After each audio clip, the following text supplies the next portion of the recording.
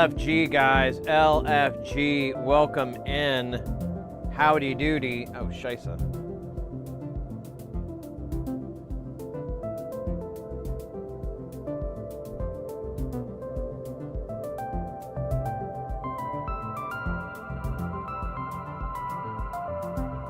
Wait a second, the tape deck we're working on, the guy just texted me, of course.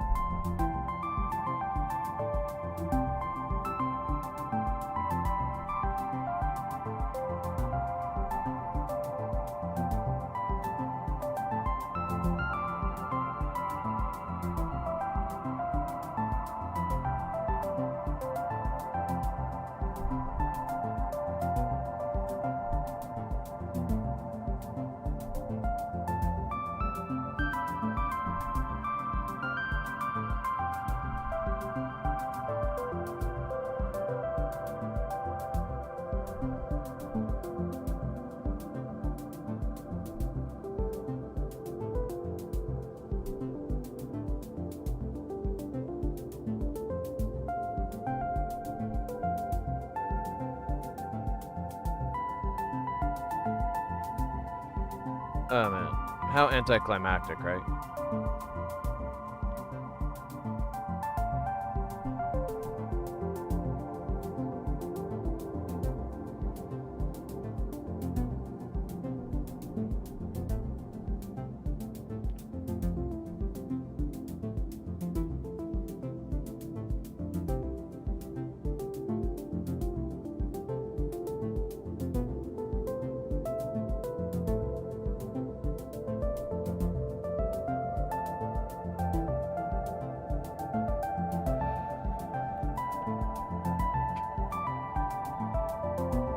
Bruh.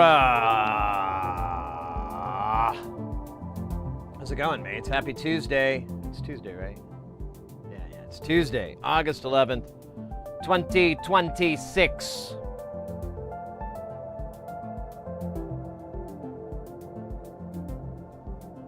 Ah, scheisse.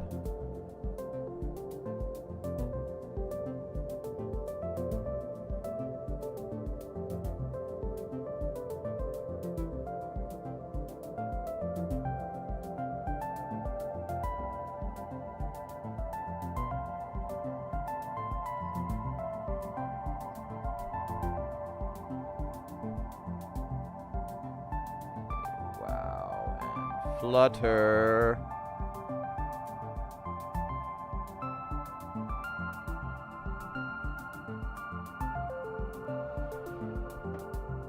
All right.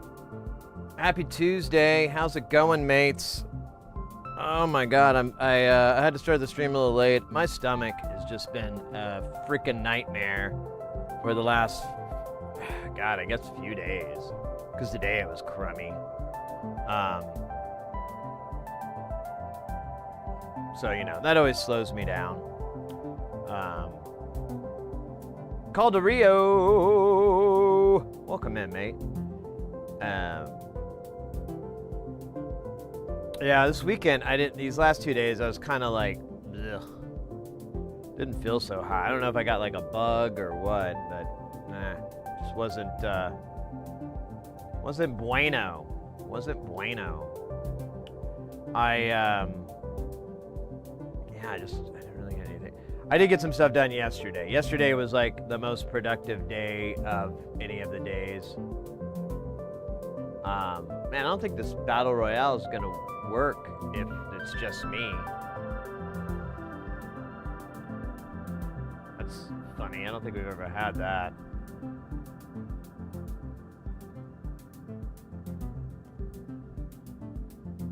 There we go. Helium's in the house as well. Welcome in, mate. We're just getting started.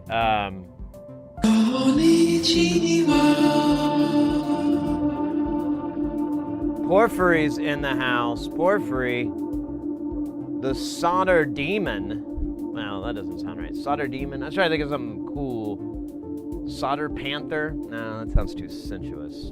Very sensuous. Solder panthers. They're out there. and they're waiting for your call. Call me now, and I'll talk solder to you all night long. $5 per minute, $7.95 each additional minute.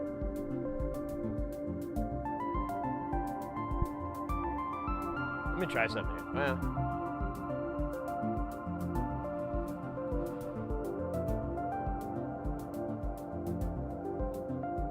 Oh, you finished it?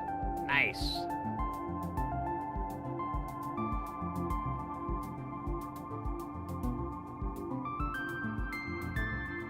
Yeah, I think the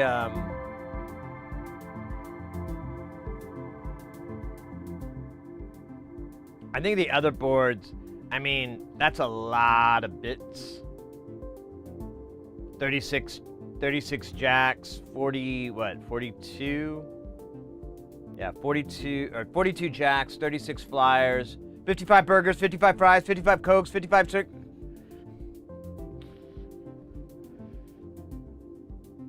I bet. That's like part of the order I need to do is just order God's supply of trimmers. There's just so many. I'm doing something! Hold on! Ah, shit, I can just get out of here.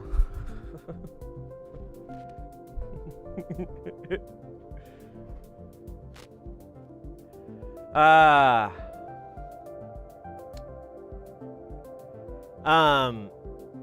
Maybe we can find the guy who did this and pull down his pants and spank his bare bottom and balls. 155 tater tots.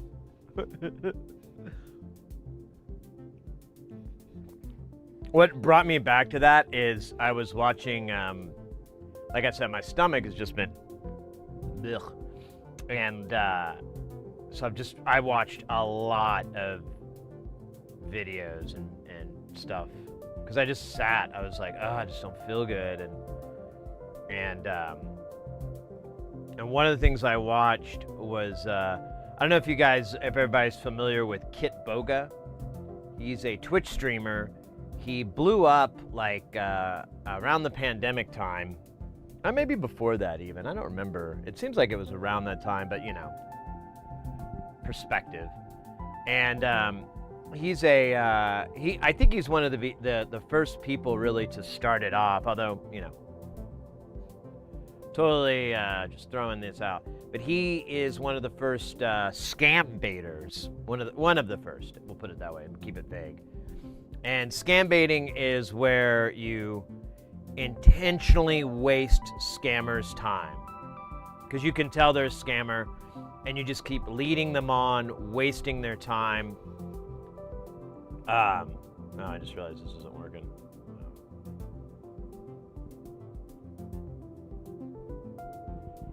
Sid Heresy. And he's kind of the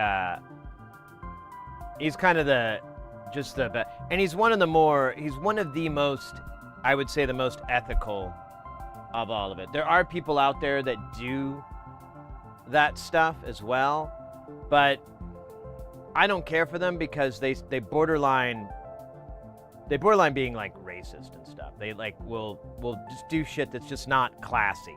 We'll put it that way. And but Kit Boga, very ethical, very clever, very funny, very smart guy, and he's always doing it. He doesn't stream as much as he used to, but I didn't subscribe to him on YouTube, but he'd show up in my feed, and I was like, why am I not subscribed to this guy? And I watched one of his videos last night. Hey, Slippery When Wetter. Man, it's been a minute. How you doing?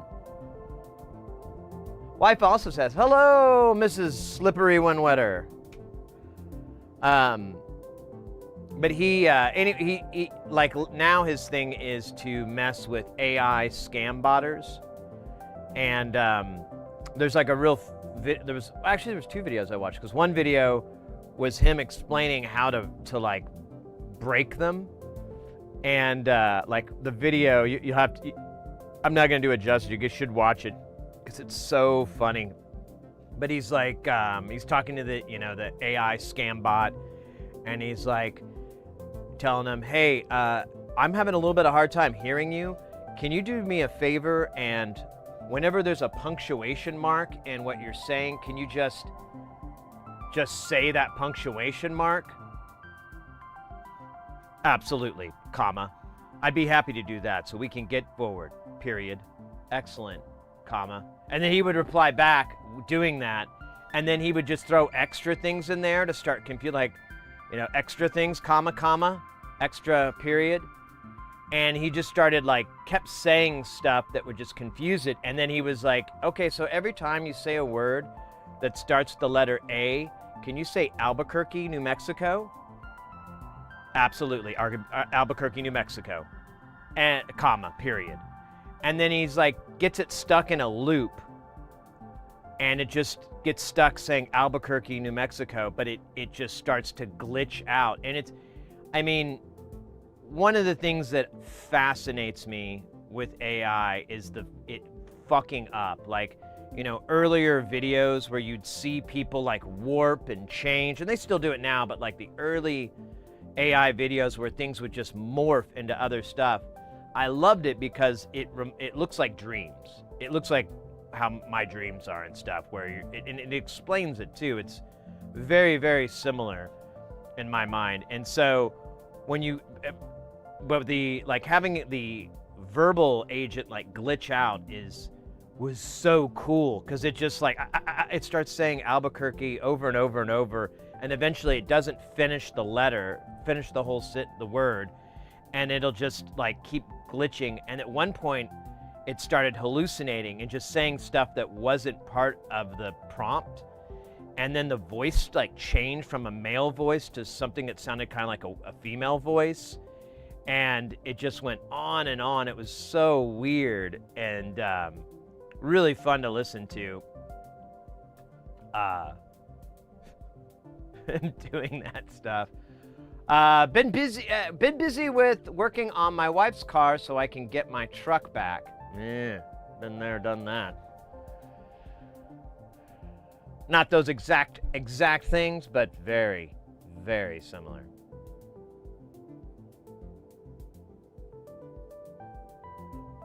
And he wrecked the AI. And one of the things that's funny is he points out every time you ask one of those things a question or whatever, it uses a token or whatever. So it costs him 10 cents, 50 cents, whatever it is per response. So when he gets it stuck in that loop, he's like, oh man, it's got to be $1 every second or something like that. So it was really, really fun to watch. Yeah, the money counter. Yeah. Exactly. Yeah, you nailed it, Porphyry. Yeah, just climbing up. Yeah, he's great. I love Kit Boga. I love what he's doing. I'm glad he's still in the game. There's some other ones out there. They're not bad. Just he's just great. I don't know what else. He has a lot of rules and stuff, and his rules make sense. I don't know. I like his ethics, I guess, for lack of a better term, in these things. And he has a really great story. His story is how he kind of got into this whole thing was they had his grandmother. She was old. I don't remember if she had dementia or anything like that, but they found out after she had passed that she'd been scammed by these scamsters and stuff.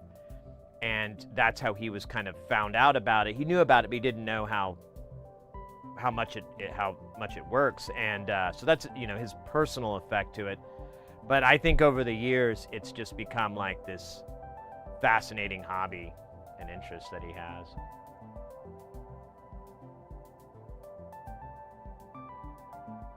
No, I understand totally, Slippery. I totally get it. No.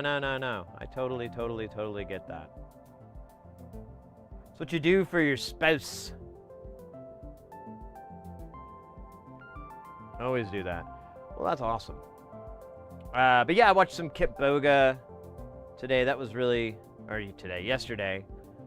Yeah, I just watched a lot of videos, lot of documentaries. I'm almost documentaried out.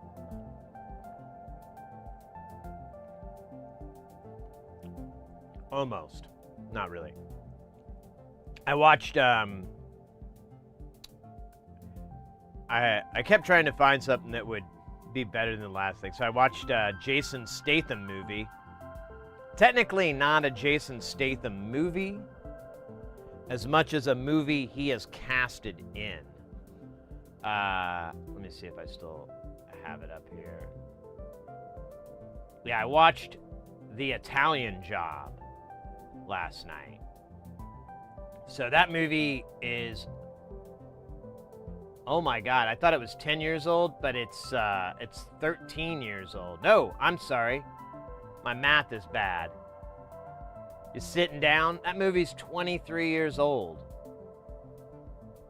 Jesus Christ.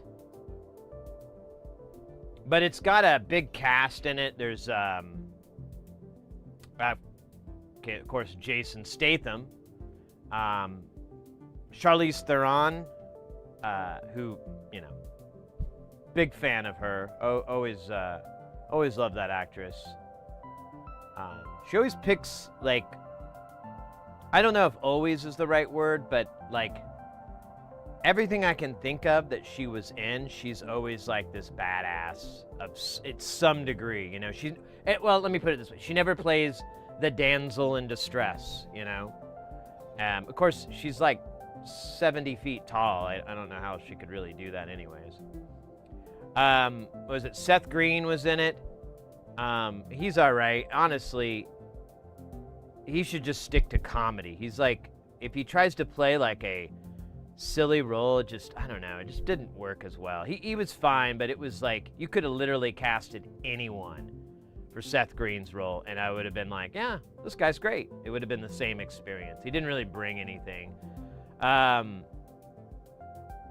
Mos Def, or what's his name? Yasin Bey, is that how you say his name? I haven't heard him go by that name yet. I know him as Mos Def, so yeah. Oh wait. Yeah.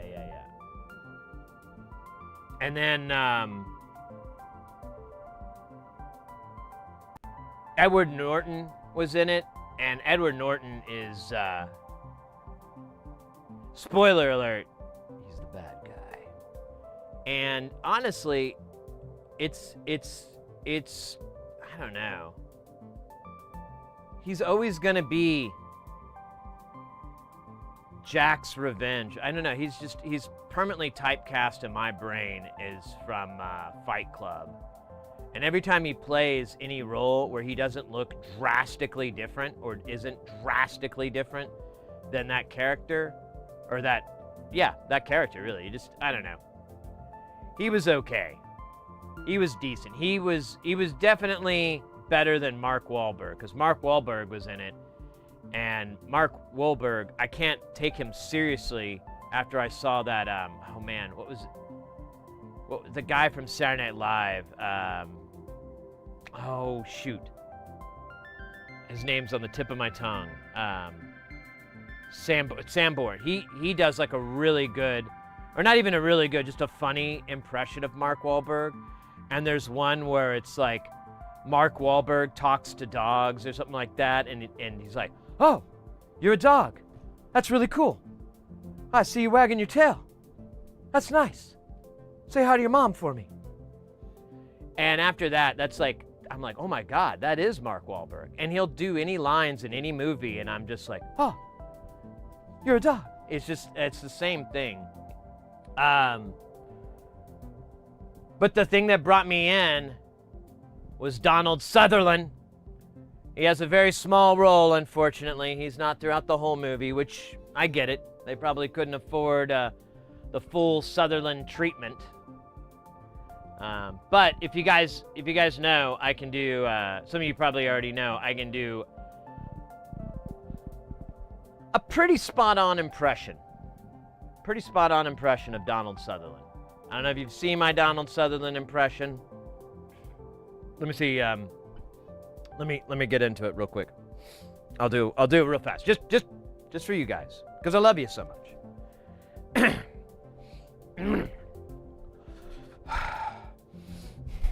It's probably the acting thing.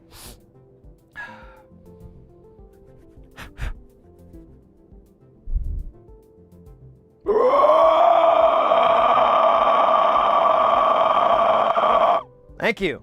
Thank you very much. That was Donald Sutherland. Donald Sutherland. I can also do other cast members of Invasion of the Body Snatchers. Very similar, but there's definitely a difference. Branilin's in the house. Welcome in. Have you seen the documentary on King Tut? Is this another SNL reference? No, I haven't.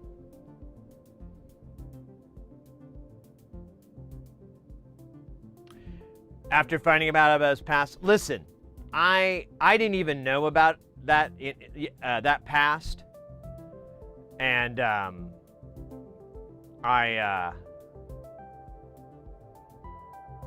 never liked him to begin with. Like, even when I was a kid, a little teenager, I just made fun of him because he was such a Nepo baby kind of thing. I would call him Marky Mark all the time. Mr. Chainsaw! 17 months! Hell yeah! Hell yeah! Thank you so much, mate. That's awesome. That is fucking awesome.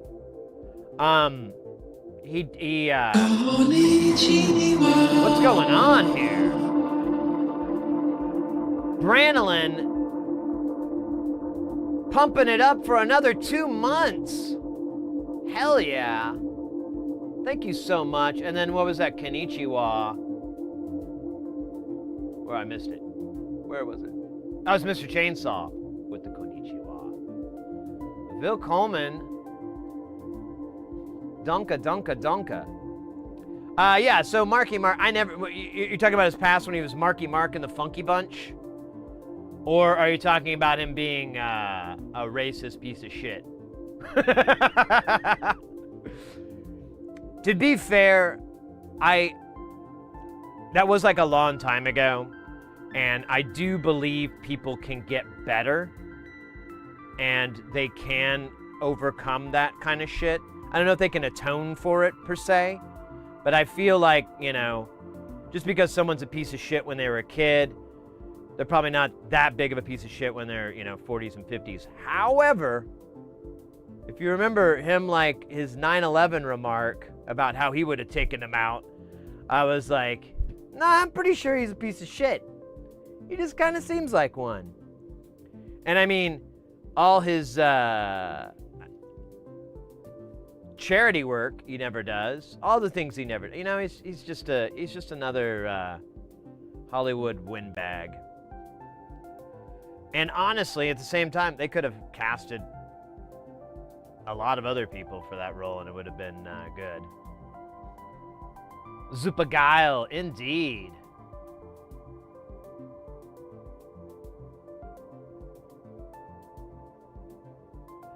Slippery, I'm not trying to say he's a better person or anything like that. It's just sometimes, well, there are people that have, there's a redemption arc, we'll put it that way, to be cheesy and silly. But yeah, I don't think he's that guy. I'm gonna agree with you on that one. I don't think he's the guy that's like, oh, I was kind of an entitled prick. Oh, I should change that. I don't know if we'll see. But either way, yeah, he's I don't really care about it. The other thing was Jason Statham. This is like the first movie I've seen him in since Snatch, where he's supposed to be British. So he has like a British, his accent is thicker. And it's a little bit harder to understand. I kind of prefer mildly American Statham.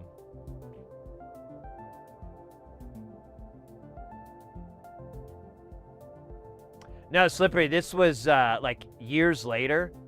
He claimed that he was, and I might be getting it wrong, so don't hold me to it, but it's the story I remember was that he did an interview with like some magazine, like Vanity Fair or some shit like that.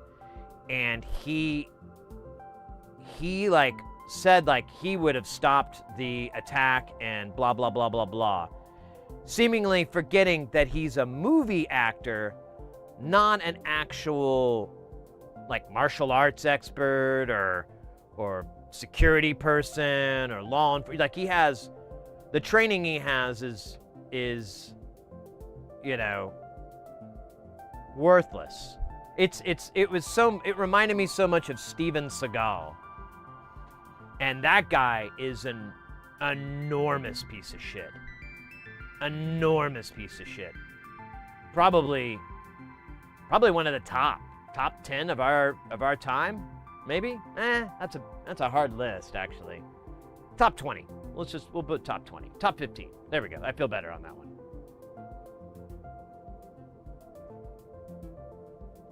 I agree, Chainsaw. There are people, when you're young, you're dumb. And you say and think stuff that you look back and you're like, oh my God, that is such cringe. I was so fucking stupid. I'm guilty of that. To this day, I still think of things that I've said or done where I'm like, dude, the moment time travel is invented, I'm going back and stopping all this and being like, no, bro. No. I know you think it's funny. It's not. It's funny up here, not funny out here.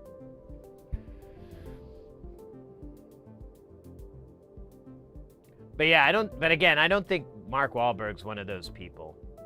He's too much, you know, he's just glazed, you know, if you just constantly have people, you know, talking you up and everything like that, and can't see it.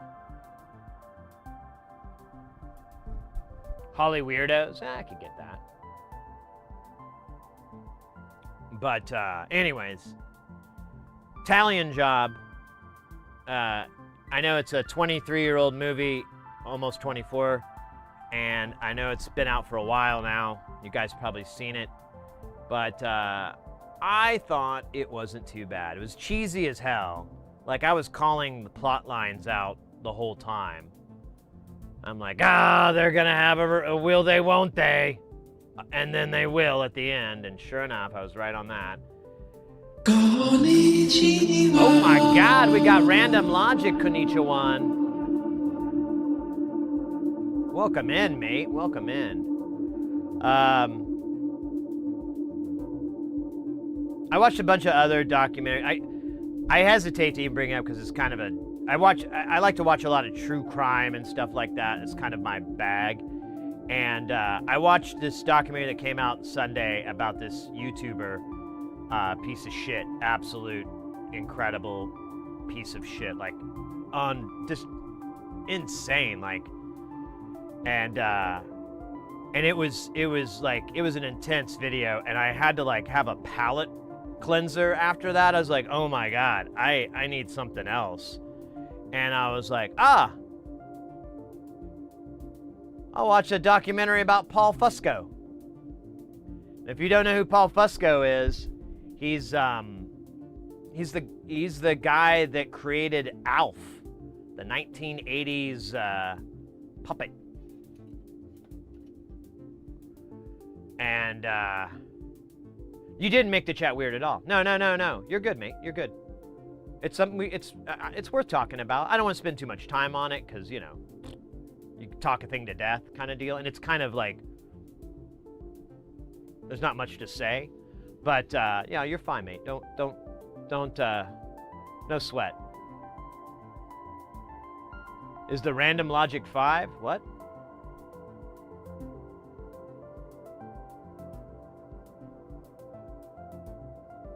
Now we're not as weird as the Hollywood people.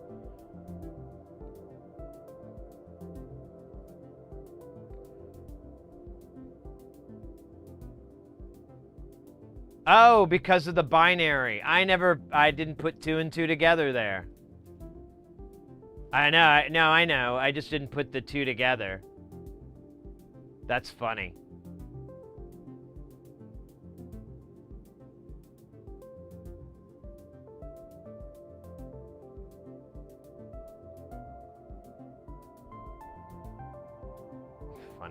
Funny. But yeah, like, I watched one on Paul Fuzzle Alf. That's a pretty interesting story.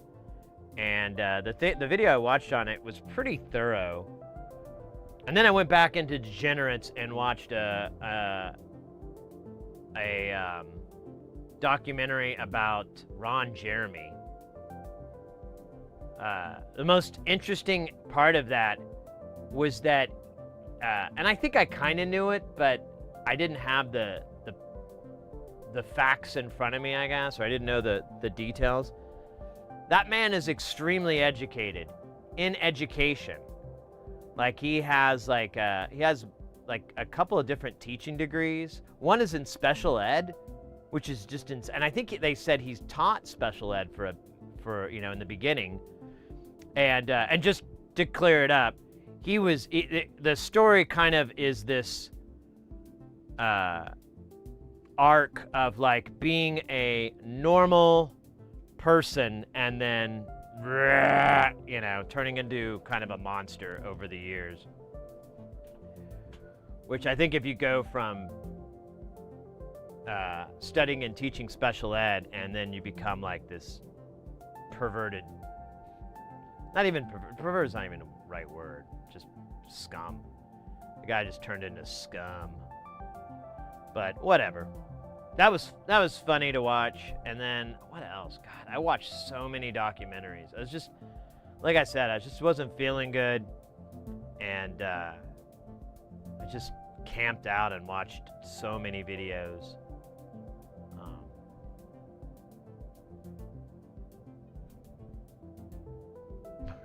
My bot accounts. It's a good idea.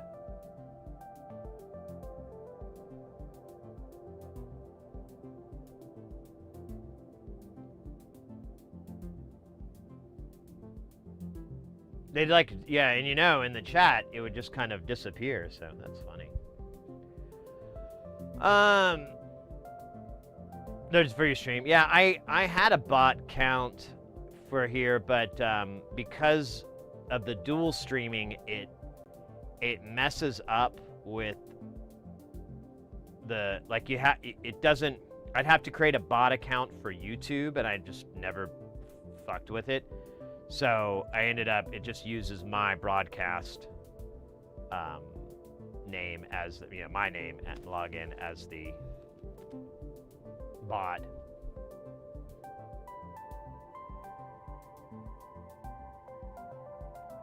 But anyways, what else? What other cool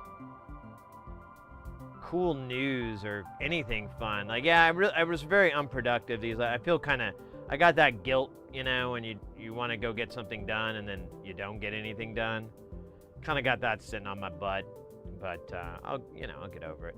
Saturday was a really weird stream, and I think that was that, at least up here in the gray.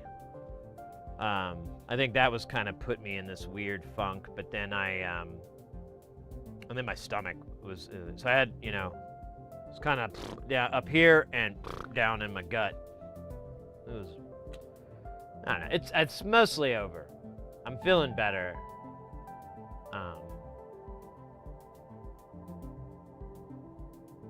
All right, brother, gotta go. Gotta start putting the heads and intake back. Oh my God, this is a severe, I thought you were just changing the brake lines or something. Holy moly. All right, Slippy. Well, we'll be here for at least 10 hours. So if you get bored, please stop on back by, say hi. Egg drop. Wait, egg drop. What? What are we soldering today? It's actually something I should have thought about. We have a bunch. I'm getting to the good part of my story, but taking little steps there. But we'll be soldering electronic device, probably synthesizer related. Just a guess. Man, I don't remember what. Let me see something here. I can just look it up. Ba ba ba ba ba ba ba ba ba ba. Haciende. Element of mercy.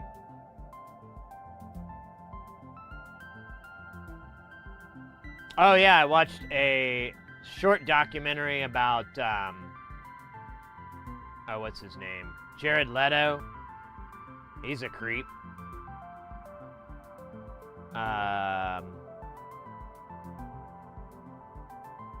Oh, there's this really funny channel I found. It was posted in the Discord. It's a YouTube channel called Minor Characters Theater, and it's this comedian who basically will do.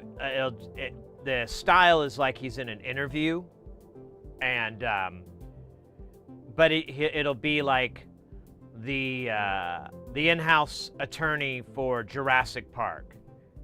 And it'd be like, yeah, so John calls me up in the middle of, I'm on my honeymoon, and John goes, we've got a problem. And I'm like,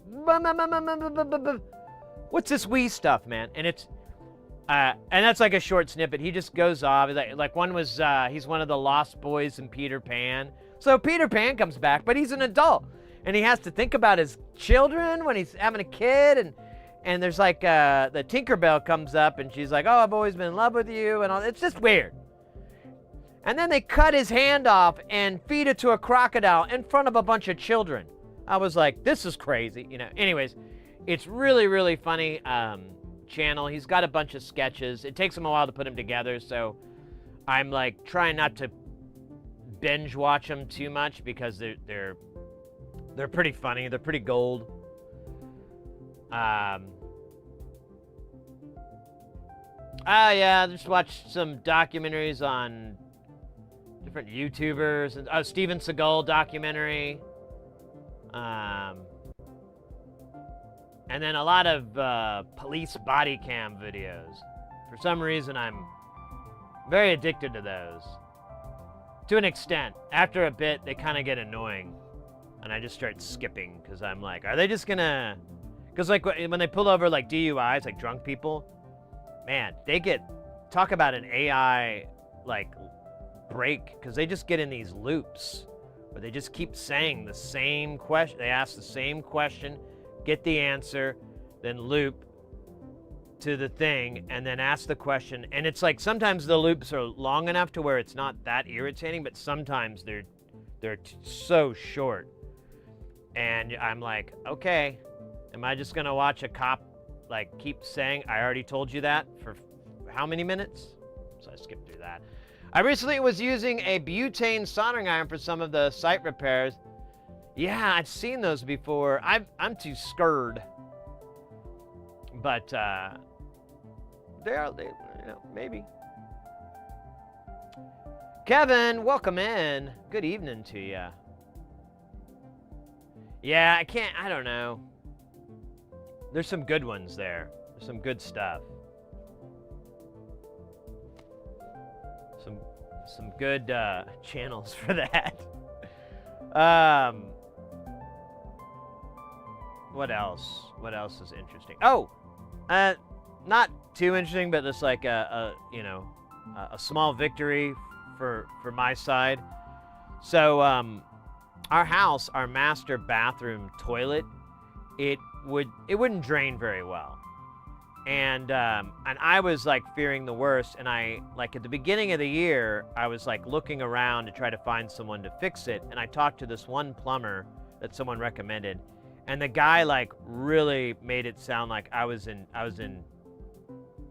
almost said deep shit, but I caught myself that it was going to be bad. So what is a master bathroom? Oh yeah, good point. That's the bathroom that's attached to the master bedroom.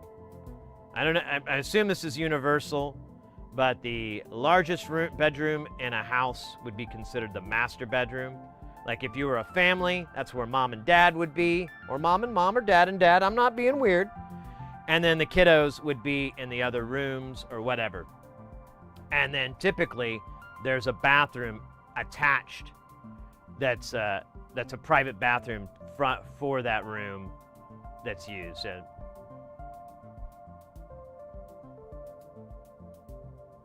No, I actually,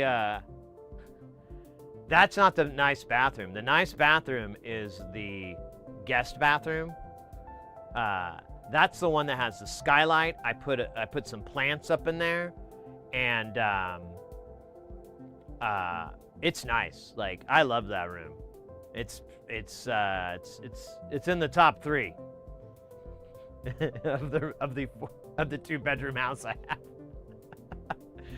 No, that's the nice room. So we didn't really bother too much or it wasn't even that. It was just busy, and I was like, all right, this toilet, we'll get by. It's gonna suck only having one, but we'll get by. And we did. Welcome and go fast, by the way. Parents, yeah, whatever. And I get out of the field like a good worker, and boy, oh boy, is it mighty fine.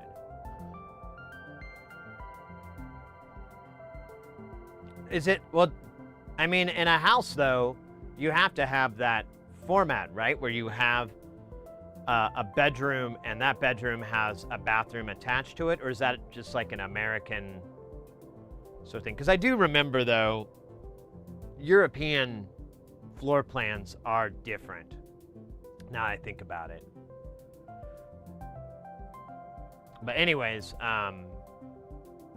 this guy like had me freaked, and I looked around and all this stuff, and finally I was like, all right, I'm gonna call this. Oh shit, I forgot to text the company back actually.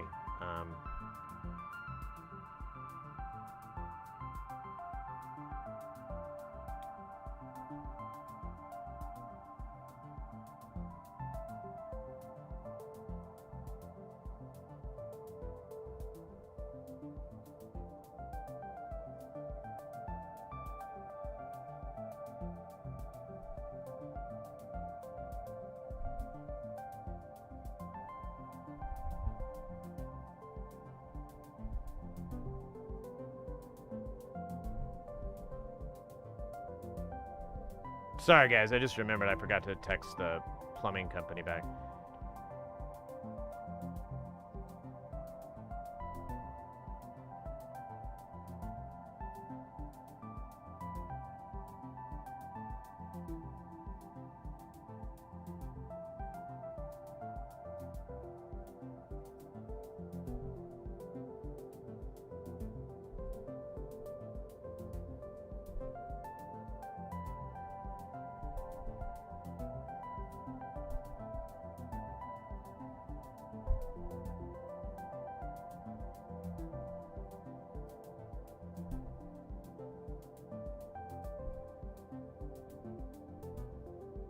Sorry, mates. I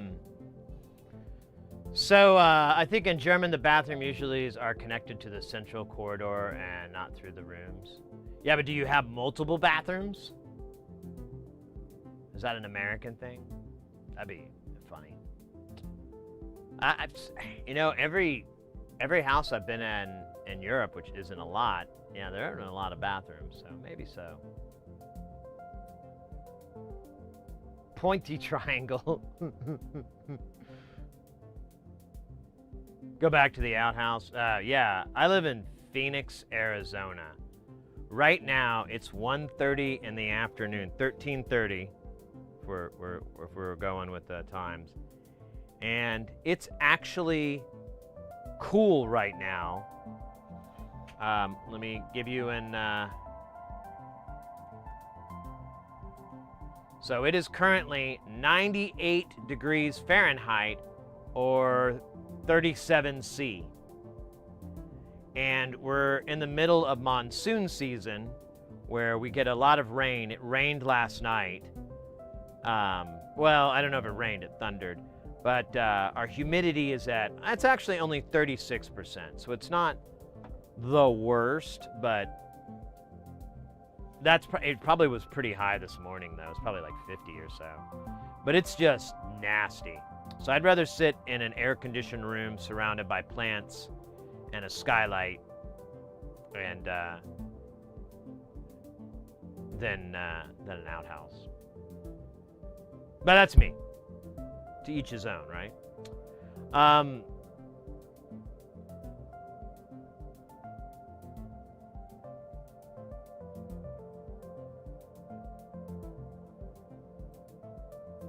One per level, interesting.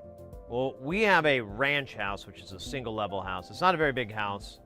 It's 1,100 square feet. I'm not going to convert that to meters.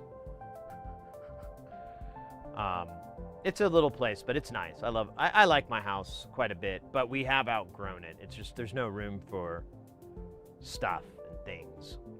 And, but anyways, the toilets. So I put it off, and then I was like, all right, summer's here. I have time. Let me work on it, figuring it out. And I was under the impression that they might have to like fix these pipes. And I live in what's called a slab house. So they pour a concrete slab and they submerge in that slab the drain pipes for the sewer system. Yeah. And so you can get the toilet and the shower and stuff like that. And it all has to be at the lowest level so that it'll drain properly. I mean, come on. Basic shit. And, oh, man, I keep doing that, don't I? So anyways, I was afraid. So I decided, instead of going with my buddy, oh, I got a buddy, he can do it. I had a couple people say that. I was like, I'm just going to go with this company. They're Phoenix-based company, so it's not like a big national conglomerate. So I was like, all right, Phoenix-based big company, but they've been around for years. I'll go with these guys, and was really apprehensive about it because I was like, this is gonna suck, bruh. They were awesome. Like I'm working on an email to the company to tell them how wonderful their techs were, the guys that came out. Turns out, don't need any. The line is fine, the drain's fine, everything's fine. They came out and checked my my vents. What are they called? The drain vents, whatever. The vents in the top, and through a camera, gave me the video to it as well. So that was kind of neat. And yeah, he's like, him and then the other, and he brought another guy the next day to do the vent pipe, and he's like, I think you just need a new toilet. And I'm like, are you kidding me? And he's like, nah, it's these old toilets, because the water's has so much minerals in it, it'll just calcify and it'll screw up the drain system inside the toilet. And he goes, and this toilet is really, really old. And he was right. The toilet's like 40 years old. So I was like, yeah. He goes, they make really great toilets now. And I'm like, yeah, you're right. So we're only in for buying a new toilet. And the question is, like, do we want to do both bathrooms? And I'm kind of thinking about doing it so that we have like 2 brand new toilets instead of having everything piecemealed in our house. It's kind of the problem around.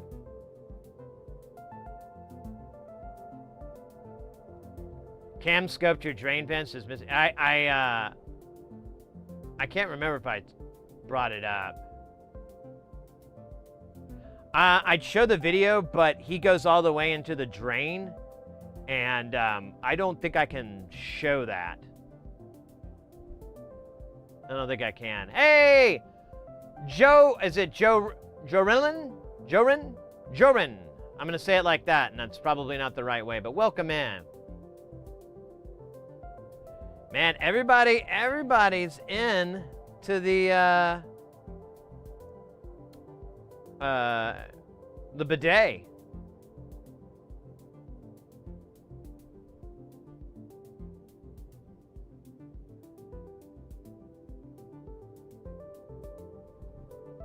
I don't know if you could use citric acid.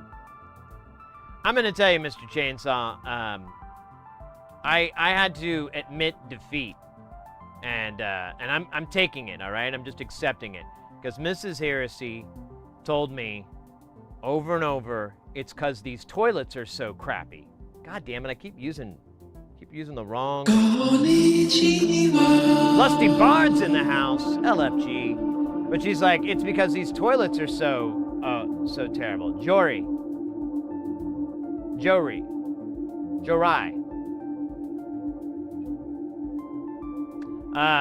She's like, these toilets suck. We need new toilets. And I was like, no, we don't. That's insane. And then the plumber's like, I think it's just your toilet. I'm like, oh, man.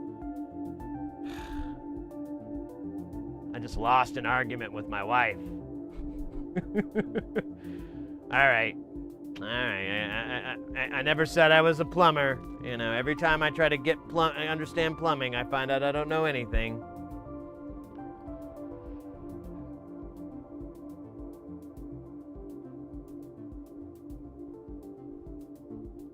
Thomas, welcome in.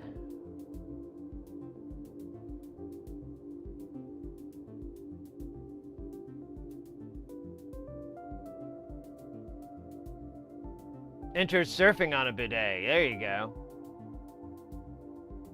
Yeah, it's an old toilet, so I was wrong. Everyone else was right. It happens.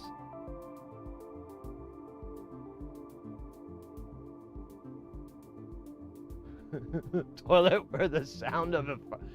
Yeah, you want those ones that actually the bowl is more of like a megaphone. Like the sound reverberates into it, cackles around, and then shoots out in a higher level.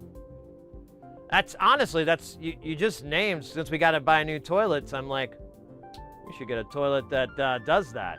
We'll call it, maybe they make one called the Announcer. I like that. That would be a good name for a toilet, the Announcer.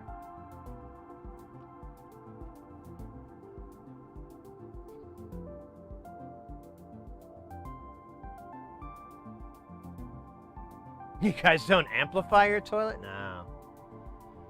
The resonator, there you go.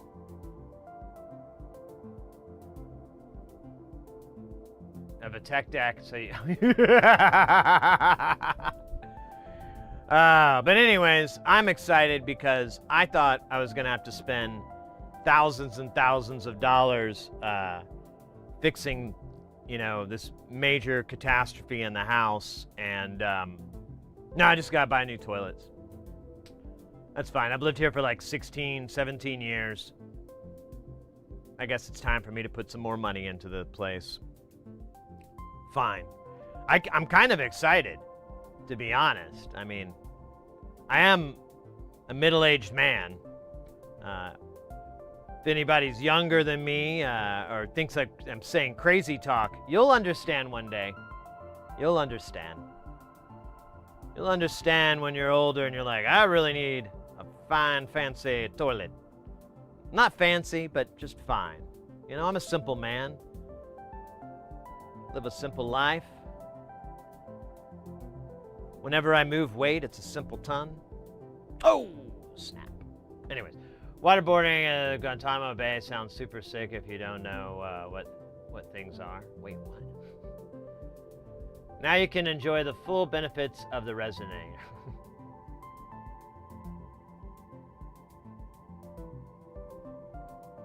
What the hell? I have no idea what you're talking about, John. Arnold. Are you not middle-aged in here? No, I am. I'm gonna be 48 in almost a month.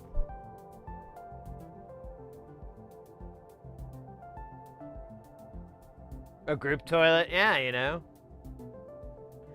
That reminds me, there used to be an SNL sketch. I think it was like early 90s, late 80s, but it was for the love toilet.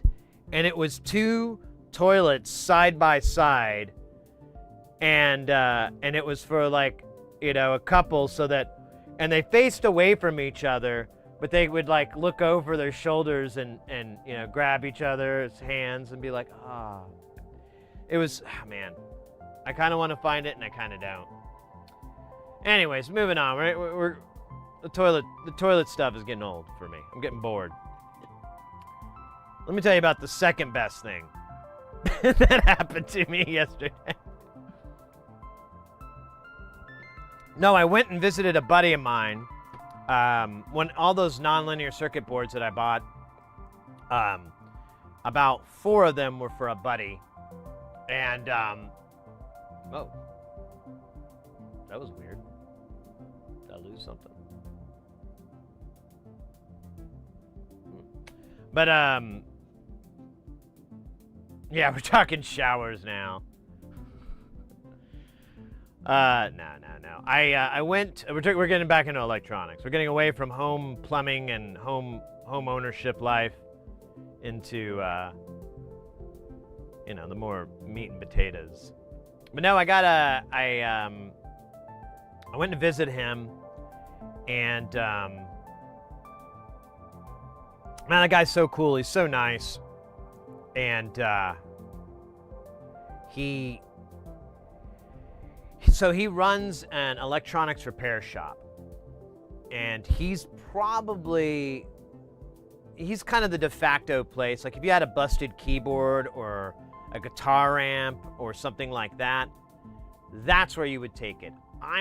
There used to be another place here in the valley, but I don't know. I don't see him. I think that place went out of business or whatever. So I think it's just this one shop in Phoenix. And so I don't even remember how I got to know him. Now I think about it, like, where's our origin story? I don't remember. But anyways, I think it was through a friend, through my other buddy. But anyways, he's a really smart guy and really insightful on the repair industry and stuff like that, especially the kind of stuff that I deal with. So it's always like getting some info on that. Oh, weird. I have those things: busted keyboard and guitar amp. Bingo. I got bingo.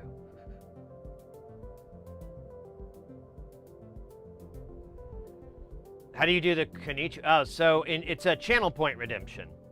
If you go into the channel points underneath on the Twitch chat, there's a bunch of different sound effects and games and goofiness and everything in there. Explore. If you don't know what something is, and you don't want to spend your channel points to find out, you can ask. There you go. There's a little mass fart there. That's why they're all smiling and there's green gas. It's a bad sign, by the way. You should definitely visit a gastroenterologist if you got green gas coming out of you. This is crazy. So go fast. It's not putting YouTube chat in the chat, and I had a weird glitch where it said disconnected, reconnected. So I don't know. We'll keep an eye on it, but I'll try to relay. Scent jamming. Yeah, there you go.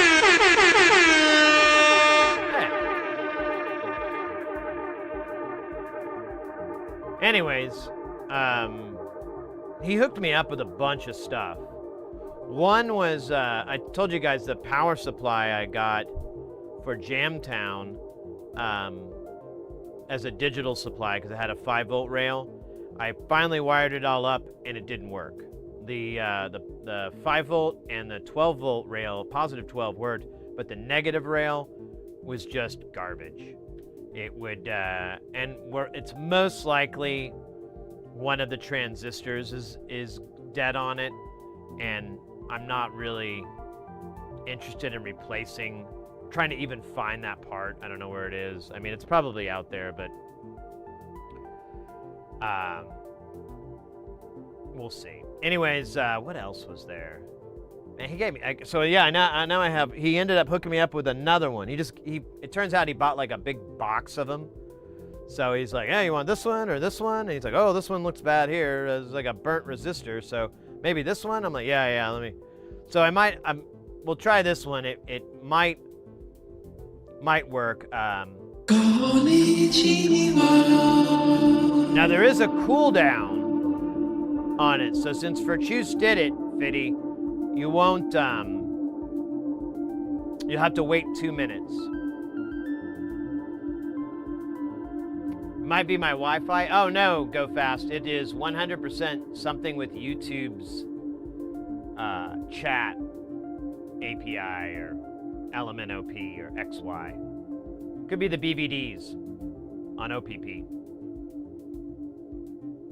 TNT. Characters, welcome. Off to the eye doctor. All right, mate. Yeah, have fun. I don't know exactly what the proper thing to say for that would be. Hey, there we go. Now it's popping back in. Yeah, there must be something wonky with them internets today. Go figure. Actually, yeah, because now I see the chat went out and went back in again on different. Yeah, there's something up with the YouTube. So,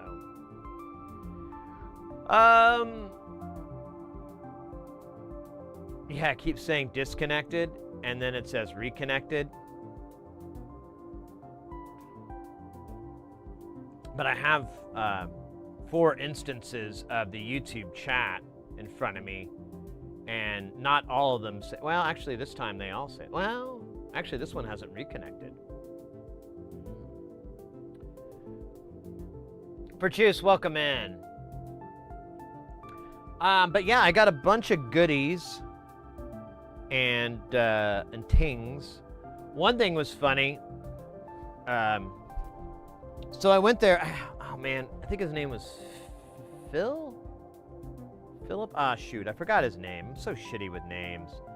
But he's one of the other techs that works there, and he was like, when I got there, my buddy he had to deal with a customer, so he was dealing with that, and I was like, oh no, I'll just hang back and you know, all that, and so I started talking to one of the other guys that works there, and he was telling me, you know, oh, do you know this and this, blah blah blah, and he was talking about pedals, guitar pedals, and everything, and he's like, oh yeah, my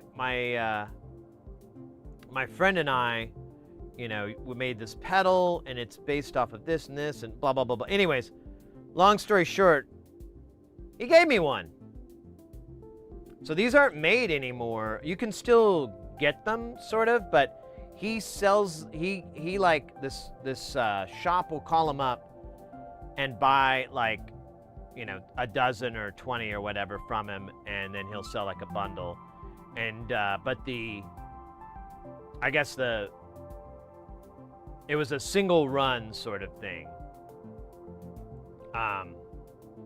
But it's supposed to be a pretty nasty distortion with it's trying to recreate. He was saying like it was trying to recreate the Van Halen sound, and which is funny to me because Van Halen famously didn't use distortion pedals. He just overdrove his amp. But I'm curious to hear what this sounds like with a proper, you know, or not a proper, like, I want to plug the bass into it, but I don't have another instrument cable, if you can believe it, or I don't know where one is. I'll put it that way. I know I have another one, but I don't know where it went. I might have given it away. I do that a lot. But there is some funny typos in it.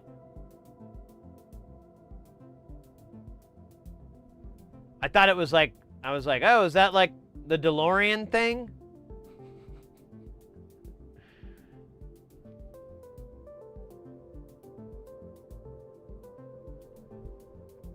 Isn't that what the front of a DeLorean is? The DVC? Microman, welcome in.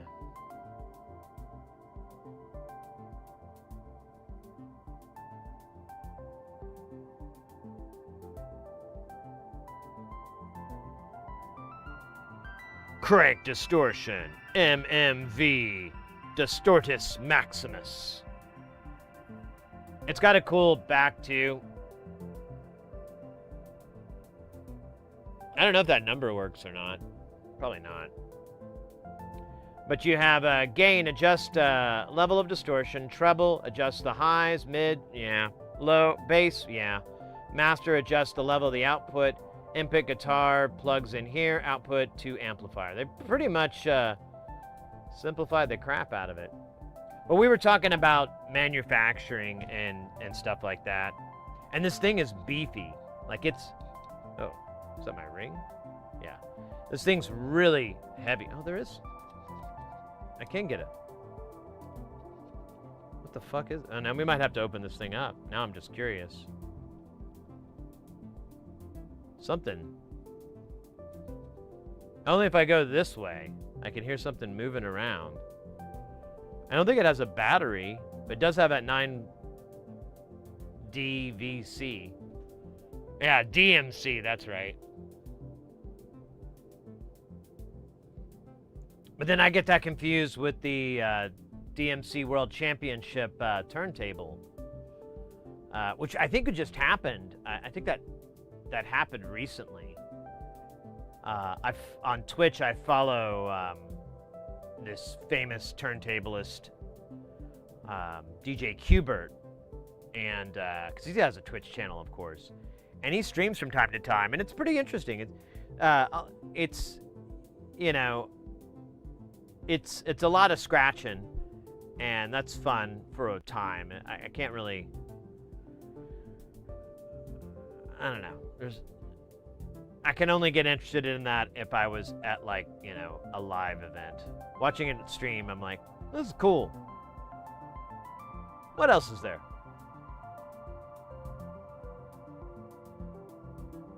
Grains of rice.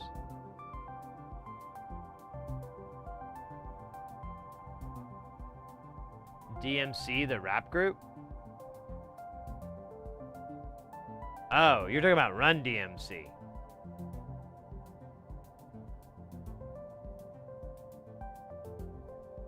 What else did I get? Gave me a bunch of...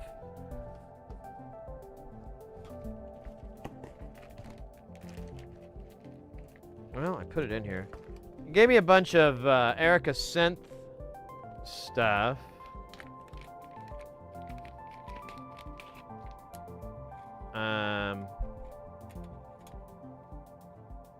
Yeah, this is kind of goofy. It's 3 panels, but only 2 PCBs, so one of these panels is going to be used. Well, this...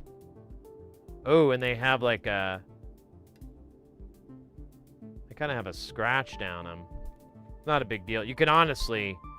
These are PCB panels, so it wouldn't be that hard to just make another one. But this is the delay...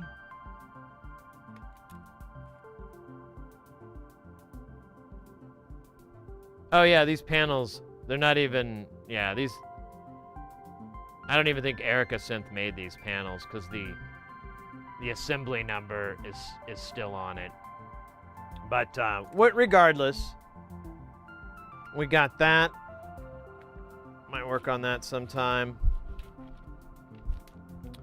And I think that was the most of it.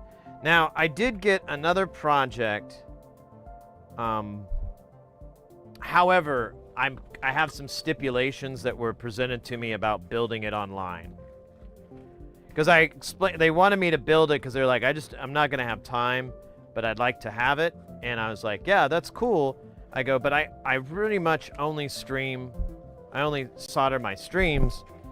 And I was like, you know, if I could just,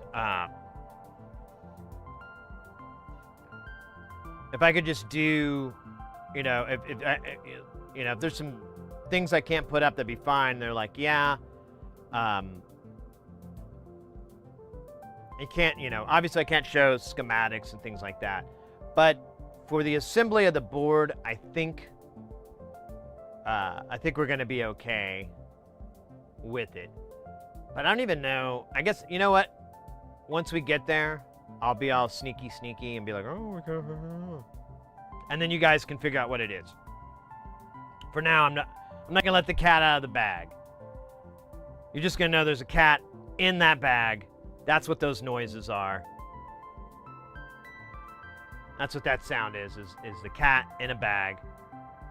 Don't worry, the cat likes the bag, so don't say I'm being cruel to bag cats. Oh, we're gonna have an ad.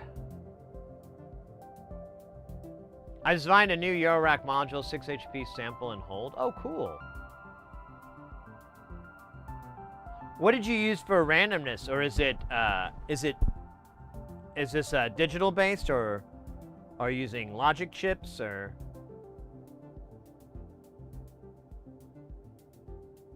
Cats do like bags, that's true. But yeah, the project's pretty cool. We have to build 2 of them, but I just have a schematic. I don't have a bill of materials, so off stream, I'm gonna try to create a bill of materials from it, so I can figure out what I need and all that, because I really have no clue. I haven't even looked at the schematics to make sure they're right. If there's something wrong, you know, I'll just go visit him. I have to go visit him again anyways, because I forgot to bring the box of modules that I give.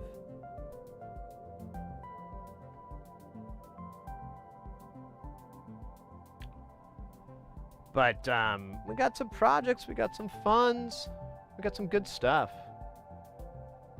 Today, I'm trying to think. Today, I don't know, we could start on the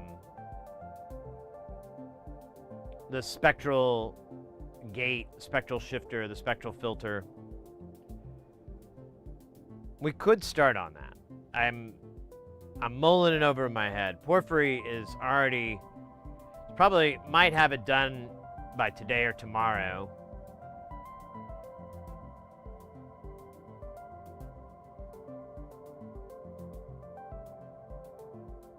Usually tear one handle of the vandal of each bag and accidentally you can get another instrument cable.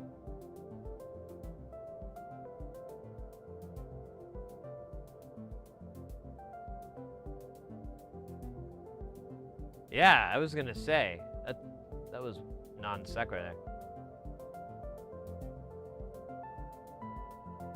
I could just make one. I mean, well, you know what? I don't have any, like, I only have thin wire. Oh, I do have, oh wait, but it's data. Oh, that's what I was trying to think. We should make some power cables for the Surge. Or it's not even the 4U, the mod cam. I don't know, we gotta make power cables.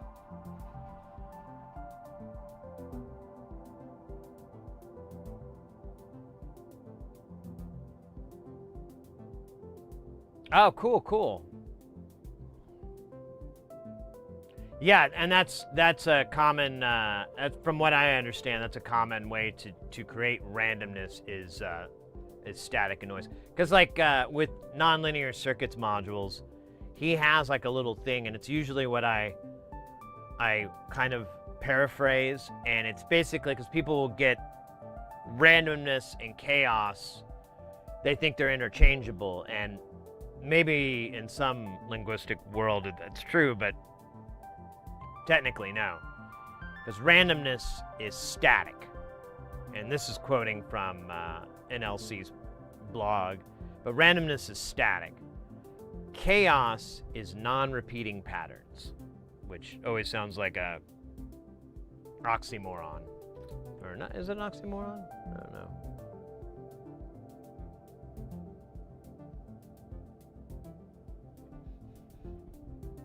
Sorry, I just felt like I really need to brush the old soup strainer.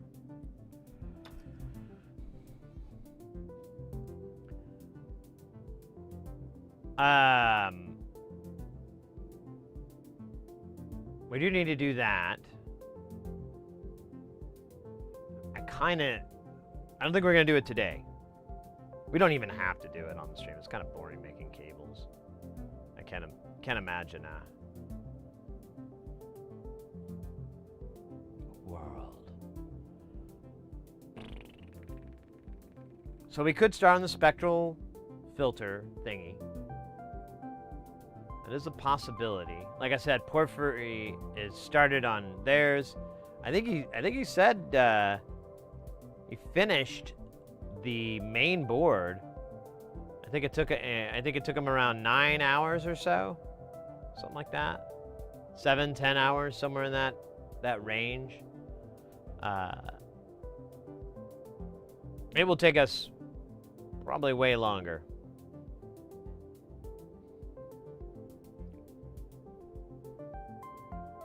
Slippy, welcome in.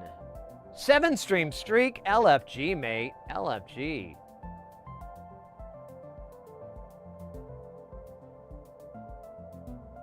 Precision and accuracy.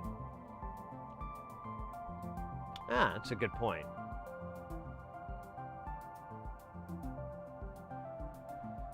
They are slightly different, aren't they? But yeah, so we could do that. We could work on that. I kind of was interested in working on another new NLC module, the Winnets. And I think that's what we're gonna do. We'll at least pump that out today. And between somewhere along the line, I might be able to remember other stuff we're supposed to do. I really should. I kind of had a list, but then I kind of quit looking at it.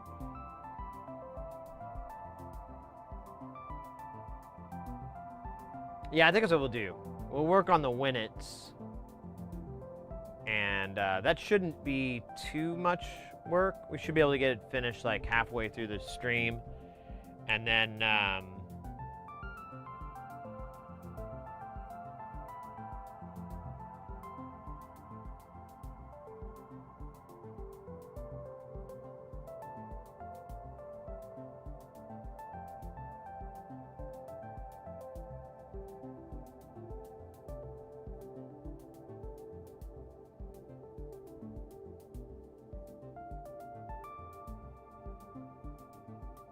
oh my God, they're still pushing. I got like a notification from Twitch and I was like, what the hell is this? And it's join TwitchCon. And I'm like, yeah, the only con I go to is the Con. It's a convention specifically for con men and women. They have excellent booths on, scamming people. Long cons, short cons. There's also a really excellent section of former cons on cons. These are convicted felons that have done time for a con, and then they go to the cons to talk about their con and what they did wrong on their con, so that you don't make the same mistake and have to do the years that they did. There's also, every year they elect the champion of it, that is King Con. It could be a woman too, but I'm gonna be honest, there's not a lot of ladies at the con. It's kind of sad. It's kind of sad. Because they're in Las Vegas for FemCon. No, okay. Can you do the con? Con.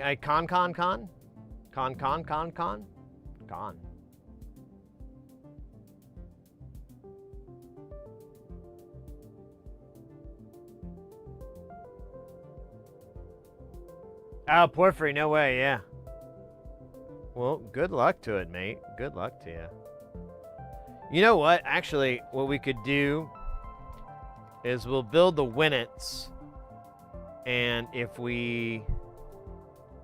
I want to do this Moog really bad because I want to see if the first one, it doesn't work because it's my fault. Like I don't know. I got to figure this out.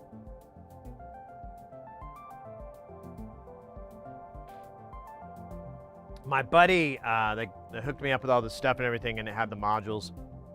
He did ask me to bring, and I loaned him my Sirius filter, and because he had bought one off of someone who was like, oh, it doesn't work, and so he bought it, and he can't figure out what's wrong with it, and I'm like, that's crazy. Although I was thinking about it more later, but I think he did it, but I was like, I wonder if the problem was the dip package got reverse voltage or something like that. Because there is an op amp in there, and it'd be really easy to reverse it. But I don't know. Whatever. He's a smart guy. Probably that was like the first thing he tried. Also, he didn't have his socketed, which tells me he already replaced that chip. He already replaced that part. But we'll see.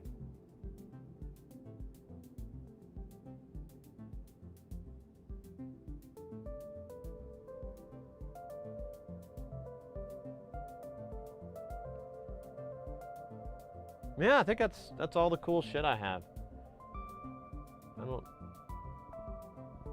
Let's switch over to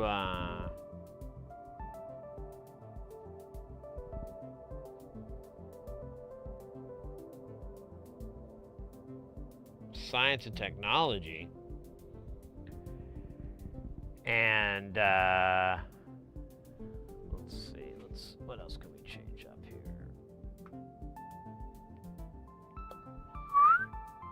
Oh man, let me fix this camera. There we go, it was a little better. So yeah, we'll have to check this out. I kind of want to see what's inside. Not gonna wait. I just want to figure out what was moving around inside there. Oh, that's funny. The typo is.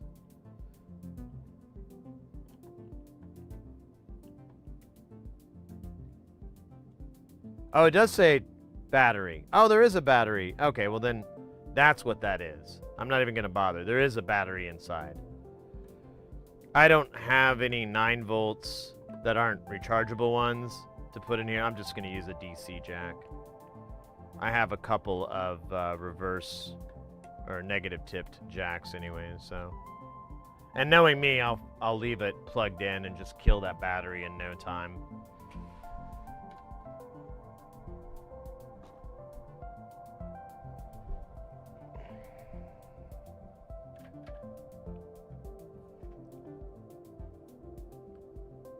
Man, that was a good Dr. Pepper today. I don't know why. Sometimes they just taste really fucking good. And I just want to, like, gobble it up, and I'm like, it's like, you know, there's something in my brain going like, I don't know if you should be doing this. And I'm like, glut, glut, glut. Oh, yeah, you're probably right. Oh my god, we got Mr. X in the house. Mr. X, how's it going? Are you back from Berlin? Am I remembering that right? You went to Berlin? You know, that's where Cobra Killer is from. Those ladies are amazing. I'll be right back. I gotta grab a drink. Good to see you, Mr. X, by the way. Good to see you.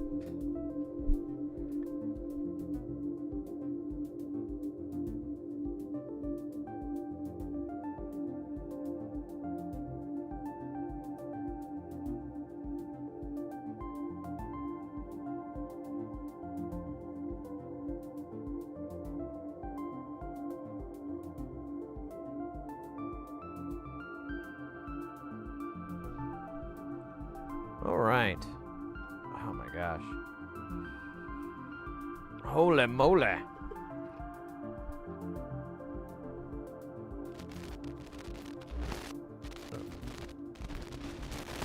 Oh. Jesus Jones.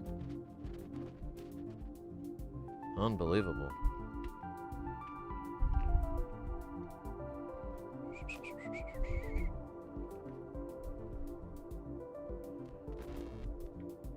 what the fuck? Stand by. I keep getting, Is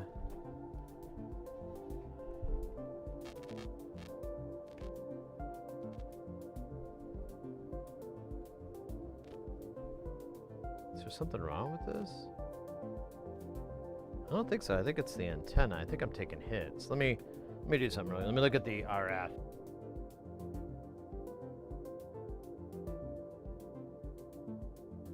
No, it's fine. I don't know. This pack, it may be I have a few more, but they're all like different. They all have different little problems with them. That was just noisy as hell. It's driving me nuts. DJ Cornsweat in the house. I had a 2-day recording session. Oh, wow. So that's what was going on. I saw your post, but I don't think I put 2 and 2 together. I was saying earlier, I was kind of like, I wasn't at my top health the last, this weekend and the last day. Saturday was kind of an odd stream, and then, and I had that weird heart thing, and then like Sunday wasn't that great either, and then Monday got a little bit better, but today it's great. You're sleepy.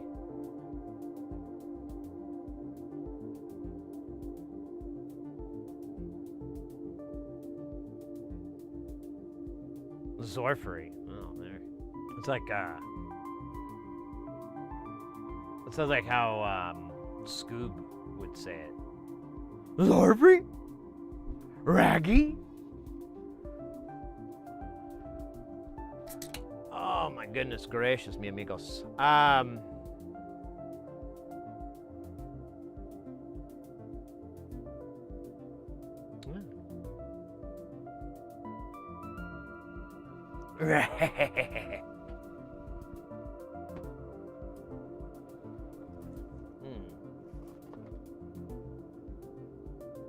Oh, I moved it.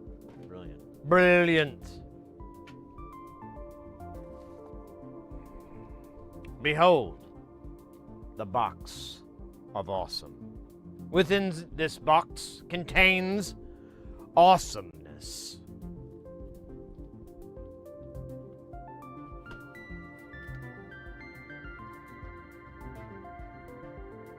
Awesomeness, behold.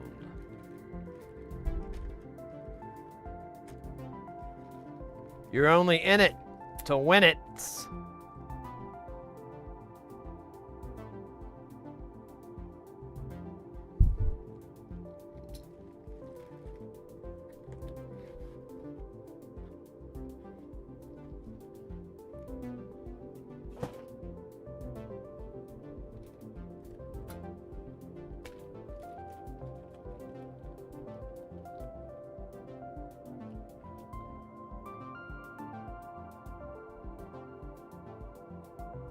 You opened the box, we came. No, it doesn't work that way. What? No, Jesus.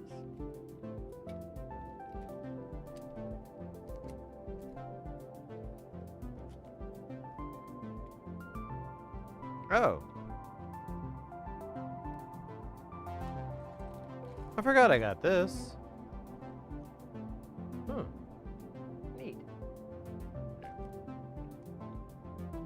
I still can't see. There it is. But I think this is 2 HP. I still have to put a 1 HP blank in. Okay, and for some reason I have a panel for valmorphication. Don't know what that's about.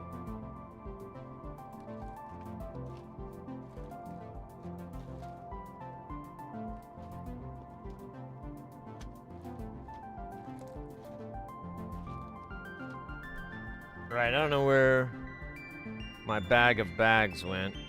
So I'll just start a new... Oh, you know what? That's right. We emptied the bag of bags. At least one of them.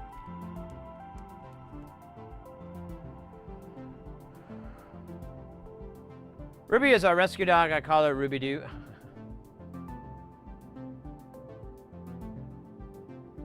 Hey! Hey, you open the box. I don't know how you do that, though. I can't imagine, like, Pinhead Rodney Dangerfield. Oh, wait, would Rodney be the protagonist in this?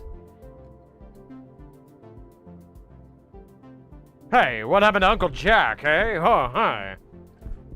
I don't trust my stepmother, you know? She looks a little weird. I don't know, that's not really... There's no punchlines, it's just...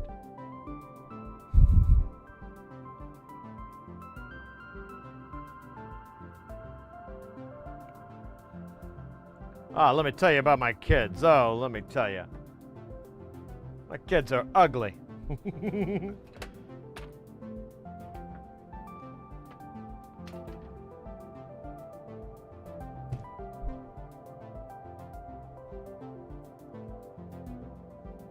What if he was, what if it was Rodney Dangerfield doing stand-up in hell? I can't think of a joke, though.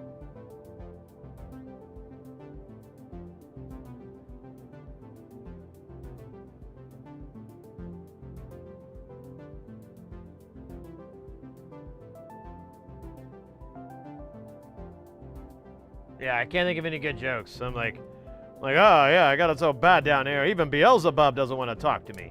Like, that's not funny. There's a lot of people Beelzebub won't talk to. We shouldn't marginalize them or mock them. They've suffered enough.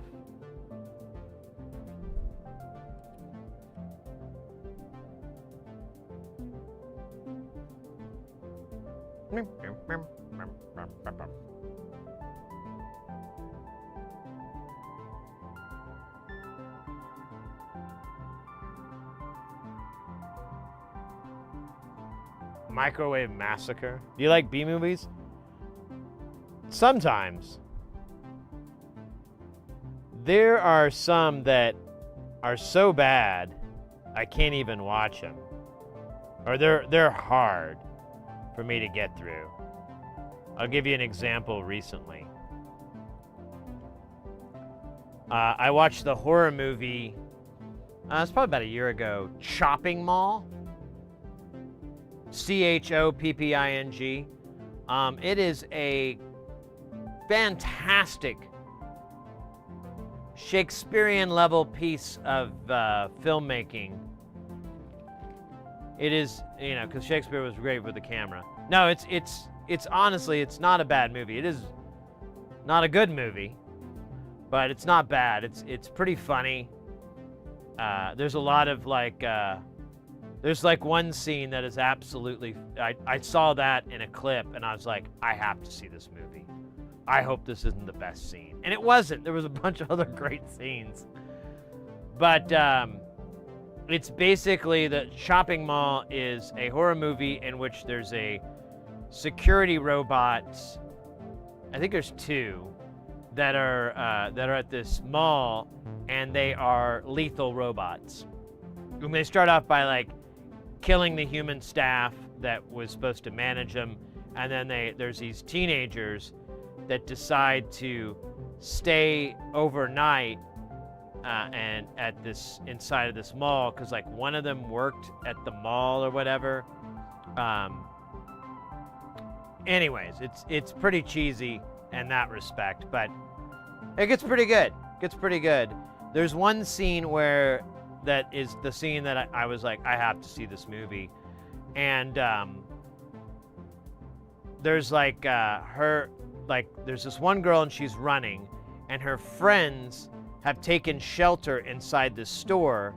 And you know how the stores have the big glass, so they're like behind the glass, like, get here, Susie, Barbara, whatever their name is. And they're pressed against the glass, they're looking at her and everything.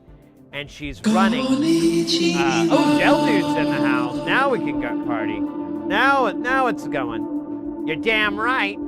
The damn I am. So she's running, and I can't remember how fully clothed. Like, I think she was scantily clad, like her clothes had been burned off or whatever. I don't know. But that was the thing too. The robots had laser guns, and this is supposed to take place in current day 1980s. So that made no sense. But anyways, she's running, and the shot is like her running, and then the friends behind the glass, and you're looking at the friends. You know, like the camera's like, here's the glass of the people, and you know, they're looking this way, and the camera's here, and the gal's like, I guess, running this towards them, and then the robot shoots the woman that's running, and it's this really quick cut, so it's kind of funny in that you know, they did these cuts, but the robot like blows her head off, literally, and you see like a quick second of it, or half a second, but it's when the camera goes back to the people, her friends, waiting on the other side of the glass, and you can tell someone just like chucked a big bucket of fake blood onto the screen, like this big, like a slingshot, and it just smacks the glass and just runs down. And it was so over the top that I was like, oh my God, this is hilarious. This is like, there is no reality in this at all. It is all a fever dream, a coke dream of some craziness. It was so funny. That's a fun movie. I would watch Chopping Mall again. I'm like, you know what? It's not Citizen Kane, but it's pretty damn close. Now, around that same time, I watched another movie called Evil Bong. And I found it's like a series. There's like Evil Bong 1, 2, and 3. God, that movie was terrible. Oh, it was so bad. I couldn't even understand. It was like a really bad high school play that they filmed or something. And it was kind of like, I don't know, it had a lot of dumb tropes in it too, that it's like, what? But the part that annoyed the living hell out of me is that the main guy, or the main protagonist, I guess, he's like, he's supposed to be a nerd, and to make him look like a nerd, they literally like parted his hair and greased it down the middle, you know, all this gel and everything, put on glasses with tape in, like a white tape in the middle, pocket protector in the shirt, and you know, and everything's tucked in really tight, and I was like, I don't even think Revenge of the Nerds was this blatant. I don't think they used all those. Yeah, maybe they did actually, because I think it was bad, and it was hard to watch because like the editing was bad, the acting was absolutely atrocious. The only good part, honestly, is at the end, for no fucking reason. Tommy Chong is in it. Well, there is a reason, obviously, but Tommy Chong is in it, and at the end, there's like, I don't remember why, but there's a bunch of topless women around him, and they're all like, ooh, you know, they're just like, oh my gosh, kind of thing, and he does not care, and he's like, I got a little car, hey, and he like drives it over their shoulders and stuff, and like a little toy car, like a tech deck, like, but you're skating off. It was weird. And I think that's the end. Honestly, that movie was so bad. I was like, I didn't even want to watch. I think I took a break. I had to stop watching it for a little bit and just like go complain to Mrs. Heresy, like, this movie is bad. And then I was like, all right, I'm gonna go finish it off. But I could not watch Evil Bong 2 and 3. A Twitch streamer here that I follow, Princess Dog Vomit, she always is playing like crazy horror movies and stuff. That's kind of what her stream is. And I was like, hey, I Or no, I brought up that movie, and she, I guess, has more tolerance for that because she thought it wasn't that bad. I was like, no, this is a bad movie. But I forgot to compare it to Chopping Mall. That's probably where I was wrong.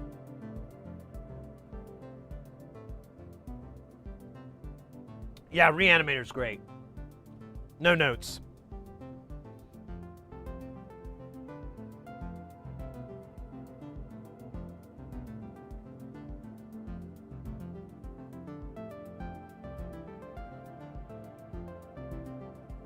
Oh yeah, Jeffrey Combs. Yeah.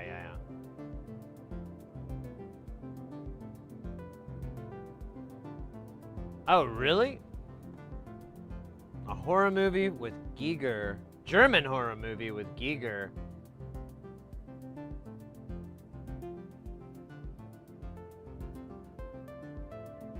Killer Condom?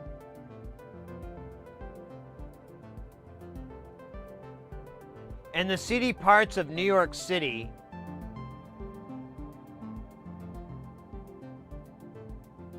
Man, I'm not gonna have another Cynthia scenario here. Let me check this first. This has gotta be a joke. This can't be real.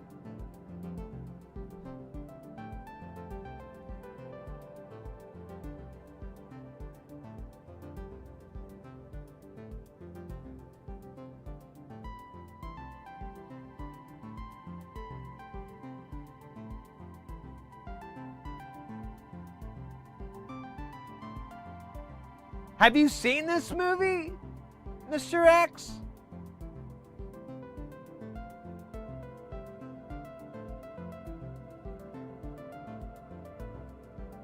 This sounds horrible. It's so, I mean, I get it. It's, you know, it's probably as accurate of American life as it would be if I were to write something about Germany, you know. But still.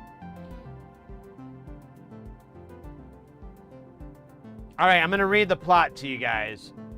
And I'm just reading it. I'm not attaching anything to it. I am just the messenger. Don't hate the messenger. So the movie is called Killer Condom.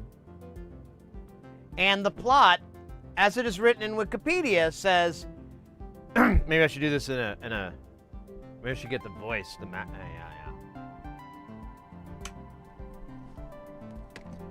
Hold up. Still gotta move this mic over.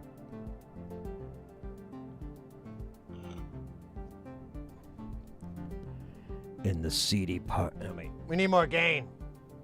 Here, I'm gonna turn it over here.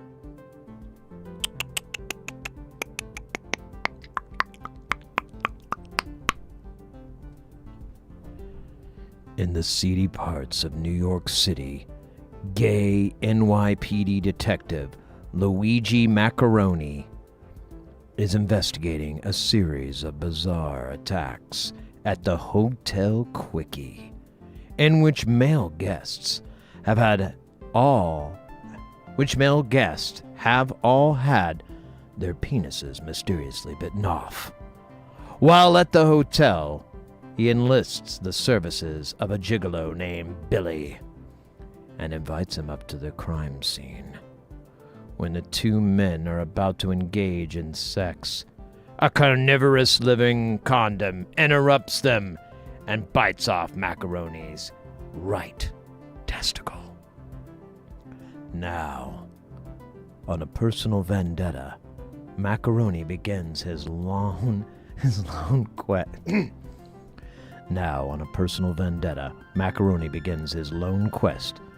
to not only bring a stop to the rash of condom attacks, but also to face the true feelings towards Billy the Jesus fucking Christ. That is the most insane.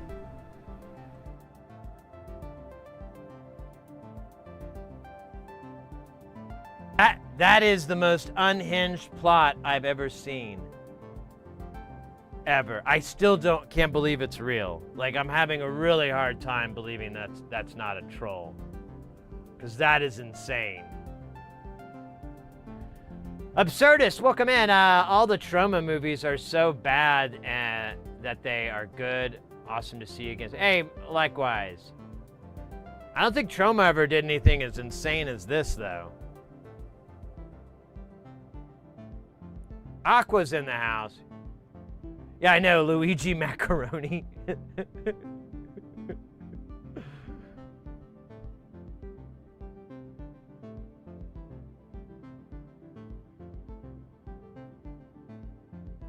Check the link below.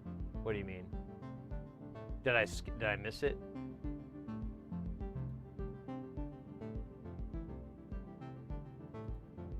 Yeah, I mean, I'm looking at. That's where I read everything from the link for that movie, right? Is it a different movie?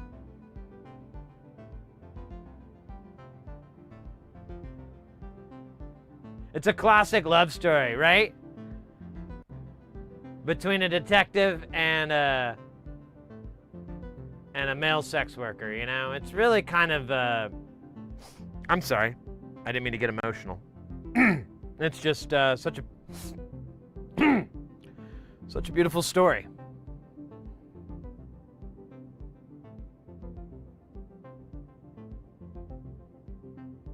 Reminds me of the Giger poster. Oh yeah, I think I know. I know what you're talking about. I can't think of it. It's a German Christmas movie. Boy meets boy. Boy solves penis assault mystery. Then another boy goes on vendetta for losing his right testicle. I like that it calls it a personal vendetta. I just can imagine the dialogue in there, like, you don't understand. It took a piece of me. What do you mean? I don't have a right testicle anymore. Oh, God. Well, you could have been worse. I know. Could have been a lot worse. I can't even like make up dumb dialogue for that. It's so insane. No, that wasn't, that was Luigi Magaloni. This is Luigi Macaroni. No relation. And it's a little bit rude for you to make that. What year was this movie made? 1996? That's not even that long ago. I thought this was made in like the 80s during the AIDS crisis or something. So they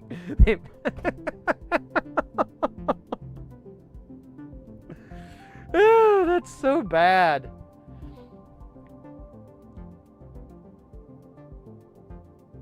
What? Yeah, I don't even want to know. So I'm sure. Oh wait, did you put a link? I see the link there. Hold up.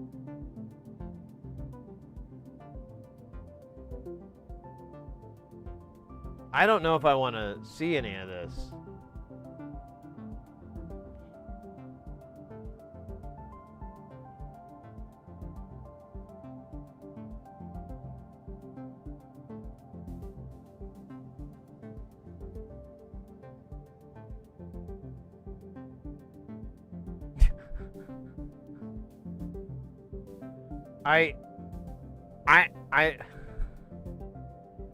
God damn it. I'm not gonna play it because one, I'll probably get a copyright, and two, I don't even know what they're saying. I don't want to find out that I want. HRG included in as a poster insert on Landscape XX, more commonly known by the nickname Penis Land. Oh yeah. That's it. Now I remember.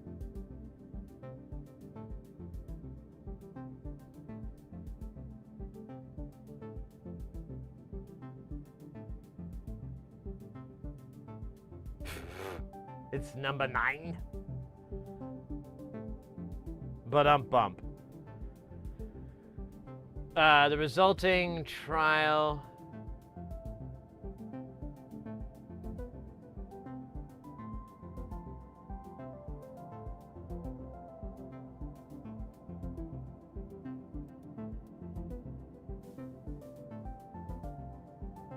Yeah.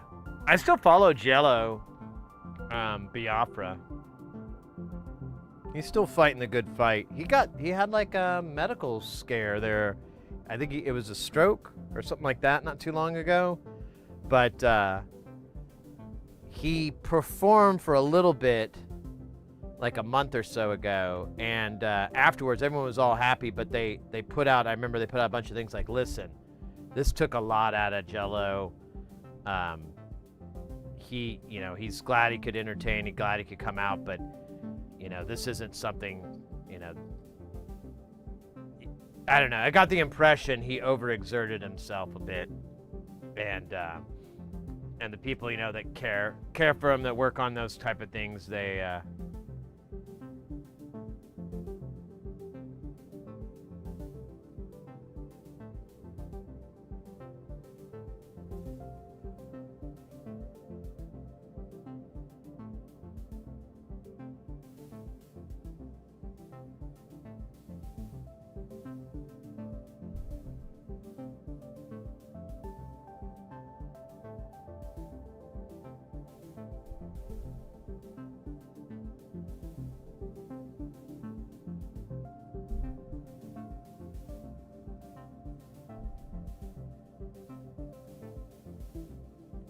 Just a second here. I'm sorry, guys. I just got a text about repair.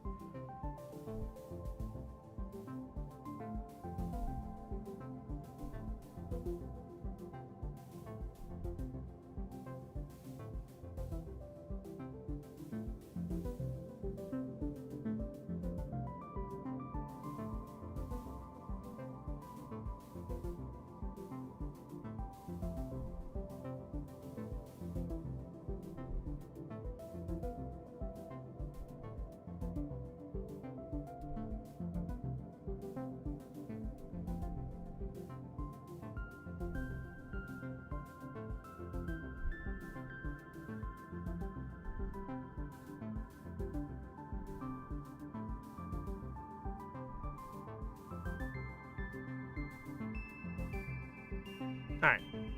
Sorry, guys. So I got a buddy. He was asking about the Behringer vocoder, the VC30 or whatever it is. But my dumb ass, I was trying to get on Behringer's list of repair techs so that I could get access to parts, and I've spent a year, I realized just now, and I still haven't gotten any further with that. And I had to email him like, dude, I'm a chode. I still haven't heard back from them or anything. I'm gonna just email them directly. I was like, I'll have something for you soon.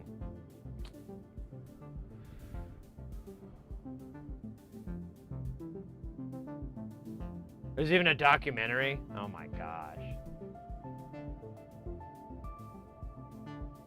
Muralist, there you go.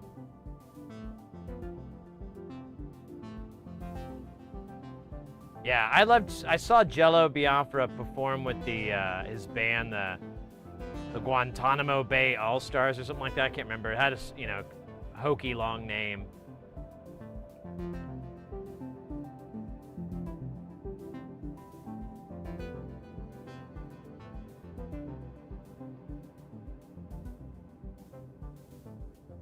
I got to Biafra about a month after the battle in Seattle. He came up to our uni and gave the first 10 minutes of his time to the local normal spokesperson. Nice. Yeah, he's a good guy. He's fun to listen to. He's got some wild ideas, some wild things, and I always respect him for that. Uh-oh.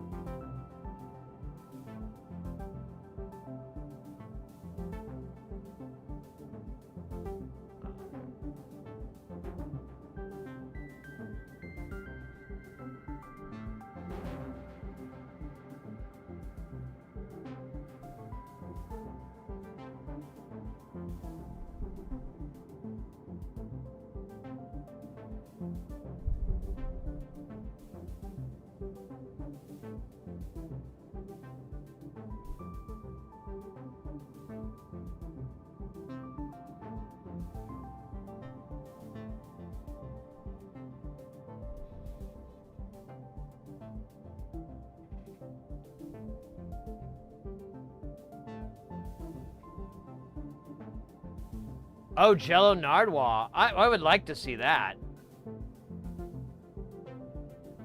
I love Nardwuar. He's so fucking awesome.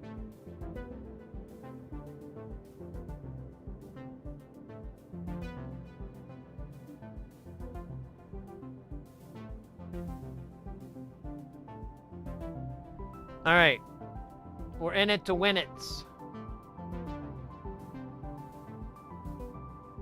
It's basically like a shrunken down,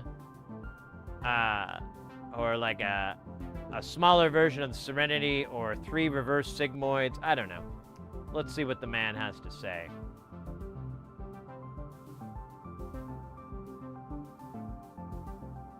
Six of them. I'll go look at them tonight. Milady and I are going to summer in the backyard and have a few mint juleps.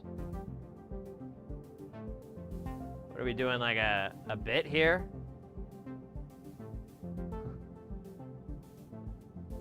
I do declare a mint julep in this weather. It's giving me the vapors. Alright. Anyways, this 8 HP module contains 3 reverse sigmoid chaos circuits. Serenity is quite large and more focused on very slow generation. This version is limited to 805 capacitors to set the timing. Tata cells 22 microfarad caps, and you could stack them to make them 44 easily enough. Generally, a lot of fun can be had using 1 microfarad 470 220 caps. The syncing between the stages works very nicely with this module, as the frequency range are closer together than house the Serenity, so they have a more obvious effect upon each other. Please note, if you install caps less than 470 nanofarads, the 62K on the 62K on that section needs to be changed to a 68K. This prevents the circuit locking into a periodic orbit after CV is applied. So I have an issue with that too on another thing. The caps for each section must be the same, so you will see 3 pads marked C1. Install the same value cap on all 3. The LEDs should be very bright to shine through the panel. Yeah.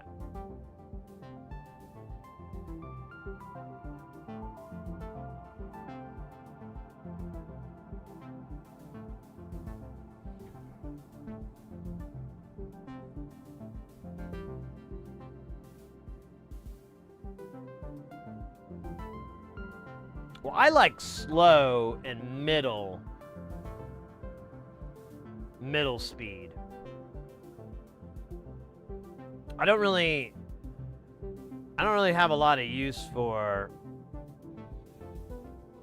the fast moving stuff. I usually want it to be like 30 seconds to get a cycle over.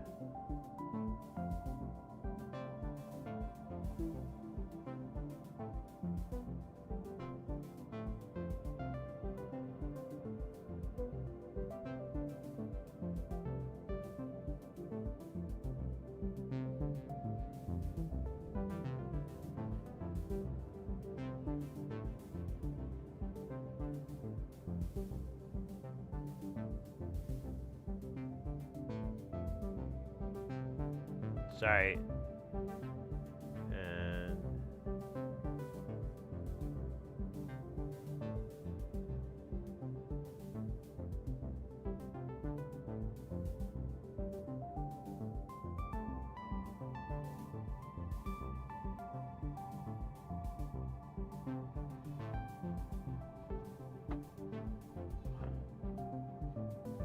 All right. Okay. Oh.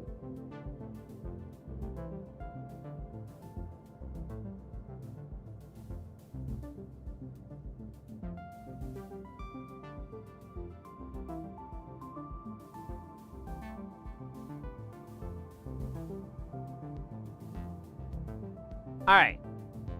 Yeah, he doesn't really give ranges.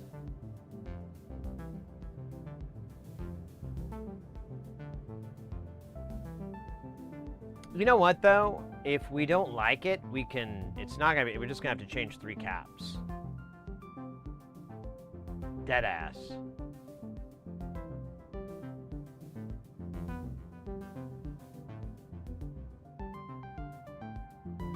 All right. I'll fuck with this.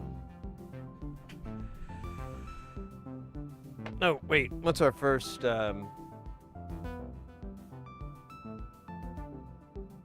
Oh, weird. We don't use any 100Ks.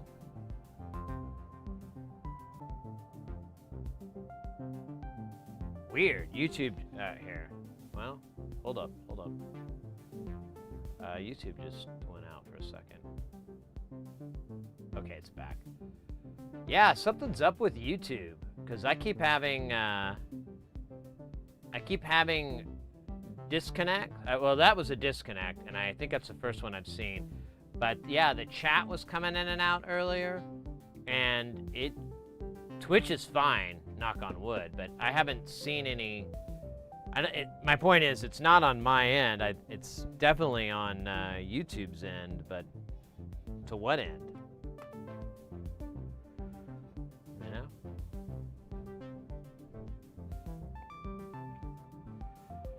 All right.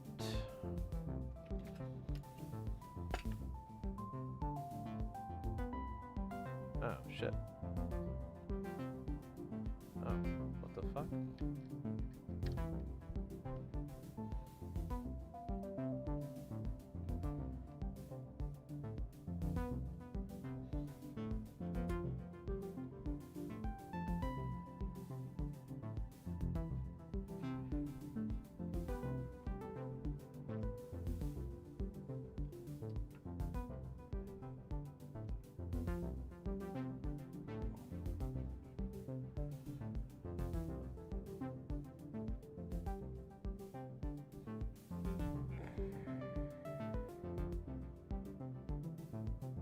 Two tickets to paradise.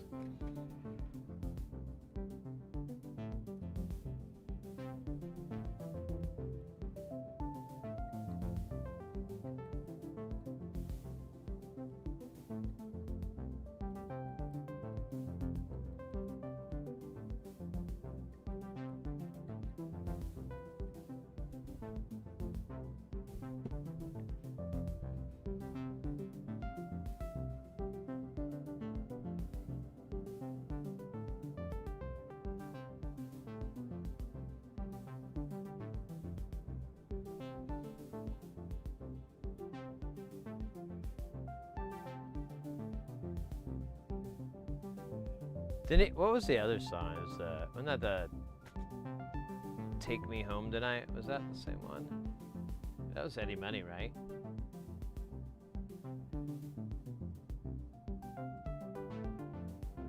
Yeah, it's Eddie Money, and then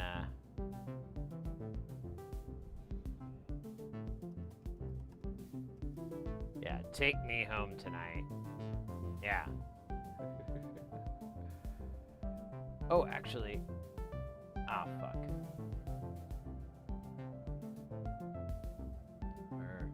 Hold up. I got some. There's a thing I'm doing!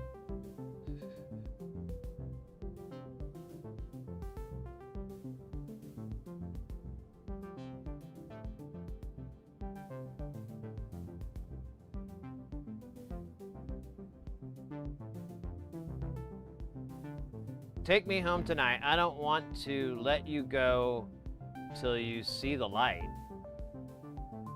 Take me home tonight. Listen, honey, just like Ronnie sang. Be my little baby. Oh, yeah, that is what he said. I thought that I was mishearing that. I did for a while think he was saying just like Ronnie Size. But that didn't make any sense because it was written before Ronnie Size represents. So. Man, what a weird planet.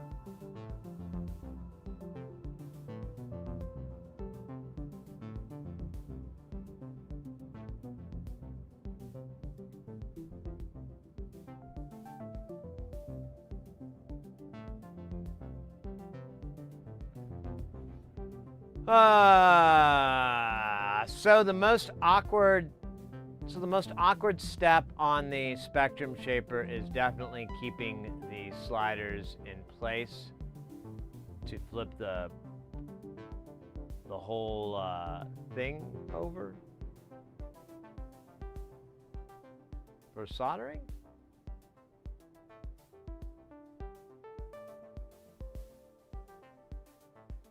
They're not tall enough to fill the gap.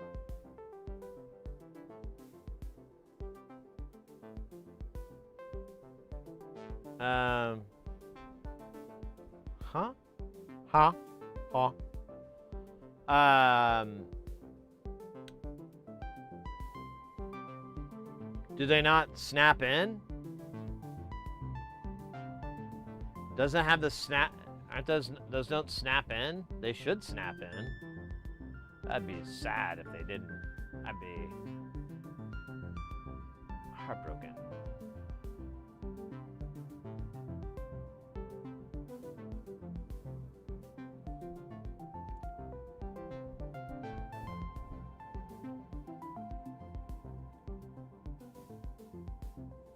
Oh, right.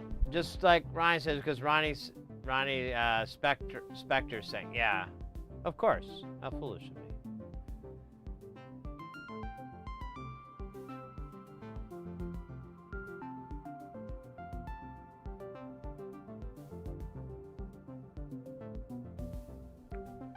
So, oh, sorry.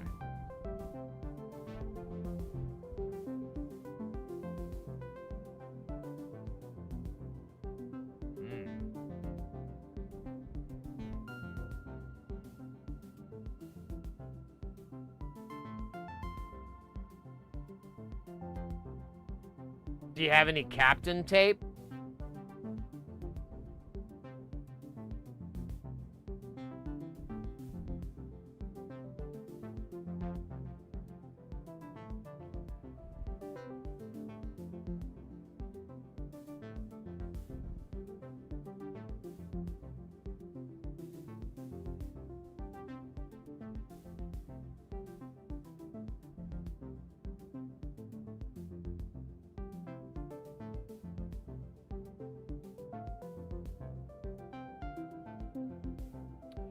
Well, I say Captain tape because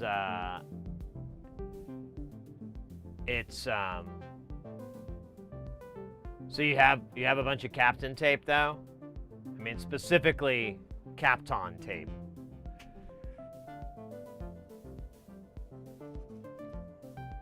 Like ideally, if you have this type of tape.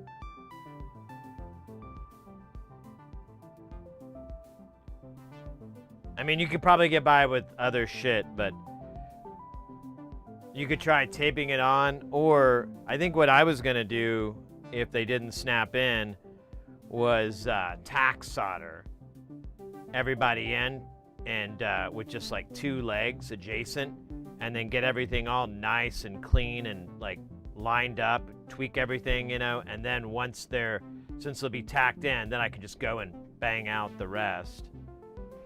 But if you guys don't have Captain tape, you can pick some up on the Zon or Ali. I mean, everybody sells this. It's not that hard. It's spelled, let me make sure I'm right.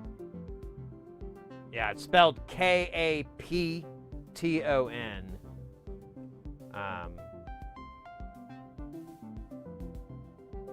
I don't know the history, but there's apparently a bunch of stuff about it. So it looks like this. It has a lot of thermal properties, and that's why you see it in electronics and stuff like that. The adhesive on it has a bunch of benefits as well. It's just like, I guess I could explain it here in the fucking wiki here. Yeah, it's with a silicone adhesive. So it can stand temperatures of up to 260 C. Pretty well.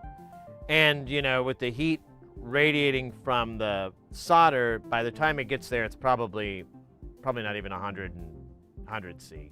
But this stuff is, I have a bunch, of different rolls, and they are indispensable. They're definitely worth picking up some different sizes if you don't already have some. It's not very expensive at all. I don't even know if there's a good brand, bad brand, or anything like that, but it comes in so fucking handy. If you're doing something and you need some wires to go to the board or something like that, Captain Tape, dog, Captain Tape. And it'll outlive you, so. Good shit. But yeah, I think that's what I was gonna do, is just double tack and then line everything up and get it perfect.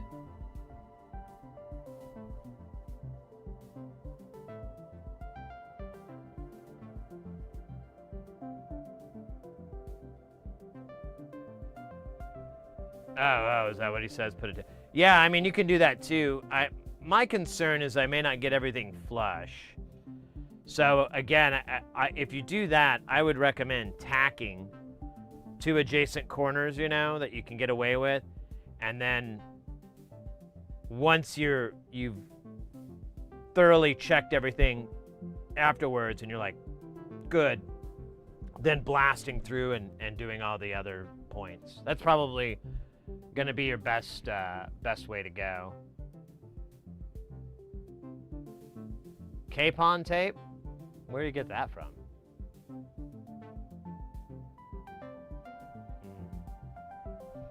I mean,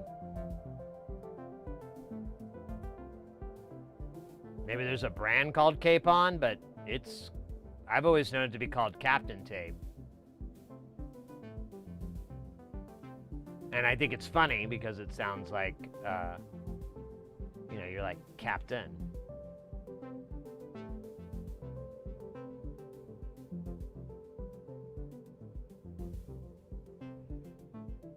Oh, wait, it said it was invented by DuPont?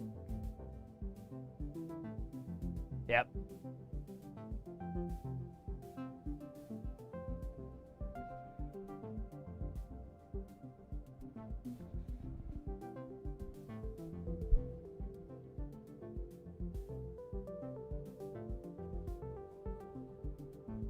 Some people use Captain Tape for thermal, like if you're gonna do hot air and need to protect an area. Some people use Captain Tape for that. I've heard that it doesn't really shield the heat that great. But you know, I've seen a lot of people use it and not have problems, so what do I know? Tacking will be hard without something putting upward pressure on the sliders. I just do it by hand. Like, I don't have a giant board, and I want to go grab it because that thing's beast. But so for like something like this, I would we'll pretend like I can put my hand on the back, or let's pretend like these pots. So I would just hold it with my hand, have solder here, glob up a bunch of solder on my iron, and tack. Like, there it is, and then go to the adjacent corner. There it is. You know, it's a little crooked. Let me wiggle it. There. Oh yeah, it's beautiful. Next one. Slap it in, hold it with my hand, glob of solder, rinse, repeat until desired effects. Or shy effects. With the original Nutta.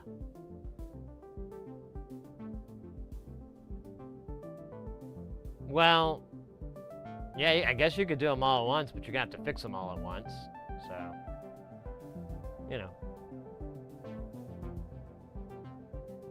That's how I would do it. That's all I'm saying.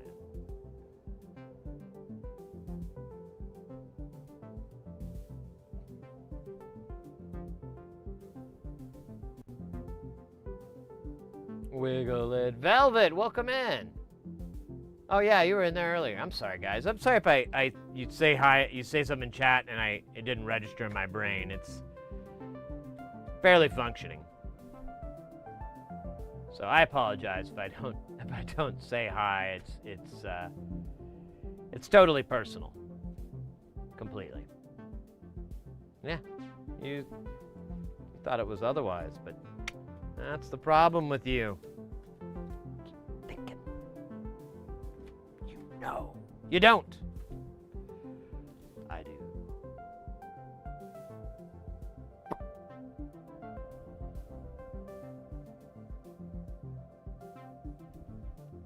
It's all good.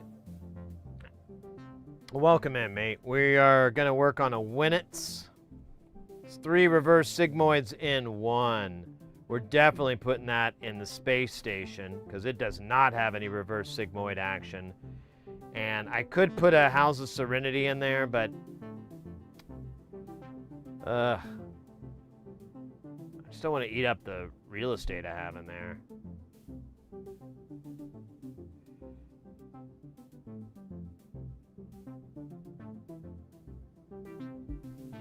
Know what I'm saying?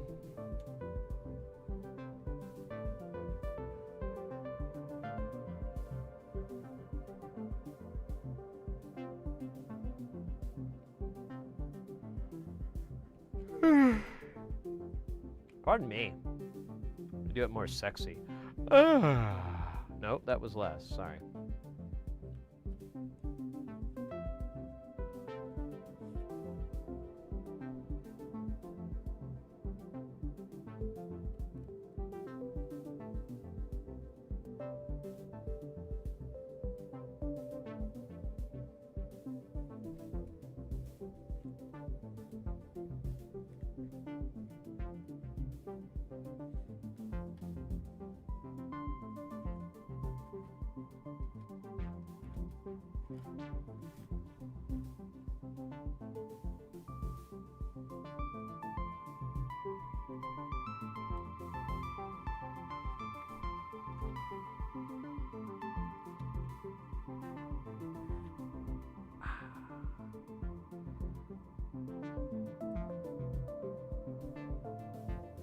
Yeah, the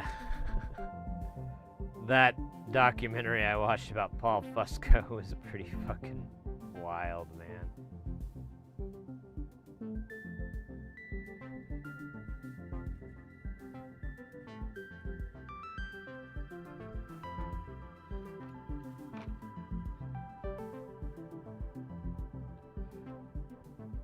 It even addressed the it addressed some controversies, although it didn't really do much to lower them. But I don't know, it was funny.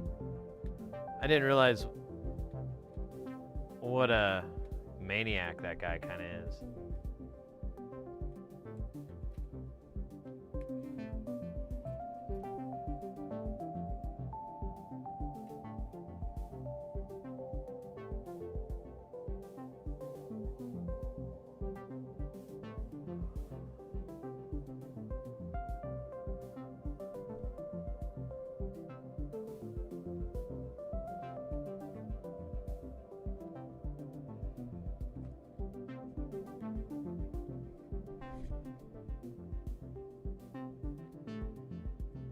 Man, this isn't gonna take very long to build, because this isn't a lot of parts.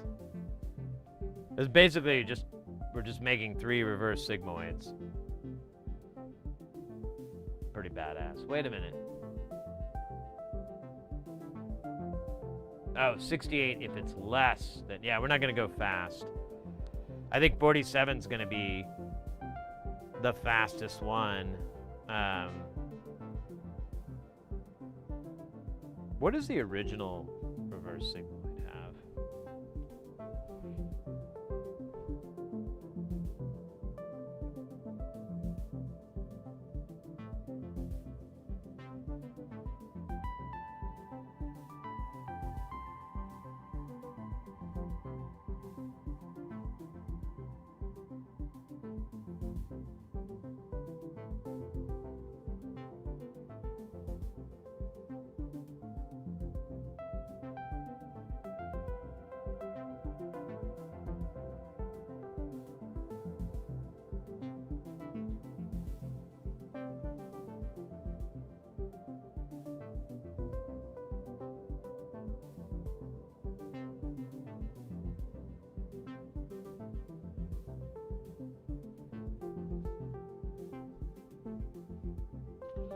You know what I think we'll do is 1 microfarad, 10 microfarad, 22, or do we want to do 44?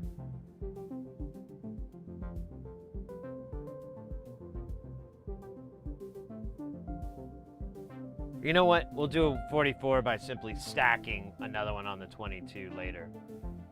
But, yeah, I'm cool with that.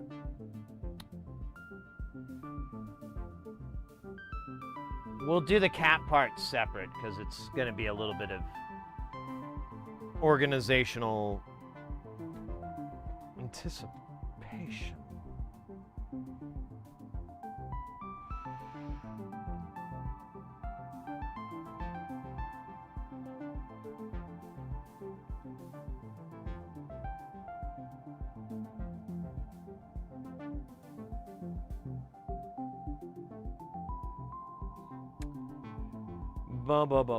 Wait, okay. Wait. Time, a landing. Time needs death. Death needs time for what it kills to grow in for our pook's sweet sake. Yeah, that's what I should do on the stream. Just recite William S. Burroughs.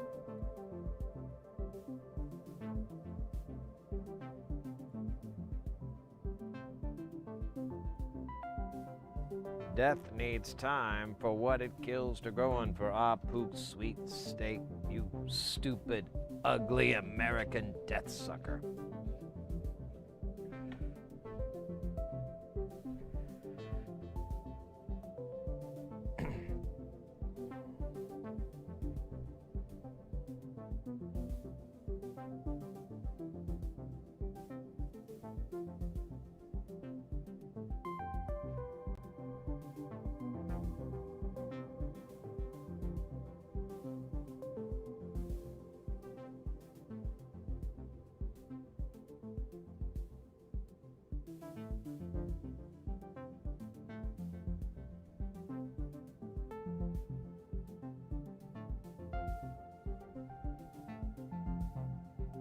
The movie Naked Lunch?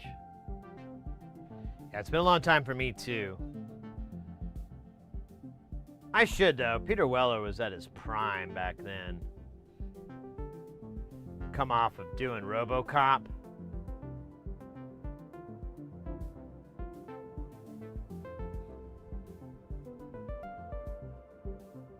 Then he gets to work with Cronenberg on a film adaptation of a book that was considered unfilmable.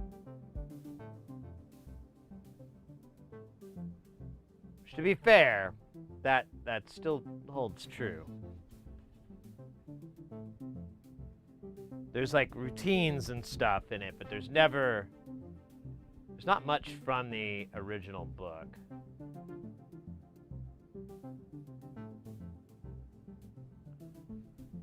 Yeah, it's more about the writing of the book, but in a very fictitious way. You know, because he keeps hallucinating. One of the tricks in that movie. Oops, sorry. One of the tricks in that movie to be cognizant of, at least on a second viewing or whatever, is paying attention to when he does a drug. Because, he's always doing these different, and they're not even drugs sometimes, they're metaphors for drugs, which is even more weird. Like the black meat and so forth, like that, I don't know what the hell. But,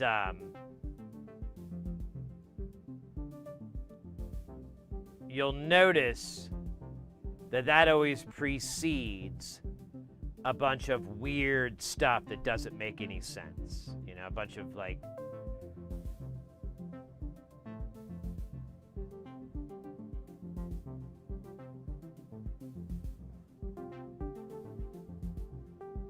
it's pretty good. I mean, it's Cronenberg, so it has all the Cronenberg touches, and I'm a huge Cronenberg fan.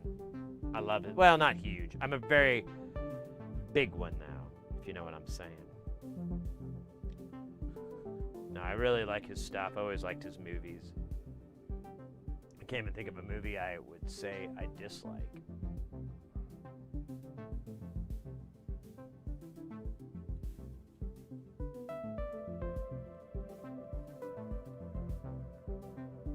But, God damn it. This thing is stuck on there, good. Oh my God, now it's stuck on my finger. It's the stickiest component in the world.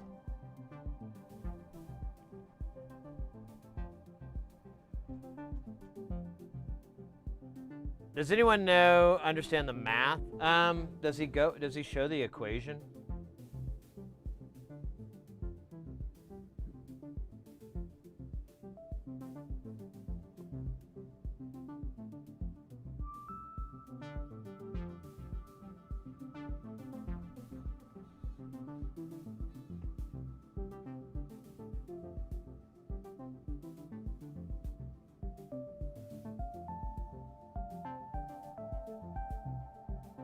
Does not here. Let's see if it's in the Serenity.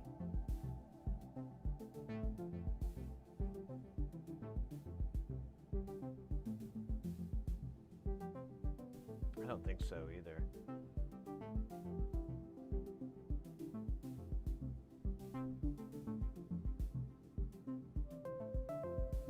No, I don't know. That's a good question, actually.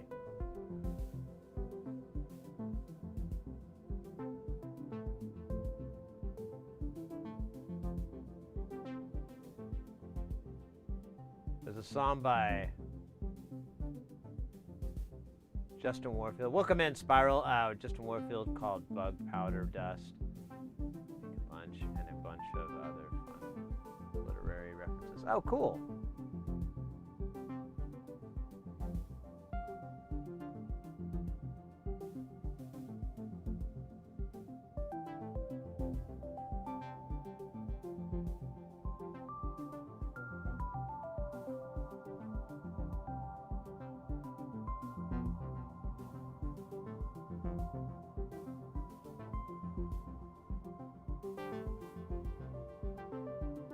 What does that have to do with I don't know.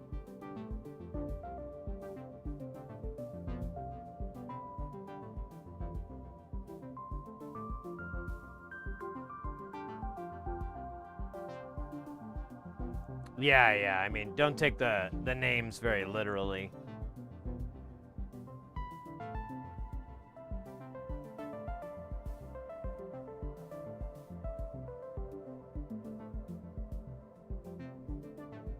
I was here before as Bazooka Dude. Oh, okay. Yeah. That wasn't that long ago. Changed my Twitch ID to match my music project. Well, let's go.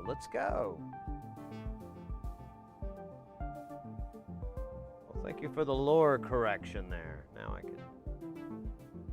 can tell this story around the fire.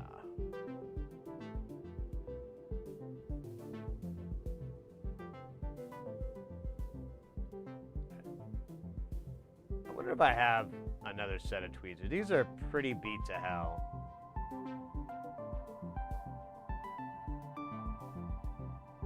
I do have the ceramic ones,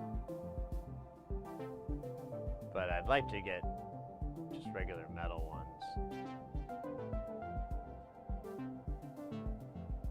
Sigmoidoscopy, which is a medical procedure you don't want done to you. I don't judge. Oh, we got what you got fetishes?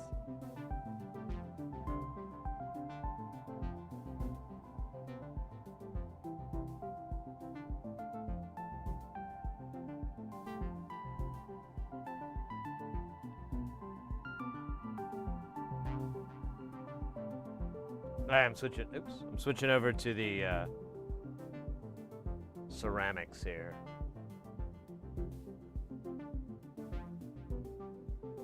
A little bit easier. That's wild.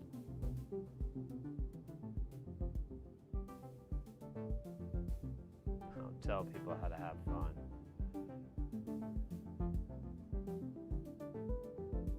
You're getting fed this big lie. You're gonna live forever. You're not. You're gonna die. Someone's gonna stab you. Stab you with a knife. You better have big guns. Ripped abs so you look good when you get stabbed. Hey, just telling you how it is.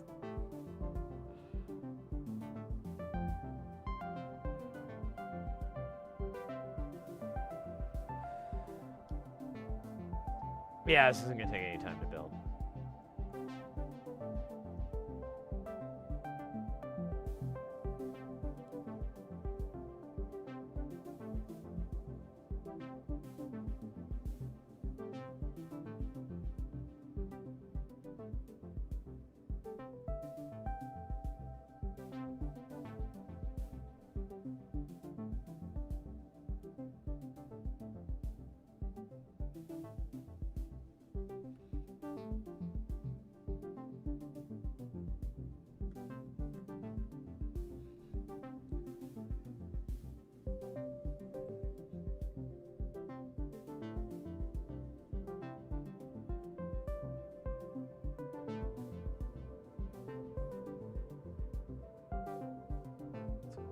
Stab you with a knife.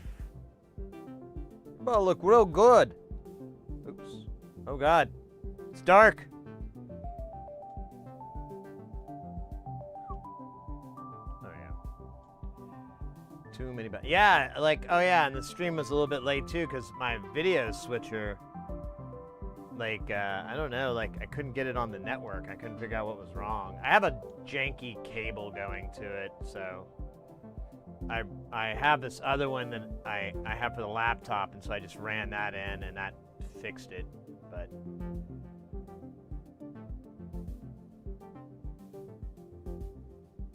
I gotta get something better, I guess. It's a nice cable, but the clip broke, so it's always kind of half sitting in there.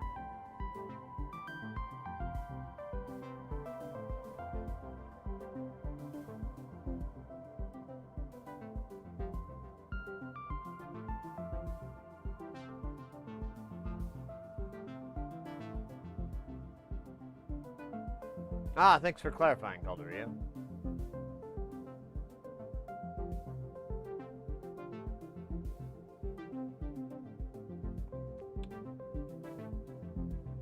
If I were to bet, it would be that it's some sort of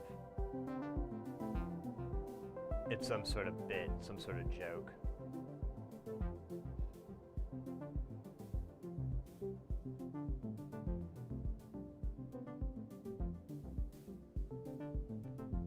Pardon me, man.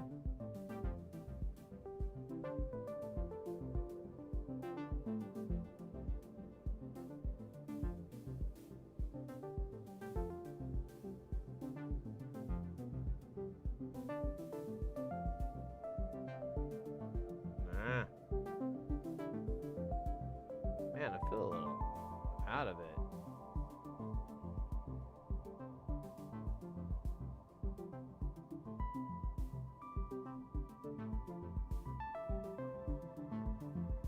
I don't know. Well, I guess I'm just still a little ill, I guess. I don't know. I feel like I just had a little stomach. I ate some, what is it, Taylor Farms or whatever the hell? I ate some salads. And, oh, man. Yeah, here in, I think it was Phoenix. I don't know how large the company is. But there's this, was this fast food salad restaurant thing called Salad and Go. And there was one not too far from where I live. And when I'm trying to eat good, I'd order from them, and I have the salad I put together. I love it.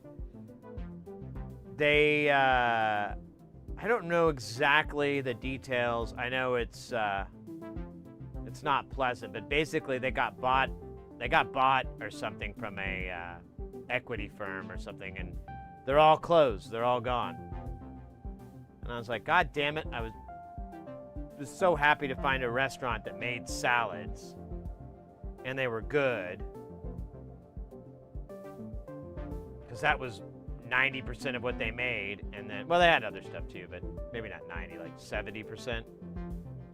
And then, yeah, I don't know what happened.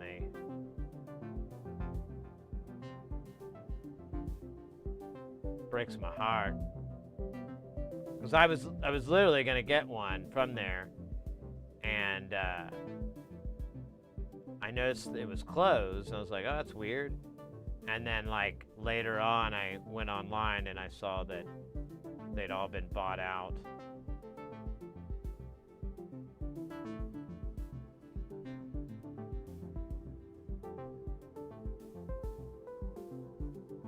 And it was pretty unceremoniously too, like people just showed up to work and the doors were locked, and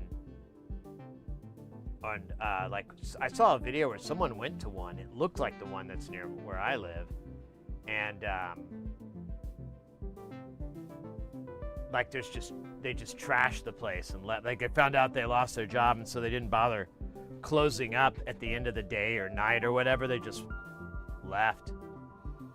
And so there's like machines running in there, like because they have like lemonade machines or whatever, and then and there's just trash and stuff everywhere. Because it's like, well, why should I clean? I'm not coming. No, it's, you know, if you ever worked in a restaurant or anything and worked in the evening, you'll, at the end of the night, you got to do a big clean because, you know, the people coming in the morning or in early afternoon, or not early, I don't know, whatever, you know, they need to walk into a clean kitchen so they can start prepping food and everything like that. And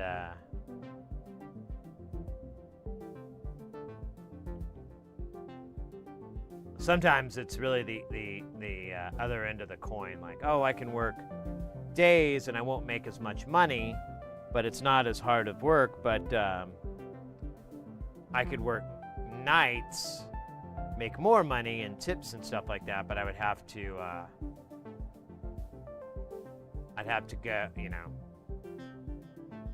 I have to stay late to close up the place, and you know, that might suck. Or that does suck. I don't know. I worked a few restaurant fast food jobs in my day.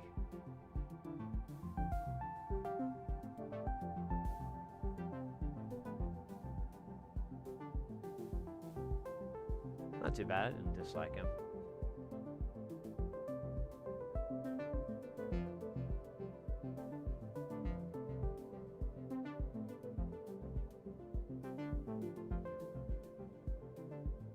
Oh, I'll be right back, guys. I had some stuff delivered, and it's groceries.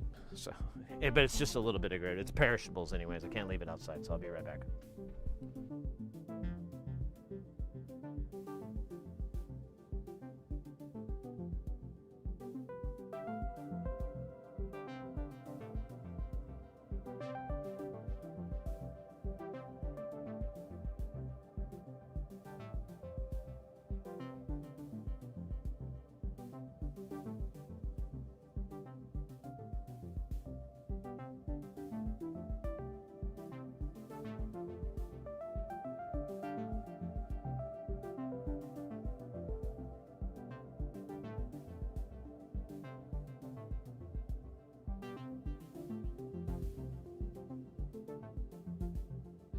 It turns out I could have left it out there. It was not perishable, but whatever. Probably for its own good.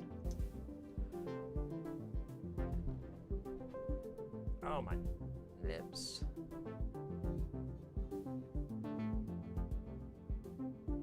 I was talking to my buddy that I visited, and he's gotten into NLC. I like offhandedly mentioned nonlinear circuits, and then like 5 days later, he's like, "Damn you!" It's like these things, you know. He was just blown away. He's like, "This stuff is insane." I'm like, "Yeah, man, I know." But I was saying, like, you know, what I always am a bit big on is like, well, like the modules that I use the most are the slow chaotic modules that have like a kind of a slew, and that of course is the sloth, sigmoids, reverse me on the hyper chaos, all these things that kind of produce these goofy, wiggly lines that aren't just a basic sine wave.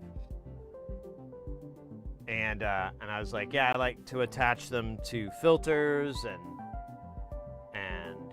VCAs and stuff like that. I want to basically have that chaos mix everything, and play with the tonality and everything with it, and instead of automating it or anything like that.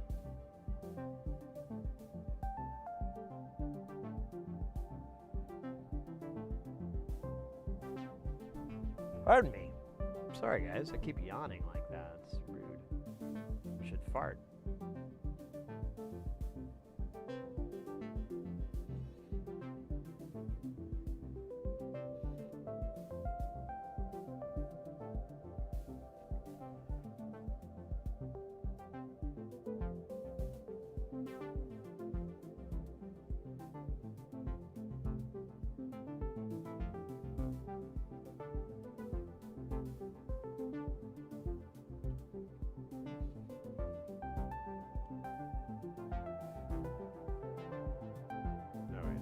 This guy.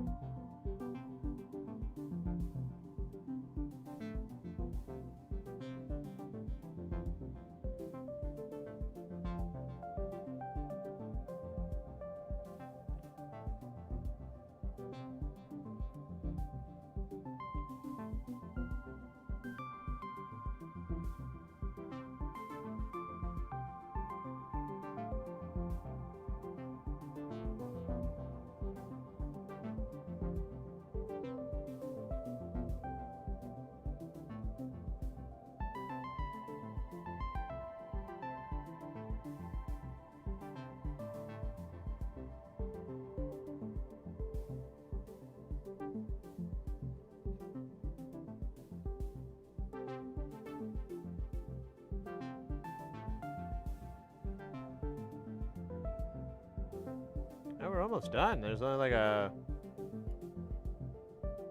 little bit of bits left. Little bits.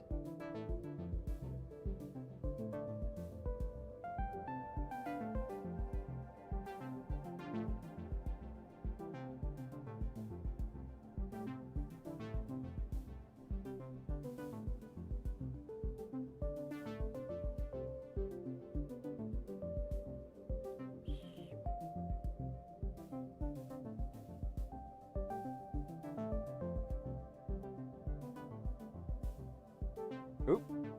Oh, there's a little puddle in there. That's cool.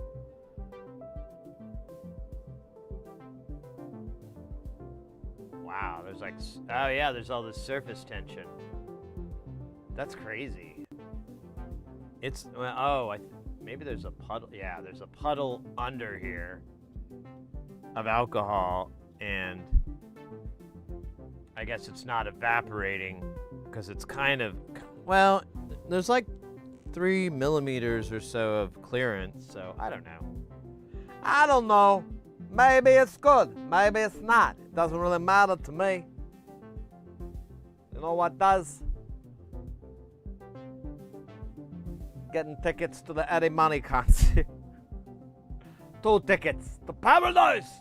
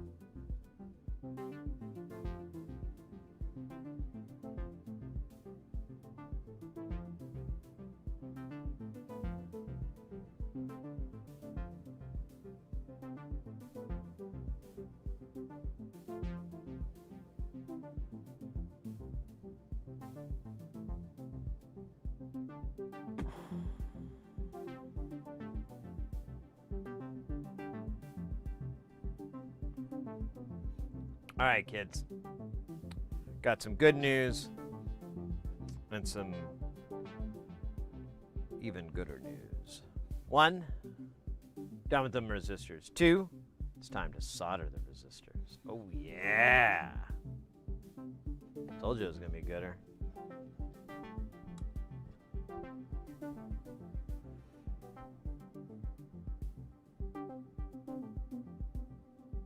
The 72. Oh, are you talking about that? It can be used in a mic pre. You can use TLO 72s for sure. But it's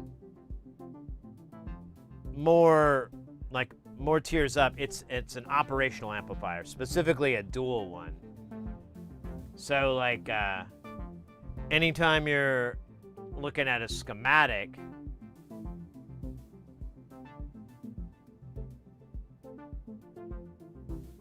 it's these things, where you have the triangle with the minus and the plus, and then an attachment at the point. So this is an op amp.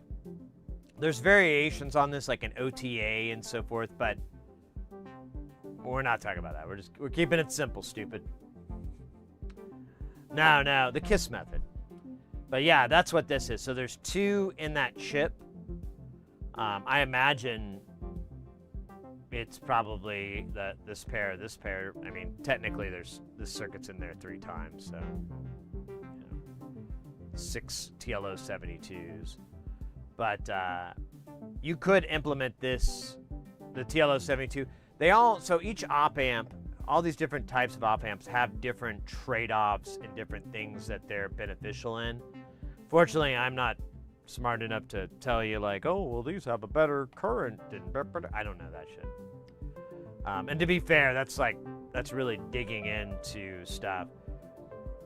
The TLOs, the TLO 7X series and the TLO 8X series are really good kind of general purpose op amps. In synthesizer world, you see them a lot. And one of the reasons that you see them a lot in eurorack and modular and so forth is because, one, they have a really wide power range. Like they can do something like, I think it's like 6 to 36 volts. So it can be put in a circuit because so eurorack is a 12 volt system, plus or minus 12. It's a bipolar 12 volt system. So you need to have a chip that can handle that. There's this other chip, the MCP 600X series, 6000. So the MCP, or I think it's MCP, is another operational amplifier. Pinout-wise, identical to a TLO 72, but it has a voltage cutoff of like something like 7 volts or something. Like it can do 1 to 7 volts. And so you would use that in a lower voltage system. But I often see the two kind of interchanged in a design. So I don't know if the 6000 series is this, the MCP 6000 is the same as the 07X, but maybe. But that thing, like you could. So if you have like, here, I'll give you an example. So this module right here, we have both. Oh, yeah, we need to get the nose in. So here's a MCP 6004. There's a TLO 74. They look identical, and for a lot of things, it is the same. But this is on the 5 volt part of the system because we have to convert everything down to work with these units. And they're a 5 volt or 3.3 volt system. So you always have to, you can't have like something that's 10 volts going in and out of these if that's not what the system's running at, because that pretty much maxes the voltage. So I'm sorry, I'm all over the place. Let me back it up. So like a, in this scenario, we could feed as low as 1 volt into here and as much as 12 volts into here, but we can't exceed that.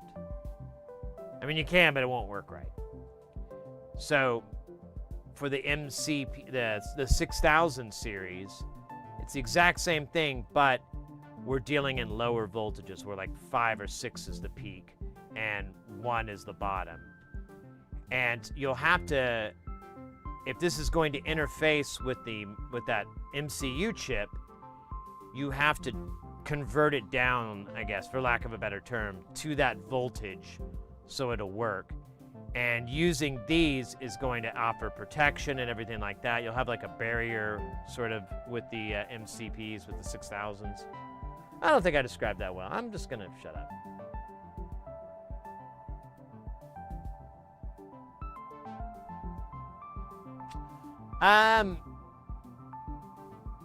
That might be colloquially true, but like,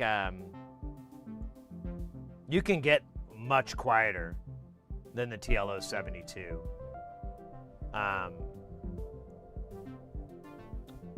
What's their names?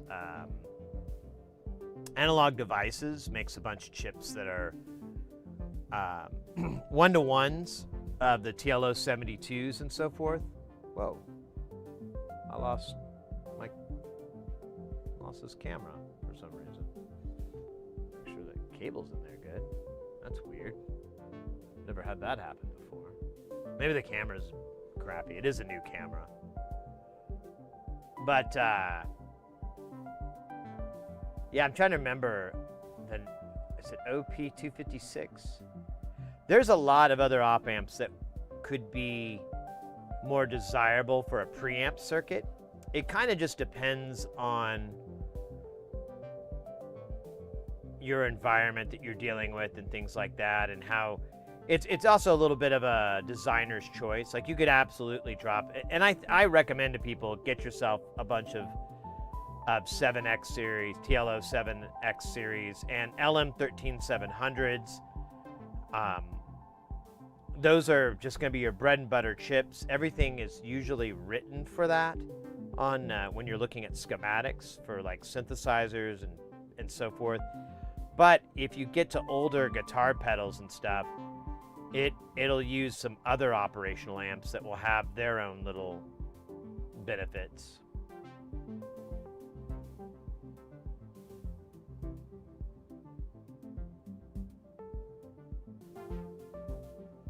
Yeah, it is old. It's been around for a while, but like, oh man, I'm trying to think of.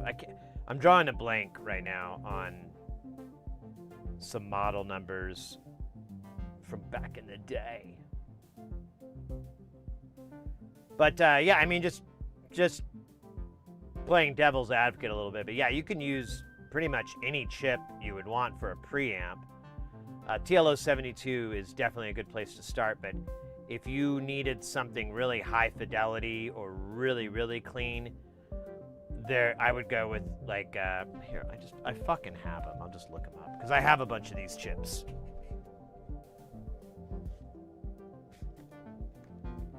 And I can't think of their names, but I'm like, why don't I just pull the book out?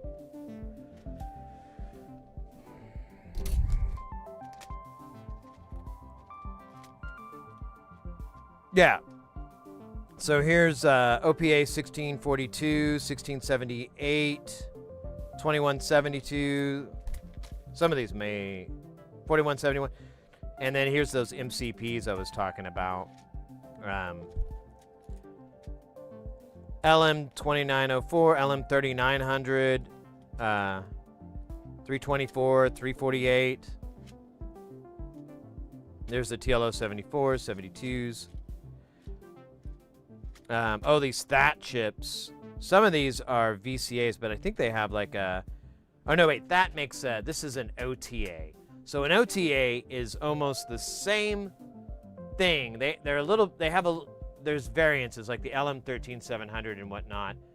But what they have is you have an attenuation I guess you could say, on the output that you can control. And that you can build filters. There's a lot of filters that use that. Let me think of one.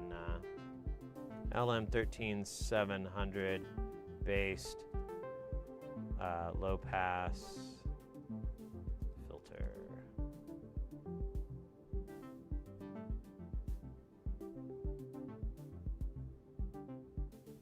Yeah, here.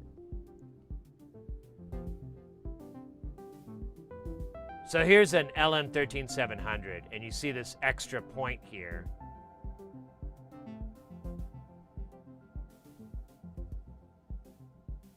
It also has these I think they're biasing diodes. I don't remember.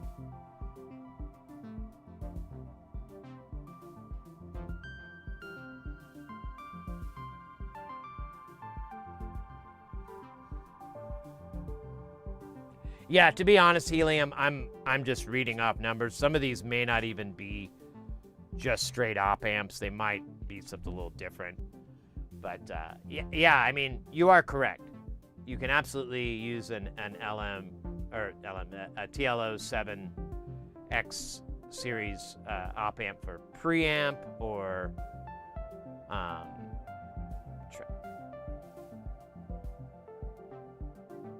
whatever. I mean, just anything.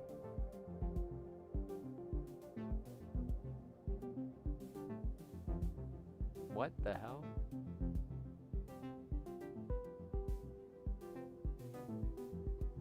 Mr. Grady?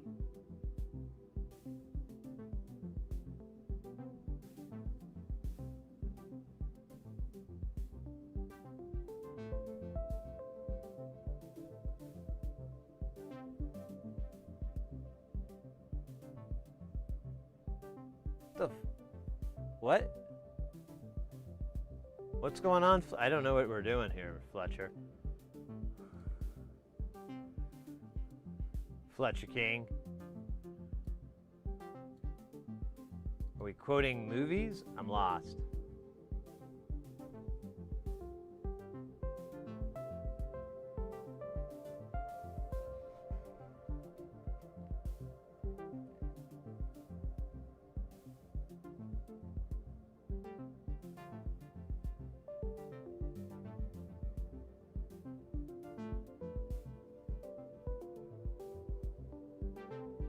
The last joint is cast.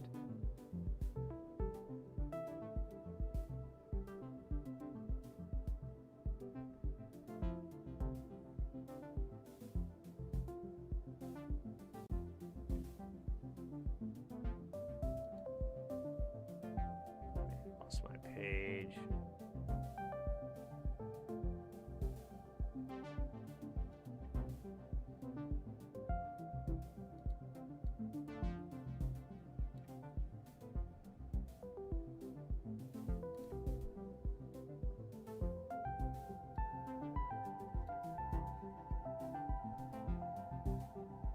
What side of the piece? Yeah.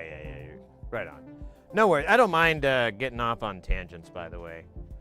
Anybody in chat, don't ever feel self-conscious about that or anything. Like, oh shit, I got sit on this tangent. I mean, I guess there's some things you could probably regret, but like, it's your regret though. But don't ever worry. I can always. I have a pretty reasonable management of stuff, and I literally enjoy it. I love talking shop and discussing things, arguing about the best way to do a thing, all that. I don't mind it at all. It's all useful. It's all good stuff.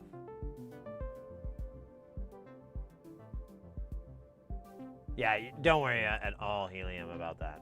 It is, I don't want to let too much out of the bag, but it is somewhat preferred. If I could just do this stream where I just sit around and talk, that'd be neat. But I run out of interesting stuff to say pretty quickly, so. Speaking of running out of interesting things to say, do you guys, does any of y'all follow the streamer Leslie Tanner on Twitch? They do like a call-in show type thing. The dude has like the most kickback vibe. Like, I don't know. He's got a style. He's got a thing. It's pretty cool. I like his channel a lot. I think we've raided once or twice. But every now and then he does these subathons called The Power of Silence. And you guessed it, it's a subathon, so it goes on and on. We're on day fucking 9. And he's still doing it, and he does not speak the entire time. You can call in and talk, and he'll like express and emote, things like that, nod a lot, never says anything, which is a great idea. Save money on a camera. I went into his channel, probably like Friday or something of this week, or Wednesday, and I saw that he was doing that, and I was like, oh, yo, the power of silence, let's go. And I dropped 100 bits, you know, just to show my love, but there was like a glitch in Twitch, and so I ended up doing it twice, which was 200 bits, which triggered a jazz solo. And he had like a little wind, like a wind instrument, like wind MIDI controller type thing. And then he had this cheesy jazz music in the background, and then he'd play like this, like, not alto sax, what is it, tenor sax? Or whatever, just a saxophone. And he'd like play for like 5 minutes or whatever, and I was like, this guy knows what's up. He is the boss. More rants on In the Slab Plumbing. On slab plumbing. Whoa! What the hell was that?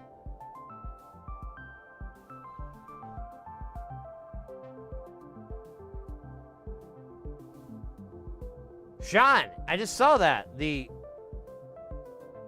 Unk alert? I don't even know what that means.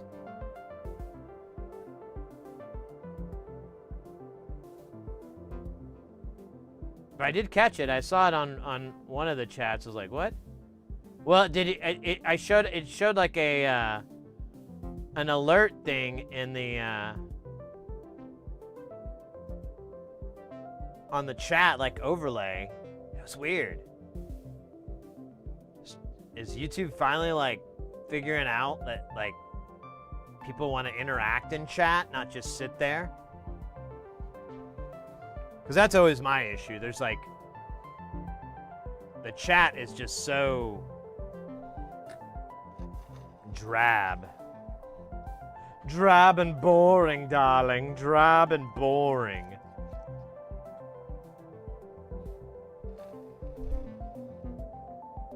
On Twitch, you can do like gigantify emotes. Oh, Christ on a cracker.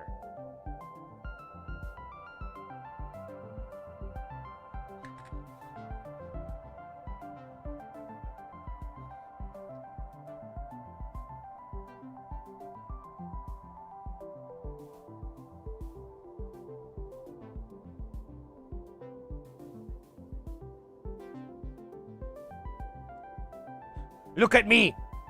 I am the king of chat now.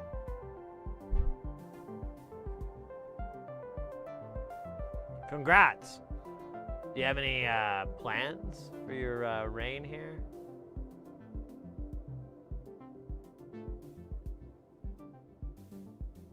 Maybe teaching the serps how to read?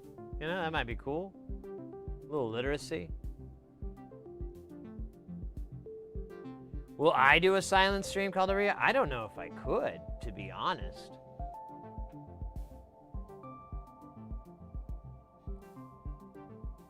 I mean, I don't think, I don't know. You guys can tell me in the chat what you think, but I just don't think that is something you guys would be interested in. It's just, I don't even know what we do. He just stands there. Like, here, we'll go to his channel right now. I know we're gonna solder. We soldered one thing, shut up.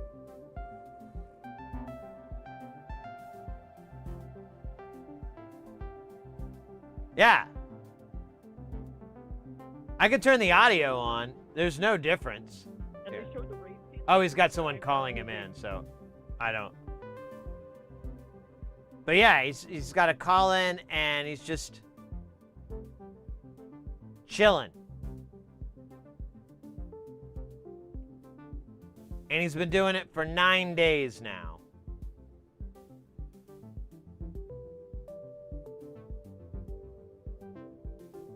Yeah, here we go. I skip back. There he is, snoozing.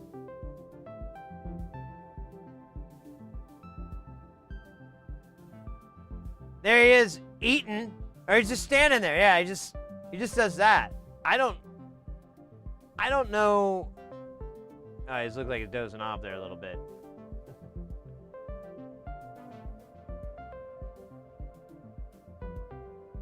I don't think I have it in me, to be honest. I just,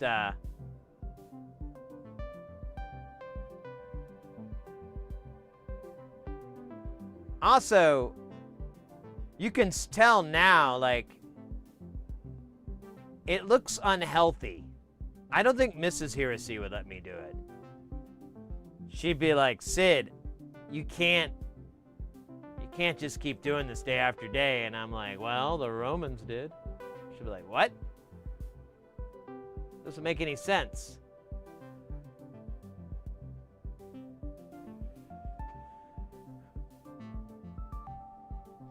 But yeah, I just don't think you guys would really dig it.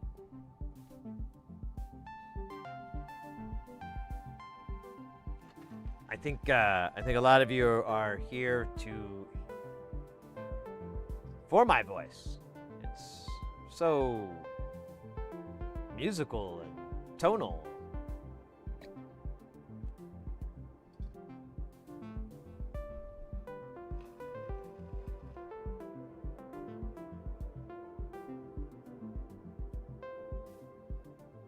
Oh yeah, I need to buy a new tip for this. When I was at my buddy's, he showed me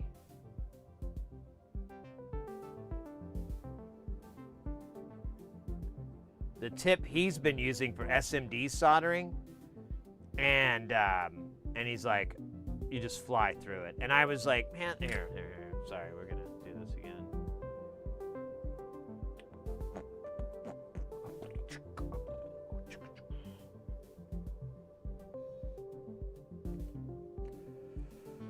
Let's see. Hacko. Oh, wait. What's the model I have? Here, let's see. We'll just do Hacko tips. Soldering tips. Now, let's get the ones actually made by Hacko. They may not have it for this iron. This iron's kind of entry level. The hidden, I know, man. That was, I had to pull the stream from Twitch. I unpublished that, and then I was able to edit out that section on YouTube. Hey, I think that's what I bought like ages ago. It was terrible. Yeah, I don't think they have it for this iron.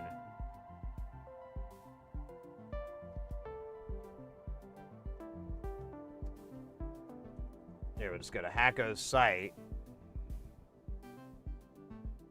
Here, actually, let me do it this way.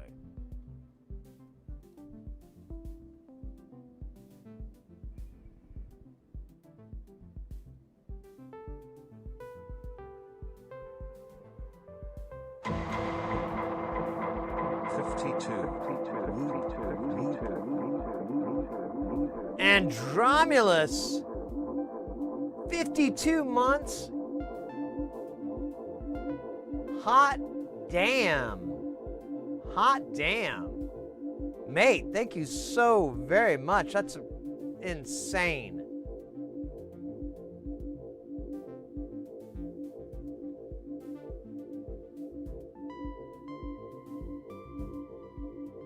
Oh shit, I don't know what tips mine uses.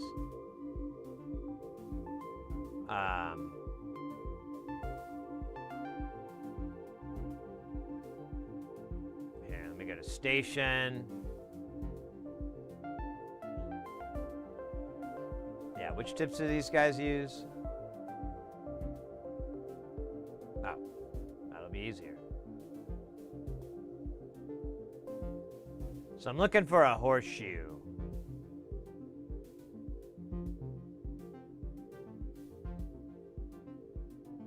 I have a feeling they don't make it for this. And my feelings are affirmed.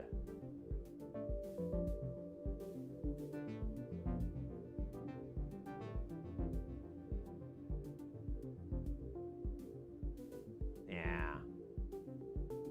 But there's my boy. Ooh, shit. I should get like a, what the hell is this? Like micro-conical? Likewise, Andromus. Hope you're doing well.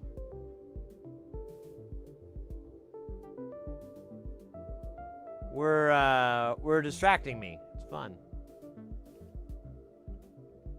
There's points involved.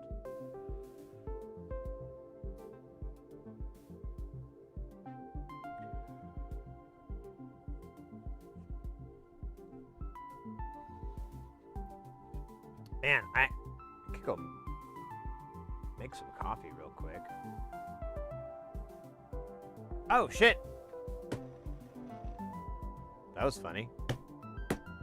I smacked my hand and the Uwu 9000 came on. All right, I got some more stuff at the door here. I ordered a bunch of stuff from Amazon. It's getting delivered piecemeal, so give me just a second here. I'll go grab it.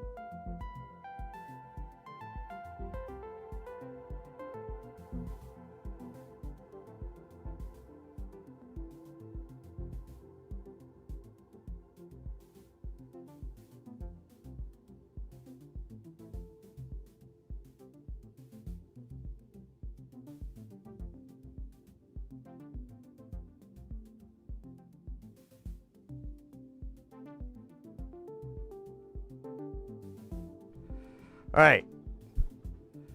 Good news. I got a bunch of tools that I ordered. Those finally came in. And I got me new headphones. I decided to try the clear version of these instead of the, I always get the black inside ones, which is fine, but I was like, you know, let me try the clear ones. I have to replace these because I live in Arizona and the plastic just gets destroyed.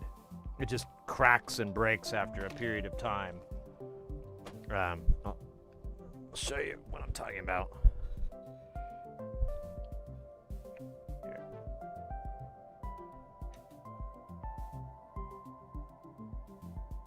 So this is the back. Whoa! Coxbox with the sub, the YouTube sub. Let's go. Yeah, you can see how it's all broken. And that's not, I'm pretty gentle with these, so they shouldn't break. But there it is. Oh, you can see the driver inside there. That's kind of neat. There it is, a little single driver. Hello.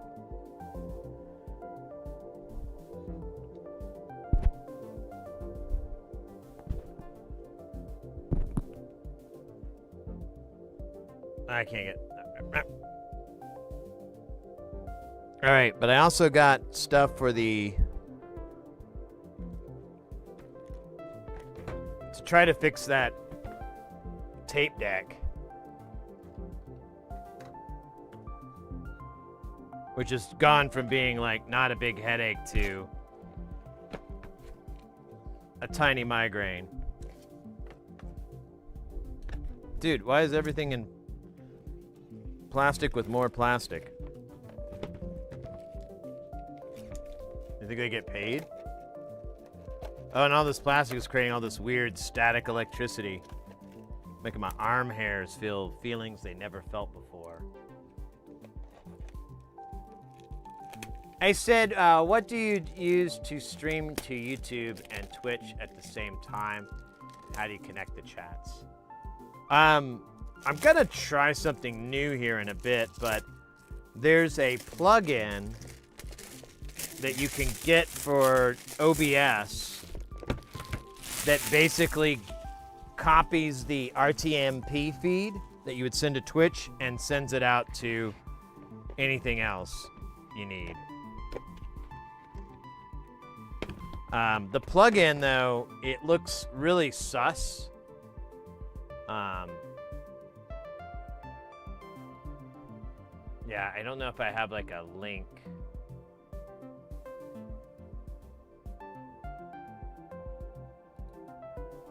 Yeah, I don't have a way. It's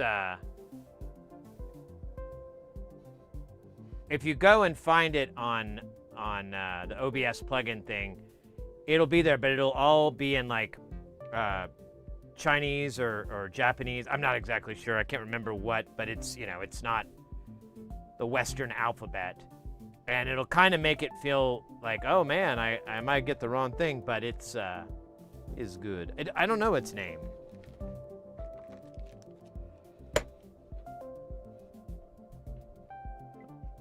All right, yeah, this is what we're gonna have to use, is this small one to try to tap out. Wow. Interesting. Interesting, interesting, interesting.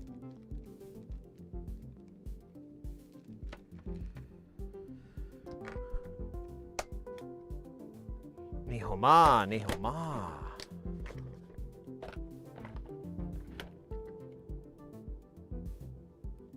Here, let me see if I can find it for you really quick.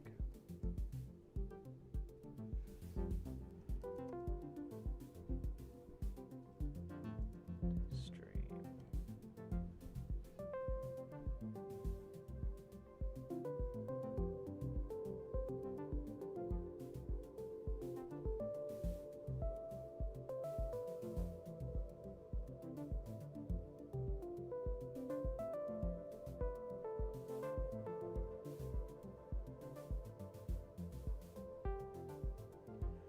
Ah, there we go. So it's called, I believe this is it. Oh, shit. Multiple RTMP output plugin 2020-0517. I believe this is the one. Yeah, this is what it looks like. Yeah, this is it.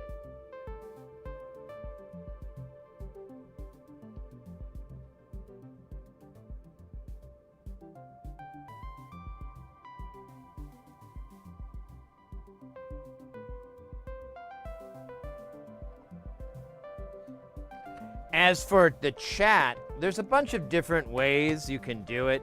The way that I'm currently doing it is, and I'm kind of tired of it, so I'm thinking about trying to find, who was it? Porphyry put me on to a streaming app that looks like it gives a lot of extra features. I was gonna give it a try, but I never got around to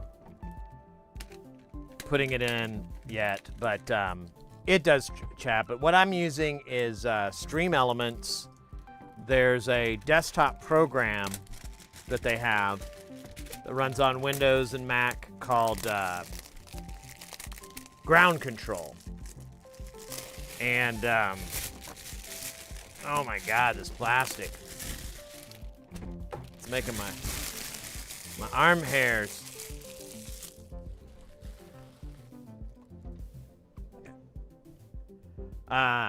Oh, are the ads over?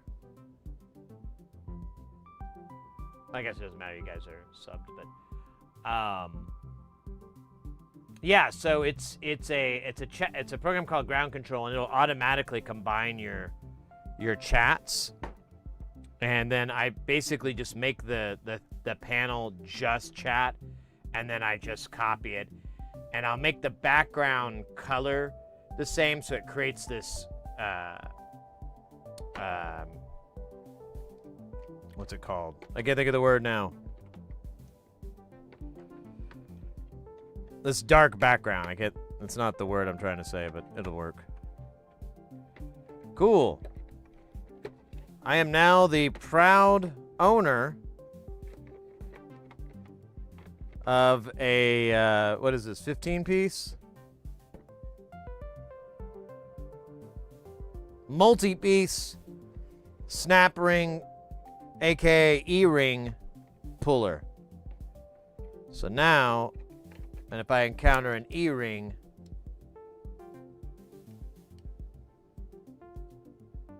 it's in trouble. Oh, do I have to change the... Oh, that's fucking weird.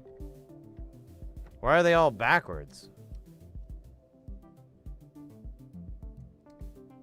Hold up.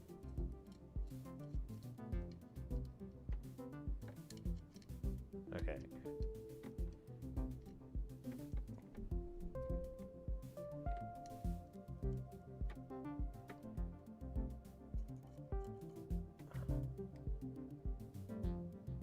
Okay. I don't think that's right, though. I have to look at the manual on this. This doesn't make sense to me. I mean, I could still use it, it's just...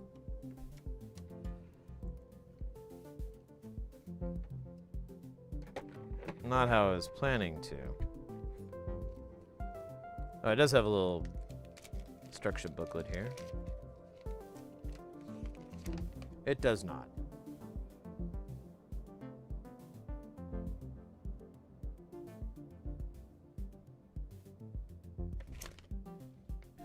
Yeah, this manual is shit. Oh well, whatever.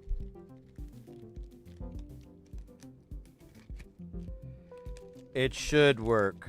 It should answer the call. Dude, why are these holders are dumb though.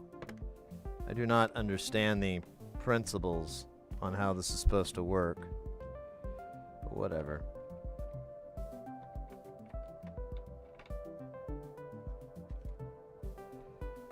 I like these little picks though. Those are cool. Yeah, that's what I was afraid of.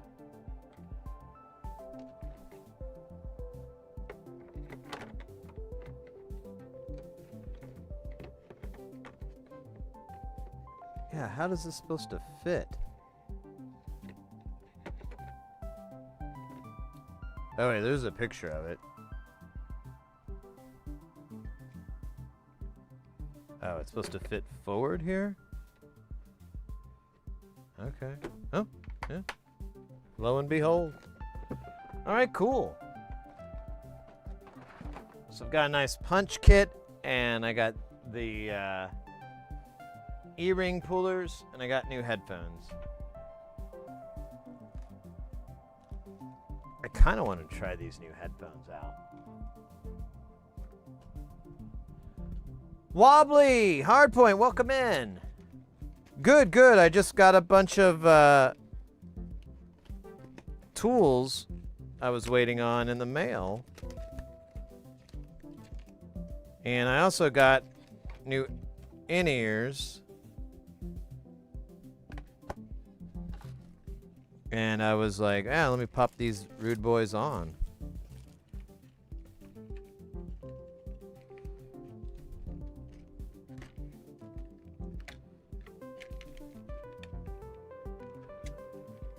I'm tempted just to put my old foam on it, because like last time I put new foam on it, it just felt, it took like months for it to break in, quote unquote.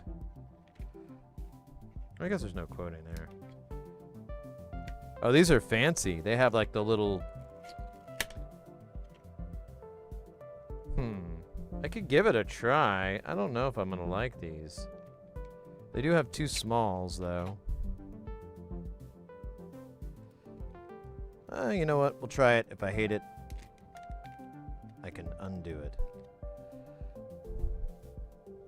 Let me switch to that better camera here.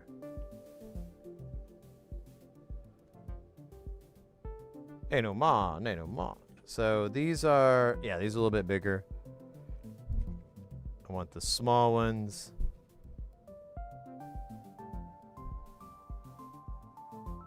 Oh shit, super small here. Oh yeah, these are like mushy. I don't know why I never tried these before. They should have came with them all. I don't know. There we go. Bunch of paperwork I'll never look at because I'm just gonna throw these in the trash. Yeah, focus.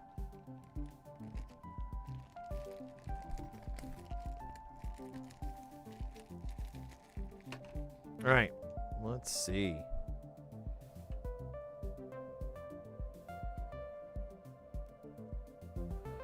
I was kind of curious in trying this wire too because it's a little bit different material than the black wire, I think. Since it kind of has that translucent copper look. All right, let's see here. Let me pull out. Oh man, I got this all tangled up in here. So what I do is I kind of make this like little loop on the back of my belt. It says a strain relief. But, oh shit, this actually got all tangled. Hold up.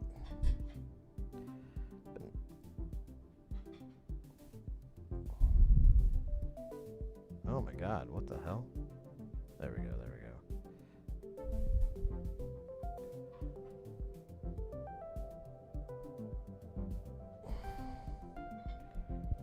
Alright. Yeah, these cables are totally different. So I'm curious if this might sit better on me skull than the old ones. I just had to mix it. I have to buy a new pair every year and a half or so.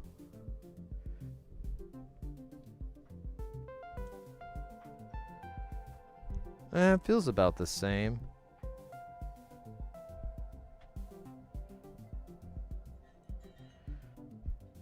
All right, let's see if it will,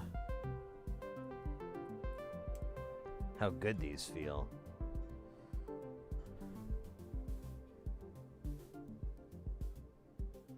So the thing I always see that kills me is when people put these in backwards. And they are in backwards because it literally tells you right and left. It's written on the frickin' thing. So, not being able to get it right That's more of a criticism of one's education.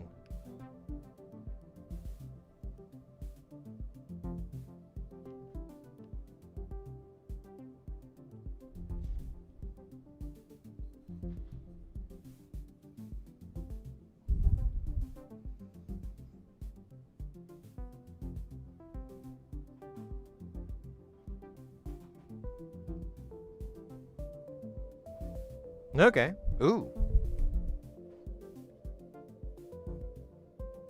Not bad. I do look like it's what I always fear whenever I see these. I was like afraid. I was like, oh, it kind of looks like I have a hearing aid or I'm a member of security. Copy that.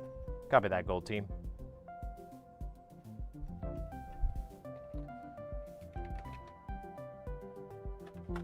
Brewster's in the hen house.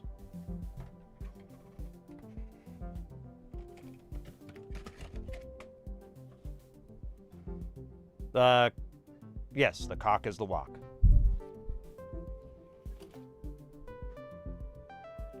Yeah, they sound about the same. Let me turn up the music a little bit here. Let me see if I got any.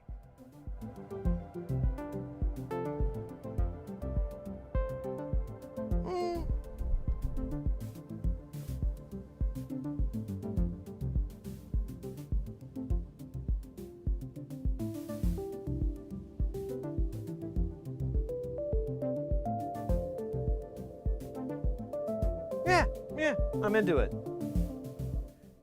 So if you ever want a recommendation on in-ears, obviously, I recommend the SC215. Now, they do make a 415 and then a 6 or an 8 or whatever from Shure. And there's a bunch of other fancy pants in-ears out there. You can pay like tons and tons of money for. They'll have like 20 drivers in here, something insane. But this is my take. Who fucking cares, man? It's like you're not mixing an album. You're listening to music. You're enjoying, you know, some program and stuff like that. These headphones, if we looked them up on their spectral, their frequency response and everything, and these are very bass heavy, which I'm totally okay with. I don't.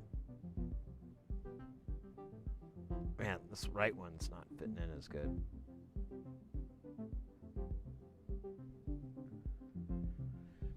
They're real bass heavy. They have like a big bass curve of like 4 dB or something. It's pretty significant, and it tilts out around 160 or whatever. But that's like fine with me. I'm like, cool. I want more bass.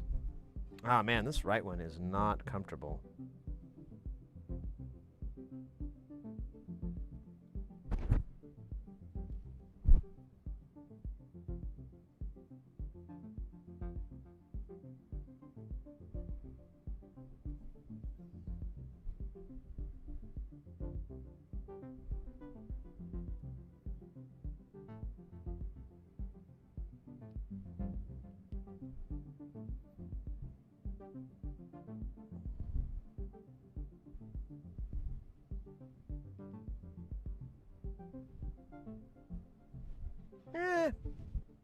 We'll give it a go. Old Hat, welcome in. If it's so heavy, why would you drop that bass?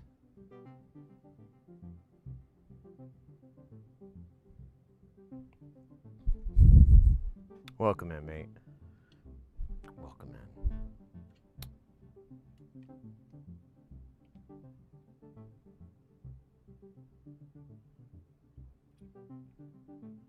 Now I just got a bunch of tools. I don't know if you missed it or not. We got the tap and we got the E-ring puller.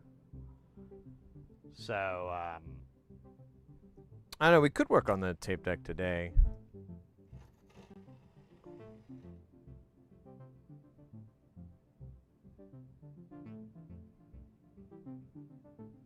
I didn't expect to get these tools that early. I don't even care. I'm just gonna get solder on here. I know. I can hear the screams too. Can't you hear them, Clarice?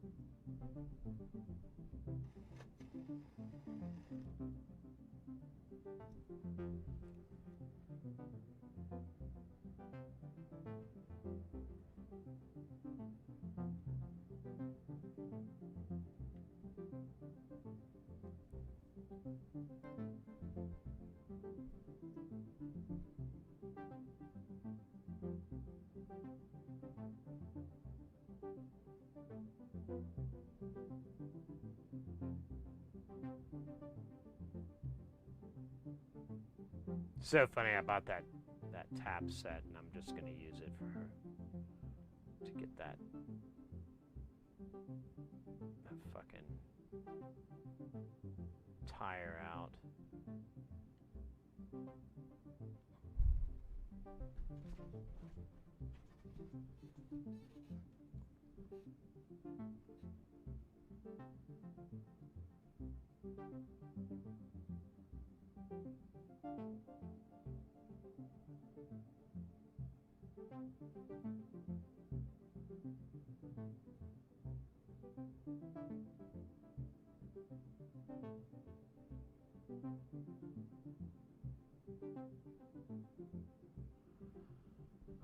Sean, what was the difference in the soldering tips you were looking for? Oh, it's a horseshoe tip. So it basically has like, it comes out like a chisel tip, but the center is missing. So you kind of have these two little ends, and it will fit on either side of an 805. So you can just heat up both pads, place the chip, do the solder, do a little, you know, little balancing act, and boom. Always nice getting new gadgets. I upgraded my cheap 20-year-old oscilloscope recently to the Regal MH984. It's crazy what they got in these things. I know, right? I know. I got a digital scope. That was my first scope. And I'd been borrowing like analog scopes and stuff, but it, you know. And this thing, I'm like, holy crap. This can do FFT. This can do like there's like a math function on here that's way more sophisticated than anything I had before. This is nice. It is finished and does not smoke. Well, it's half the fun. But, does it work? There are 36 filters in there. There's 36 chances to mess up.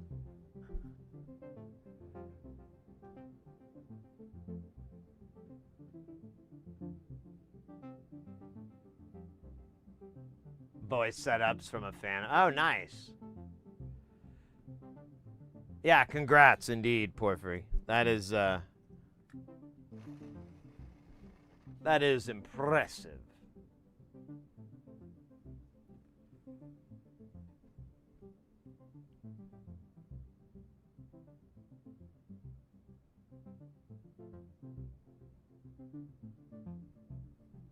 And you were saying it's not as bad as the A2 Null, which that thing was like, I was ready to be done with that thing. I'm glad I took it in chunks.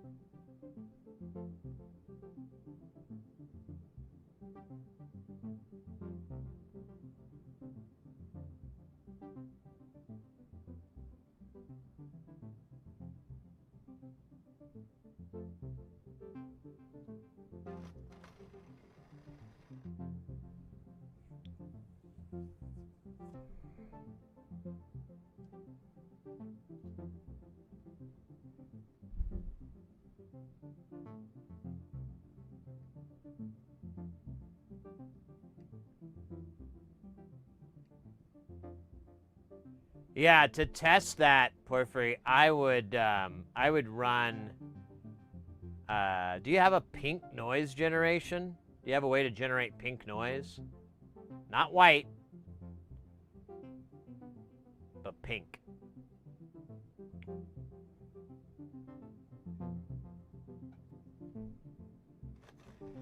So what I would do is I'd run pink through it, and I'd move each one of those to make sure we are bueno.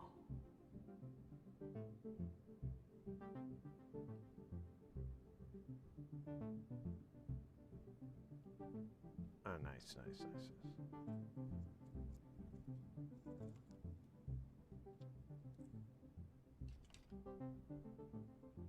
Back to school function.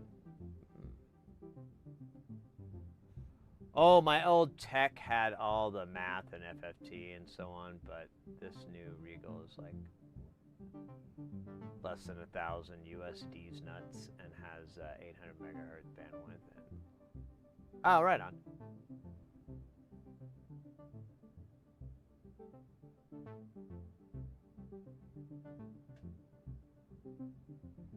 You're a Giga Chad if you well. You definitely got bandwidth.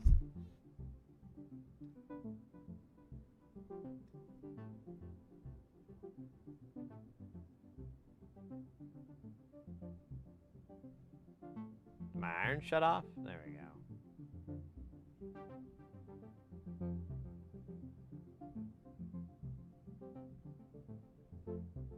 Oh yeah, I should go back to having the stream titles be like Goofy Gen Alpha Speak or whatever the fuck it is.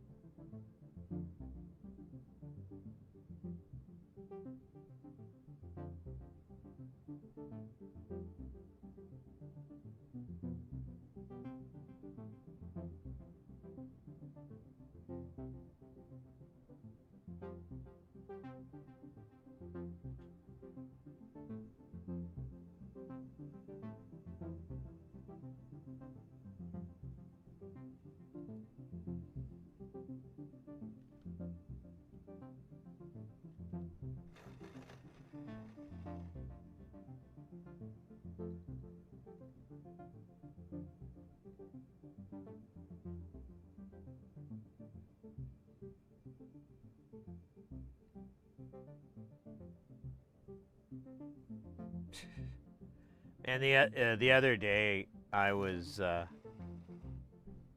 looking at stuff at the dispensary, and they have this how do you say, ganja infused soda, and I got one a while back. This was like maybe 2 years ago, and drank it, and it was pretty yummy, honestly. I didn't mind the flavor. It had like a cola flavor, so it wasn't quite like Coke, but it wasn't quite like RC cola. It was just kind of in this weird in between. And what was cool is the cans were like the I know the other time I've seen this is in Japanese, like whenever I get like Japanese sodas and so forth, where, it'll be like a regular 12-ounce can, but you'll pop the top and there'll be like a flat area or something. I don't know what's inside the can, but it's not like, here, let me explain better. Like when you crack this open, yeah, you can see the fluid inside. But in that one, there was like a flat area or whatever, and I guess that's to help spilling or something. I don't know. But I drank it, and this was like back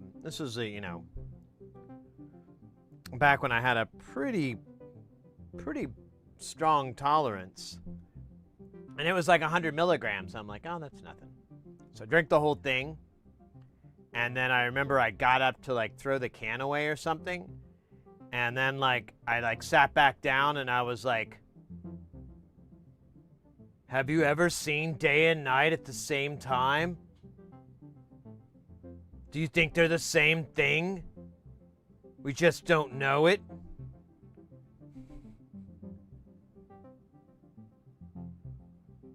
Is the moon trying to tell us something?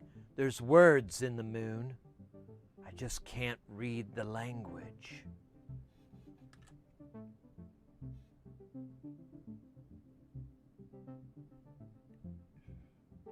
I don't know French.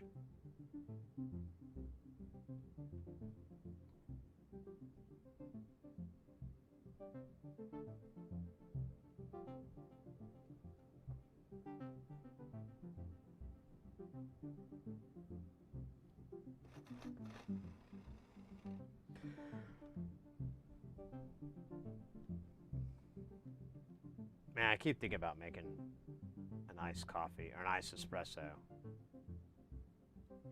But I forgot to, like, prep it. I could do it really fast, though, but I'm like, I hate for you guys to be all bored, you know?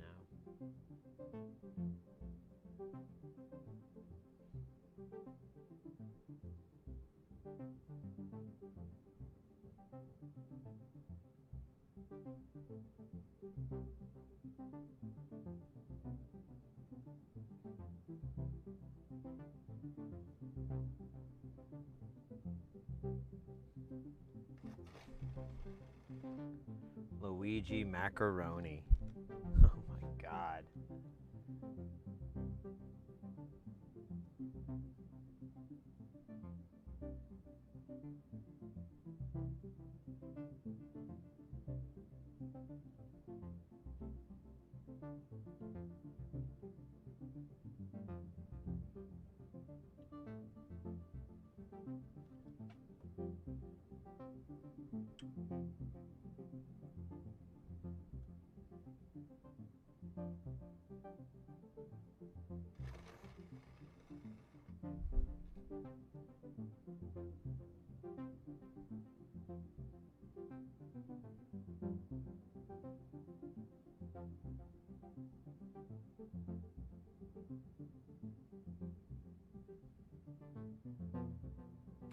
Guys, we got a game of basketball, free-for-all.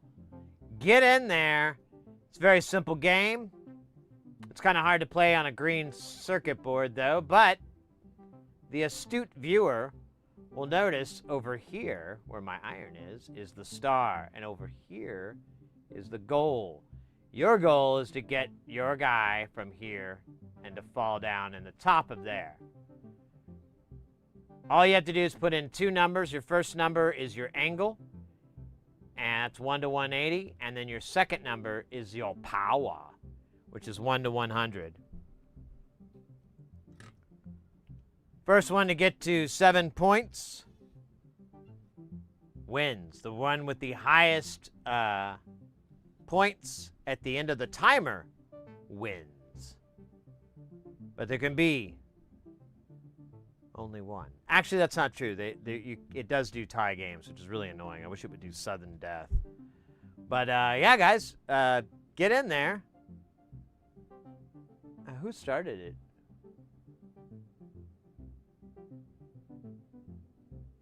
It's Corn Sweat. You're trying to be nice. I get it. Get everyone give yourself a handicap. Let everyone get ahead. I get it. I get it. Benzin, let's see. Why? What the heck? Why come it no work? There, okay. I think it's just laggy. All right, you got the idea. I think you got to pump those numbers up just a little bit. I don't know. So you also, too, you can bounce off the walls. So you can use the walls for cool bank shots. Impress your friends, trouble your enemies, create a world that only you understand. And the rest of the world is too damn stupid, too.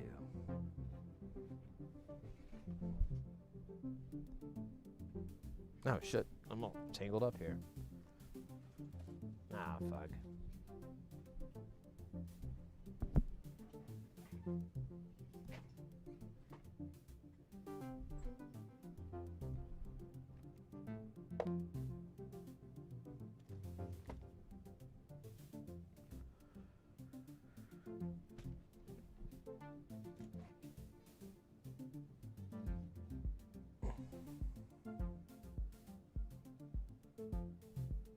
We got James also in the game. Guys, anybody can join in at any time.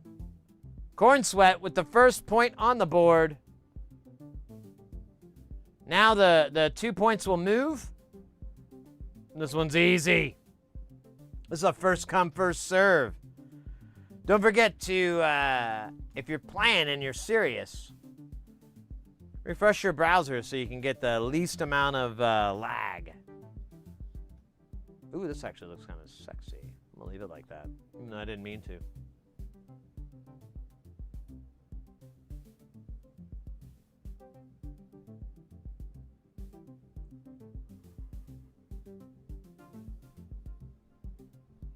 Let me do the 100 nanofarads first. I'm just gonna pull these kids out. Uh-oh, James!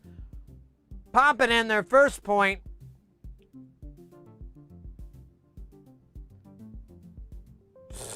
Another one. This one's not gonna be too hard. If you can't make this,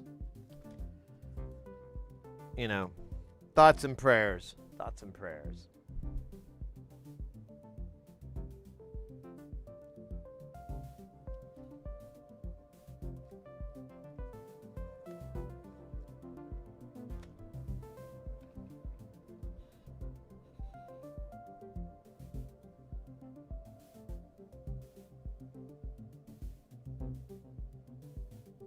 Going for the bit. You should.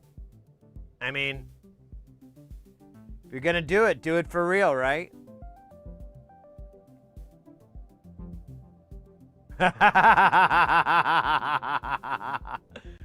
Oops. Good try. You get a golf clap for that.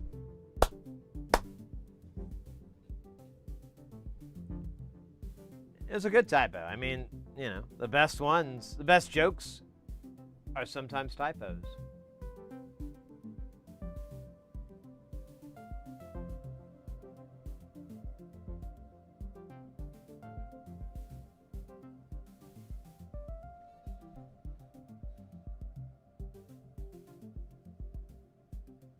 DJ Corn Sweat popping another one on there. Remember, the goal of the game is to get as many points as possible. 7 first, if you can. Or have the most points at the end. I think Corn Sweat's at 2. Is James at 2 or 1? I think it's 1. We'll see.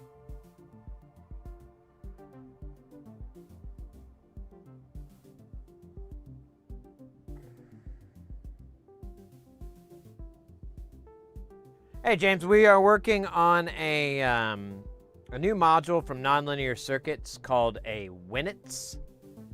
It is it's basically 3 of the circuit he has called the reverse sigmoid, and which is basically like a chaos module that does the it was the glass. It does this goofy math thing. But it makes these really fun, wiggly lines that we could possibly write jams to.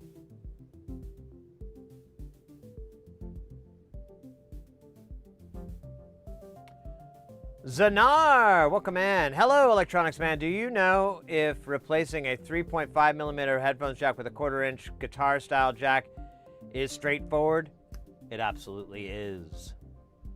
We can do a little TRS action here.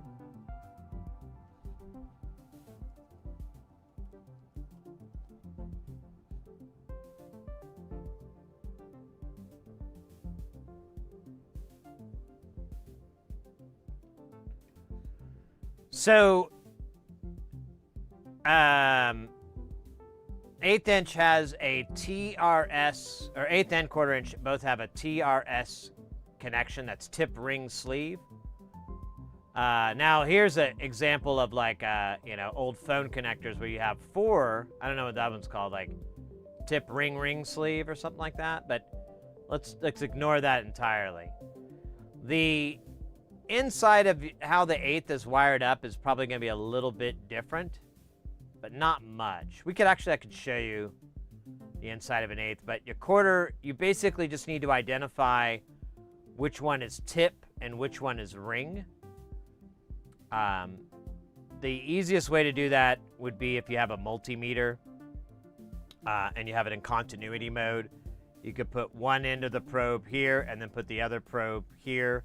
If it beeps, obviously that's it. If it doesn't, go to the next point.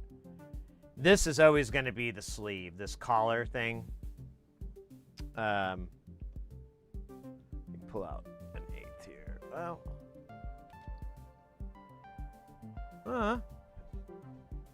yeah, here we go.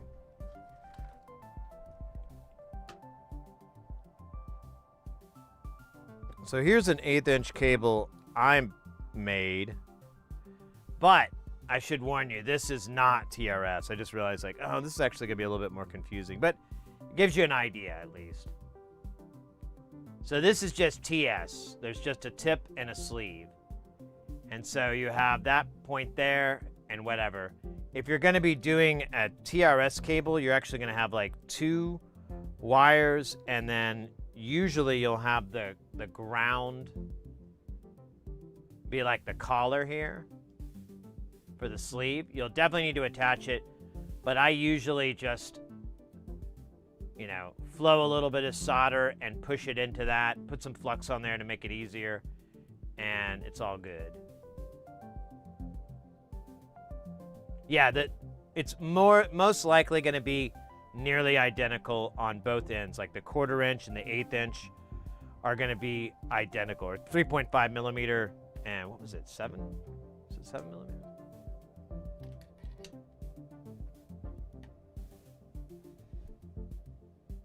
No, I'm just using the Google to give you a visual representation of what I'm talking about. That's the only reason why I like. Corn Sweat at 4 points. Booyaka.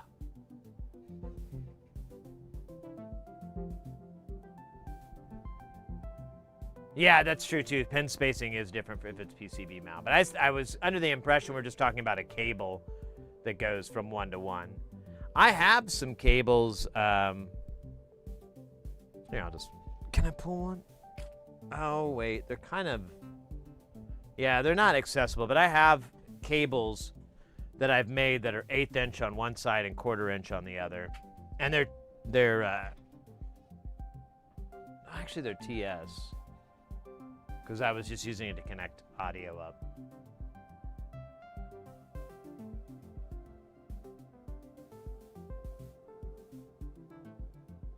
Oh, that was it? That was the game? Nice. All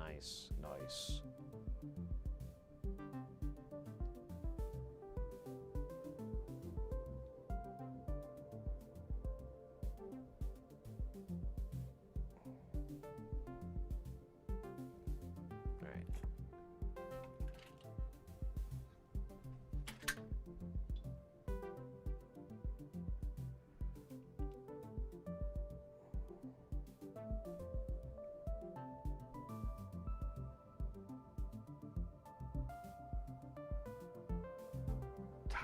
It is Tuesday, isn't it?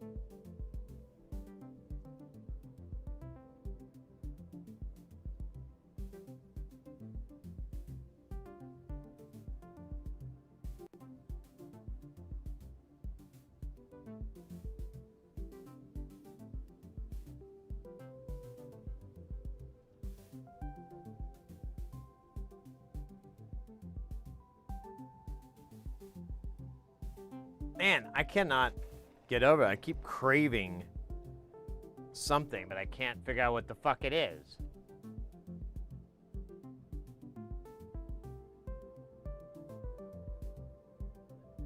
I'm like, is it a cookie? Is it something sweet? No, not really. I mean, I could do it, but I don't really feel like that's gonna fill the hole inside me.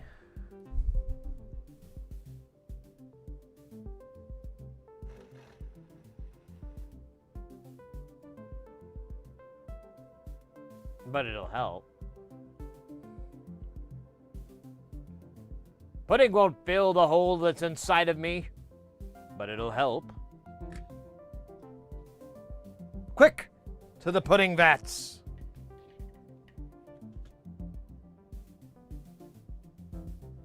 Why does the solder not stick to the middle? What do you mean? Like, when you say the middle, are you talking about this? Ugh, no, tweezers are gross. Or are you referring to this middle?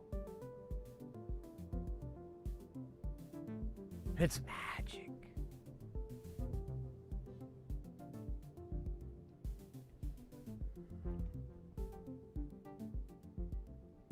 Yeah, maybe I need pizzas. I already had like a kind of a pizza, so I don't know if that's going to be the fix. I mean, pizza usually fixes a lot of problems in my life. One time I woke up hungry, ate some pizza, wasn't hungry anymore. It's kind of sleepy, but not hungry.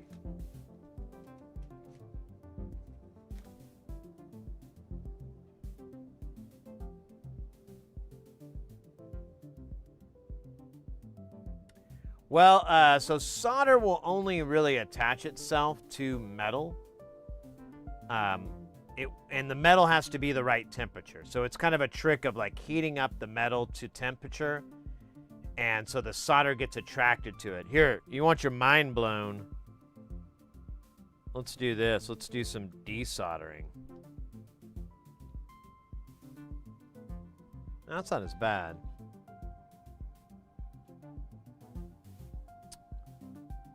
I thought I got, oh yeah, it's at the bottom here. Yeah, we can clean this guy out. So to illustrate that, we're gonna remove solder from these pads. You can see there, it's on here, but not here. And we could even go nuts and get it on the other ones, but maybe that's for another day. So we use this stuff called desoldering braid, and it basically illustrates what I'm talking about. So I have to heat the solder braid up with my iron. And here, let's zoom in. You can see it even better.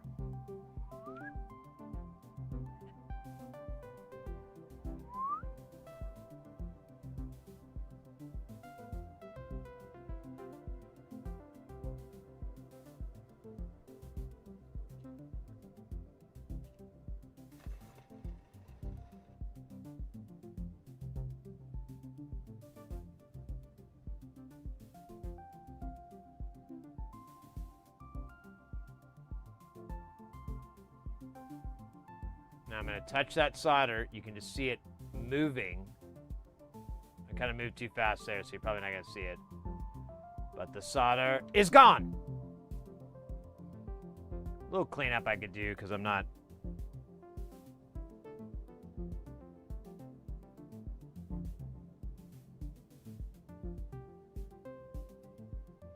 But it cleans it off, and it's now on this. You can see like little chunks throughout it, and it's a bunch of different factors. One is it like solder, it's solid, of course. Once it gets up to temperature, once it crosses 184 C, 82 C, it turns into a liquid. But the liquid is, it's not until you introduce a metal that it will attach itself. And it's not all metals. This is like a 10. There's different types. I'm going to get it wrong if I try to quote it. But you'll attach it to the metal, and then you can put, of course, two metals together and then release the heat, and the solder adheres to both. With the desoldering braid, there's all this surface versus that flat surface. So like all those fibers and everything make a much more appealing area for the solder to attach to than it does the tin. So you just have to heat it up so it's hot enough, and then it just flows, and it even moves over to that stuff because it's just more desirable. The solder will get kind of viscous, but the trick is it has to be pretty hot. Hi Sid, quick question. I'm laying out a small audio effects PCB with a TO220-7805, dropping 12V to 5. I'm estimating around 0.6 to 0.7 watt dissipation, though the breadboard version barely got warm. Yeah, it's going to be a low current. In a small closed enclosure, would you normally leave it bare and small heatsink, or complete it to the enclosure, or couple to the enclosure at the power? Or preserve it? That's a good question.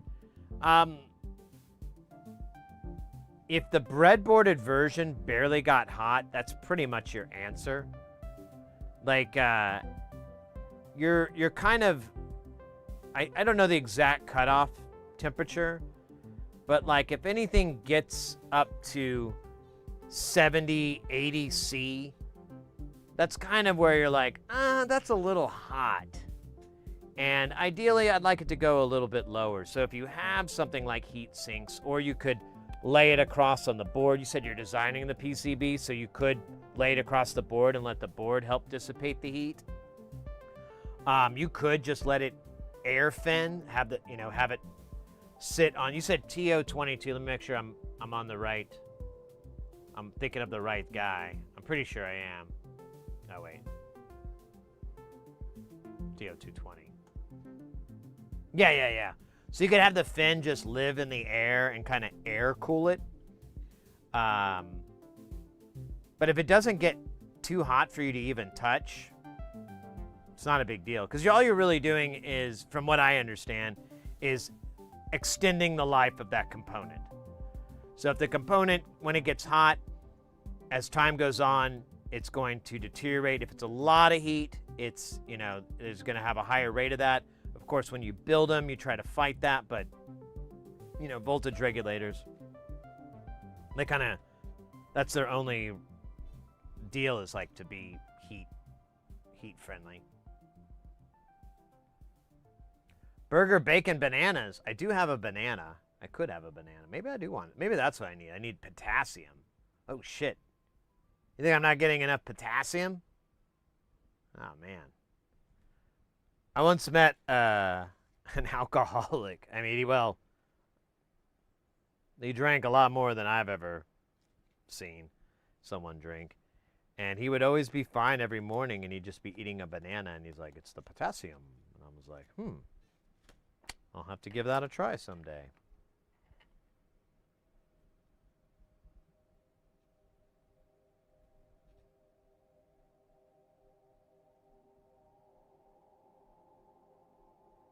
Oh, it's Coxo Boxo. Wait.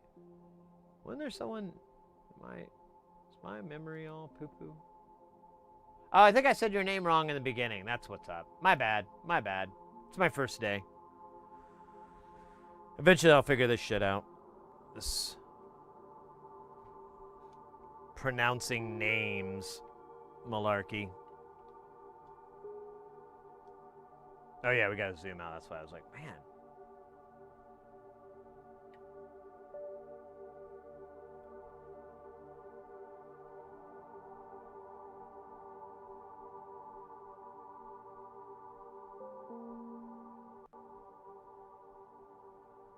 Oh man, that guy looks like a chump.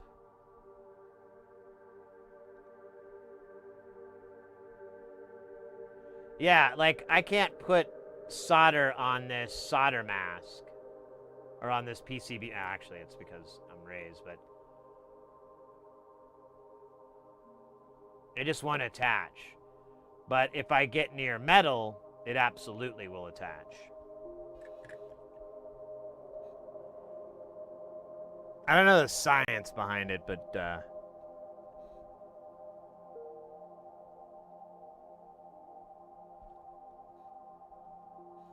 just know there was a warlock involved, played by Julian Sands. Ah, man, I miss that guy. So bummed out that he passed. It was so tragic, too.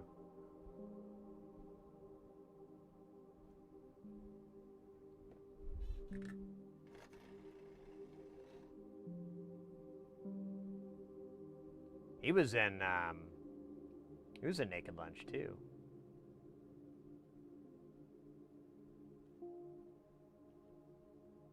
He was also in Boxing Helena, which was a pretty fucking disturbing movie.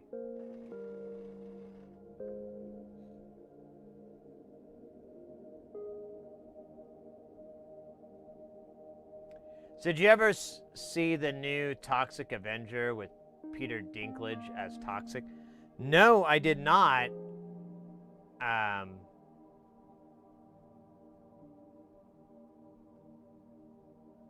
I remember it was going to come out, and then I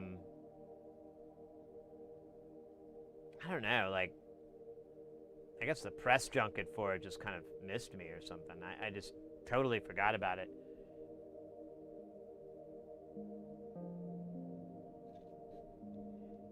It's exceedingly good for a trauma type film. Really?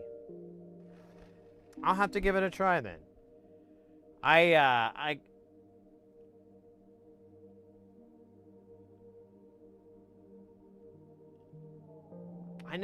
don't even know if I ever watched the first Toxic Avenger, to be honest, like the OG one. I was never that big into trauma movies, trauma films, the company. I didn't dislike them or anything. It was just like, I don't know. I don't think they had them at my video store or something like that when I was growing up.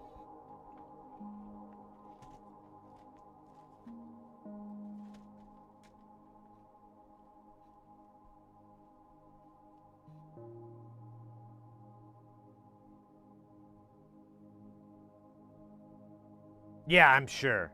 Well, I mean, if you're paying Peter Dinklage to be in the movie, you probably got a couple of bucks for the budget.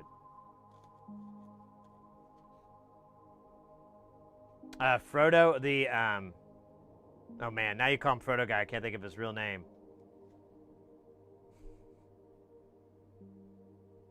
Yeah, I'm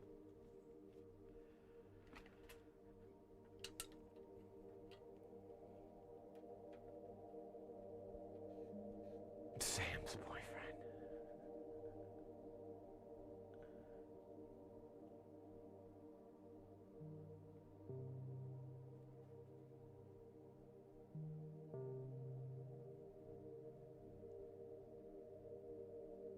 I saw a joke a while back that was like, why didn't Frodo put the ring on a chicken and then just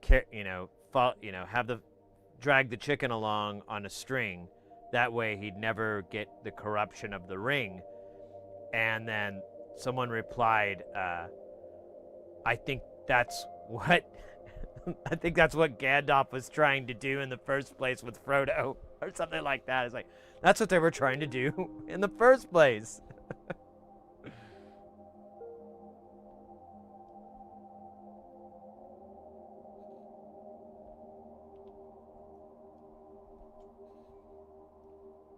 Elijah Wood? Is that his name? Is that who I'm thinking of? Is it Elijah Wood? I always get names screwed up.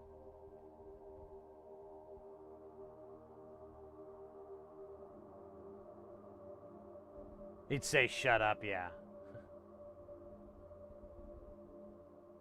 It's chickens all the way down. Hey, F1, welcome in.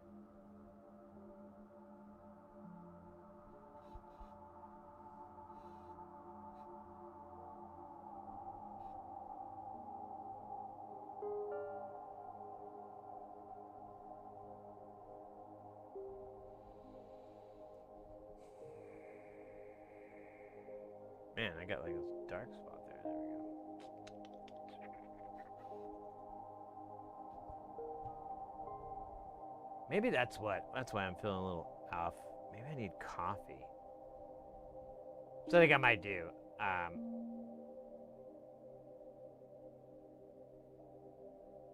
Yeah, I might just do that. You know what thinking with both halves of my brain. Would that work? Maybe. Oh, yeah. Okay.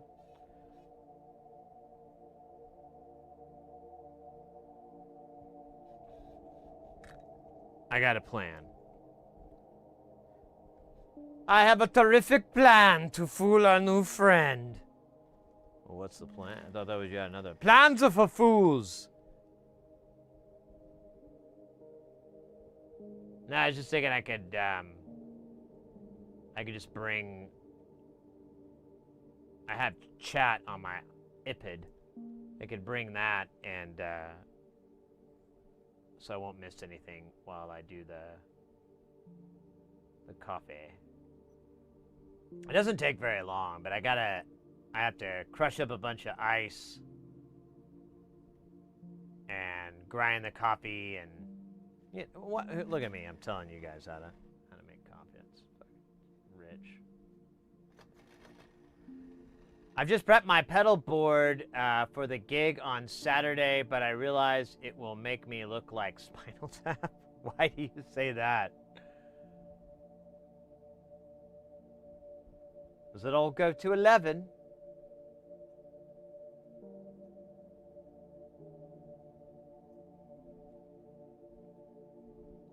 We'll say you need it a little bit louder. There you go.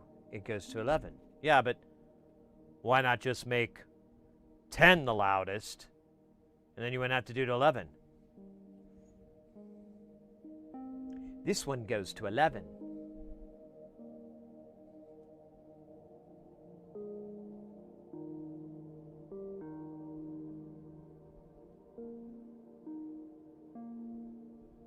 $10,000 delays and phasers for just 4 voices. Oh.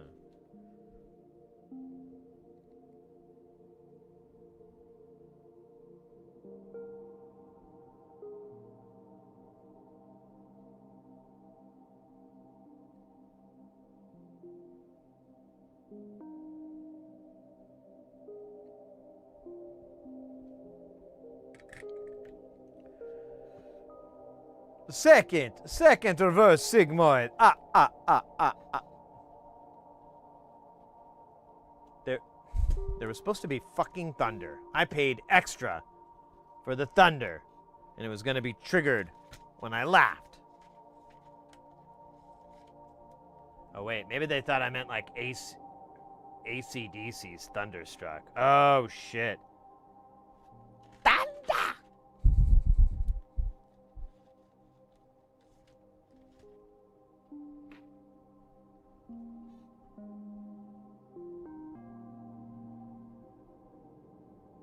Yeah, get a mini Stonehenge.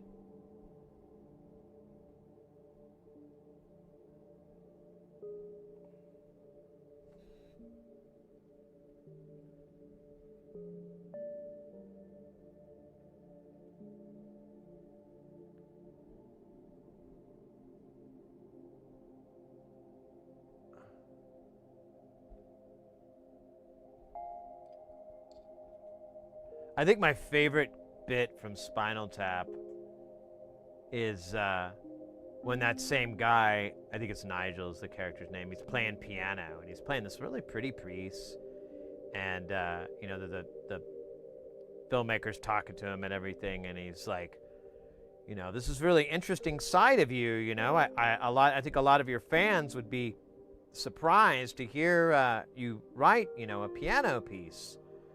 Well, yeah, it's all really music, really. You know, it's all just great. He goes, oh, well, that's beautiful. What was the name of that song? Oh, that song, it's called Lick My Love Pump. And you can tell, like, they had to cut it so fast because he lost his shit. That one's called Lick My Love Pump.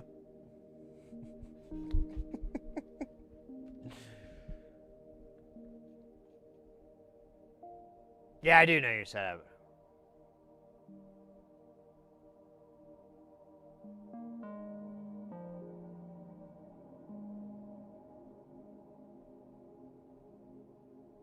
I'm meek.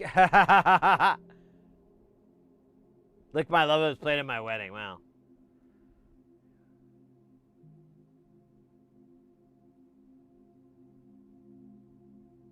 Oh yeah, that's right. The blackout.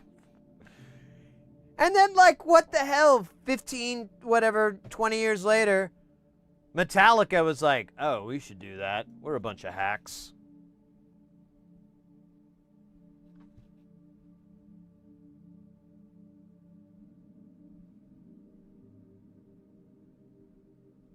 If I remember right, they were making fun of the Beatles' White Album.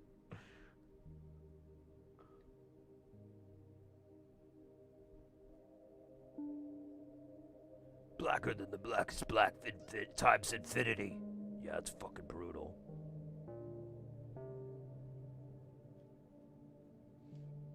Man, that was probably one of the cooler concerts I saw this year so far. I saw Metalocalypse or Death Clock. Yeah, it was Death Clock, I should say, play live, and oh my god, what a cool show! I was just there to see the opening act, and but there was Amon Amarth, which was one of the acts, and then Death Clock. And Amon Amarth was like a total surprise to me. I didn't know anything about them, and they're fucking awesome. I would absolutely go see them play live again. That was I didn't know any of their songs, and I didn't give a shit. This is some sick metal. And like they had a lot of props too, like really cool props and stuff, and I don't know, it's just a good production.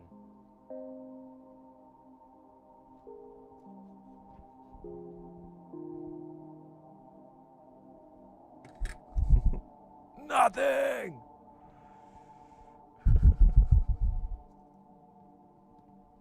Are there any diodes on this build? I don't think there is. No, just the shotkeys.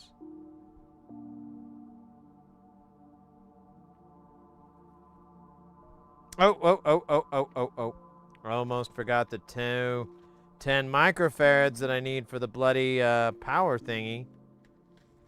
My bad. I could have gotten this earlier, but drugs and alcohol prevented me. Not so much that they prevented me from it, it was their absence that prevented me. In the words of that woman in that sample, I live for drugs. Or it's actually, I just hear Thrill Kill Cold.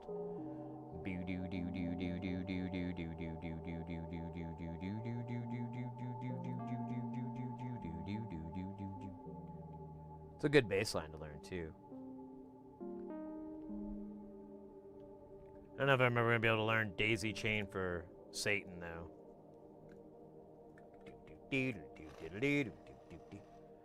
Everything every tablature I read, it was like all altered tunings, and they were never the same altered tunings. And I was like, huh?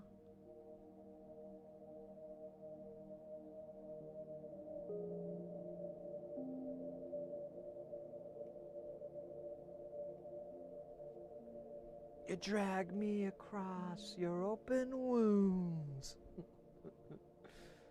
I was only laughing. Come on, we're laughing. It's only laughing. Come on, laugh.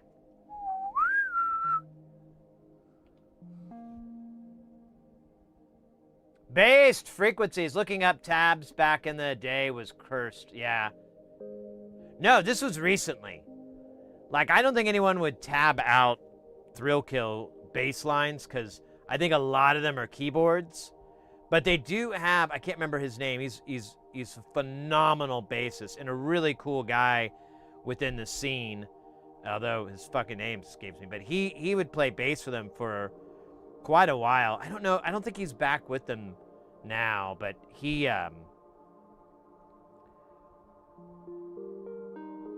but they do, I have seen them live several times, and they do a lot of miming. You know what I mean? Like, I saw one show, and I was like, this would be cooler if his keyboard was actually plugged in. But it's not. Oh, he missed a sample. He hit, well, who cares? Welcome in, by the way, Bass Frequency. All right. We've got the caps on. We just need to do 2 diodes. But I don't know. I keep yawning and I keep tired. I only got like 5 hours of sleep, 4 or 5 hours of sleep. So I think I'm going to make myself a little mocha. But I brought Chad in, so I can still read the words and the prophecies that you speak.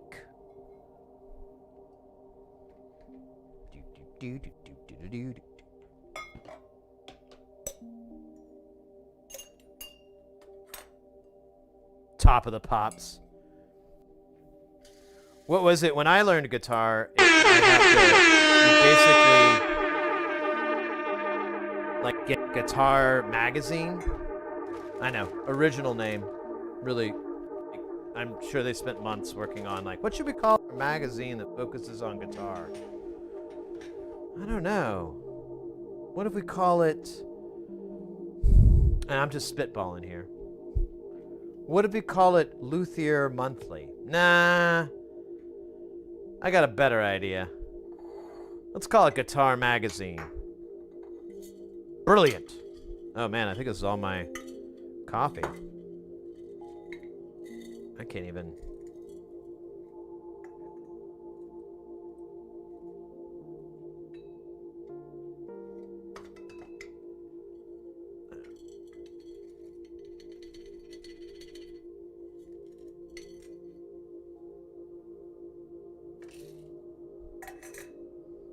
Oh, cool. Now I can get my coffee that I bought at a rock concert.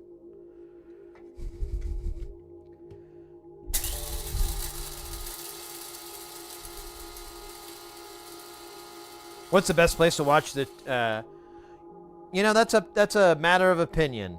To be honest with you, I say what I do with streamers that watch it. If it's like visually a really cool, like they're playing a game or something, I watch their YouTube feed, but I have their chat from Twitch popped out and on top. But I think we have around 20 or so people chilling in the Twitch, and I think about 6. I can't see the YouTube feed right now, but yeah, about 6. But you can both see each other's chat in the screen, or should be able to. So should be able to interact, but you know.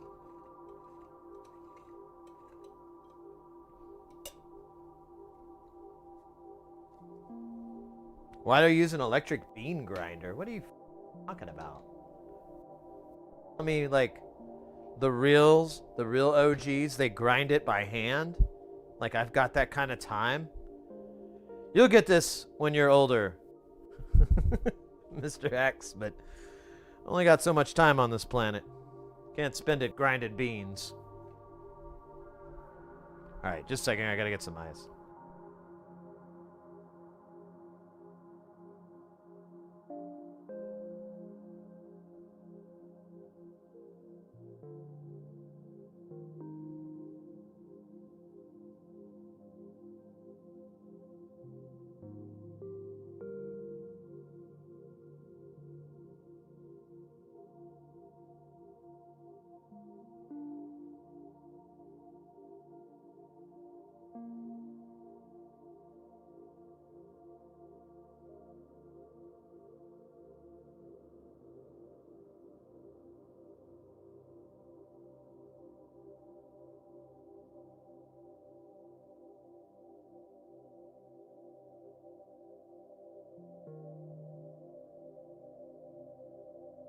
Porphy, I grind mortar and a pest. Yeah, sure you do. Sure you do.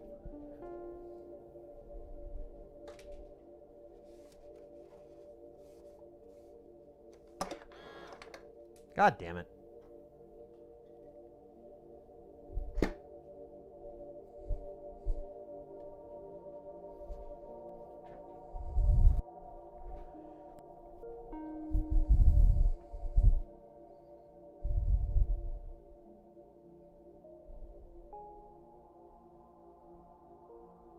Beaniest envy. There you go.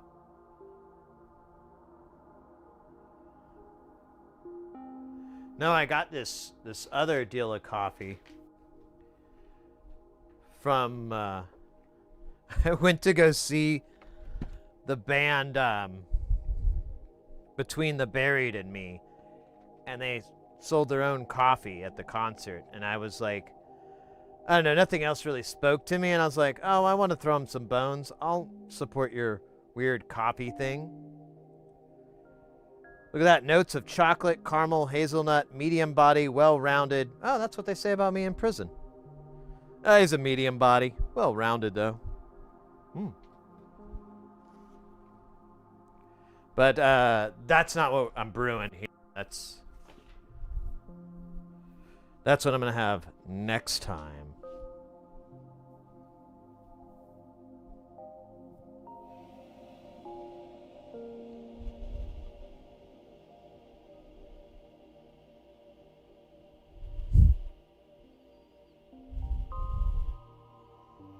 All right, it's doing the boiling noise. We're pretty close, kids. Buckle up, buckaroo. Here, I'm gonna, while that's happening, we put away the cap, no cap. And I guess, actually, I could just dump these caps real quick. Or the diodes, I mean. Whatever the fuck. Whatever. Don't matter. None of this matters. We better have some big guns.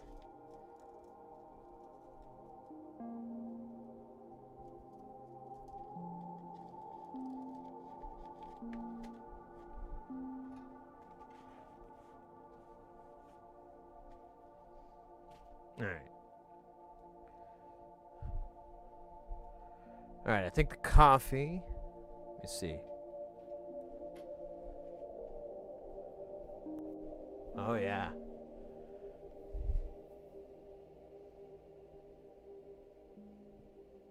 Yeah, I like the little mocha pots because I like the percolator thing. It's neat.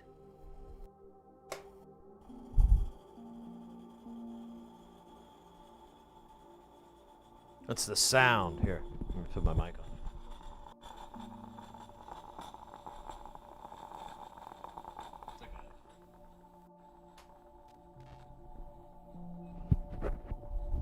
It's like a train whistle.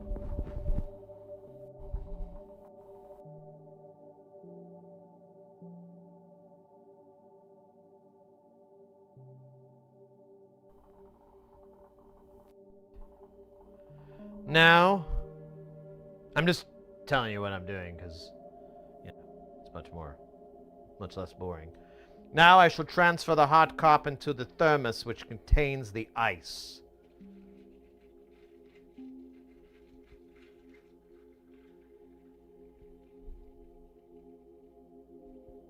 Perfect. Here, let me get all the goo in there. Yeah. Now I'll let it sit for just a moment. And then the ice.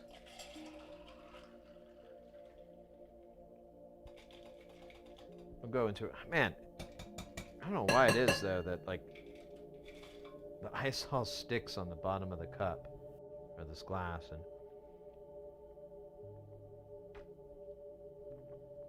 maybe it answers that question. I can't remember who it was that was asking earlier. Why does the solder stick to the metal? And I'm noticing a lot of things stick to metal, so maybe we should be investigating metal. right.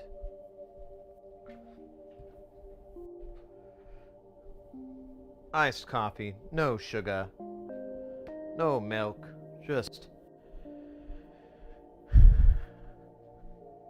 I was gonna say like I like my women, but that would be very nice. To Mrs. Heresy, because she'd be like, "Why did you say that?"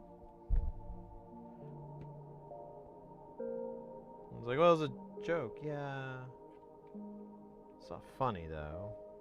Like, yeah, it's not. Yeah, you're right.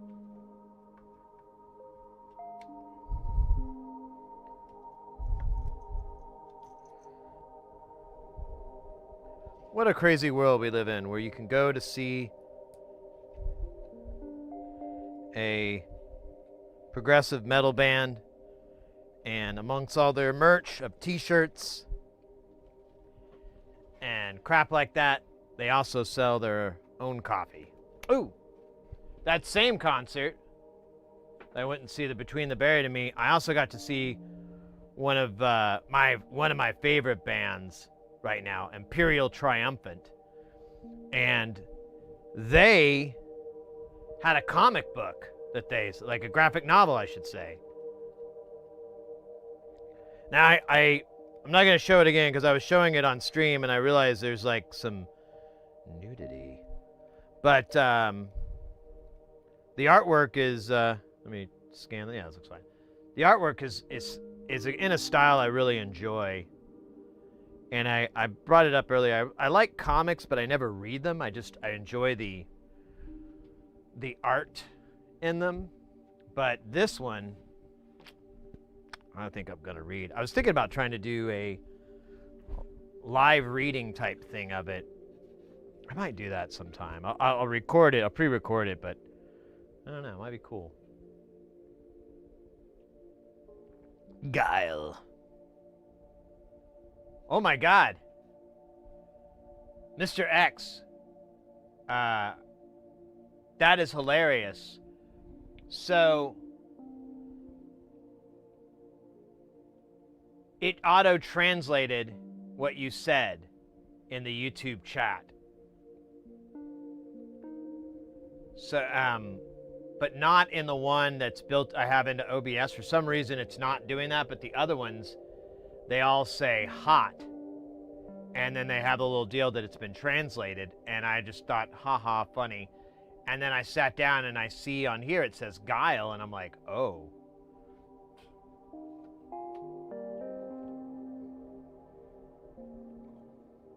Interesting.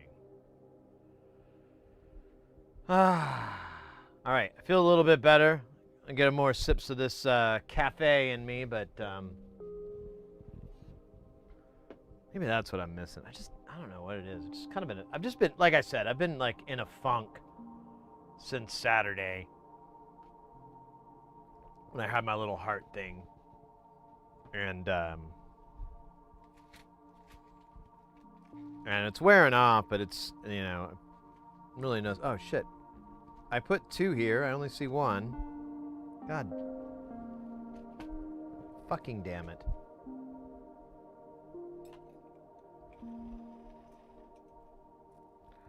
All right, well, I'll have to get more.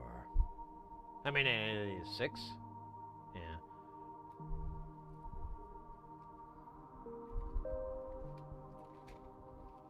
Dude, that's so annoying. I saw 2 drop out. I don't know what happened to it. I guess I don't know. I thought I didn't sit anything down, but yeah, whatever. Fuck it. It doesn't matter. None of this matters.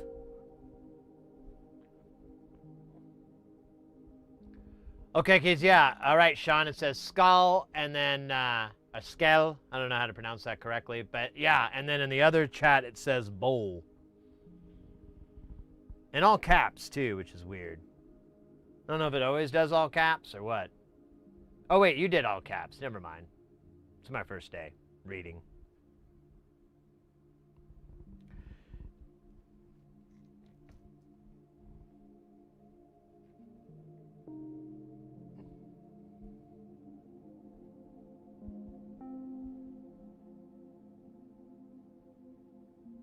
You saw it in the YouTube chat? Oh, interesting.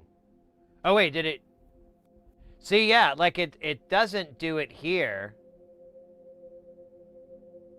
I don't know if it did it... here, let me just back this truck up a little bit.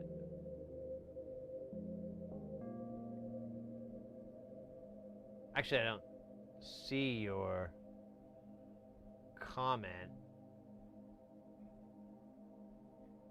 Yeah, it didn't make it into here, because sometimes it doesn't get YouTube chat.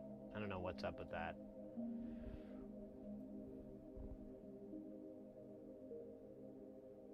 Cheers. What? Oh, Skull?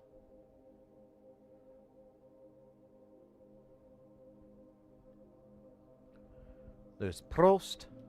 Prost.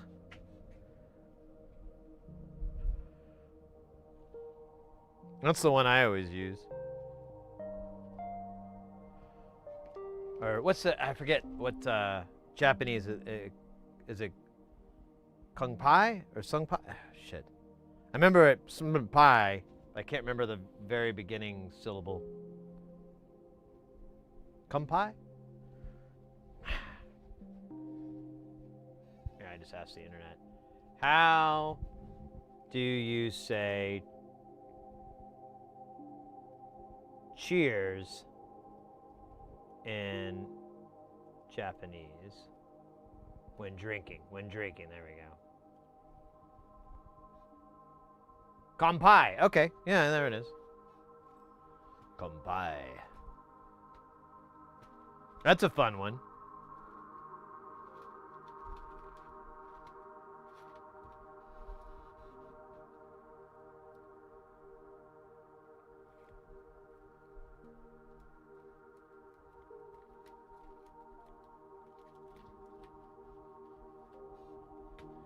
Relo Rolo.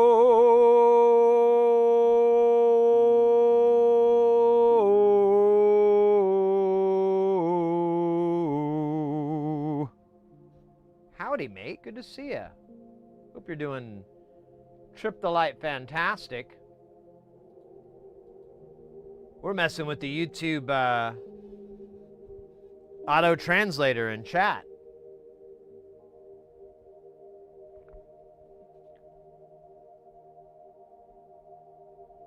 It's fun. Nobody ever saying to you, "Oh, that's a crime. That's a fucking crime. Those are tragedies." You know? Well, I'm glad we could finally cut through that, you know? To be fair, I don't think anyone's ever said that to me. It's like to me either. I'm just, I don't know. I don't have an excuse. I was gonna say something, but I'm like, none of this is true. I'm just a crazy man. That could be true. I got this tattoo before the man put me on ice. It's a clown, you dig, and it symbolizes street warfare. Oh shit, I stabbed myself in the finger with my ceramic tweezers. That sounds like a emo song. I stabbed my finger in the tweezers with my ceramic tweezers. Nah, it doesn't work. And now my finger hurts. I'm gonna cry all night and day. I may have not ever heard emo music. I think it's pretty apparent from my impression of it.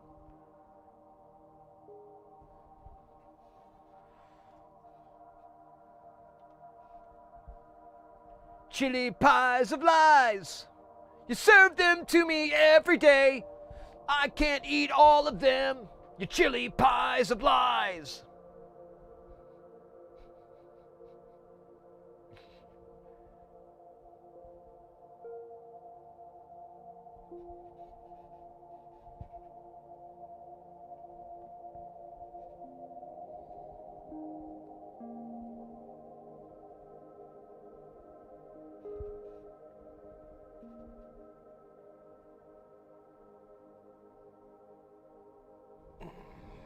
Oh, scheisse.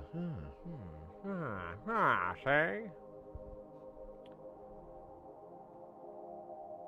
I'm sorry, I'm thinking real quick. Give me a second. It's something I do every now and then just for kicks.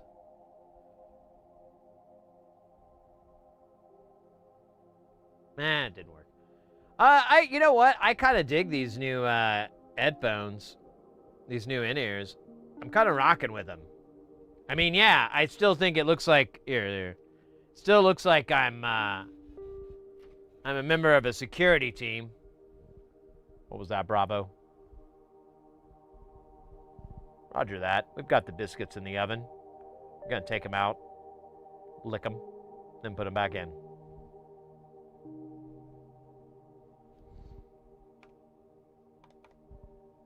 After this guy quits singing about the Frito chili pie of lies. Dude. I could absolutely devour Frito chili pie right now. I'd make it my bitch. And I mean my female dog, okay? I'd walk it. I'd give it treats. I'd pick up its poo-poo. Where I have to. But if I don't have to, I'm not going to do it. It's gross. And I'll make a little bed for it to sleep on. But that's what I would do with a Frito chili pie. No, I won't. But either way, oh my God. I'm trying to think of a place that makes them. And I could have that delivered.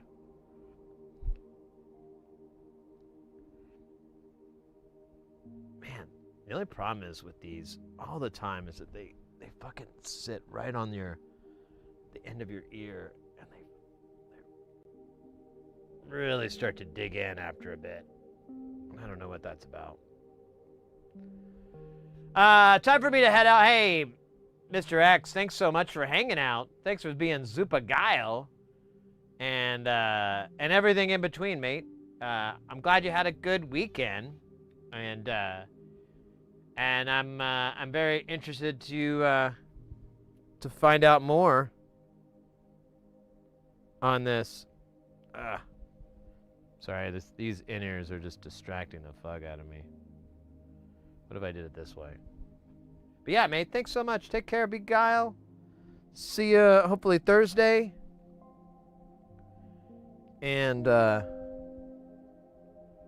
rock on. With your Frito chili pie of lies. She's got a Frito chili pie of lies. No, it doesn't work.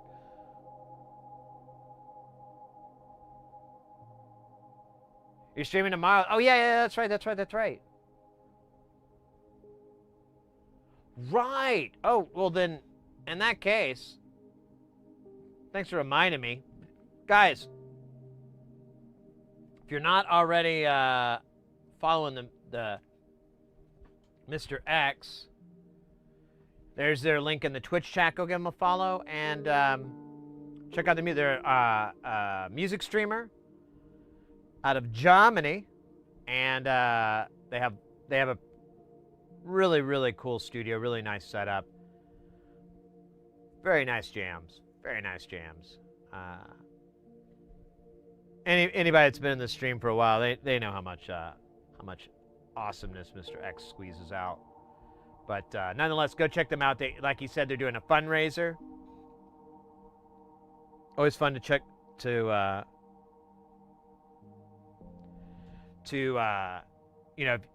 mean, not necessarily saying contribute, but just cheerleading for it is always fun. I like doing that. If I can't necessarily dump the numbers in, I can always cheer them on, you know. Oh, anytime, Mr. X, anytime. Have a good rest of the night. Guten Abend. Tschüss. And genau. I just threw that one in.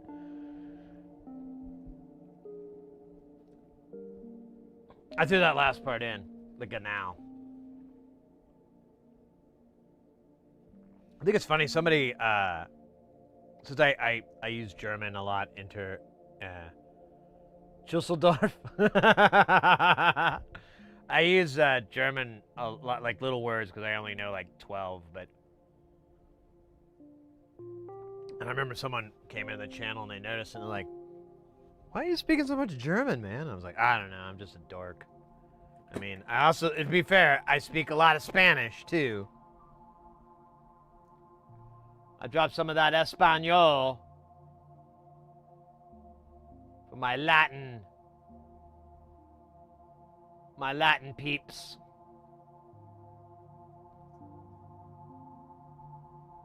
Also, I've kind of fallen in love with Spanish a little bit. I'm really mad I never studied it.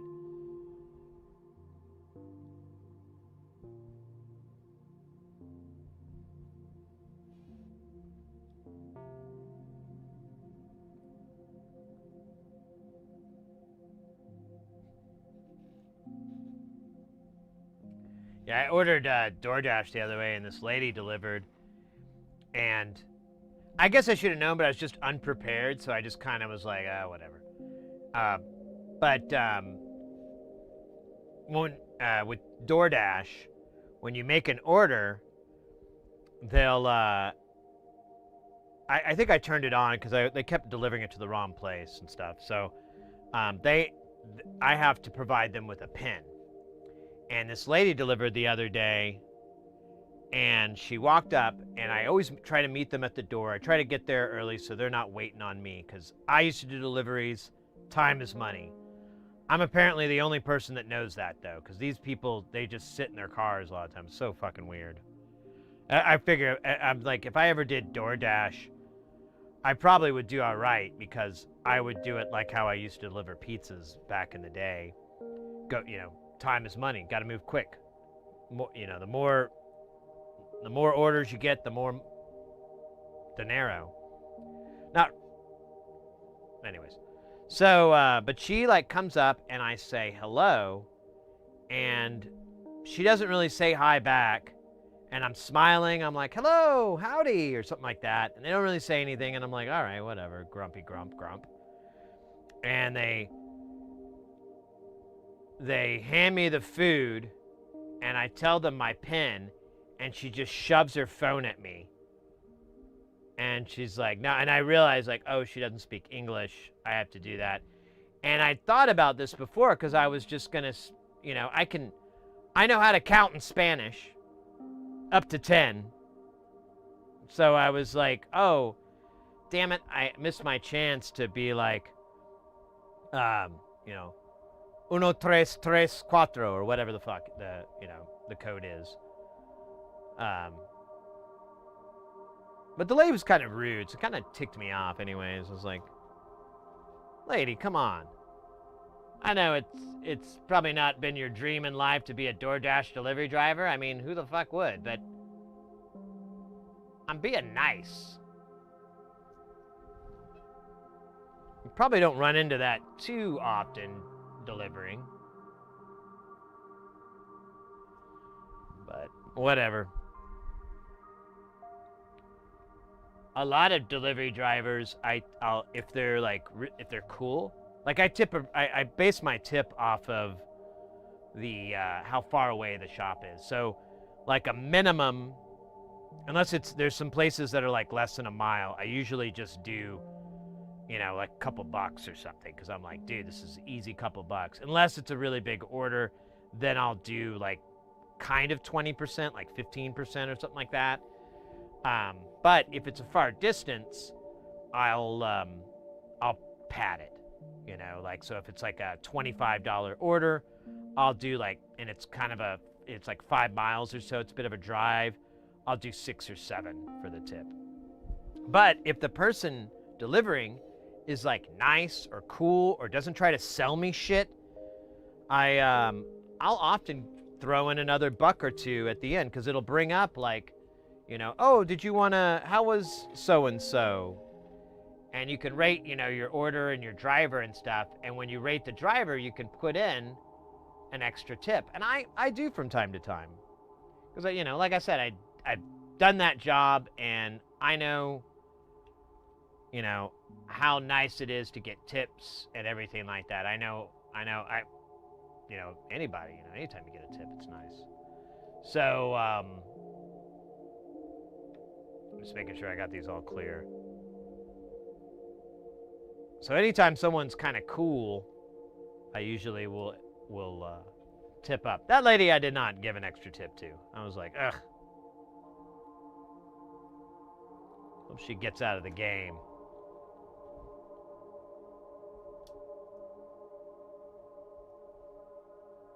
Or learns to be polite, you know? At least smile when I don't know, whatever. I'm whining. I apologize, guys. I kind of went into a whiny rant.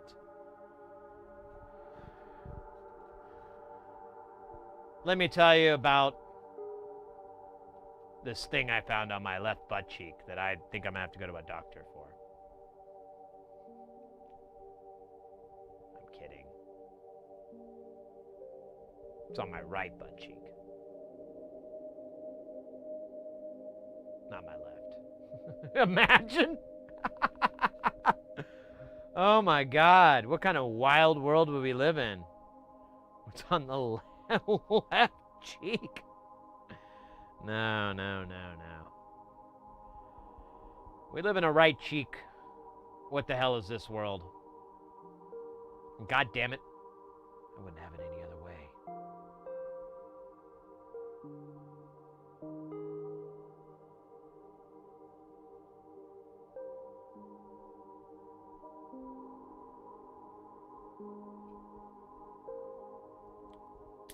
Do you ever think David Byrne's gonna put out an album called Now I'm Making Sense?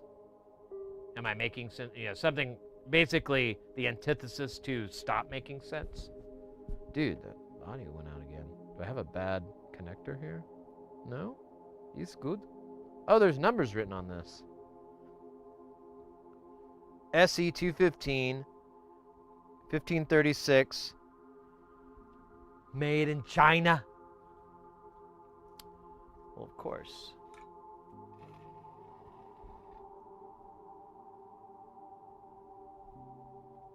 Sean, what are those chips? Yes, these are op amps. We were talking a little bit about them earlier. I don't remember if you were present or not, but we were talking about TLO 72 op amps. And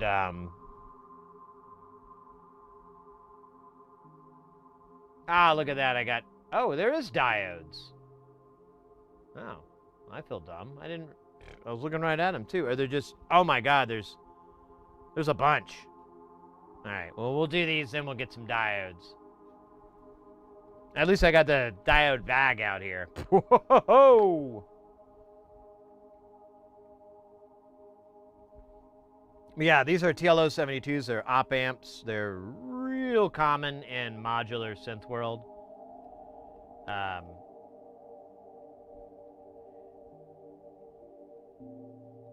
For a number of reasons, but one of them is that they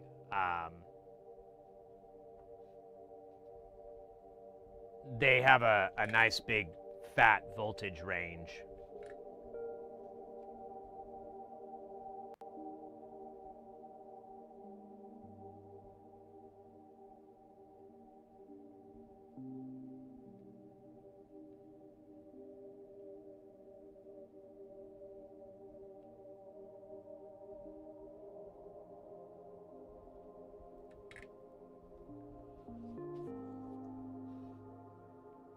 Yeah, if you're going to start breadboarding stuff, like designs and things like schematics, definitely stock up on some 72s and 74s. Oh, man. Okay, sorry, guys. This is just... everything's...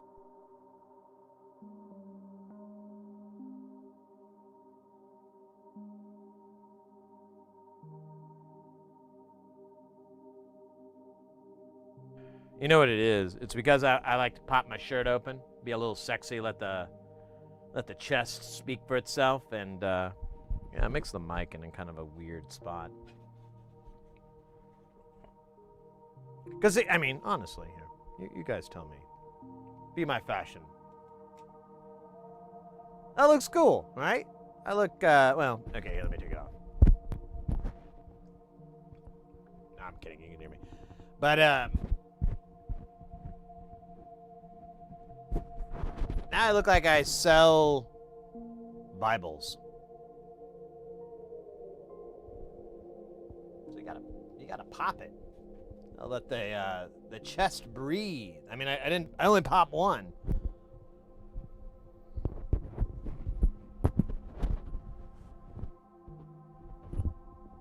I kinda wish I could, let me think, how could I do that? Is there a way to do that?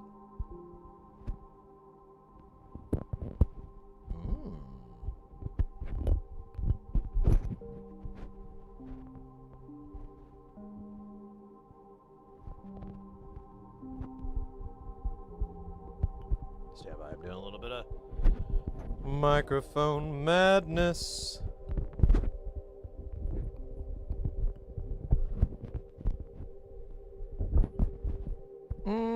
That looks dumb, but it does work. And because of how I have this framed, you really don't see it.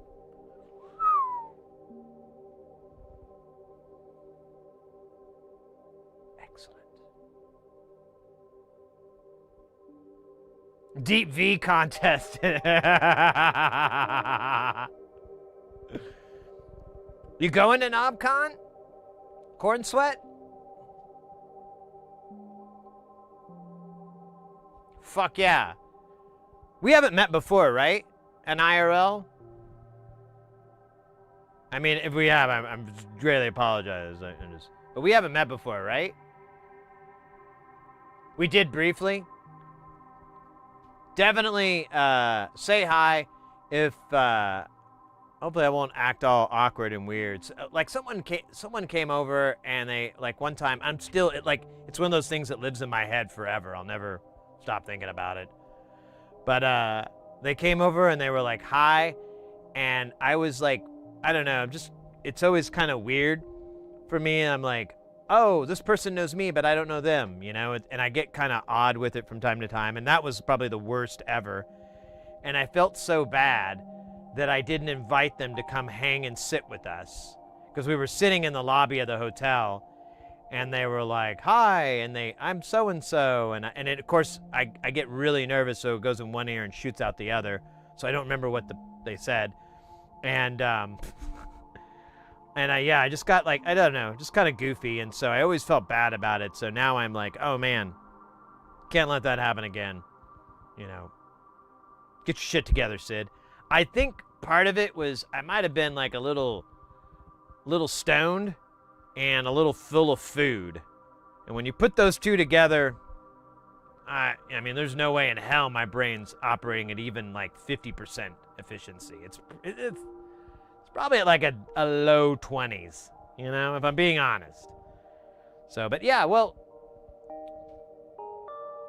don't be a stranger if our paths cross. And remind me. Yeah, please do. I always look forward to hanging out and meeting some people that are from chat and stuff like that. But again, I also am mildly, well, I'm old. You know, I'm just an old man. Got old man brain. I never quite ever got away from being dumb. Like, I hit my head a lot when I was a kid. A lot. Like, I probably would be way smarter if I didn't do so much actual physical brain damage to myself. I'm selling this hard, aren't I? Standard pointer! Mr. Heresy, even. Oh, no, Mr. Heresy is my father's name. You can call me Chuck. Wait, it's not my name, though. Don't call me Chuck. That'll be weird. I won't answer to it, I'll tell you that. I'll be like, who's this Chuck guy we keep yelling about?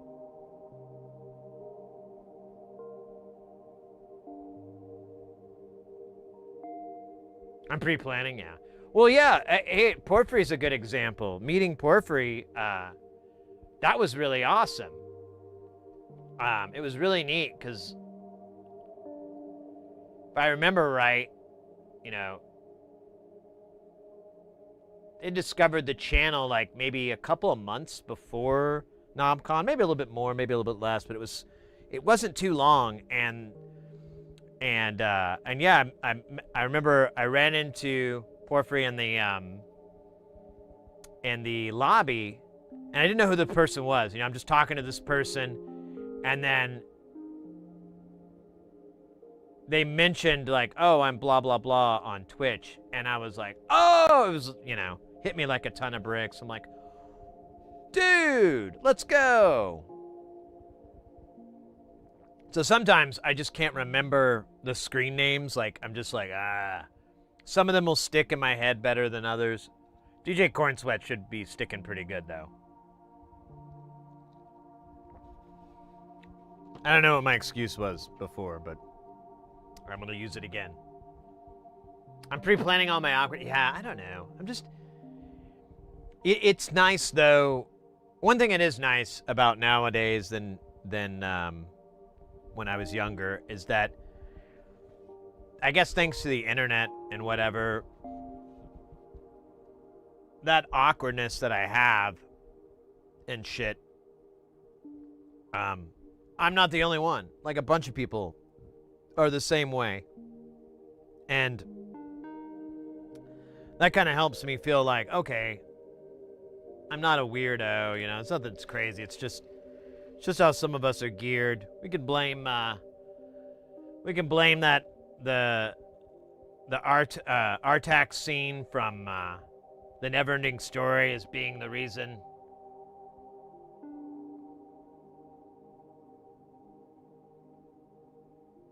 For our traumas, for our mental goofiness, I don't know. But anyways. I wasn't as nearly done with GSG last year as I am this year. I was more of a Earth Modular Society guy the previous year. Earth Modular. I don't think I know that.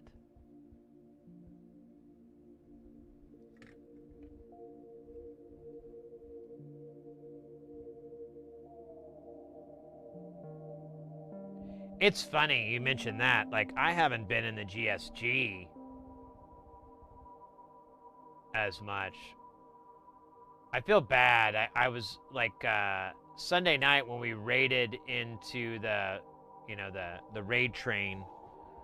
I watched like a couple of the, you know, I watched the act we raided into, and then I watched the act afterwards.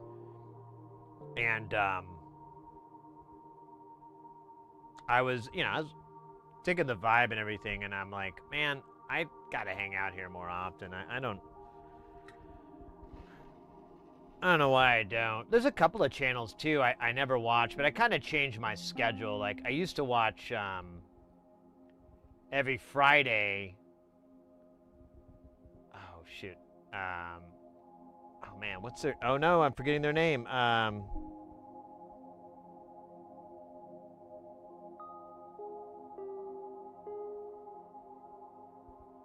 Oh, I can't remember it, and I gotta look at it. See, I have it on, I follow them on Patroni. Escape Velocity Records. So they're a husband and wife DJ record label company group thing, and they're about my age. They're around my age, give or take. And they've been doing, you know, jungle drum and bass for ages. Full disclosure, that's one of my favorite genres of electronic music. And so it's nice to, one, get some great jams. Two, some people that have been in the scene longer than me, and you know, I can bring up something and they'll be like, oh, I remember that back in '98, and I'm like, yes, thank God. So many people that are like, I was born in '98, and I'm like, God damn it, good for you. Hell, maybe it was you were conceived at one of these raves, who knows. But I never get to see them as much, and I used to watch their stream every Friday, but I started this habit of hanging out with my buddy Friday nights, and then I also got into this podcast that is live on YouTube on Fridays, And so I don't watch them as much. I was in their Patreon for a long time, but I had to make some tough calls, and because I have a budget for Patreon, and well, I have a budget for Twitch as well, monthly budget on what I can spend for subscriptions and stuff like that, just so shit doesn't get out of hand, and I'm spending like $200, $300 a month on something like that. I mean, I'd love to have the disposable income to do that, but I don't. I kind of want to engage more with the EMS. I'm on the Discord, but don't do anything with it. Man, I guess I need to... I know that name. Like, do I follow them? I think I follow them.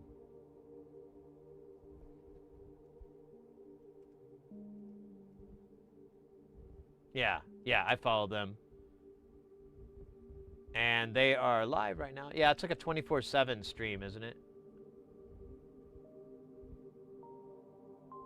Yeah.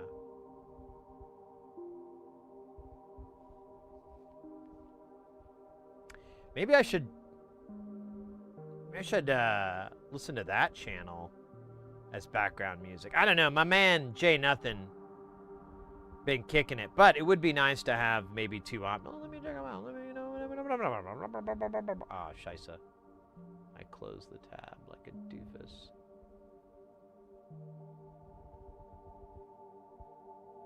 Let me see. Let me hear what's playing right now.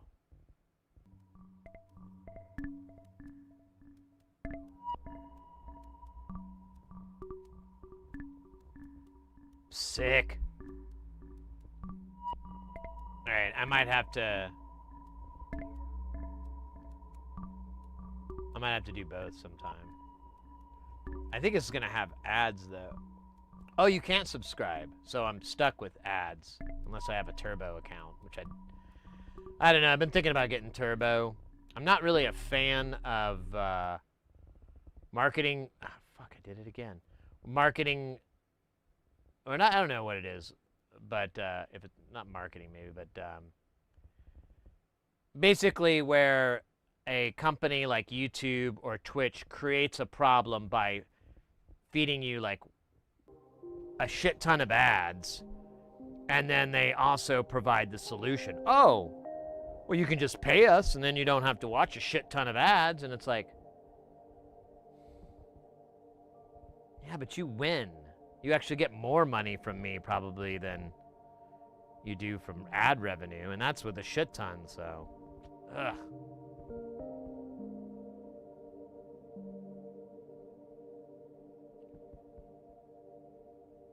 That's the waiting. Okay, yeah. It didn't have anything up. All right, well, I didn't know that was...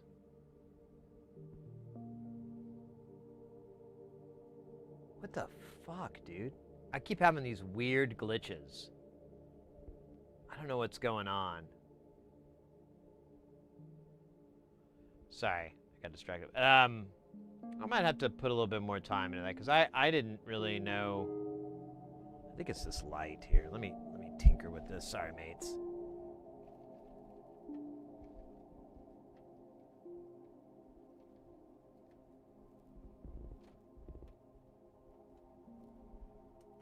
There we go. Hopefully that'll fix it. I really just need to replace these light fixtures. I have these old ones from like when I first started streaming, and that's my light that comes down on the work area here. But they are shit lights, and they are shitty. They're just terrible. And I could do better, and I have better, but I don't. I have to.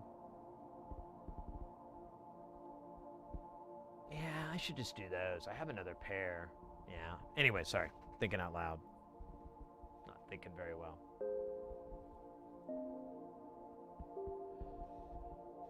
Turbo still has Twitch ads. You still get Twitch promotions. I've heard differently.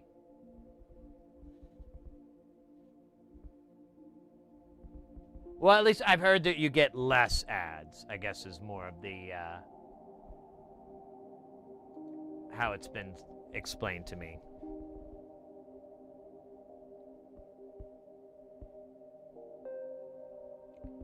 What was it, like a year ago or so, I got Mrs. Heresy a YouTube Premium Lite, which is honestly not the worst deal at all. I can't remember, but it's less than, it's not $10, it's like $6 or $7 or something like that. And because she watches a lot of YouTube, but she doesn't watch it on her browser, and watches it on the like, you know, through a TV app, you know, like whatever, the YouTube app for TV and stuff. And I got that for her, and I kind of wanted to see, but she would benefit, and I was like, you know, whatever. I can't let my ethics affect other people's lives, you know, and enjoyment. So I went ahead and got it, and for her, but it doesn't carry over to me.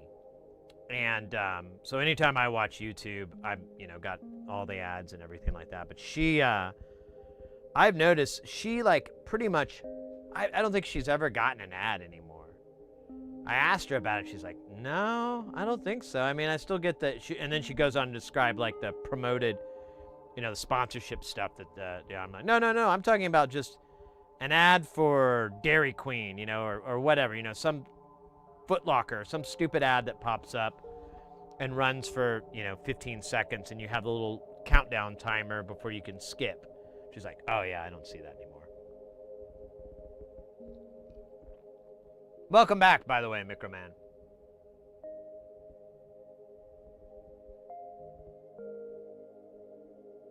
Oh, nice. That's crazy. I'm like thinking with all the, I mean, there's just so many points of failure on there. I'm like, man, am I gonna nail it?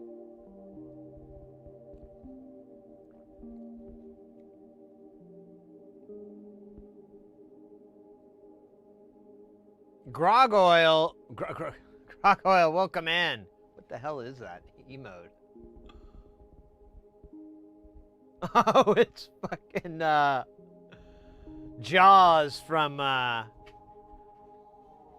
James Bond from the Nintendo 64. Exactly, even better. That's freaking great. Yeah, GoldenEye, man. Fucking one of the best games ever. Like, man, you know, it's funny. I watch a lot of modern vintage gamer, and I watch a lot of old, you know, content from old gamers like myself, and they all kind of echo this thing of like, man, it really sucks there's no innovations anymore. Because you can remember, like, when the Nintendo 64 came out and the PlayStation 1, and you were just like, we're living in the future, man. This is insane. Like, they were so fun and so cool.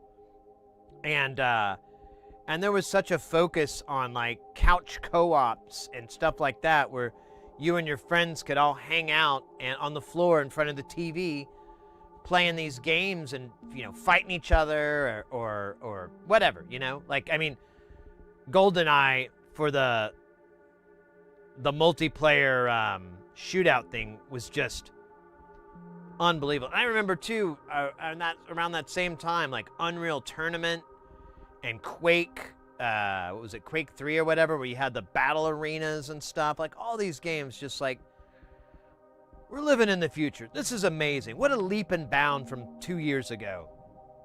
And you would think, because of Moore's Law and stuff, that it would only get better exponentially. But instead, it's just like, oh, yeah, we just use the same engine for everything. Yeah, it's cheaper that way. Oh, okay, so everything kind of functions the same? Yeah, pretty much. Oh. Okay. Yeah. It's all kind of bland. That's what you want, right? You just want a bunch of bland games that all kind of feel like the same game.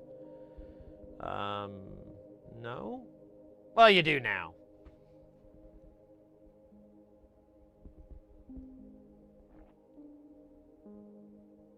Friend Slap, which is basically like the interesting concept of friends-based games.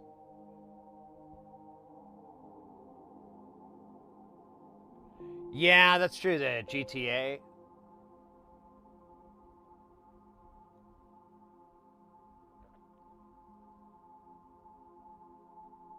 Yes, there you go. So it's basically reiterations of an old paradigm.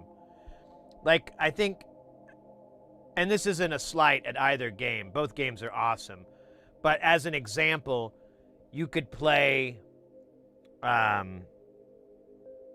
like Fallout 4 and oh shit. The fucking medieval game that uses the exact same engine. Fuck, I forgot the name of it. Oh,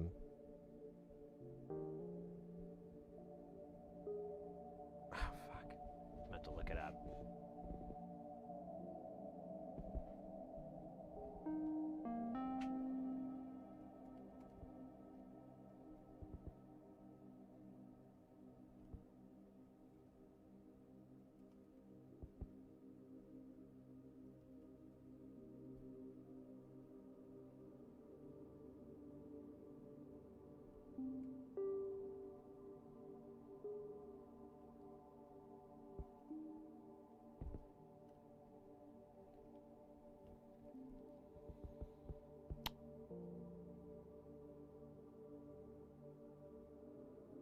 Elder Scrolls. So you could play Elder Scrolls. Oh, you got an ad. I'll wait for that to get over with.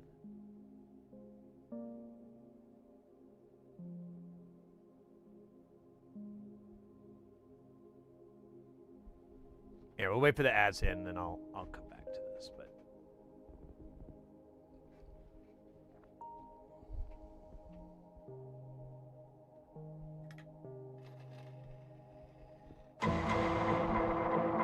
Ekin gifted a tier 1 sub to Grogger. They have given 27 Ekin! LFG, mate! Your sponsorship is Harbor Freight. Mate, I was saying earlier, I need to sit down and brainstorm them, but I was thinking about,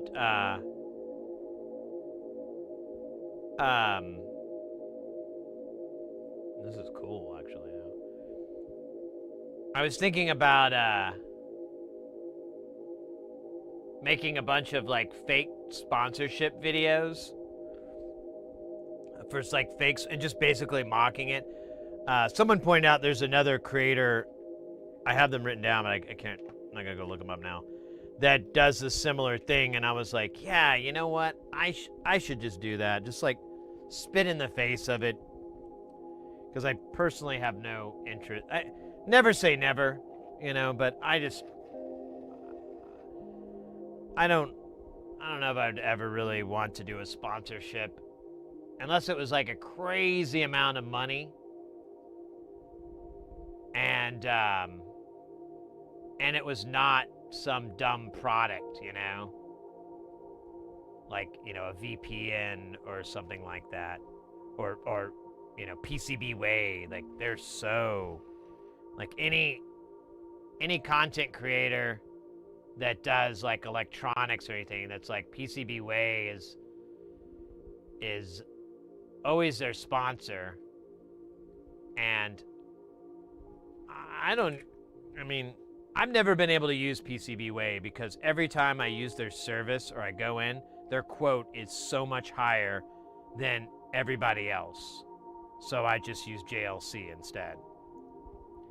And I don't want to do JLC because they're boring as crap.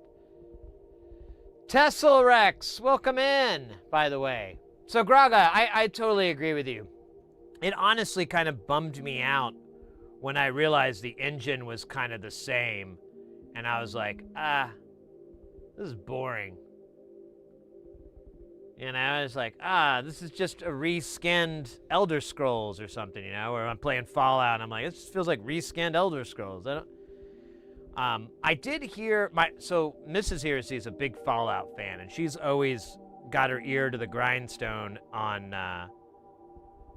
what's going on, and she said that they're working on like a new engine, but I wasn't exactly clear on if they were creating a new engine for the game or they were just using Unreal Engine 5 or whatever. Which I was like, dude, if they use UE, I'm gonna be like, why are you guys like, I don't know. It just seems old. I mean, it's fine. You can do a lot with Unreal Engine, but I don't know. Anyways, that's enough of my whiny rant. It's so babyish.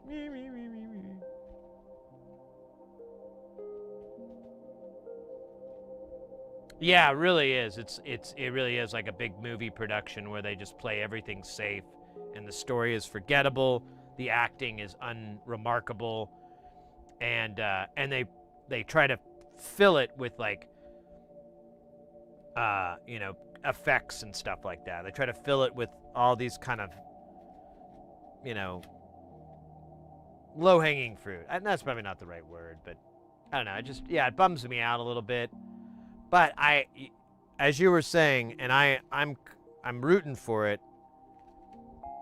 We might get a little gaming renaissance soon, which would be really nice. Dude, am I out of 414? Oh yeah, I am. I have to use these.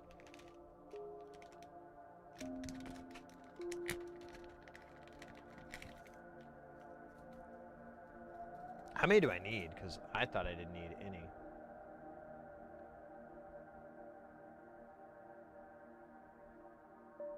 Nine?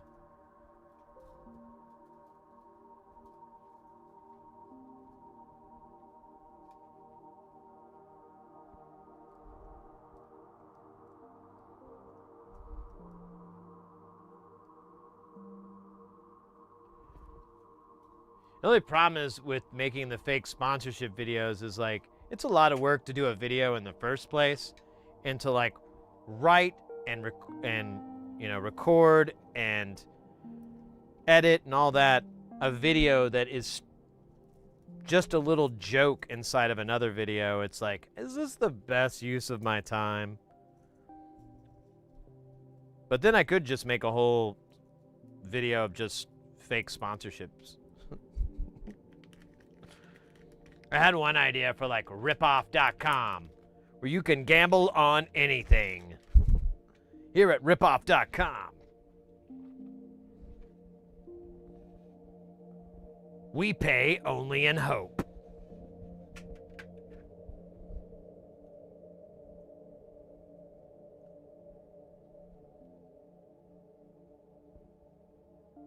Enter in your crypto wallet and two-factor authentication, and we'll get you started.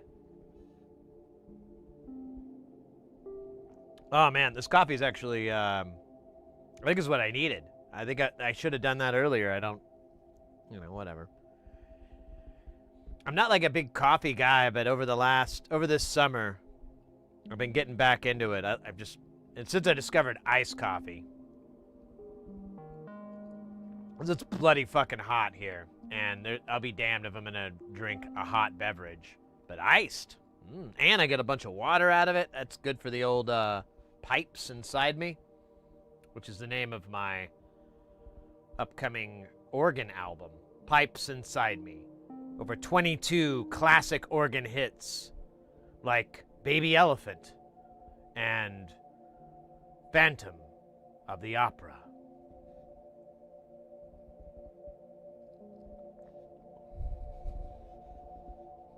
See, like I would, like just to do the artwork and everything for that would be pretty time consuming.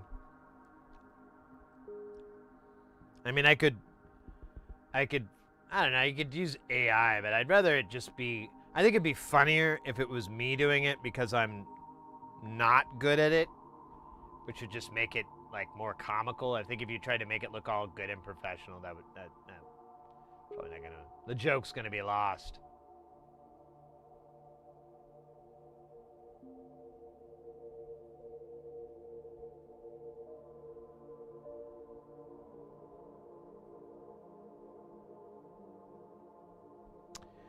Let me remove the snotter from this guy.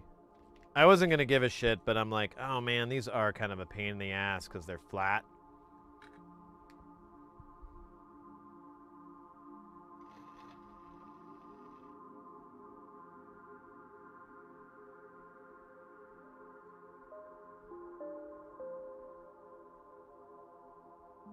Fug, yeah.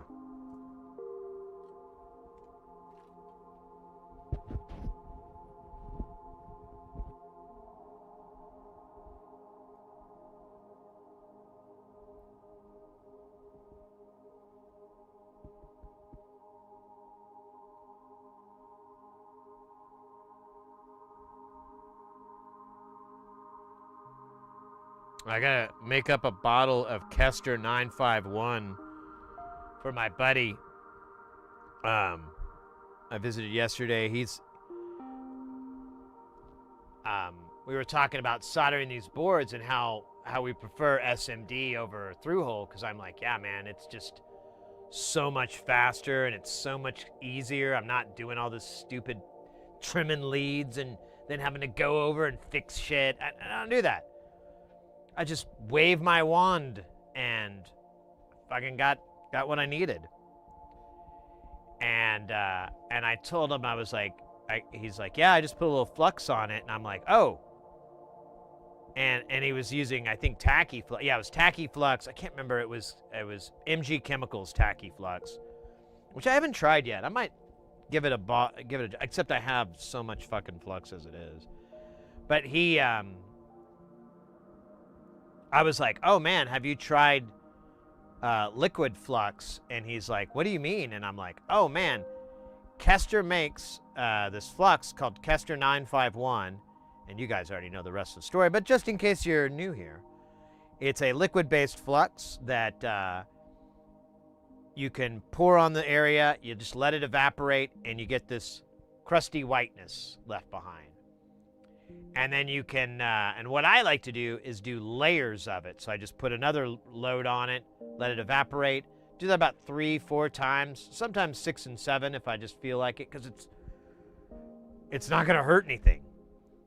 And then go through your soldering like it's normal. It is admittedly not as good as tacky flux. Like tacky flux just is really, really, really easy. And if you're starting out with soldering, go get something like that. I think you're gonna be a lot happier. But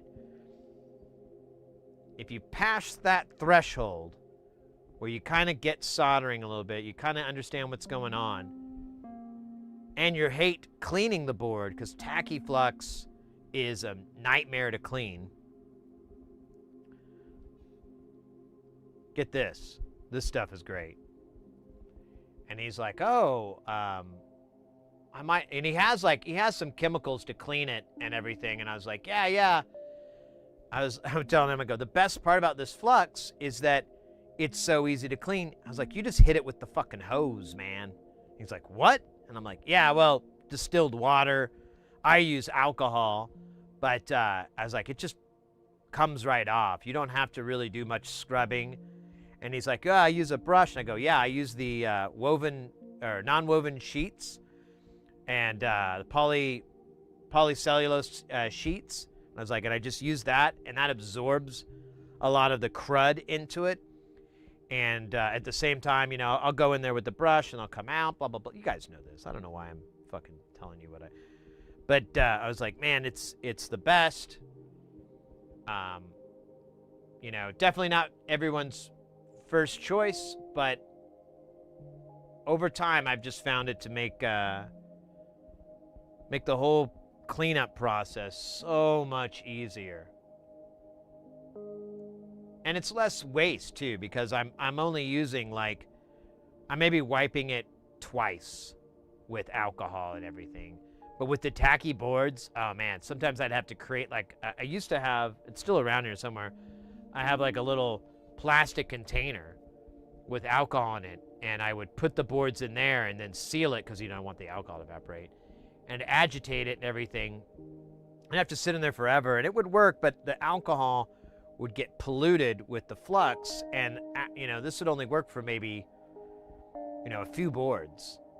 and then and then it wouldn't matter because the alcohol was so contaminated with flux that it would remove the flux off of the board, but then you would pull it out and you'd have flux on it. So it fluxed and sucked.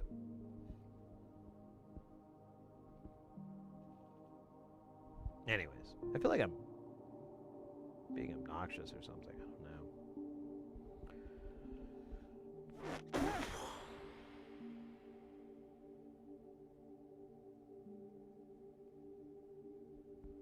Oh, I know what we can do on the second half of the stream.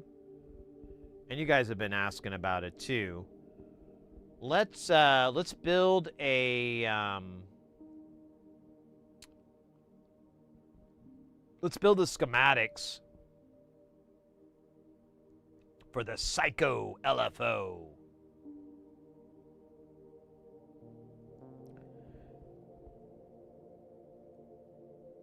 Yeah, we'll do that. We'll build that in KiCad, and we can do a little, have a little bit of KiCad tutorial action.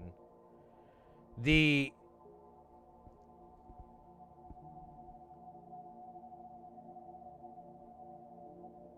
you missed the stream or whatever, where we've been working on it, we have a 5U ModCam module that's it's called the Psycho. So it's from a company called Synthia, and it's basically 6 LFOs. 4 of them are pulse, and then 2 of them are triangle, and they all have a switch for off, low, and low, slow, and then audio rate. And then you have a couple of little bang, bells and whistles in there, but that's it. The board is originally, or the board that's in there is from a completely different company. Someone that I'm a huge fan of, Catgirl Synths, which is Ken Stone, and it's an old board from him, but it's modded so much. It's so bespoke. It's insane. And that's probably why the Cyclone or the Psycho LFO, when they sold it, was probably like $1,000 or something back then, because someone was hand soldering the whole damn thing. There was probably absolutely zero automation in its build. And, if you want to make real money with these things, you can't charge your labor at, $10 an hour or something like that. You need to really beef it up. But yeah, and there wasn't, this was in early 2000, the oddies. So we weren't dealing with what we have now, where we can get stuff fabricated at, PCBWay or JLC for pennies. And then we just have to do the through-hole stuff. But that's how their stuff is. And the module it works, but it has a lot of weird bugs. And I watched a video of one, we watched it on stream, and it was not behaving the way ours was. And I tried to troubleshoot it, but I kept running into these weird issues, and I just couldn't figure out what the fuck was going on, because there's a million wires. There's all these flying wires all over the damn thing. There's bodges. There's a bunch of parts that are like kind of shoehorned onto it. And it's just like, it's at its core, it's still that, but it's kind of analogous to if you're trying to fix something and you don't have a schematic or anything, but you do have a chip, and you look up the data sheet for that chip, and it usually has like example schematics of or diagrams of how you could put it, and you use that to try to figure out what's going on. But obviously you're going to have to make modifications to fit that environment that you're in. And some of these data sheets, they don't give you details, they just give you the plumbing layout and of what goes where and all that. So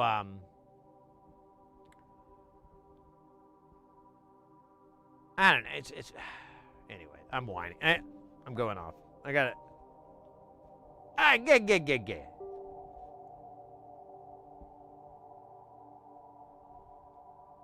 Come on. There we go.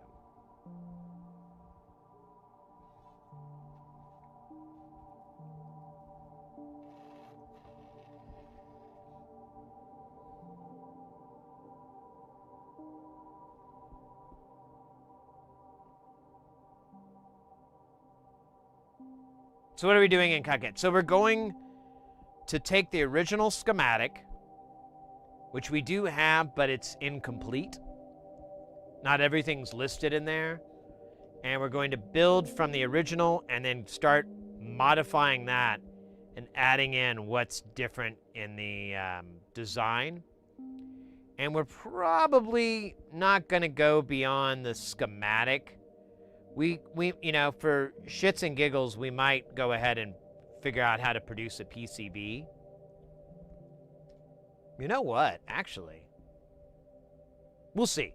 We'll have to figure out, because honestly, I don't like the Cynthia version. I prefer the Ken Stone version of it. And I cannot figure out why some of these things are this way, because it's like, it's less. The only thing I notice is that there's a slew limiter built into it. And I cannot figure out how that is created, but it's there. And that's the only addition. Everything else is kind of a subtraction from the original design. The original design, you could, there's four, like I said, there's 4 pulses and then 2 are triangles. But in the original, you can make that 2 a triangle or a pulse. You just flip a switch. That's gone. They're always triangles. And I think that's dumb. So if we do make a PCB of it and we do the eurorack, I'm going to add a contingency for that. That might actually be fun, because we could put it to where if you want it to be like the Cynthia, you can just link these switches so that it's always a triangle. But if you don't, yeah, I might do that. That might be the way. That might be the ticket. That might be the chicken. Chicken. But I've had people who are starting to get into KiCad, and they've been running into issues with it, you know, because there is a little bit of some learning curve. Although, to be fair, and I'll repeat this again, anyone who's getting into KiCad, literally, if you don't know how to do something, just type it into a search bar. You can use Google, you can use DuckDuck, I don't care what you're using. Just type it into the search, and they'll most likely, I mean, depending on how good you are at putting in a search query, you should be able to find at least 3 or 4 videos on the topic made by somebody, and then several walkthrough tutorials and stuff, like, you know, blogs and stuff on it. Yeah, go use Ask Jeeves. Man, is that still around?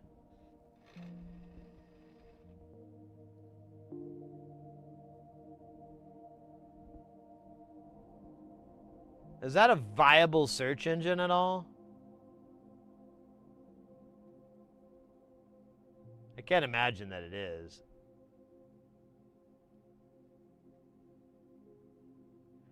You could use, yeah, you could use an LLM if you want. I mean, you just need to get documentation, because that's my point, is that it's been heavily documented on how to do just about everything that you would normally want to do in a ECAD program. Like, someone's made a video on it, or someone's discussed it, or someone's given a step-by-step. And for the most part, the software is pretty consistent in the UI. They did have some changes from, I think, version 6, but I think we're at version 9 now.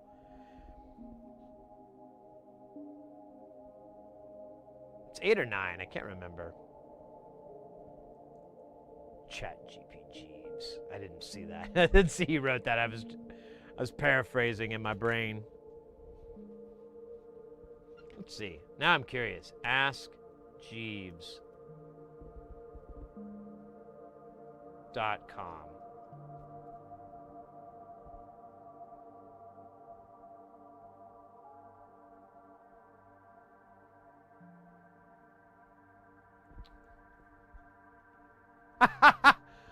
Oh, are you ready? I've typed in askjeeves.com, and this is what I get. Every great search must come to an end. As IAC continues to sharpen its focus, we have made the decision to discontinue our search business, which included ask.com, after 30 years. Oh shit, this happened a month ago, or a few months ago.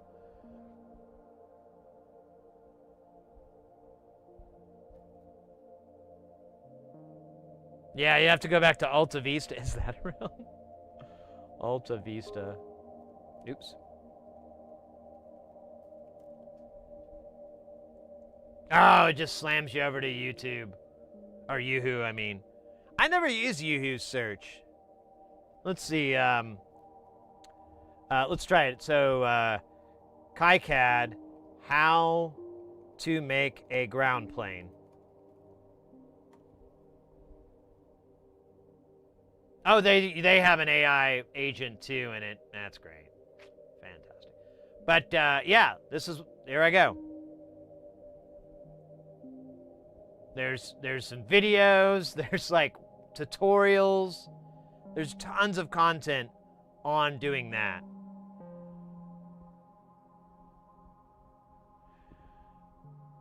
So if you're messing around with KiCad and you can't figure it out, just open up a tab and go into your search engine of choice and be like, how do I create a footprint? For something that doesn't have a footprint or whatever. I think that's someone that actually asked me that. And I was like, oh man, there's a way to do it, but I'm not going to explain it in like one deal. Actually, I think I did. I was like, oh, you go to, well, here, let's answer that question. It's a popular question. Let's do it. Let's do it, baby. So you'll go to something like Mouser, or DigiKey has it too. So we'll click on this chip here, and it'll load. Waiting for Mouser.com.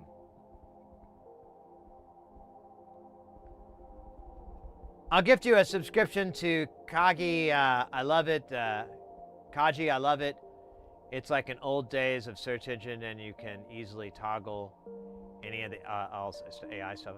Yeah, I mean, I'm not against the AI stuff at all, but it sometimes is helpful, but sometimes it's wrong. And it's annoying. It's more annoying than, and it's the top option, so the wrong answer is up at the top, and that pisses me off. I'm like, come on, man.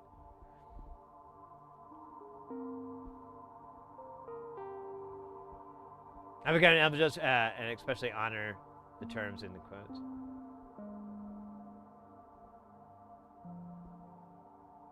I self-host T-Rex, but otherwise DuckDuckGo, just for the bang operator. Yeah, no, I hear you.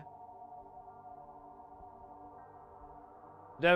You can use bang operator to search for providers directly. Oh.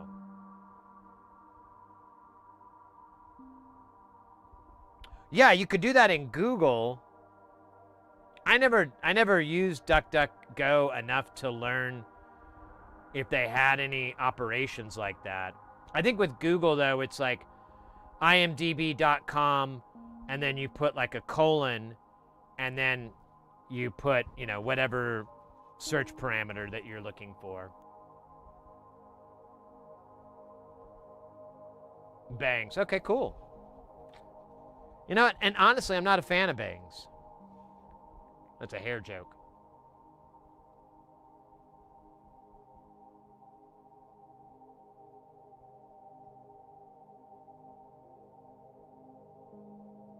Yeah, exactly. Like Reddit is like 50% dog shit. And honestly, I saw something where that's how people, like, they'll go to, like, the AIs will scrape Reddit for answers. So people have, I saw a clip. I mean, I take it with a grain of salt.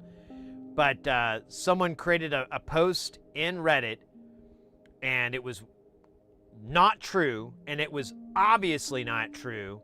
Like, the current U.S. president is Mickey Mouse. Maybe I shouldn't use current time periods.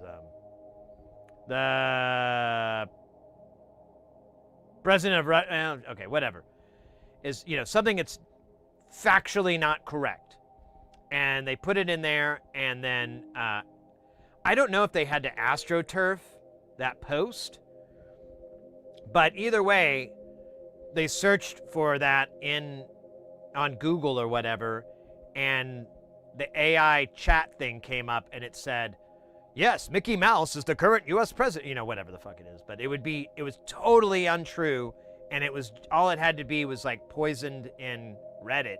And I was like, oh man, that's true. Reddit does have a lot of like BS in there, and no one cleans it out.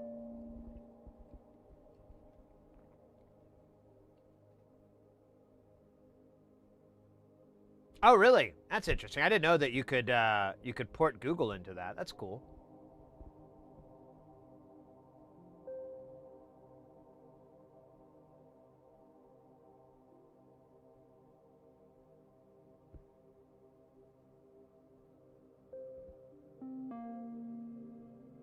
Yeah, okay. I think, Aqua, we might be talking about the same thing, or at least the same kind of example, because that does sound really familiar. Like, it was objectively stupid and untrue, but yeah, I got pushed up because it was funny and comical. It was like got pushed up for a reason that had nothing to do with if it was actually true or not.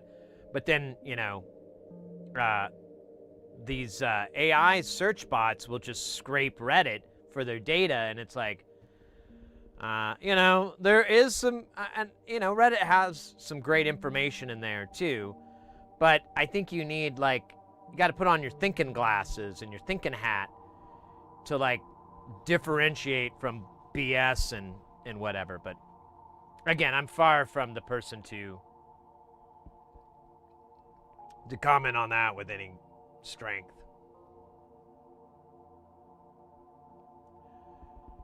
Thinking is for nerds. On the moon, nerds get their pants pulled down and they are spanked with moon rocks. Man, you guys sure talk a lot about the moon. Yeah, you got a problem with that? Nah.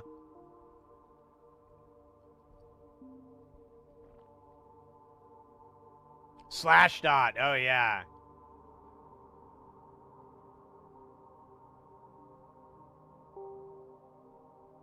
I work in AI, but I am too tired to talk about it. You don't have to, mate. You don't have to.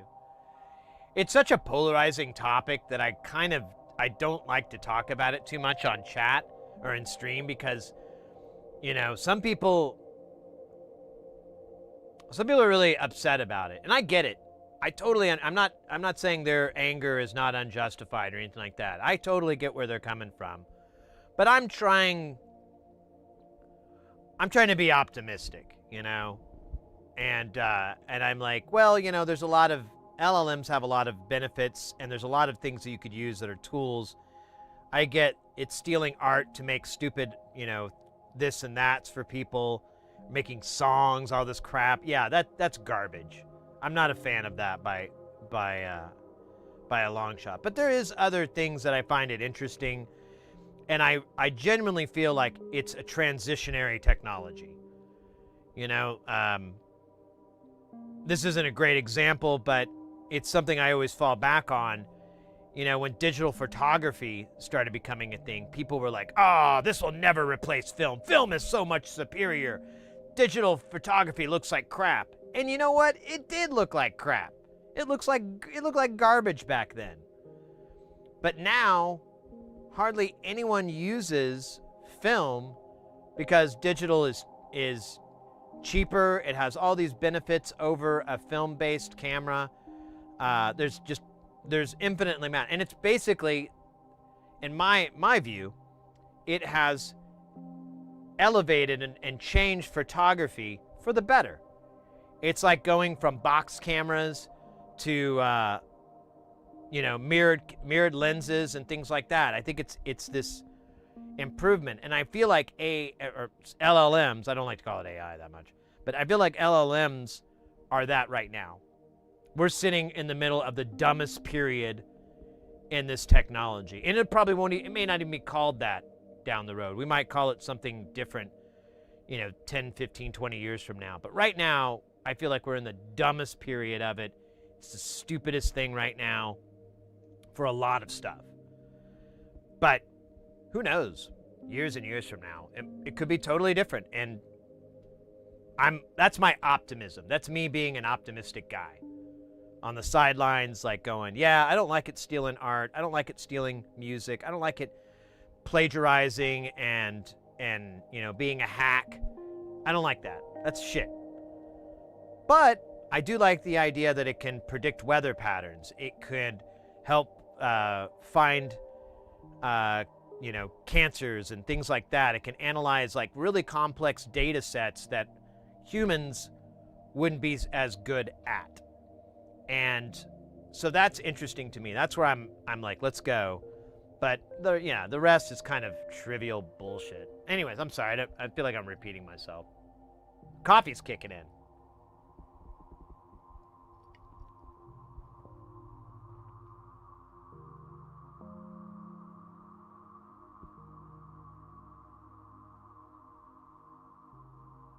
Yeah, I agree with that. As technology's moving, figure out how to install Google Engine circa about 26.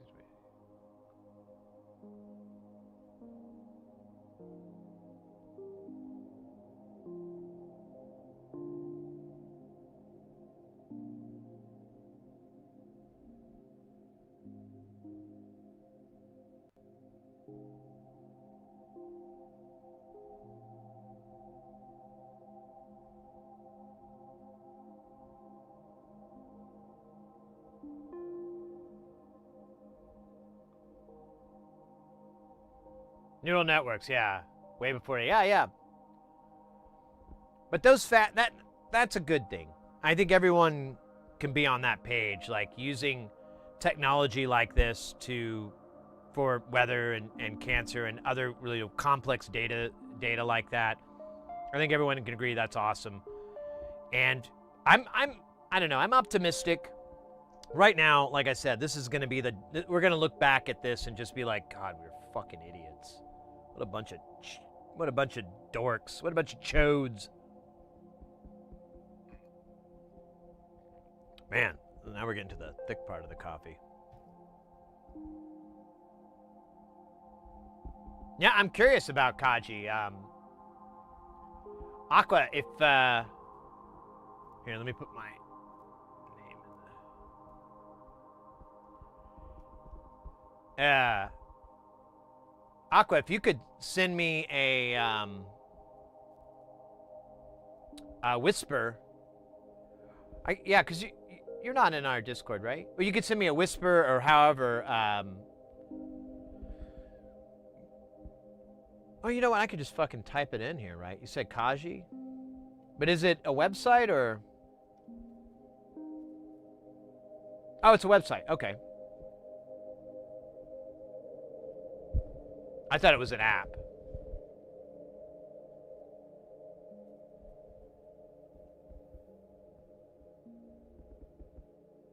Okay, never mind. You don't have to. I misunderstood. I thought it was like, I don't know what I thought it was. I didn't think it was I could just type in .com to the website and get there. So I just put my name in the chat, so you could just click on it to hit whisper.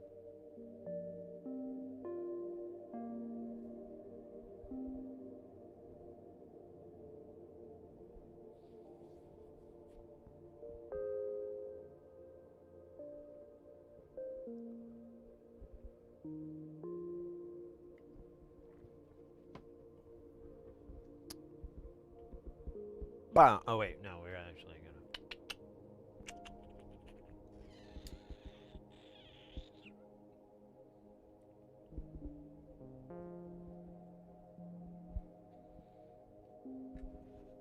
Dude, it is warm again in here. It was like not too bad. Let me fix my fan. Yeah, it's like 87 in here, and it was. Oh well. To be fair, it is the time of the day where the sun just sits right on on this room and just bakes it.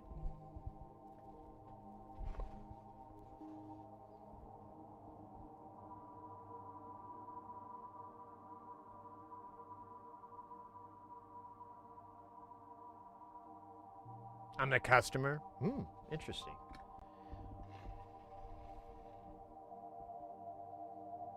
Yeah, it's funny. We've been talking about this for a bit about, because a lot of us we've seen technology change over the last 25, 30 years or whatever, and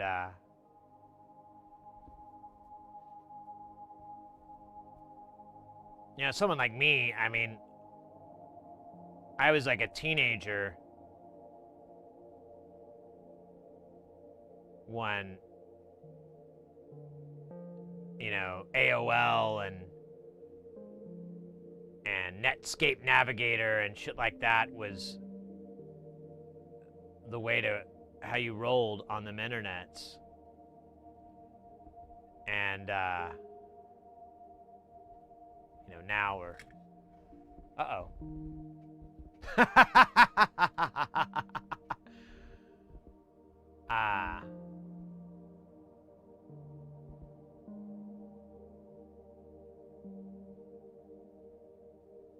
Sure. Dude. Yeah, mate. Rotten.com. I still have nightmares from that website. I used to have a roommate that I didn't like. When I first moved here, I had this really crappy roommate. That's a long story in its own. And I would go to that site and play that stuff all the time, like stuff from that site, just to gross him out. I don't even think I could bring up anything I saw on the channel, because I mean, for one, I don't even know if it's a TOS thing, or just like me not being a piece of crap person to tell you something gross. But yeah.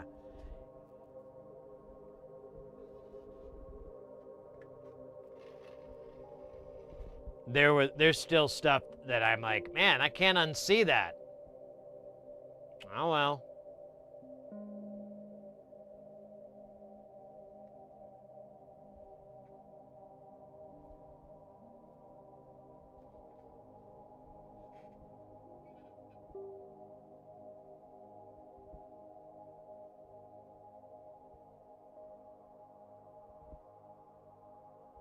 Tubs and jars. I think the last great one of that was the Two Girls, One Cup. Like, they did a joke about it on Family Guy. And like Stewie's reaction and everything, and how Brian is dead on like what my experience is when my friend was like, hey, check out this website. Okay, well, this is kind of weird music. What's going on? Oh! What the fuck? Dude! Yeah, why did you do this to me? Ah, man, it's funny. It's not funny! It's disgusting! This is awful! I'm never gonna get to unsee this! Yeah. Anyways. Mr. Dillinger with that was the who did the hype there. Welcome in, mate.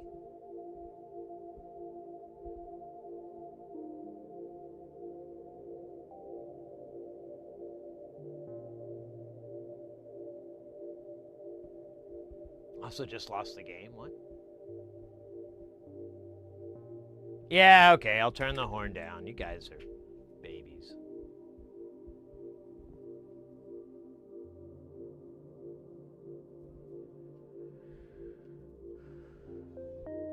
Gone Is that better?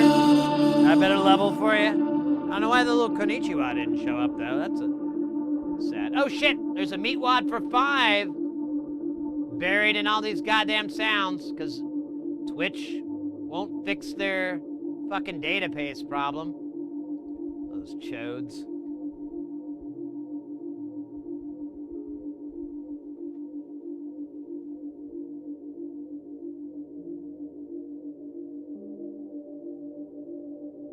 I kind of agree with Aqua. I mean, isn't that funny? I like do this.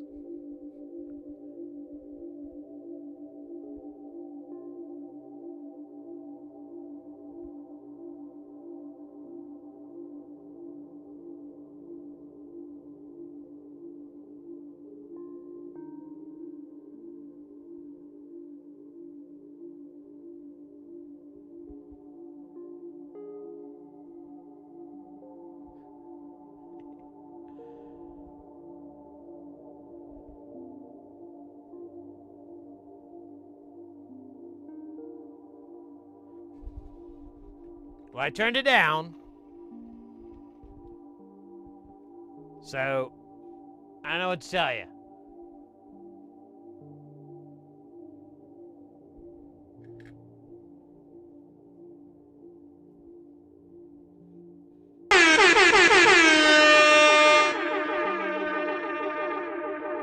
That's significantly reduced.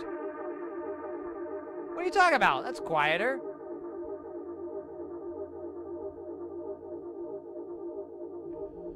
Way more. Where is it? Where is it? Where is it? Shit! That's not it!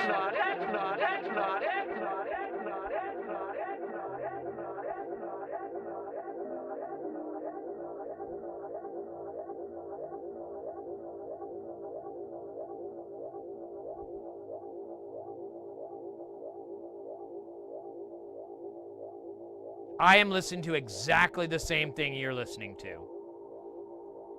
There's no processing or anything like that. I can, I'll tell you what, let's do this. Let me try to meet you guys halfway here.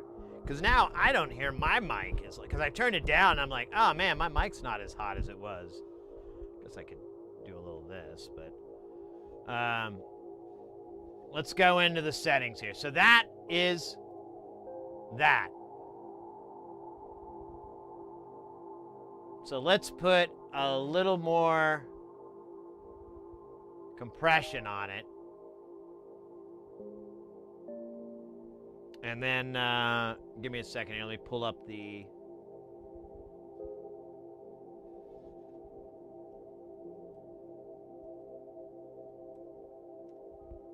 Oh, no.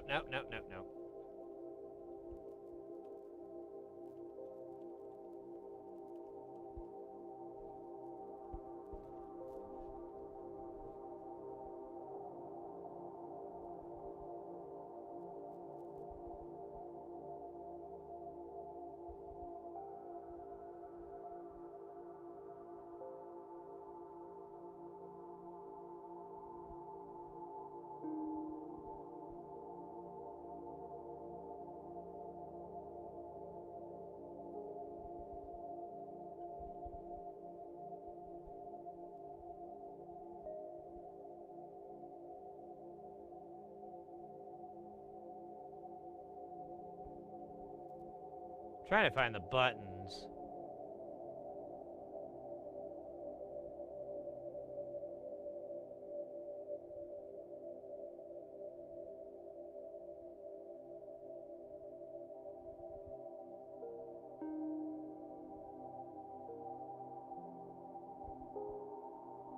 Oh, weird. It didn't do Biznot. It says Biznot did one. But that's not it. Did I miss it? Or am I just not remembering? Okay, so here's the dub horn.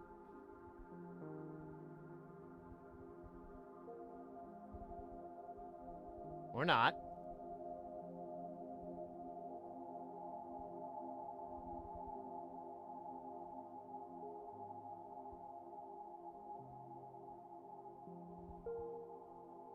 Okay, it's not working, so that's dumb.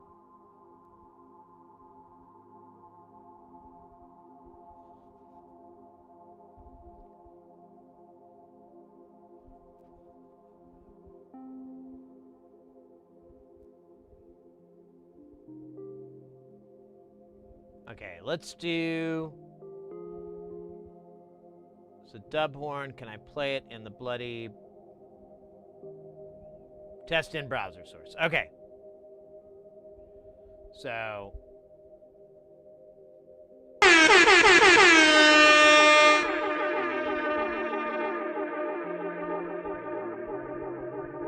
So we're not even cracking negative 12 dB.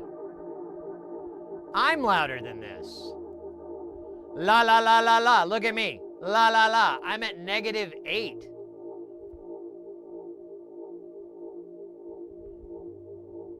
All the alert sounds haven't even gotten past negative 12.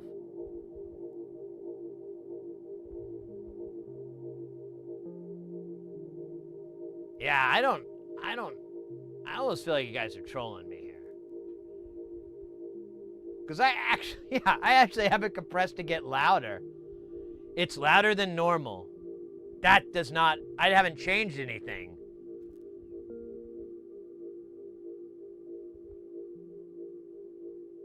It's mixed significantly louder. Okay, let me try it again. I'm gonna look at it in the OBS meters. And so in OBS, I'm almost peaking out over and over and over. And here, yeah, this is the feed that goes to OBS. So what you see here is identical to what's coming into OBS. It's 1-to-1. I'm at 0 gain. OBS is at 0 gain. Everything is 0. Ooh, nice. So, la la la la la. That's me.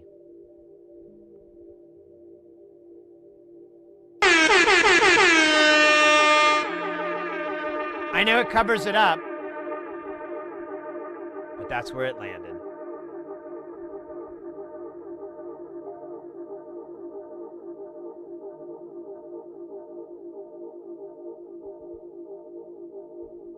Am I driving you nuts, Grog? I'm sorry.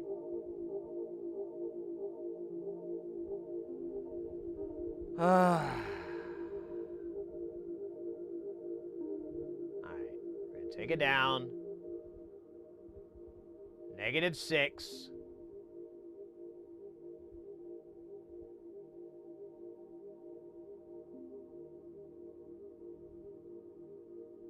We can do a different sound, but I'm trying to keep it consistent so we can figure this out.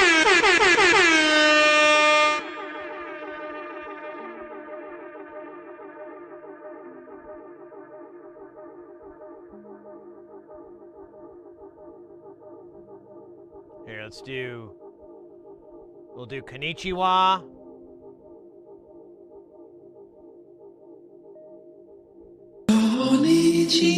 I think it's too quiet.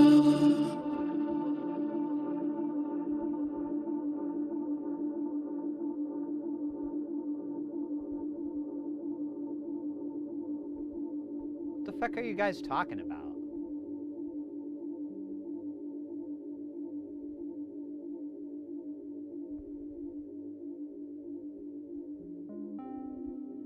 Needs more reverb.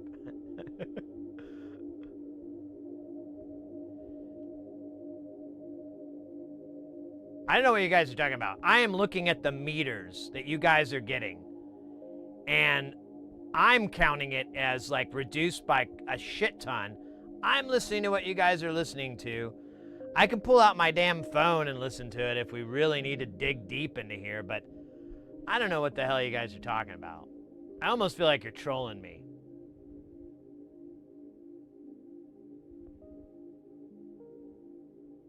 Here, I'll take it down a significant amount. We'll go -12. You don't even hear the delay sound anymore.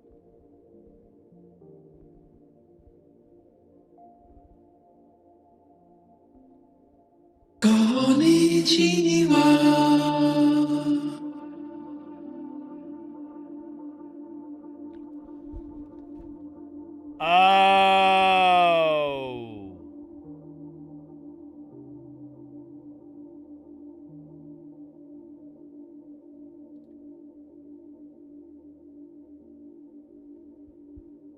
I know what happened. Oh, wait, no, it... Oh, hold on.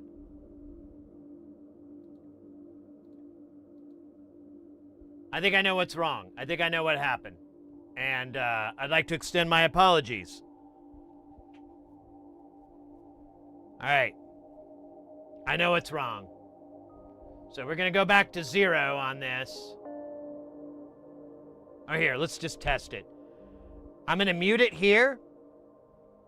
So now you guys hear any... You don't hear... So you're not going to hear the delay. Now I'm going to turn the... I'm going to do the sample again. Are you guys hearing anything?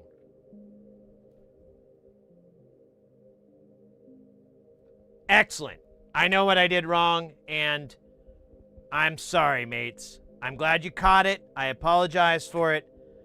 I figured out what the issue is. So I've been trying to fix this issue I have with something else. So that actually makes sense. So let me take... Well, I'll put it here for now, but...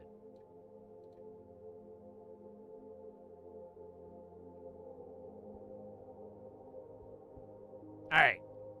I know what's wrong. I'm going to... Oh, clicking on the wrong thing.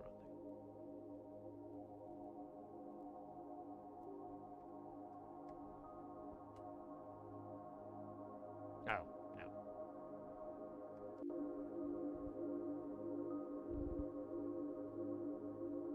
All right. One more time for the girls and the boys.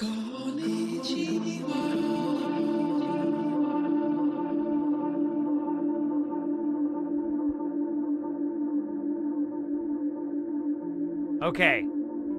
I don't have a way to show you it because it's in OBS, but I've been trying to troubleshoot this issue with the, whenever someone does a tip, for some reason the TTS will not play through, but it does go down the stream pipe, if that makes sense. Like it bypasses going through my audio processing so I can monitor it or hear it, and it just goes straight out to you guys. And I can't figure out what's wrong. I was trying to troubleshoot it, and when I was doing that, I was tinkering with that playback, the audio that plays back, and it was, I accidentally introduced it into the stream when I just needed it to play out of my jack to go through the delay pedal, and I hope I'm making sense. And I enabled it to go through both. And I'm so sorry about that, mates. I'm glad you guys caught it. Glad you kept me honest. I'm got a little bit of egg on my face, just a little bit. Dude, it's stupid hot. Oh. And what I was hearing was fine, but what you guys were hearing was what I was hearing, and then you were also hearing the original audio unaffected. So it basically doubled up the audio. Look, I swear it isn't me! I swear it isn't! I know it is! I know who the monster is! I know it is! I got the blog above it! I swear I know who it is!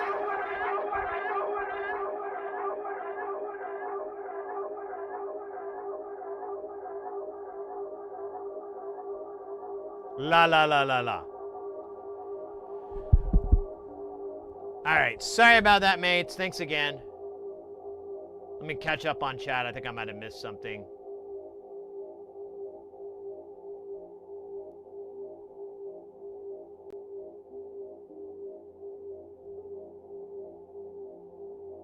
Okay, that was me enabling a setting I shouldn't have. My bad. I couldn't even think of it until just now. I'm like, that's right. That's why I did it.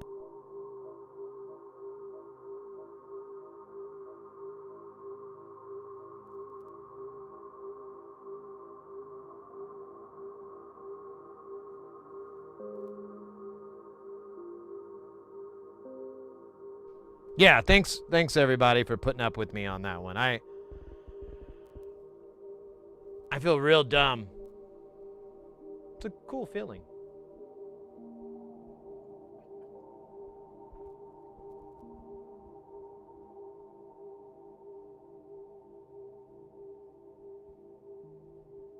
Here, we'll go back to the hype one. We can do the hype horn.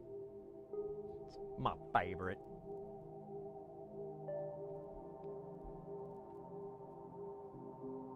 All right. Stand by. Test.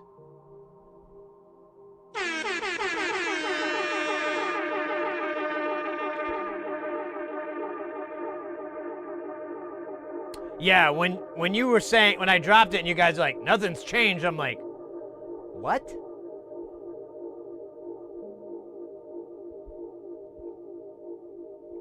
Oh my God, I'm gonna have to go back and watch the stream and realize what you guys were talking about and like cringe. Oh my God, I'll probably like fold up into a pretzel from cringe.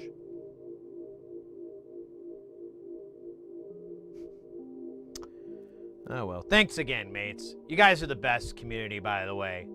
I know a lot of streamers and content creators and people like myself will say something like that, and maybe, I'm sure they mean it, but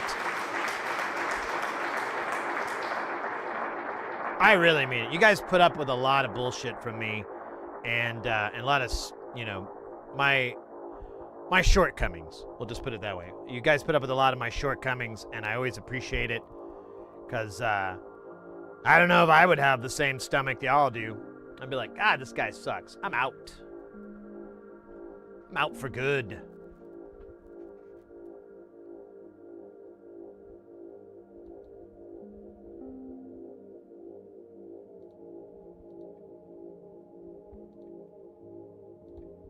Now, oh shit, I had a meat wad for 5, and then I got all distracted by this. Let's get our meat wad going, and we'll be, I prefer it loud. I know, Mr. Dillinger. I'm with you too, but you gotta, you know, life is a series of compromises until you are broken in half as a human being. Wait. That's not very inspirational. Biznet, welcome in. Thanks for the advice the other night. Ended up staying awake till sunrise, reading, researching circuits I would want to build. Oh, cool. Were you talking about the? You're talking about the Arduino post in the Discord? Was that what you're referring to? Or am I getting things confused? That can happen a lot.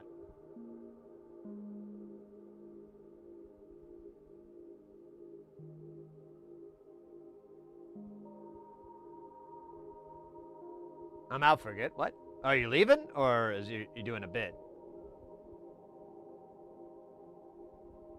It's a series of toots.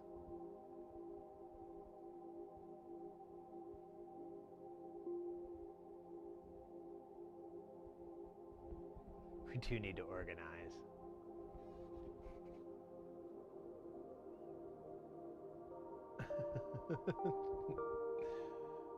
It's a series of toots.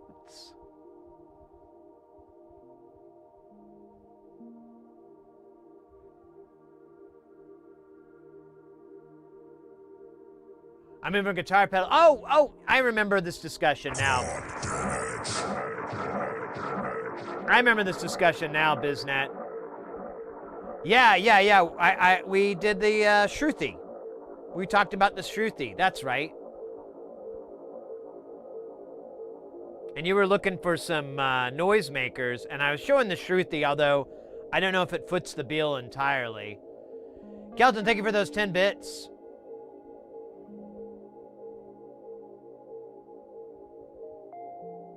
Yeah, Groggles, I apologize, mate. I hope you're still... Did you bail? Oh, man, I hope not. Oh, you're right. Okay, you're still around. Yeah, again, I feel bad. I'm sorry, guys. I can't wait to go back and listen and go, oh, fuck me rotten.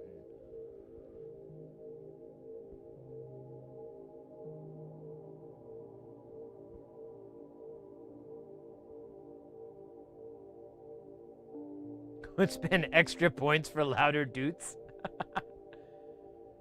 It was at this moment that he knew that he fucked up. Here, now I can actually bring this, take this compressor off a little bit.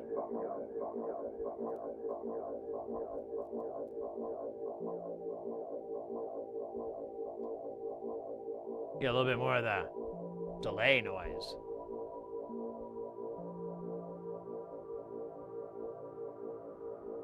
Maybe. Again, mates, my apologies. Feel so dumb and bad. I'll get over it someday. But not today. All right. We have finished this. Well, we finished the SMD part. Now.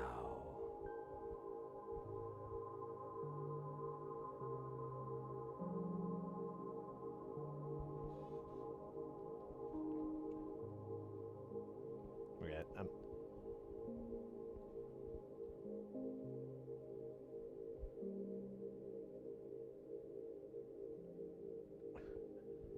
I was visiting my buddy yesterday,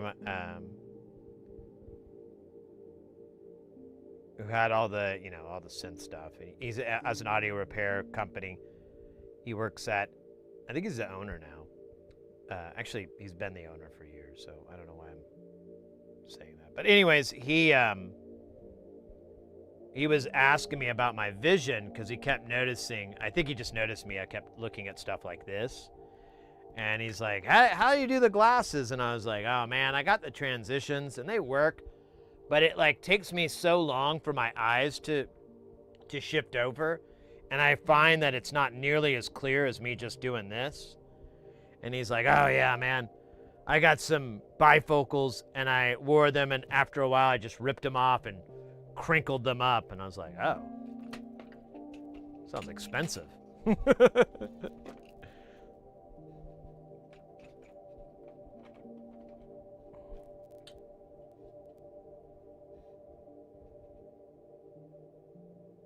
Max Dude, 100,000 points.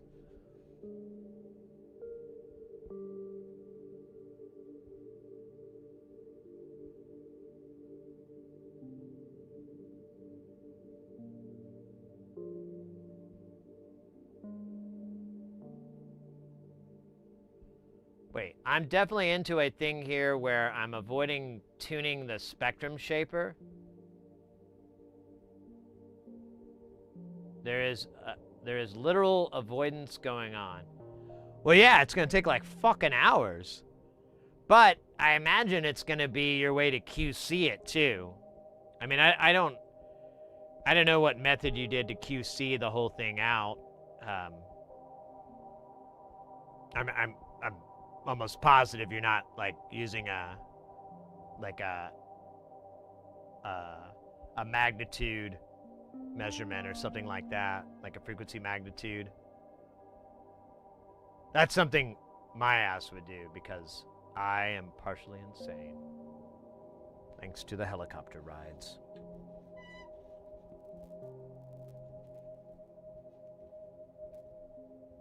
Man, I can't believe this stream for like 7 hours is just all the alert sounds have just been at this dumbass level. Oh man. Mama said there'd be days like this. But she also said, I was her boy. Oh yeah, shit. Hey Siri, set a timer for 5 minutes. Okay, you can do it over there. That's fine. Oh no, I don't want to talk to you no more. Tell me go away. Oh, I don't know if it worked.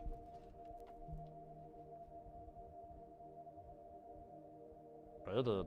Okay. All right. What are we doing now?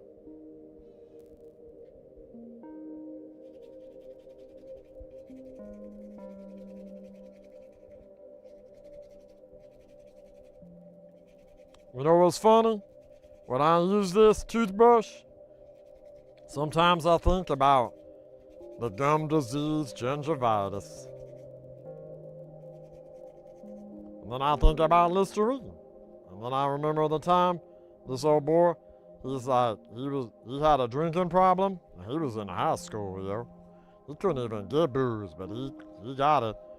And he taught me that there's alcohol in Listerine. And he just started chugging them one day in PE. Because they gave us Listerine. They were teaching us about our bodies. We got deodorant. And he just like, hey, you want yours? Because I'm only half buzzed. I'm like, what?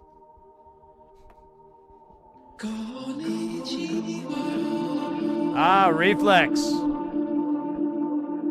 Konnichiwa to you.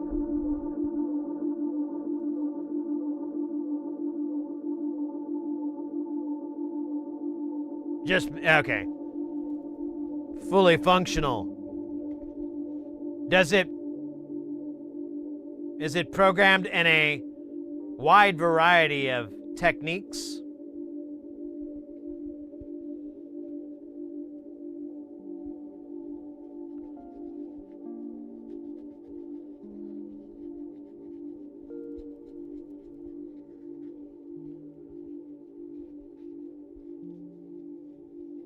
Oh, this is before the emotion chip.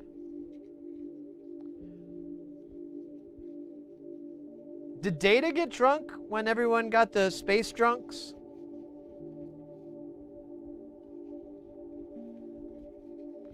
You know, that episode would have been a total throwaway episode because it's like, it's just taking a plot line from 30 years earlier and reintroducing it.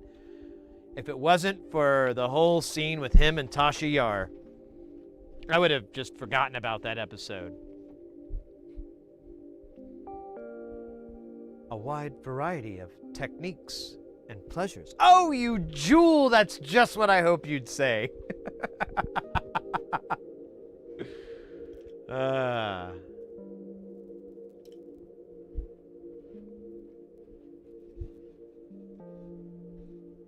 All right, hold up here. I see. Doot.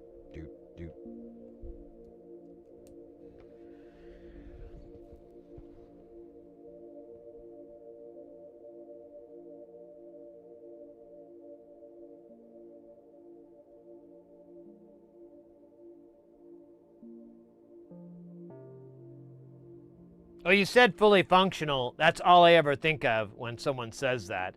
Yes, I'm fully functional. Programmed in multiple techniques. A wide variety of pleasure.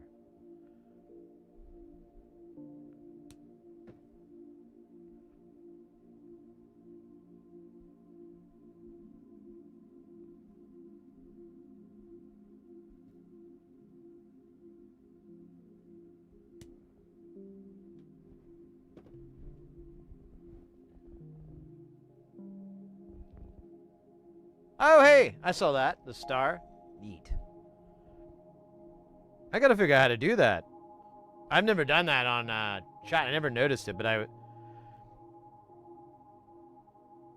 haven't really spent a ton of time in YouTube chat compared to Twitch. Spent a couple of hours in Twitch.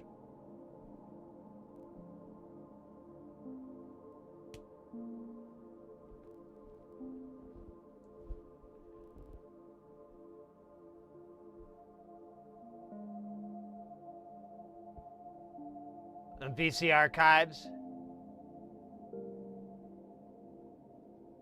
Oh, really? A wide variety of pleasure.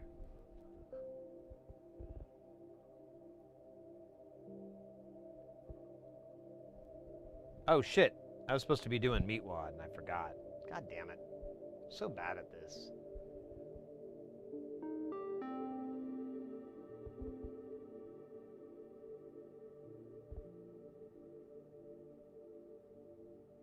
For the Patreon, yeah.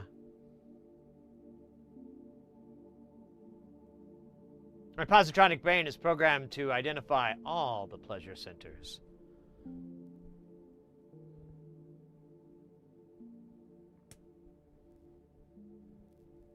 Yeah, no, that's honestly, I mean, it's a really great episode because her, so the outfit that she's wearing is such an obvious callback to the old costumes in the original series, which were quite provocative, I might add. But you know, that was the 60s, man.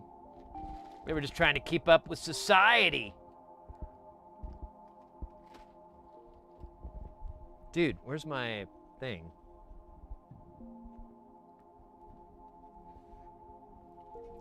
But I thought that was cool, and I mean, yeah, as much as those outfits are a bit of a humana, I don't know. I think it's cool. It's kind of funny.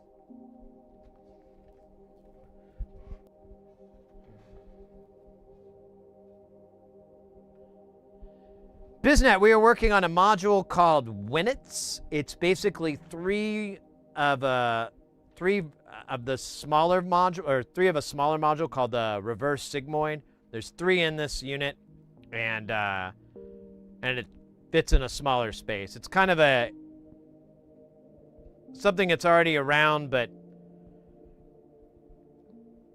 now we can use it in other like kind of scenarios, because the original one fit in the 1U, which is, I don't think I have one laying around, but it's the smaller little squares that we'd put in the cases and stuff. But I only have one case that has that format, and the rest of the stuff doesn't. This takes care of it by putting 3 and just...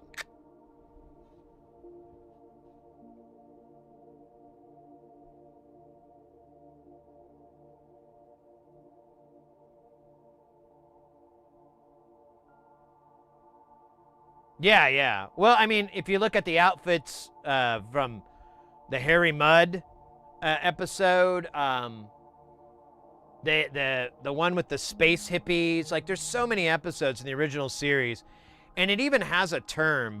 I can't remember what it is, but those costumes and those outfits were developed by this one costume designer who was, I guess, got famous, or I don't know, I can't remember the exact lore, but they were well known for making these like scantily clad. What's the one with the gamblers of? Oh shit! It's one of the greatest episodes of the original series because it's so hilarious, and it's not trying to be. The gamblers of. Let me see. Star Trek, TOS. The Gamesters of Triskelion. There we go. The Gamesters of Triskelion is like a great example because there's one woman in there who's, I think she's like a model, outside of the acting, and her outfit is just over the top. It's really kind of like, man, I can't believe they got away with this in the 60s. And that episode alone is awesome. I would love to do like a video about that episode just because it's so hilarious. And I love to reference it whenever because that's the money that they gamble in. I bid 500 quatloots, and it's just 3 brains in a jar. It makes no sense. 200 quatloots on the new beginner. No, 1,000 quatloots.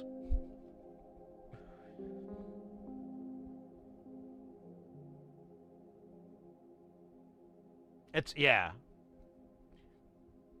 a great episode. Crazy harness, man. In a sexy harness thing. That's all. Oh yeah, and then this dude. Oh fuck. This I don't think I thought it was silly, but I was like 8, or 7. I really didn't know what silly was quite yet.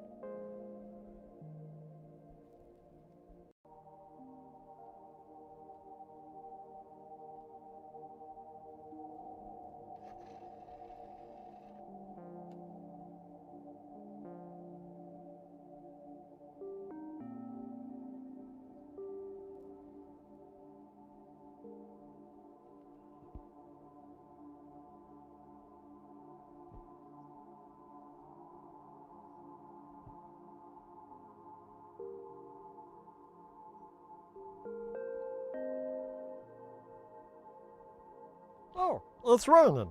That's nice. Anyways, What we doing now? We putting on this solder on this here power connector. That's what we doing. Damn. I done it again.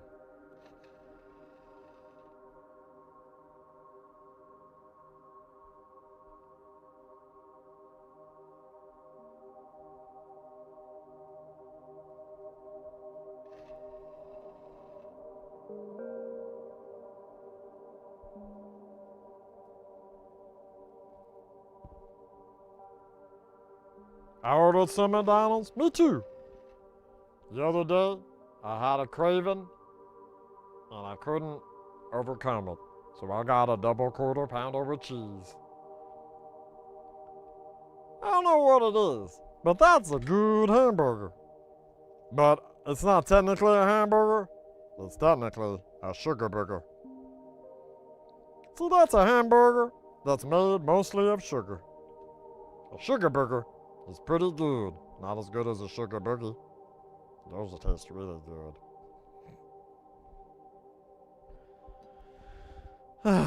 Okay. Oh wait, I gotta stay in character.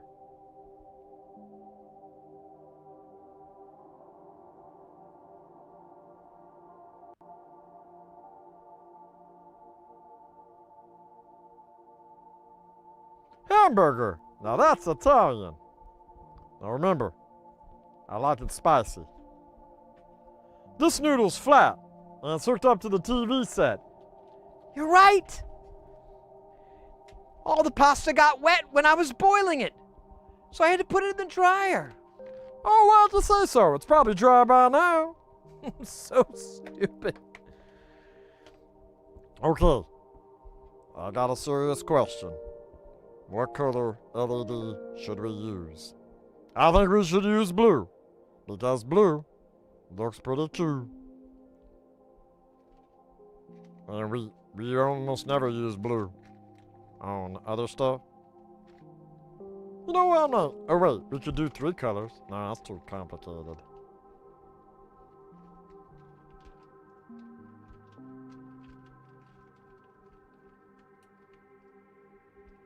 This noodle's black.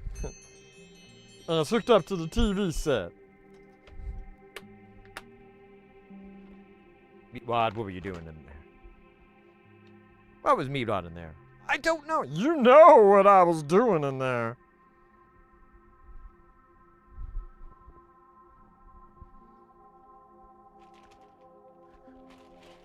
You know what's funny is like, I thought about like trying to figure out a way to get a voice changer on my voice so I could like pitch it up and stuff to do like ignignot and Well, I can do ignignot, but I need a, you know, that's obviously a pitch shifter.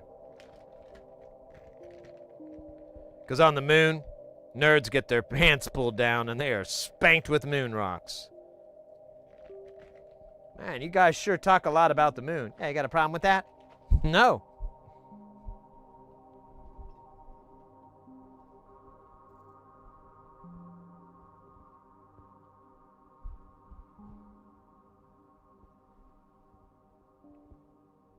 Yeah, it's a pitch shifter, but I don't, yeah, this audio thing doesn't have one. Yeah, there's no effects like that. I'd have to put one in line between my microphone and, you know, either pre-mixer or post-mixer. Honestly, the way I have it set up, I would go pre. Dude.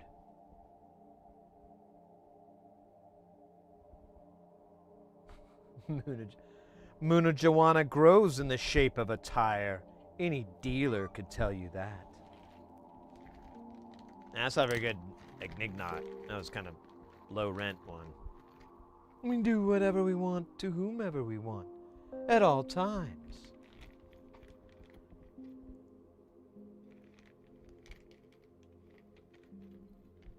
Jumping is useless.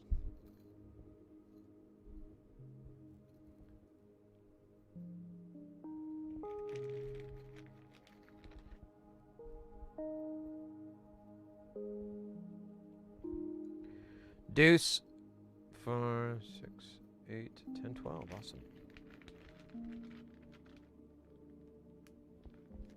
Muna Joanna grows in the shape of a tire.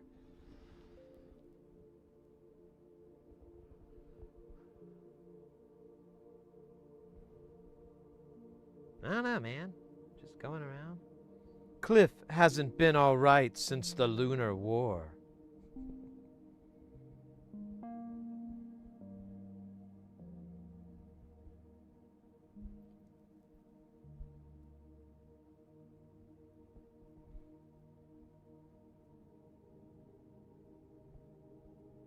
Yeah. Deep character.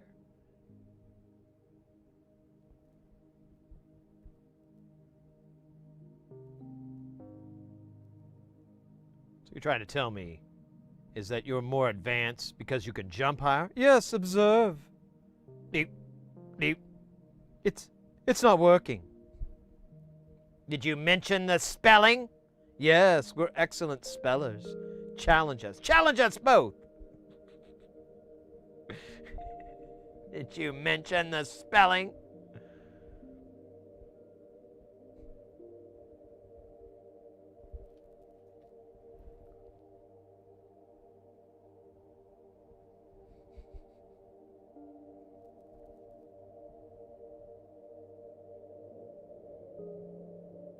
I love that the sound effect was the Atari sound. Ow, ow. It's not working.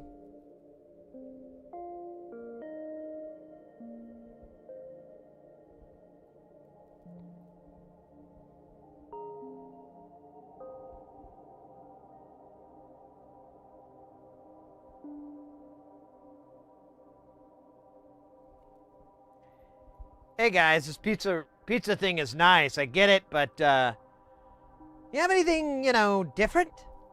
Well, we have this one thing. Some people like it.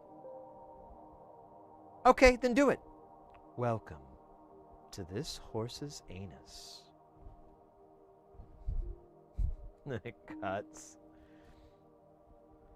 Oh, wow. How long has he been in there? I don't know, man. I tried it once, and that was enough. Oh my God, guys, that was incredible. It's like a luge. You go down the mouth, down the esophagus, in the stomach, go through the large intestine, small intestine, favorite part, by the way. I really like you guys. Well, not really you guys, just the stuff you have.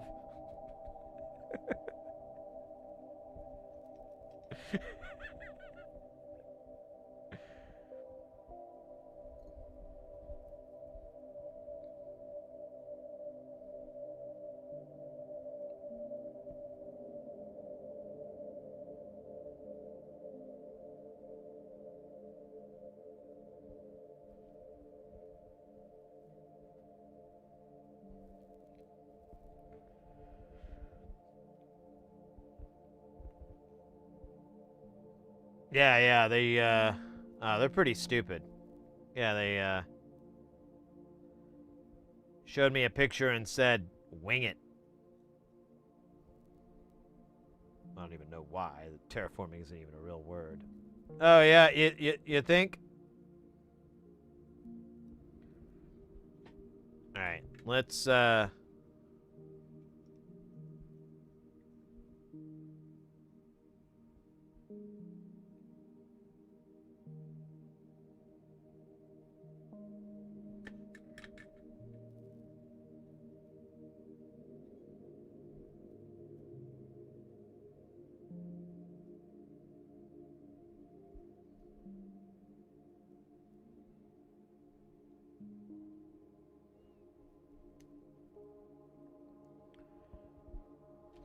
oh, that's soap. We use it to clean our bodies? Really? Because it smells like waste. You know what they say? One man's soap is another man's waste. I don't think they say that. They should.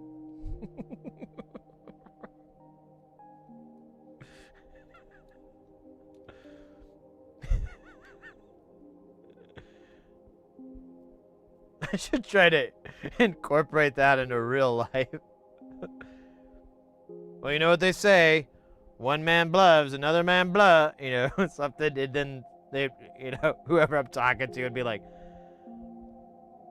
I don't think that's a thing. Well, should be.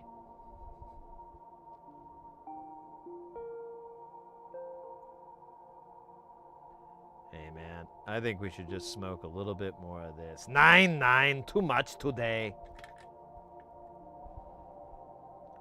Are you ready for the armies of the night?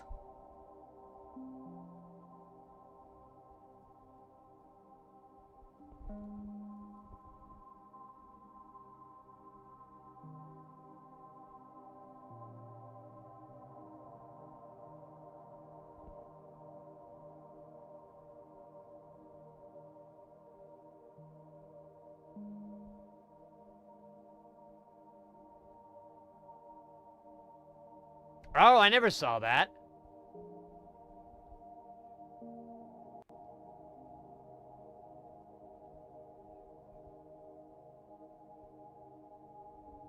Oh my god.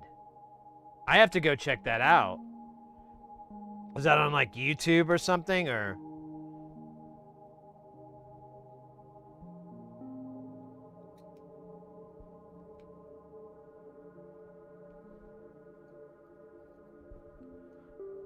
Oh, it smelled Disney World.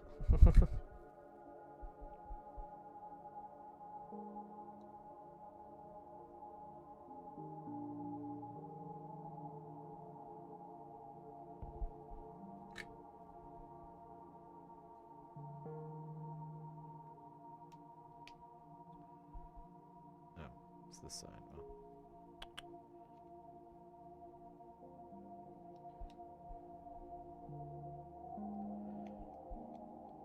Yeah, if I could see a video of Carl with a child doing the voice, I could happily die. And be like, I've seen it all, done it all, I'm good. Take me to the next plane. Take me to the church of the KLF.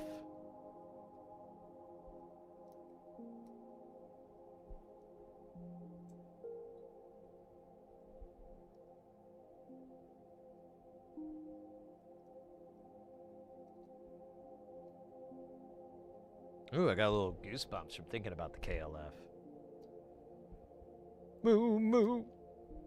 Moo, moo.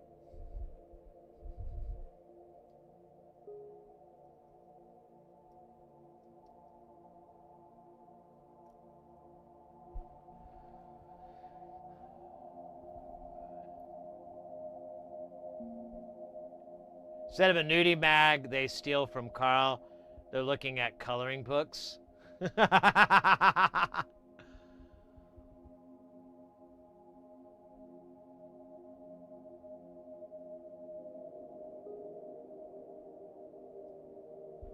Oh, well, yeah, I'll look on the back rooms of the web and see if I can find it.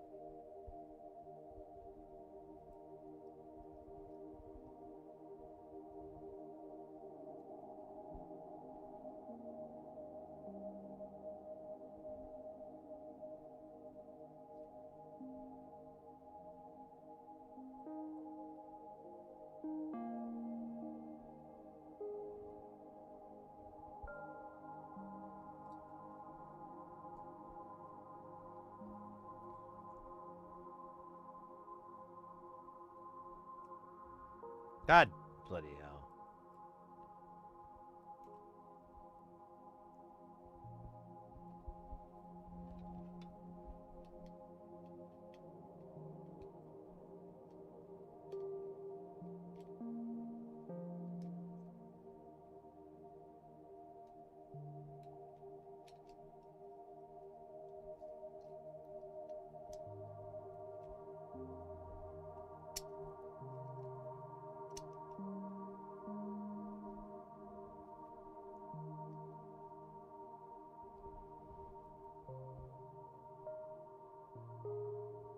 Sid, you never talked about the KLF since I've been watching your channel.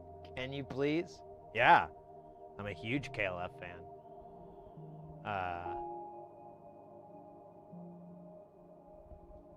Yeah, so the KLF is two guys. I have to... Jimmy...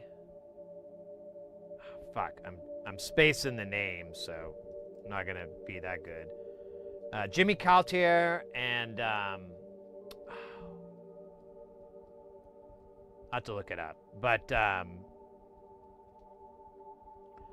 so they're interesting cats because like here, let me look it up.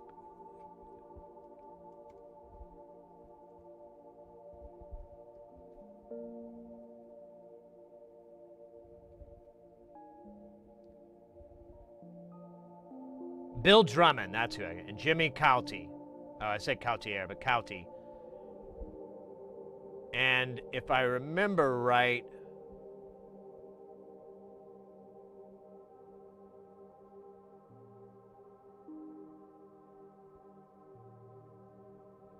yeah, Jimmy Cauty went on to be in the Orb.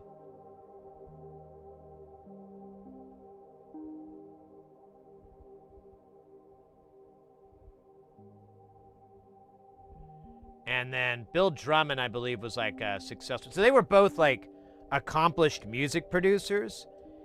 And they literally, they had like, they'd done really well in the industry. So they had plenty of money, and they kind of had this almost cynic attitude to the music industry. And so they started doing all these weird projects together. They did the Justified Ancients of Moo Moo, the Time Lords, which I have that album up on my wall. And then they started doing the KLF, and the KLF actually blew up bigger than any other little side project that they did.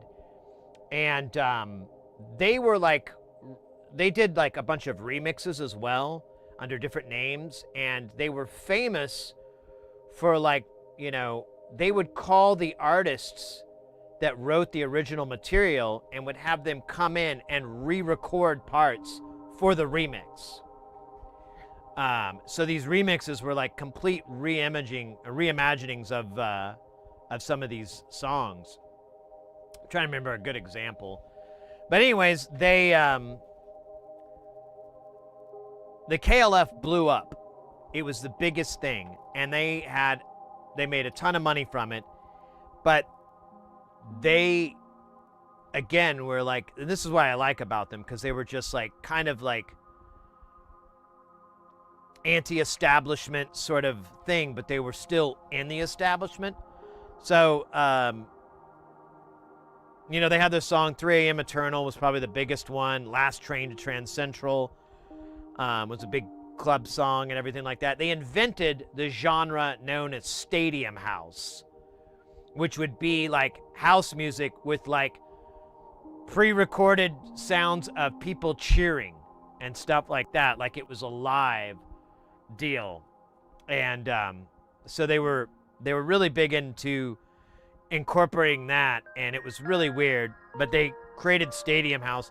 There were some other artists that kind of did similar stuff, so that's why it became a genre. I couldn't tell you one off the top of my brain, but anyways, they were totally like taking the piss out of people with their stuff, and it was really funny. They did, so on the White Room album, they have like a song they did with Tammy Wynette, and she sings Kick Out the Jams and all this. It's honestly, it's a pretty fucking cool song.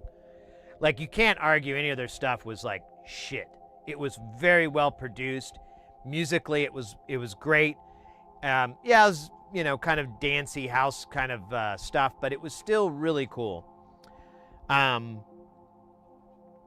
I don't remember why this happened, but they, so they got really popular, and they, and I might be getting the order of operations wrong, but they went to the, I think it was BAFTA award. So it's basically the British Academy Awards. I think that's the BAFTA. I might be getting it wrong. BAFTA might be for film, actually. But it's the British Academy Awards. and they came out to play 3 a.m. Eternal, but they had it performed by this band called the Extreme Noise Terror, which is actually a pretty interesting act on their own. I recommend checking them out. It's weird. It's a 2-vocalist band, and all they did was like, it was just thrash metal, and you had the 2 vocalists. One would go 3 a.m. and the other guy would go eternal, back and forth for like 3 minutes. It's 3 a.m. eternal. It's 3 a.m. eternal. So fucking stupid.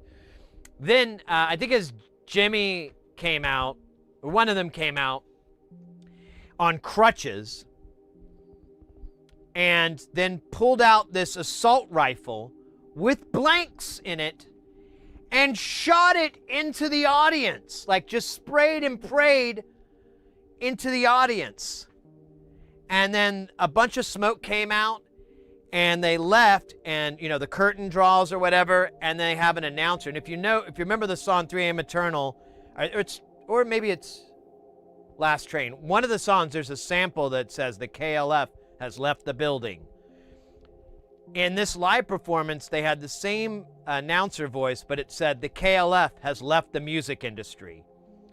So that night, there was a big after party, and they pulled up to it, and on the red carpet dumped a dead sheep from like a butcher that they bought.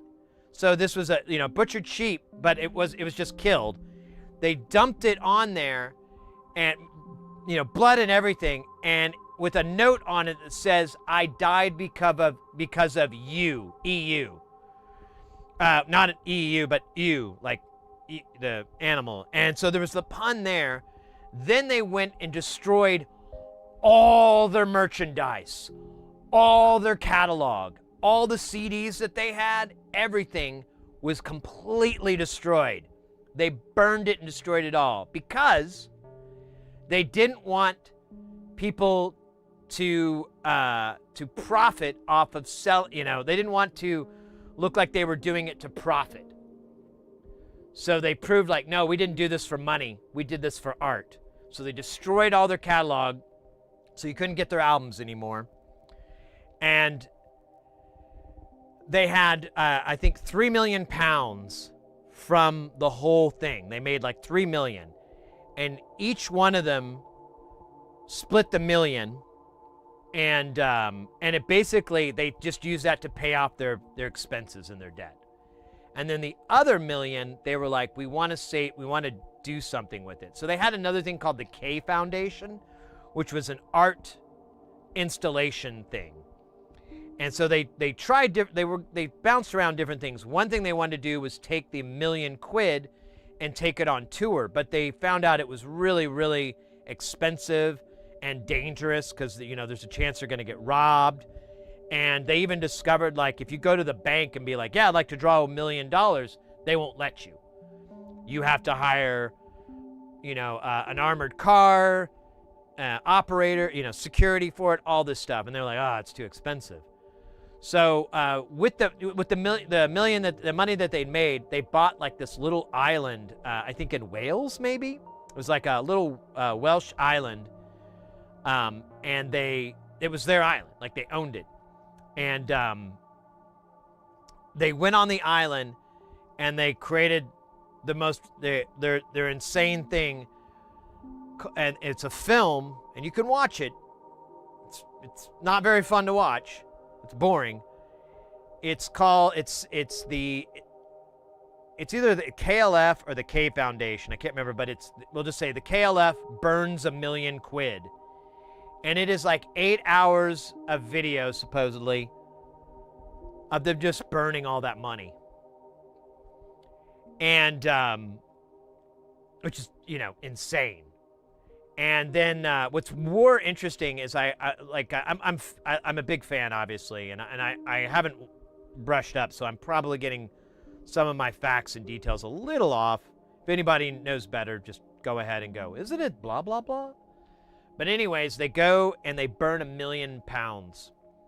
And then I watched this video where they went on like a daytime talk show, kind of like a Sally Jesse Raphael or what was the last one that was really around? I don't know, those kind of talk shows. But it was a Scottish show, and but it was a Scottish daytime talk show type thing. God, what's another one? There's Sally Jesse. There's Geraldo. There was Oprah for a while. Anyways, it was that kind of show, and they were on there after they'd burned £1 million. Maury, yeah, exactly. After they burned that money.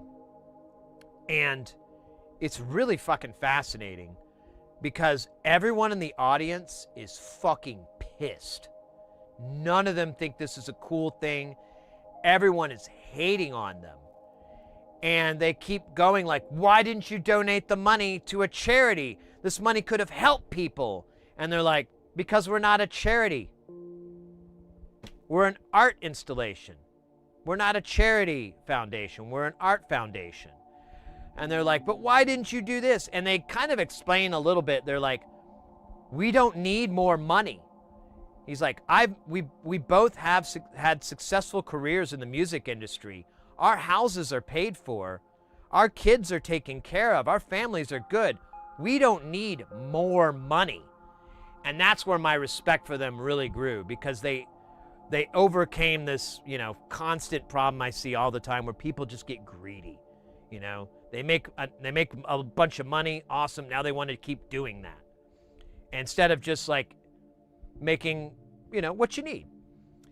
And these guys are in their mid-30s at this time and everything too. And so it's fascinating how angry these people are. It's weird. It really like makes you question a lot of stuff. Like, man, are we on the right path here? Because they're just so mad. And after that, they basically they made a bunch of statements. Like, one, they're never going to reform and put out any more music until there is world peace, which is about as ludicrous as burning £1 million, honestly. You're just like, dude, I don't think you're gonna do anything, man, with that. I think it was Jimmy went on to, so Jimmy Cotti went on to form The Orb. And if you're not familiar with The Orb, you should check them out. It's an absolutely unique, I guess you'd call a lot of their stuff house music. It is weird. They would do live shows by just having like 8 turntables, and they would have sections of the tracks, like stems basically, pressed to vinyl, and they would like DJ, like 8 turntables at a time, playing the song and stuff. It's wild. They did all kinds of interesting stuff. The Orb is totally is its own story in itself. Am I taking hits, or is my headphones cutting out? The Orb is its own thing in itself. But yeah, that's the skinny of the KLF. You make me want to read up on them again, or watch, like, see if there's a documentary about them on YouTube or something. But they're one of my heroes. When I was a little kid, I was like 12 or 13, that's when they popped off.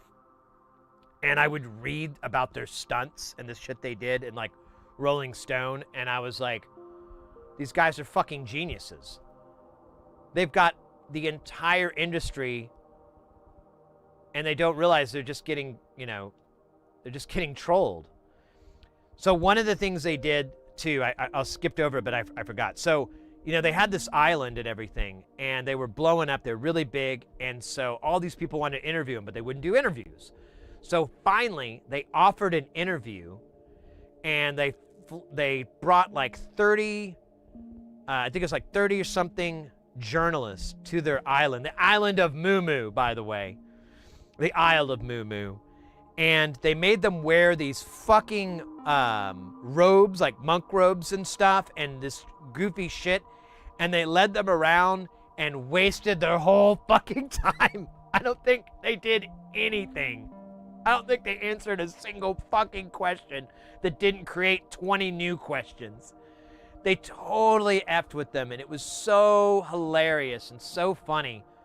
I remember when I was a kid and I was getting into punk rock and everything like that, and I was like, these guys are real punks. These guys are like, they've taken like punk, and you know, you see all these bands that do punk and then they get all big and famous and they're fucking losers. These guys got big and famous and they're still punking people. They're still like, you know, screw the establishment. They're all very forward. And when you're a teenager at that age, that's a cool thing. You know, for me anyways, I was just like, these guys are the best. Yeah, and they did put out a book called How to Write a Hit Record or something like that. And it's basically, it's like, just rip people off is what it's fucking, I think I remembered it saying, like, take the biggest hit right now and copy it. or it's like, write a book. And, yeah, they're still around too. As far as I know, they're both alive. Was Bill Drummond still alive? Yeah, Bill Drummond and Jimmy Cotty are still alive. And, they did a bunch of other stuff under it. You should check out, if you're a Doctor Who fan, you should definitely check out the Time Lords. They did like what is it, the Rock at the Pop, or Pop of the Rocks, whatever, the British TV show, like basically American Bandstand. They did a deal there, and it's famous that you have to lip sync. So they made it quite apparent that it was not real, that they were just playing to tape. And oh man, they're just thank you for opening that can. I'm sure there's plenty of people who are like, fuck, this is the KLF channel. I came here for soldering, but I can't solder and tell you about the KLF at the same time. It's physically impossible.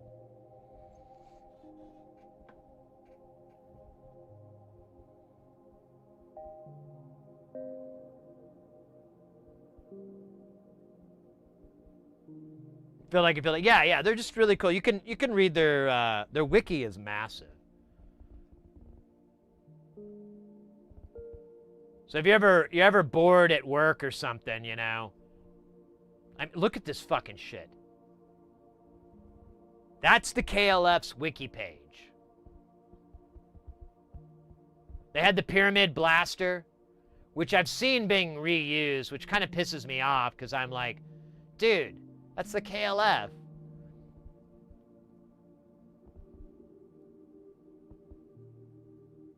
Oh, look at that, 1997.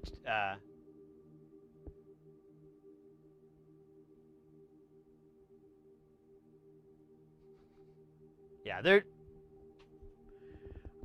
I don't know if it's obvious or not, but they're a little bit of a hero of mine.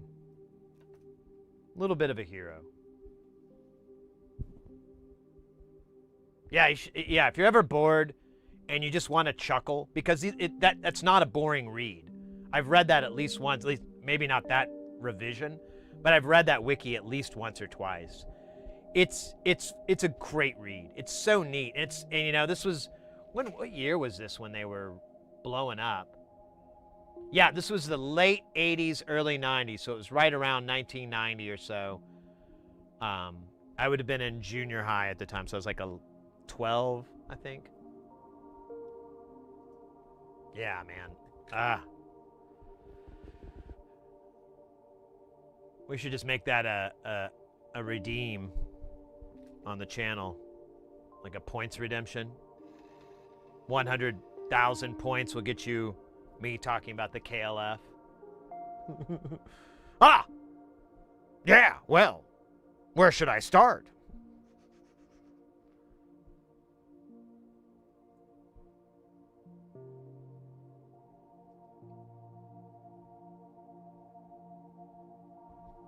The music may not have held up as much.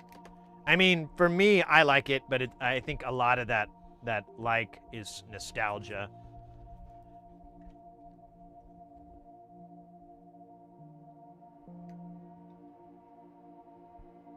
Yeah, if you remember the 3 a.m. Eternal, that was the song where the guy played like a cell phone.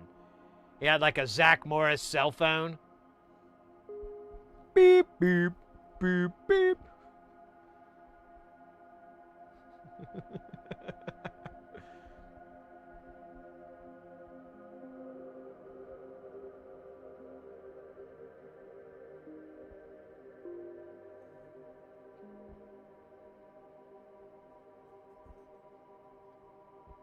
I wonder if that's copyrighted. Because if you don't know, like the KLF got in, like when they first started, one of the first things they did, or one of the first deals they did, I think as the Justified Ancients, is they put out a song and it was like, it was supposed to be like a remix of Dancing Queen by ABBA, but it was like the whole song or something. I can't remember exactly what that deal was. But KLF stands for, does it actually state what it's for?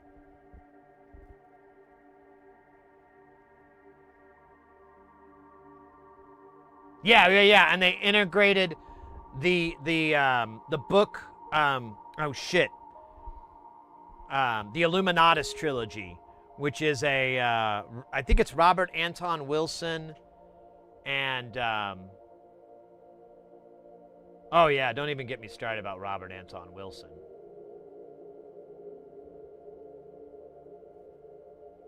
I think it's Terry Pratchett.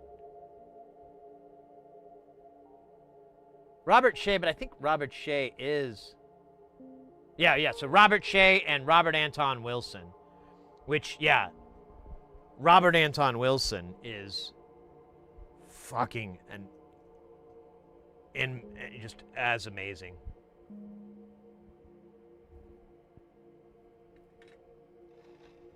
But KLF, oh yeah, I was trying to see if they say it in here.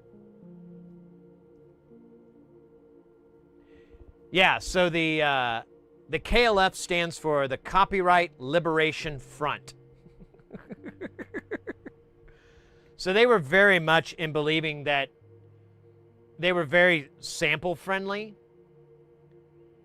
And so, but they would get around sample issues by having someone reproduce the performance. I think that's what they did with Dancing Queen. I can't remember.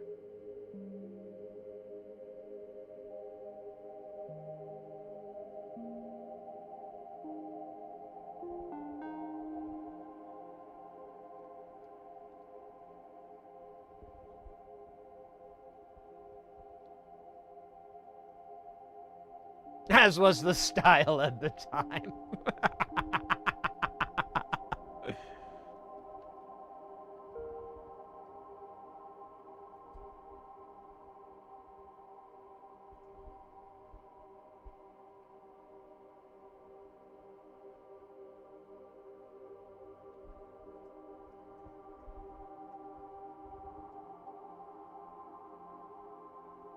I just wonder if their stuff is, if I get copyright flagged by like a publisher.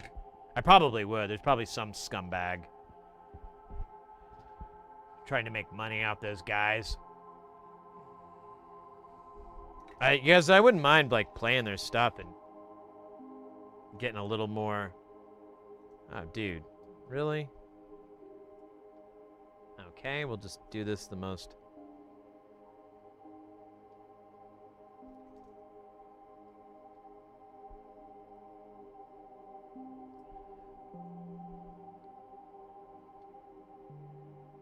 Alright, I'm gonna get the rest of these because they're a button of pain.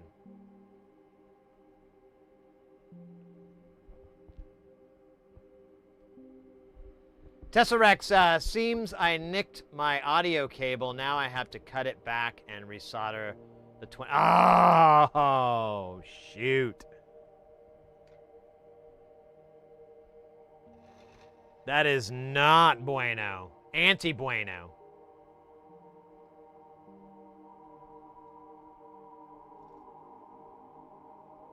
Wonder what the KLF would do in a situation like this.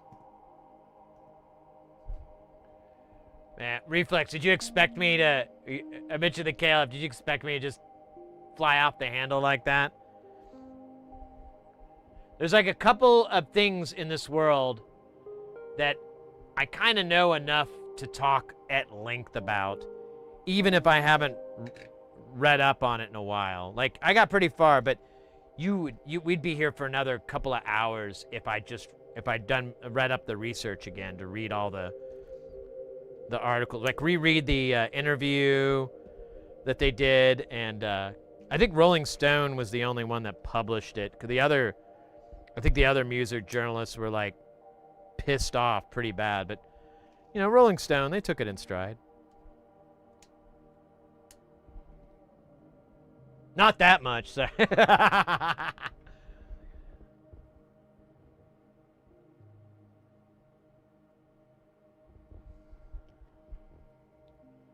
Ancient Samumu.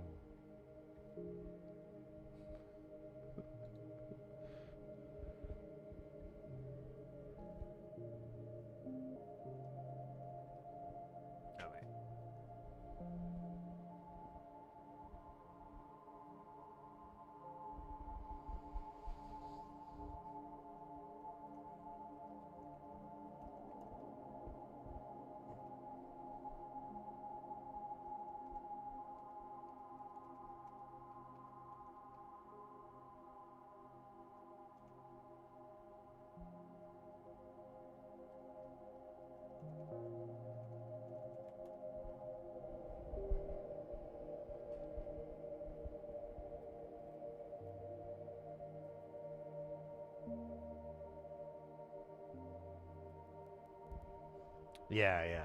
This is what I don't know. I could definitely listen to KLF right now and just be like, this shit slaps.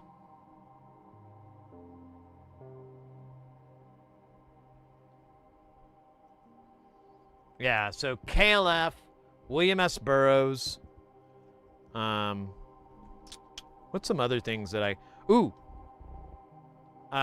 any audio related stuff like multi-zone speakers, multi-zone speaker arrays, and time alignment of multi zone speaker systems. I could talk about that a day in and day out.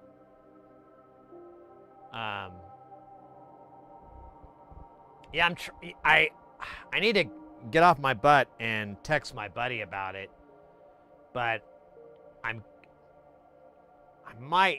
trying to work out a demo of this speaker system. And I think I have an option. I think I have an opportunity. I just gotta text the right people to see if I can find a time to come down there and do it.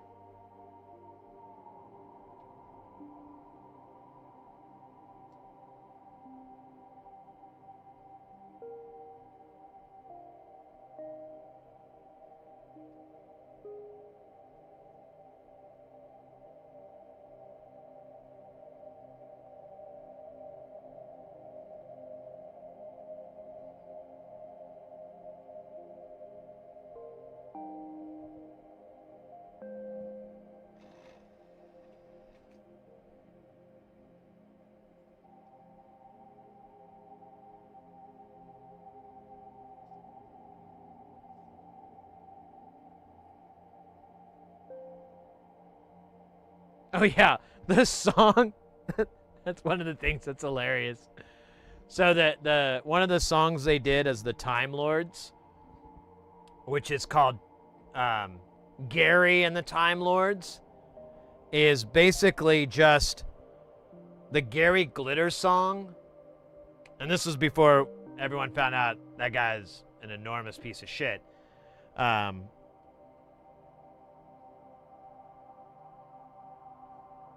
The dun, dun, dun, dun, hey, dun, dun, dun, dun. But they put like Doctor Who, hey, Doctor Who, the TARDIS, Doctor. It's so freaking silly. And then they have the original Doctor Who theme on top of it.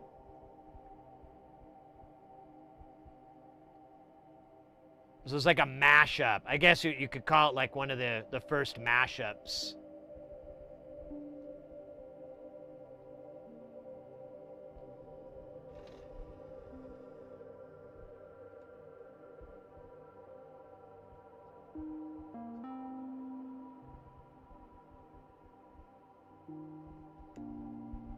This guy I work with, he's English, but he's lived in the U.S. since like the mid to early 90s, maybe. Can't remember exactly, but I remember one time we were talking about Gary Glitter, and he's like, oh, that guy's a PDF file. And I'm like, yeah, I know, man. And he's like, yeah, you know, no one plays his songs anymore, but you Americans still play it. And I'm like, yeah, I don't think America got the memo. He's like, I would go to like, you know, high school sports events, you know, for my son and shit, and the band would be playing that, you know, the I'm the Leader song, and I was like, yeah, we didn't get the memo about Gary Glitter. We didn't know. And I know there's no excuse, like, we should know now, but, you know, it's like, it's more of a song than a song by a person. And he's like, yeah, I guess so.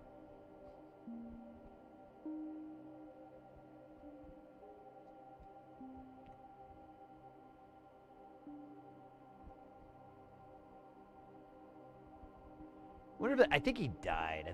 Thank goodness.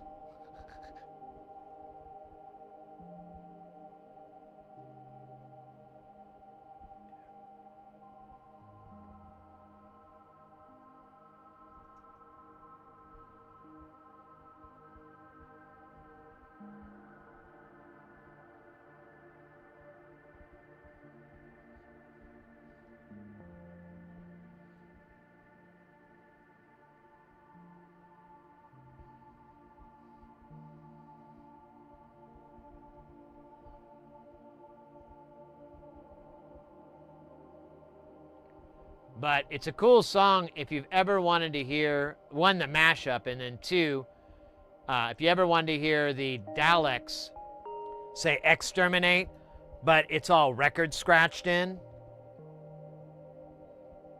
Yeah, I know you didn't know you were missing out, but now you do. It's like exterminate. It's so fucking silly.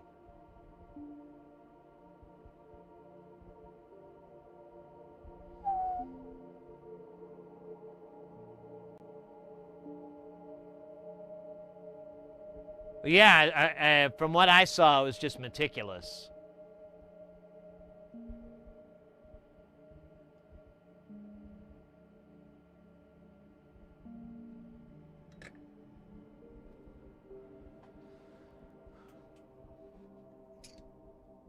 All right.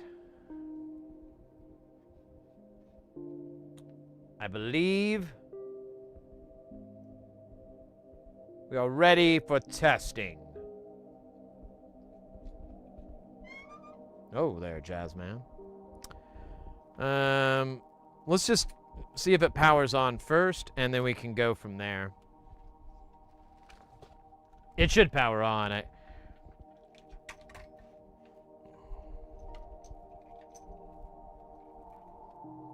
Oh yeah. We'll do it the exciting way.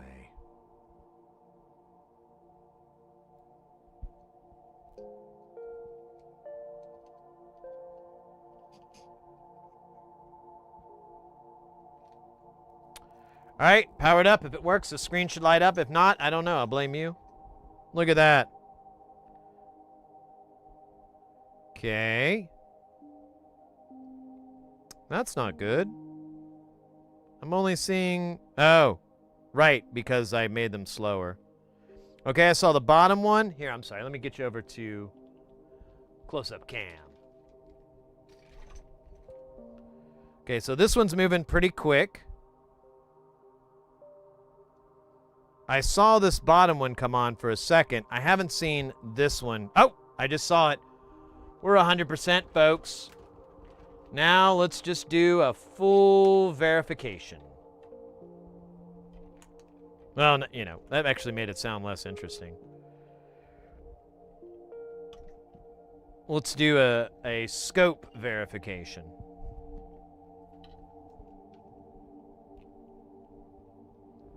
Dude, it's so fucking hot in here, man.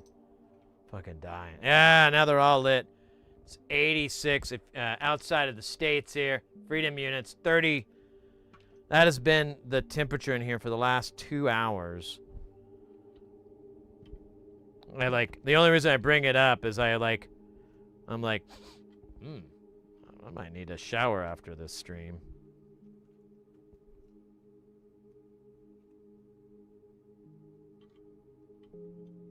Got some funk.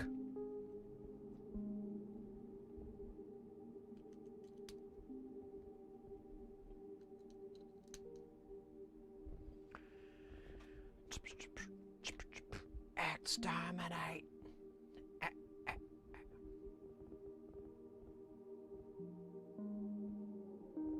We don't want that kind of... I know. We want the funk, but not your B.O. funk. We want the funk, but not your stinky funk.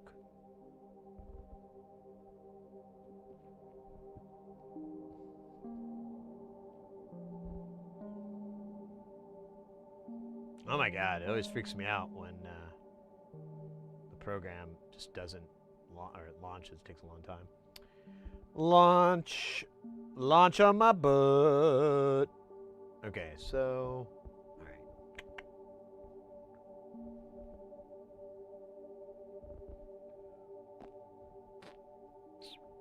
There we go. Bueno. All right, first we need to make this bigger volts, so we're going to do deuce. The time constant is going to be slow. We'll do 1 second division and turn it on. Dude, this is already going to the extreme. Let's do 2.4. Yeah, it slams into the end, which is kind of weird.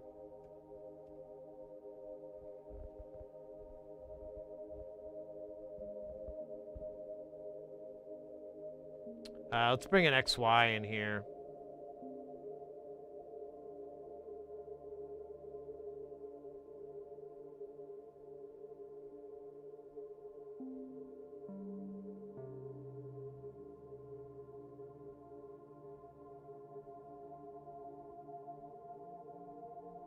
All right, let's try a different... We're going to go from AB to AC.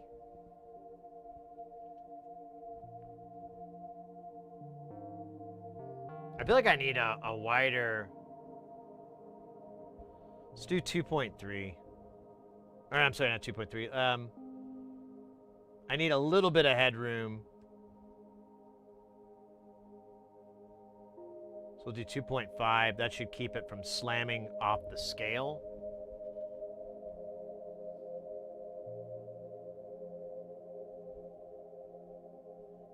Whoa. Did I just blink and a bunch of chat popped up? My bad.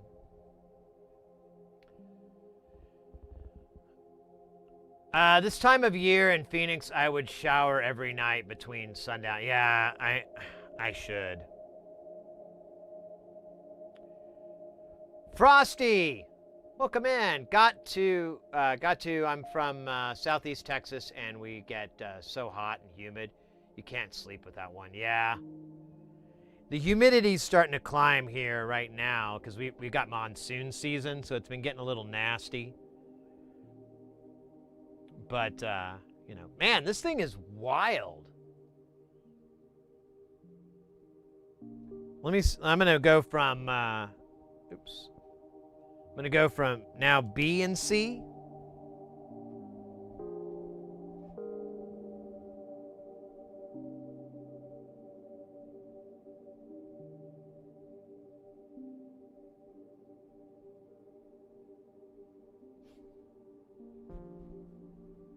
Bruh, that negative is wild. Yeah, the faster ones are weird. Here, let me turn down the... Oh, yeah, that's right. Let me turn these effects down so it's just that circuit. I think that's what was happening. Yes! Wow, that's actually kind of cool. Okay, I'm going to do A and C again. But I just want to see what happens.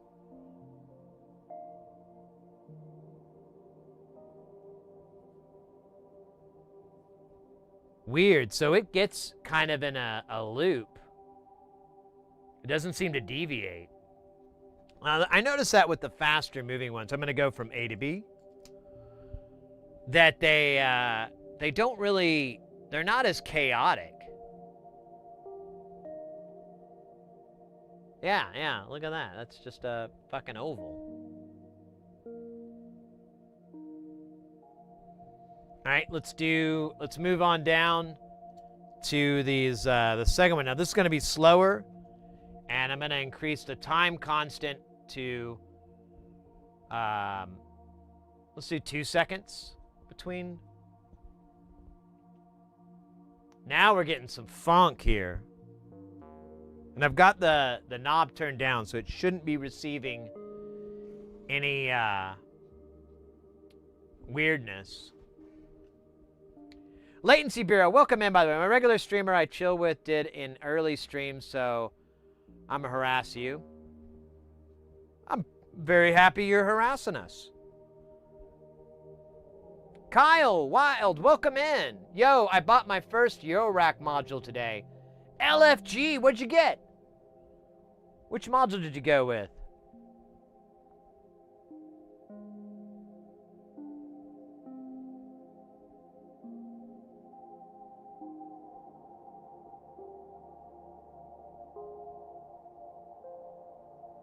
Yeah, definitely.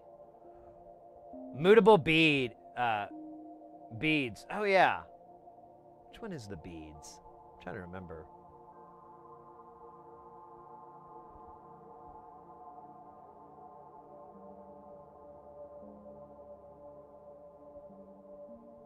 Now, do you have anything to interface with it yet, or you just have that one module? That's gotta hurt if that's the case. It's like having a cigarette but no lighter. You're like, ah, shit. Oh, you know, if you used to smoke, you know. Or if you smoke now, I guess. Hope you don't. Smoking's bad, okay? All right, this is what I want. More of this nonsense. Let's move it over to AC.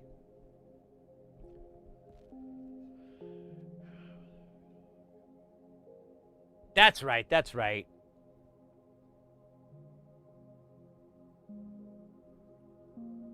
I see no chaos there.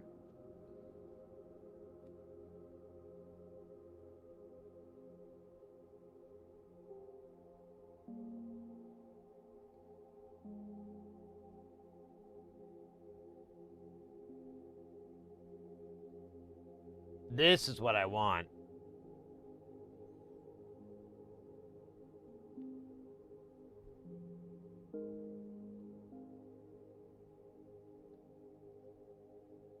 Yeah, now it's falling in behind. Well, it's still deviating, but it's almost falling in behind itself.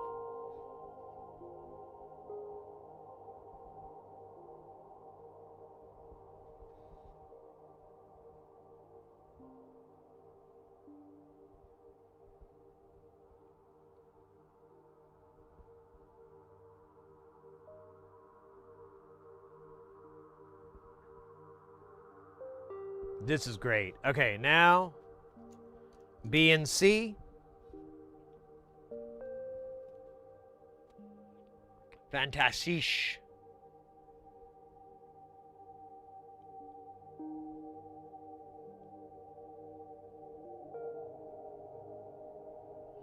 Well, I don't know about the first one. The first one just seems to flash on and off. First one's a little bit of a disappointment. I might double check that circuit, honestly, because I'm like, dude, this is lame.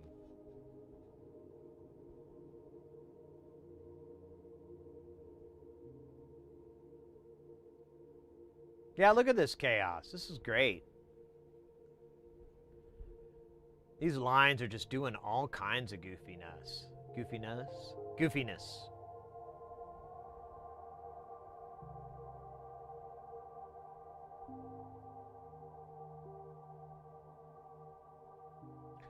I'm waiting on a Rides in the Storm. Oh yeah, I know those guys.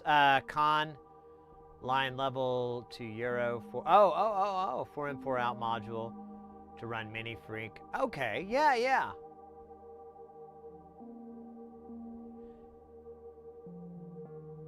Yeah, I mean you can plug those things into eurorack, but it's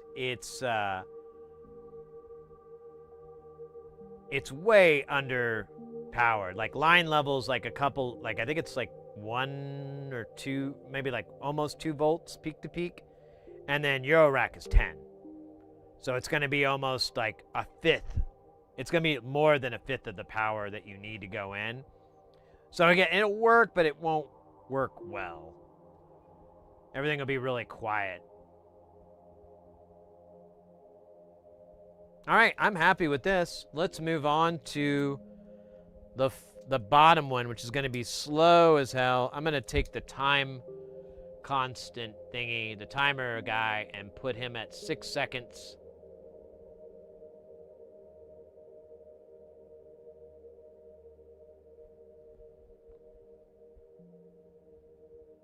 Yeah, you want to bump it up. It's not too hard to take it down with other things, like eurorack, and put it into like your mixer or into your line level stuff. It's not, you got to do something, but you can bump it down. But yeah, you got to bump it up.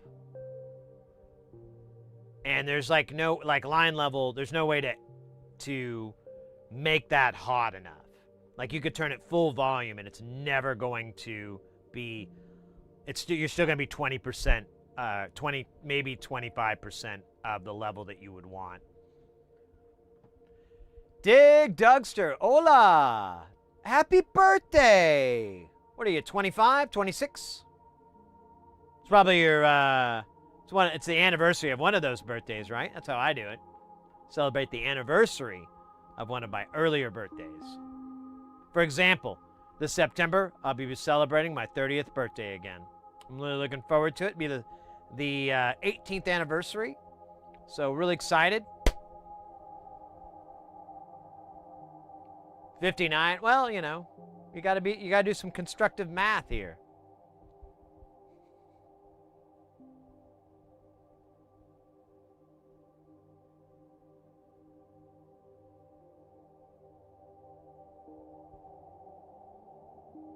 You gotta pump it. Pump it up, y'all. Are you referencing the SNL sketch where they took the, what was it, like the Nike, I think it was Nike, that had the shoes you would pump up, and you had like Chris Rock singing a song. And he's like, you gotta pump it. Pump it up, y'all. But it was like a turkey. It wasn't a shoe. It was like, oh, your Thanksgiving meal isn't big enough? You gotta pump it.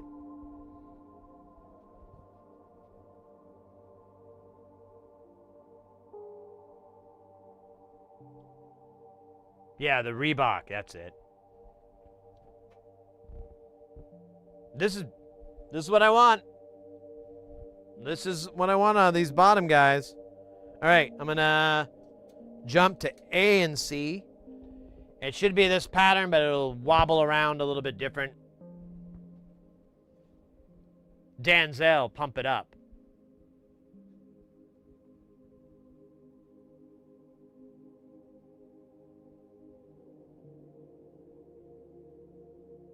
Man, I know that too. I just can't hear it in my head.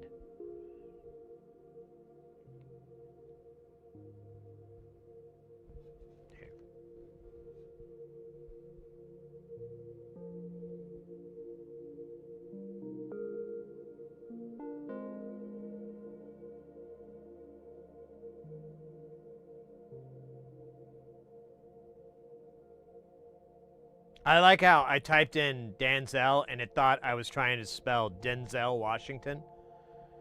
It's pretty good. All right. I don't recognize the music video.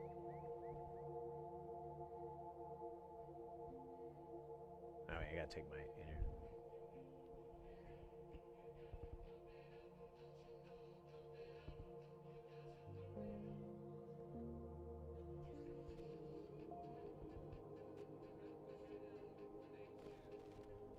I do not remember this song.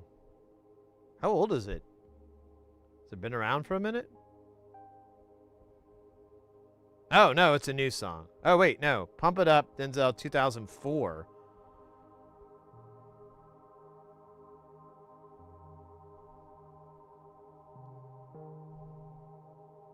Don't even recognize the guy. Oh, man. I must have come from a different universe, like a different multiverse, and where that didn't happen. That's the only logical answer now. I want to get a Happy Nerding FX Aid, a knit microplates, and a Pam's Pro workout.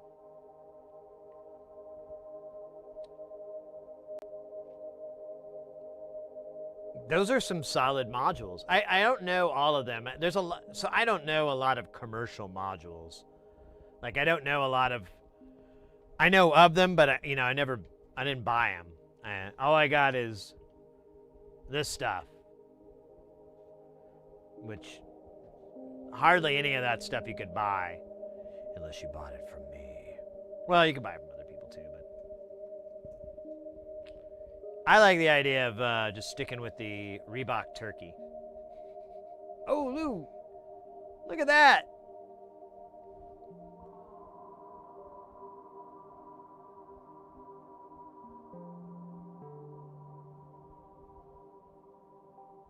Man, it's pretty close to the old pattern.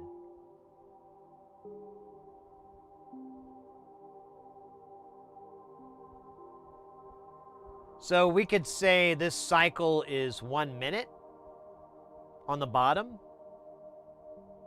I mean, it's pretty close. It starts to deviate and get weird, but we do get some overlap. But it's going to fluctuate. It's going to be like 1 minute, and then later on it's going to be 54 seconds or something like that. Can you still get Reebok pumps? Man, I don't know. That's a good question. I have an app. I'm not going to say it because I'll probably embarrass myself. But I use it to buy shoes. Because they have shoes in it. Man, everybody's updating their privacy. I can't wait to figure out what I signed away. Let's see. Search. Is Reebok... I don't even know they were around. Okay, so 2 E's, you chode. Reebok pump.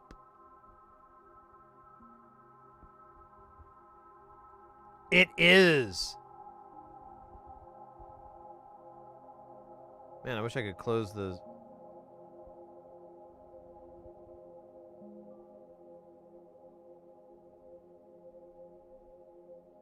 Oh, shit.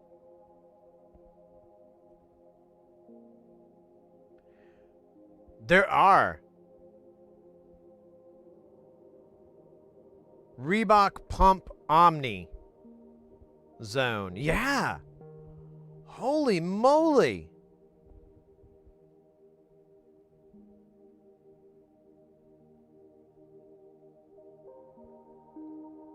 Oh, they're well.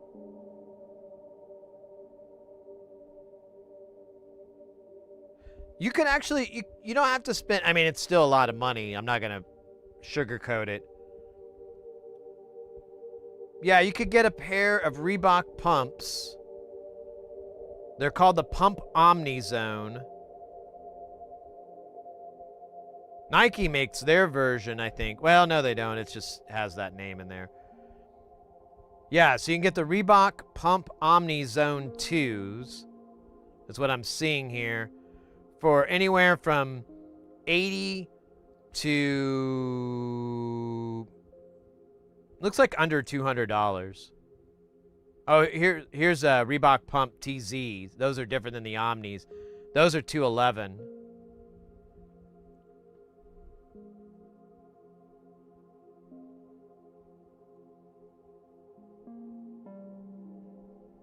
Yeah, you could totally get Reebok pumps.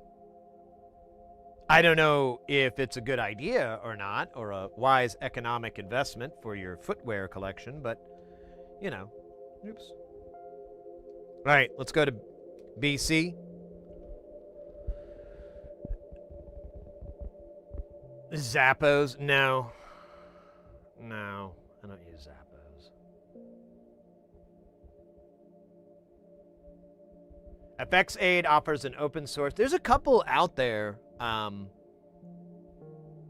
Some of them are a little bit more work. I don't know the FXAid that well, but if you're, depending on how handy you want to get, and you can actually find, they have like a dev unit for it, but I don't know if they still sell it. I was thinking about making my own because they like have all the details. I'm like, oh, dude, I can just copy this. But Daisy Seed, the Daisy, which is like the Tinsy, but it's called the Daisy. But the Daisy Seed is pretty badass, and it's extremely easy to program. There's like so many languages that it accepts. You can even write it in Max MSP. Which, if you don't know that program, that is programming for people who can't type. You draw lines and stuff to if statements and while statements, and I mean, it's wild. It's a pretty interesting program.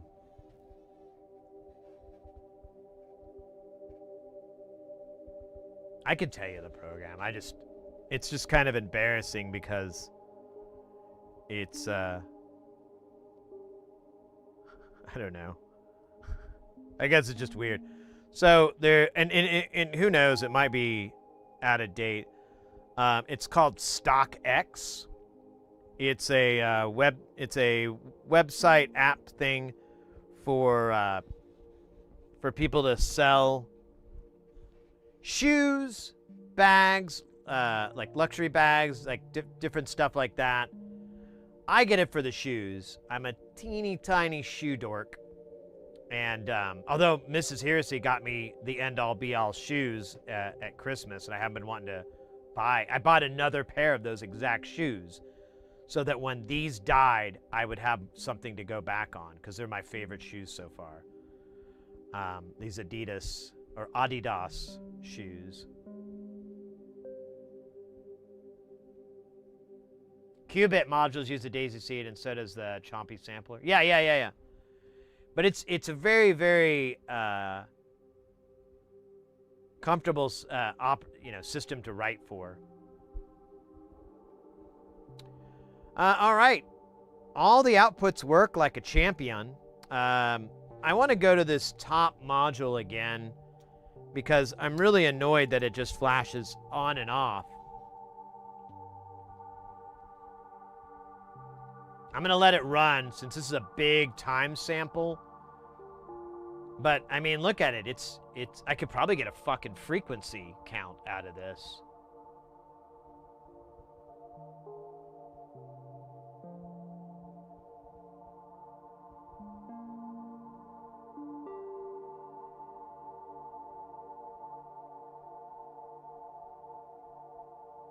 Oh, I hit vertical.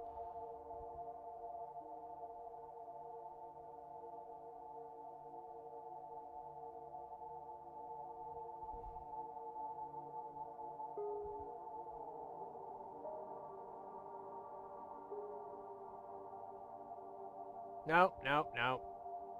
Can I just pop this out? Yeah. Well, where'd it go?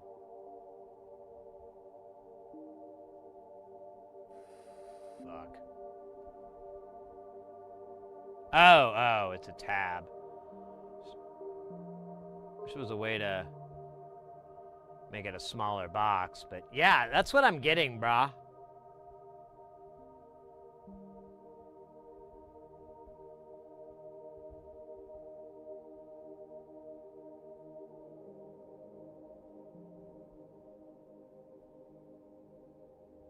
How are you a shoe dork and you didn't remember Reebok Pump? What do you mean? I was the one who thought that's what we were talking about. I just couldn't remember who made it. And I'm not technically a shoe dork. I just like to buy shoes. I don't know what that makes me exactly. Yeah, look at this. This is... You can see a pattern in the mesh. This is the exact same... This is a locked frequency. At 1.39 hertz. With no deviation here, mate. The fuck?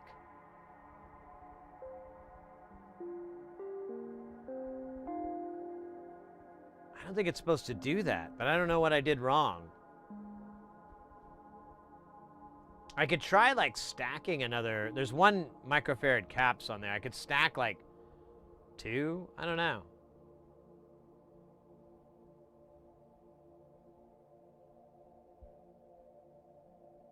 Yeah, absolutely. So yeah, we're speaking the same language. A lot of people don't know about the daisy seed, and it's honestly like a really fascinating little piece of tech out there. No, like I have an unusual amount of shoes, and I don't know. I kept it a secret a long time until my buddy was like, "Oh yeah, man. I have like 20 or 30 pairs." I was like, "Oh, really? I don't feel so bad now." I'll put it this way. I have way more shoes than my wife. But my wife, Mrs. Heresy, does not have a ton of shoes. So it's just kind of like the perfect storm. You have me, who has a lot of shoes, and then her, who just has a small amount.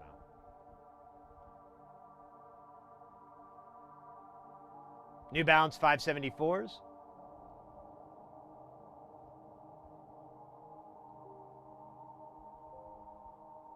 I'll have to give them a try. I don't think I've ever worn any New Balances, so. My mom was a big fan of them, I remember that. Yeah, this... Oh wait, C1 did change. But C2 is still 3994.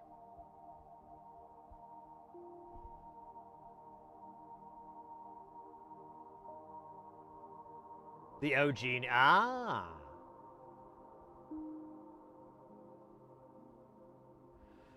Okay, so I can introduce here a little bit of the sync, and that should jack with this pretty heavily. Let's go back to the XY view here. So I'm going to turn this knob up just a wee bit.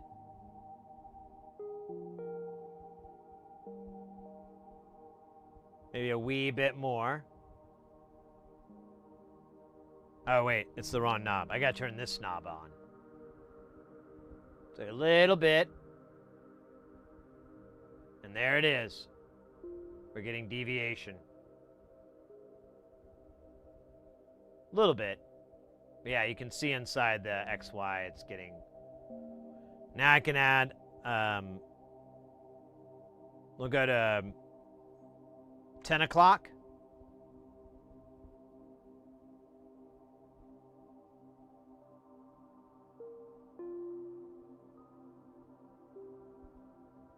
All right, I'm going to go to noon.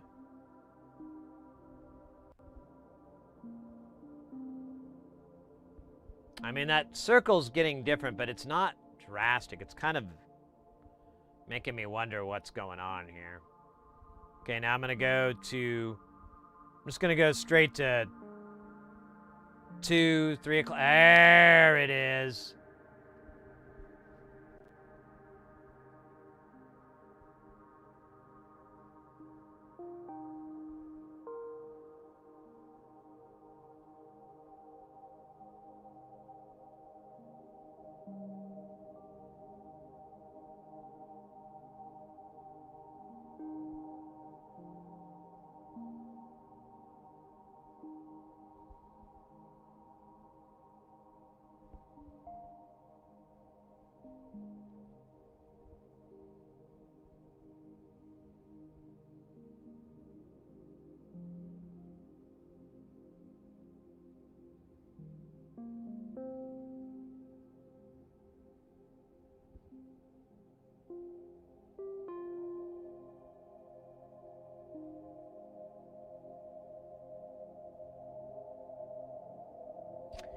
That's an interesting pattern over there.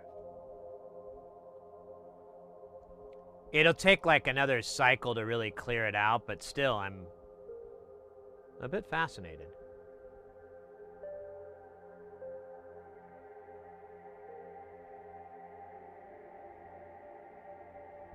Not as fascinated as the gamesters of Triskelion, but pretty damn close.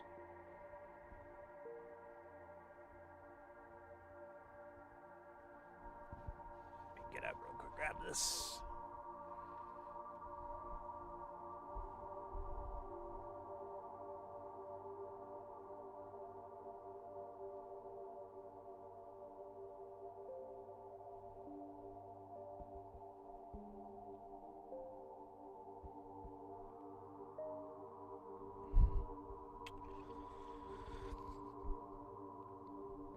The gamesters of Triskelion.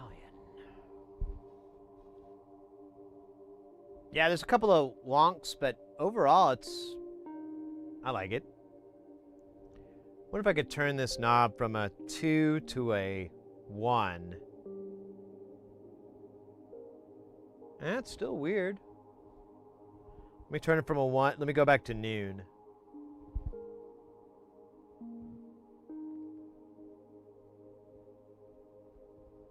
Let me go back to... Oh, wait, that's starting to look... No, it's still wild. Let me go back to 10 o'clock.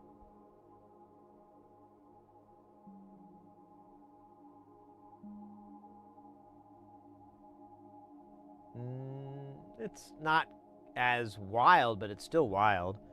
Let me go to 9 o'clock.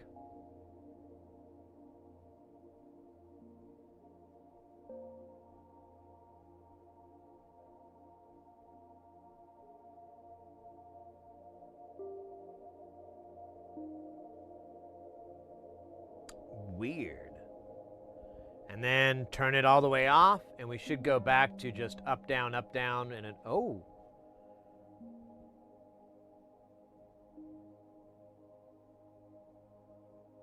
Huh.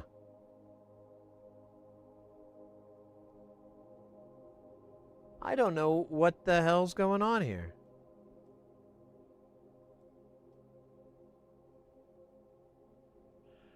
Ugh, this fuck-ass digital scope. I think I'm going to buy a Regal. Yeah, I mean, a Regal, or you can get this thing.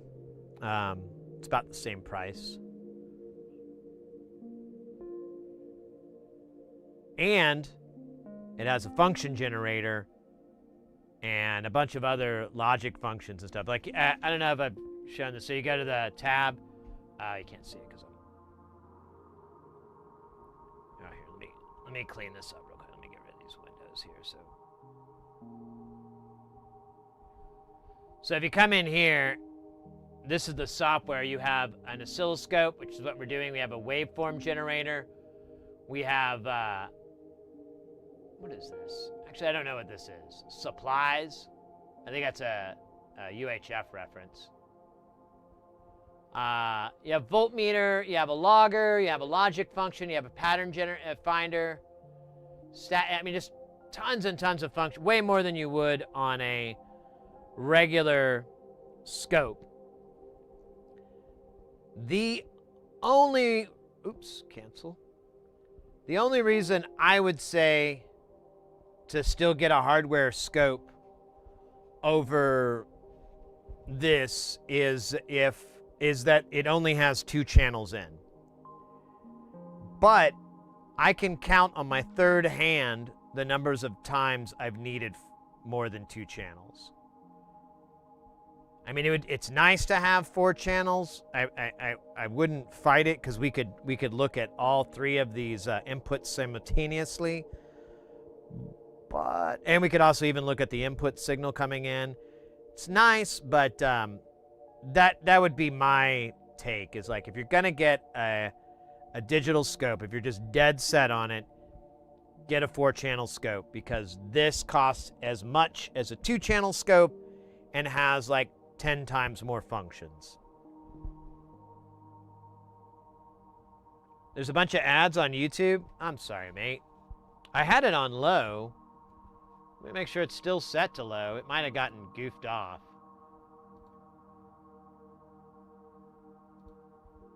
Oh, it did. My apologies. I switched it to low, Sean. It was at medium. My apologies. I could have sworn I set it to low, and I've been debating just taking it off because it's like the YouTube channel, the streams make like at most 20 cents. And I'm like, well, you know, once they're VODs, you know, I could do them, you know, have ads in them and stuff like that. But I think when live, I've been trying to decide if I want to either take them out or set it up so I could do it manually, which I have figured out how to do that, so that when we have an ad on Twitch and I'm like, oh, hey, you know what? There's an ad coming up, because on Twitch you can schedule it. So I can be like, oh, there's an ad coming up. I'm going to use the time to go to the restroom or get me a drink or stretch my legs, something like that. I could do a YouTube ad at the same time when that happens. So, you know, everyone's kind of stuck in this doldrum of capitalism. But it's not going to be over and over and over. Thanks for letting me know, by the way. You guys, if you ever have any... You know, earlier we had the problem with the sound effects being too loud. I always appreciate when you guys come at me. At the worst, I'll be confused and arguing with you like the old man that I am. But hopefully, most of the time, I'm like, oh, no shit. So if you have issues like YouTube's just pumping you full of ads, or the volume's not loud enough, or it is too loud, whatever, let me know. I won't find out until I watch the VOD, and I don't watch the videos. I don't watch the streams afterwards very much at all. From time to time, I do. Dig was in earlier. I was looking at an old stream because I was trying to figure out what... There was like, I got raided, and there was like a big, huge influx, and I'm like, I don't remember that. And I looked, and I saw, when I was watching who it was, I was like, oh yeah, it's this person.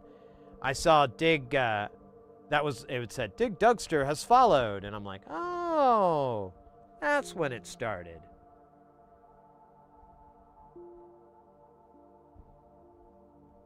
So I wonder if you have to kind of introduce stuff into this to get it to... Yeah, because now it's just pulsing all crazy, man.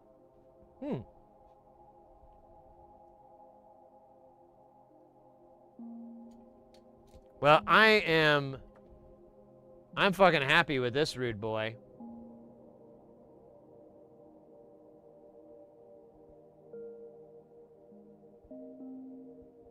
Oh, that's weird. It's like a grit glitch. I should see if there's a new version of the software for this.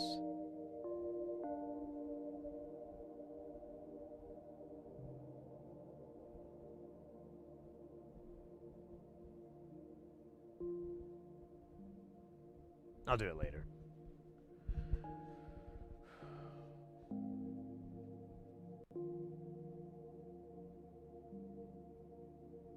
I watch so much YouTube. YouTube Premium just makes sense to me. I don't have any other video streaming service subscriptions. So wait. Oh, Kyle. I'm sorry. I got confused. Yeah, and I was talking earlier. I hooked Mrs. Heresy up for her birthday. It's kind of a weird gift, but I got her a premium subscription, but it's like premium light. And I don't remember, it's like $7 or $8 or something. And it just takes the ads out. You don't get the features like being able to download videos or, you know, or music access or anything like that, but she doesn't care about those things. All she cares about is that she watches YouTube on a TV instead of a browser where it would kind of take care of the ads, you know what I mean? You know what I'm saying? And yeah, so there's no way, there's workarounds, but they're way more work, and I'm like, fuck it, I'll just pay the $7-8, and it's honestly pretty nice. I've been debating getting myself an account because it's still cheaper to do that than to get like a family account or whatever the fuck it's called.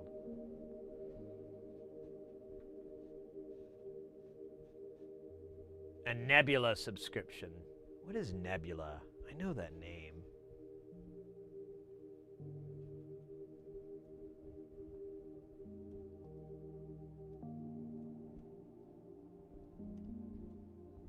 Nebula. Nebula is the best place to watch and support your favorite creators. Oh, yeah. I'll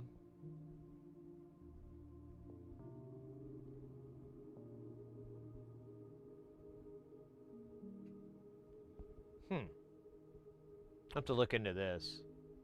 I don't think we're the kind of channel that could get on there. Oh!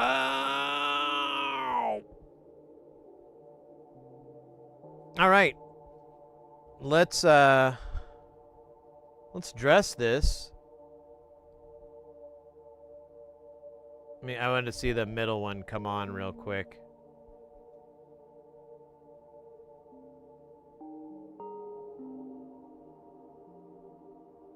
The top one looks good. I think the middle one's okay. Yeah, I feel like the middle one... Well, let me see here. I can't really tell. I think it's okay. I'm not going to sweat it. Too much to think about in this day and age.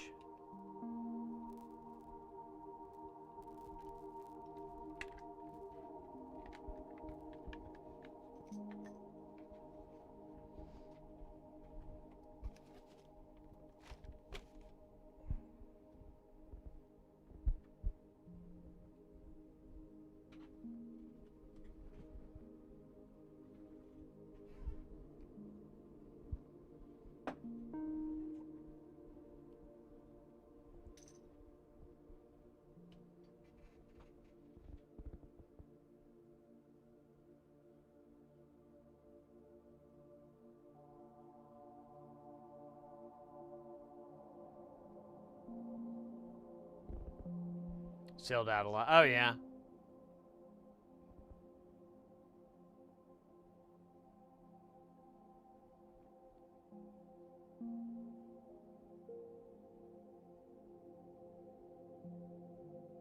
Yeah, I just, I can't remember what ad blocker I have on my,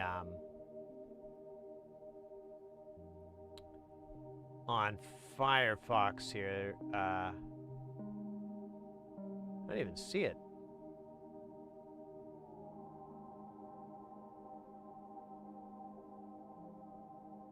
Oh, yeah, I have ad nauseum, which is, I learned about it from Louis Rossman. It's a ad blocking it's an ad blocker, but on top of it, it goes through and clicks on all the ads.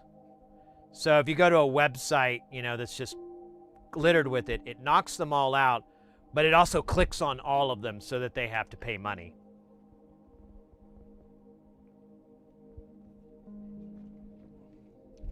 I know it's not just for Firefox. You can get it for other platforms. I'm rolling Firefox these days, but I'm not married to it. I was using, what was it, Opera GX for a while, but it turned into like this huge memory hog, so I kind of got tired of it. Yeah, I've been hearing a lot about Brave. I might give that a try next. I haven't heard any bad things.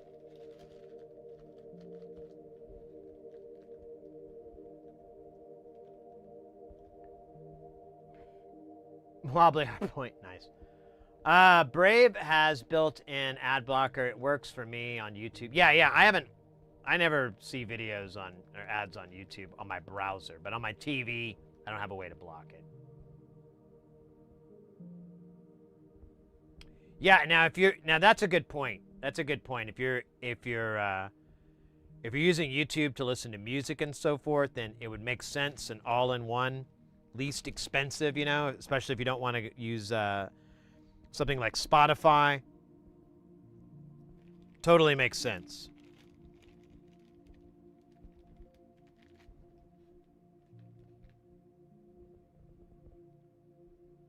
Yeah, Louis Rossman's the GOAT. Absolute GOAT.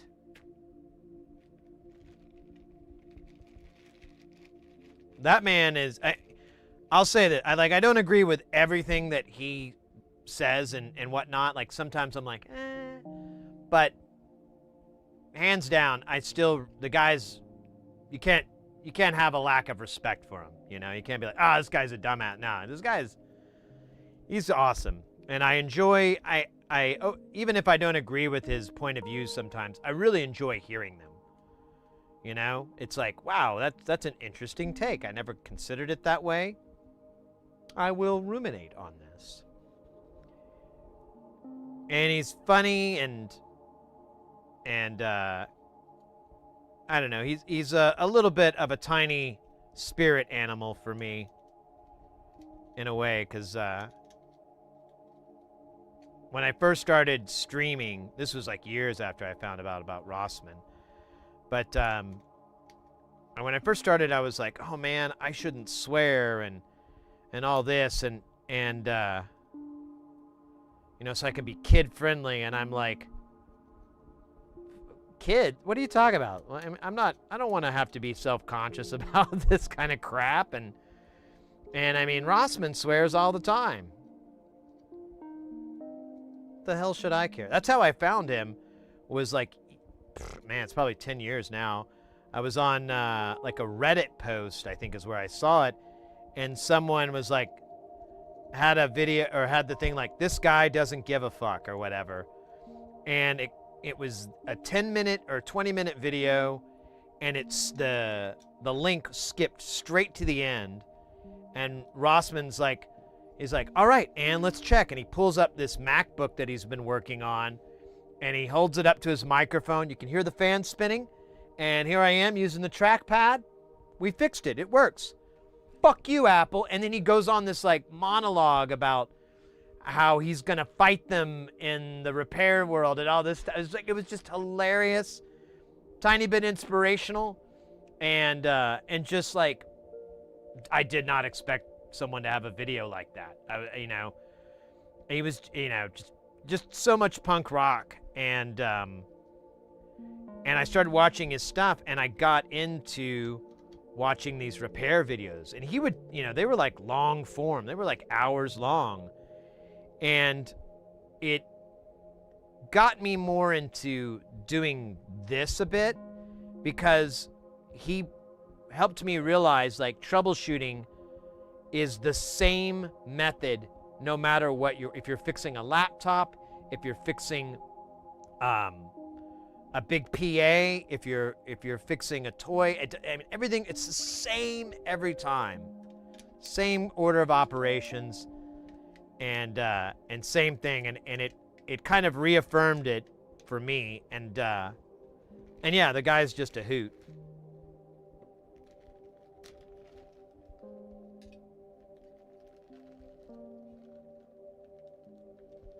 Here, I'm behind on chat.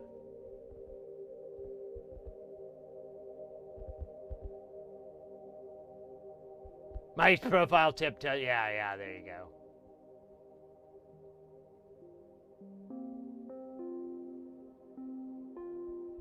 Yeah, I don't see that. So leaving New York for Texas, that's where I'm like, that's a part where I'm like, what? I know he has good reasons and whatever, but I don't have a high opinion of the state of Texas. I lived in Oklahoma. I grew up in Oklahoma. And so and that's where I'm basing a lot of my discontent with that state from my, you know, growing up, from my youth, but whatever. He's not a stupid idiot, so he has his reasons, and he's probably happy with them or whatever. I don't know. But that would be an example of a thing where I'm like, what? Texas? What are you, fucking stupid? But I know a lot of people that are cool cats and everything, and they've moved to Texas, you know, so maybe they know something I don't. I don't know what the fuck that is, because I go to Texas. I had to go to Texas a lot this last year. Or not this last, the beginning of this year. And,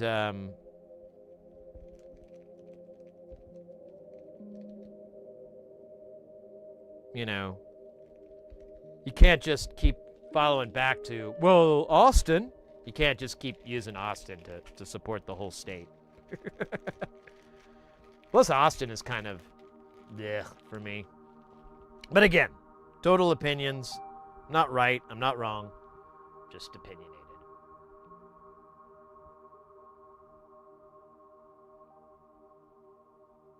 Yeah, Ben Jordan is very similar. I really respect him. I really like him. I love what he's doing. I love what he's putting out there. I don't agree with everything that he says or he believes or whatnot, but I still respect it. It's just a difference in opinion. You can have two people that think there's two ways to do a thing, and they could both be right, you know. And that's how I am with Jordan and Rossman. Is I'm like, you make some compelling arguments. I think you're right, but let me start over. You make compelling arguments. I like what you're saying. I respect what you're saying. You've got your ducks in order, but I don't think this is exactly the best way to go about it. Or I don't think you've thought it, you know, I don't know. I just always feel like, maybe. But at the same time, Ben Jordan's like my age. And Rossman's a bit younger. You know, not that that makes a big difference, but it, you know, the amount of experience that you have kind of helps judge things. Or not judge things, but whatever. I'm fucking gonna quit talking. I feel like I'm gonna inadvertently insult these people that I really like or come across as being insulting, and I'm like, no, I'm not. I love them.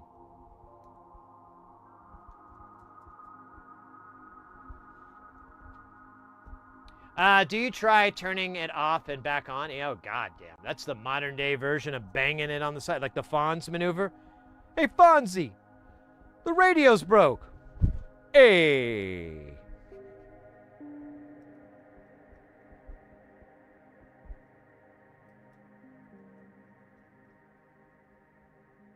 Yeah, the flock thing, all of that. Yeah, Ben Jordan made a remark like, well, at least people are listening now, because he's had like a screenshot of all these like flock videos, anti-flock videos and whatever. And I think he was like, I wish someone would credit me.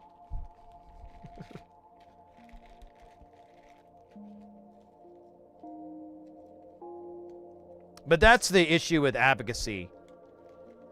You know, is like, you're fighting a really big, hard fight, and that's why I respect them so much. Like anyone who makes that part of their stance, their platform is, you know, advocacy groups like that. But it's so, I could never do it. I don't have the stomach or the heart to do it. I wish that wasn't true, but it, you know, you got to recognize your limitations. And I know that is a limitation I don't think I could ever overcome.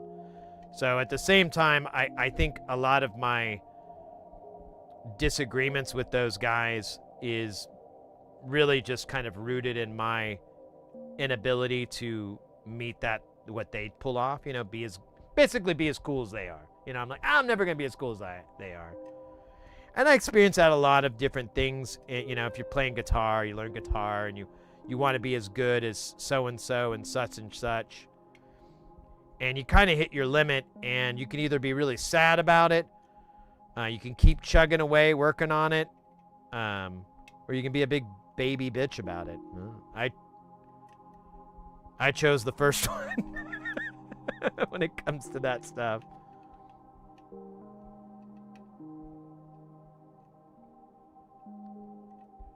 I think some of it, too, is just, I get, you know, not to bring the mood down, but I just get depressed about these things, you know?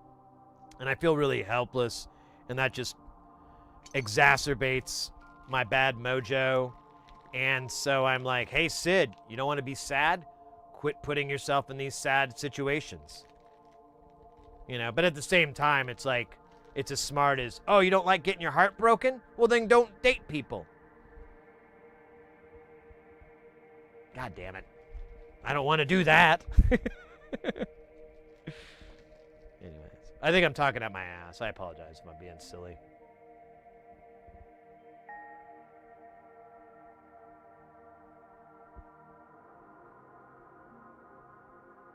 Yeah, absolutely. Louis Rossman jumps in head first. I'm going to do a little stand real quick because my back is bugging me.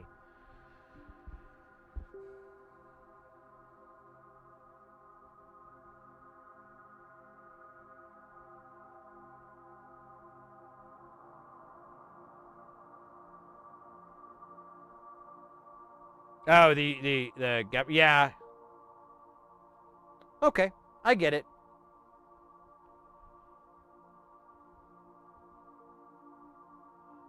That's fine. I mean, again, it's totally his prerogative. And, you know, honestly, at the end of the day, if his cats, one of his cats is Clinton, and I can't remember the other his cat, but as long as his kitty cats are happy, I'm happy. That's another thing I love about Rossman is just his like complete, unabashed love for his kitty cats. Like some of his videos, he'll just have a little clip, you know, like 2 minutes at the end of him just petting or feeding or giving treats to his kitties. That warms my heart so fucking much. I don't even have words for it. I love that shit. I almost thought about making content. I did do a little bit, but I was like, I don't think it's any good. Of me just reacting to kitties. Because I just, you know, I'm a big cat lover. Not big cats. I'm a big cat. Well, no, it doesn't make sense. Anyways.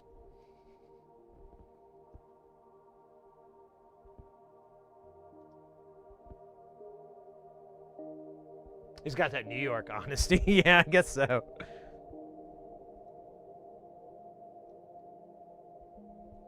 You know, it's like a role model thing, you know. I try not to be critical of role models, the people that I feel are role models. I try to be critical of them because in my experience, no one's perfect. Imagine that, huh? And I think it helps humanize them a bit too, you know, instead of them being greater than anything, you realize like, oh yeah, you know, they got some silly stuff they did. They got some blah blah blahs. I get it. But Rossman's the GOAT, man.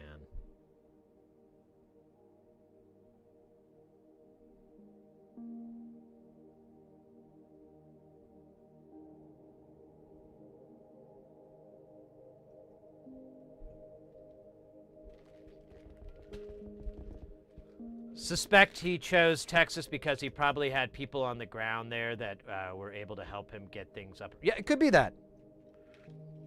You know, whatever reason is his reasons, and I'm sure they're not stupid. I'm sure they're not misinformed or ill-informed or underinformed. That guy's not, you know, that guy doesn't do anything on a whim. Except swear.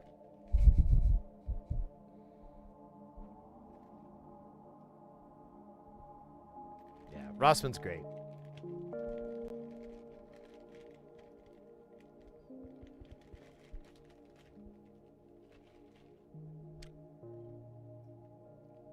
I met this gal one time through Twitch and everything who dated Louis Rossman. This was like 6 years ago. And I thought she was full of shit because I was like, yeah, what do you mean you dated Louis? What the hell? And then like, I think I went on her Instagram and sure enough, she had photos of him in her Instagram of them together, like hanging out. And then later, I went to his Instagram. I think it was I don't think he has Instagram. There was something else where I saw he had something of her, a picture of her or something like that. And I was like, oh my God, they really do know each other. That's insane.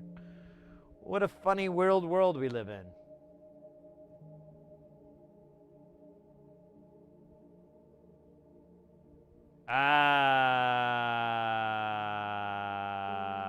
I don't think that's true about Texas.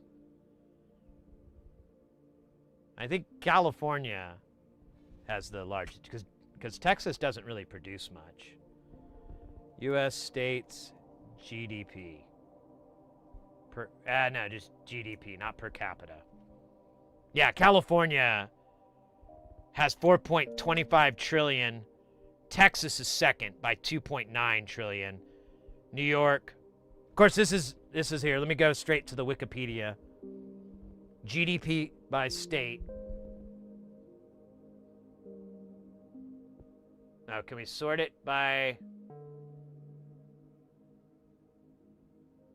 This is confusing. Here, let's just compare Tejas.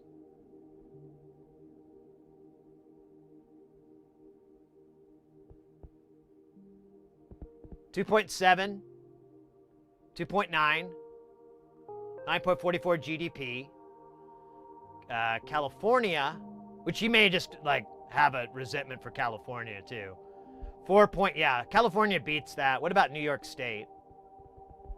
New York, less. So he did go from lower to higher, but not by much. Like another, like maybe 200,000 or 200 million, I mean.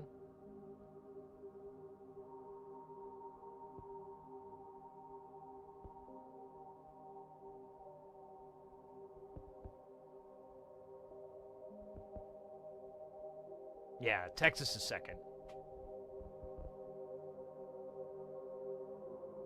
Yeah, it's California.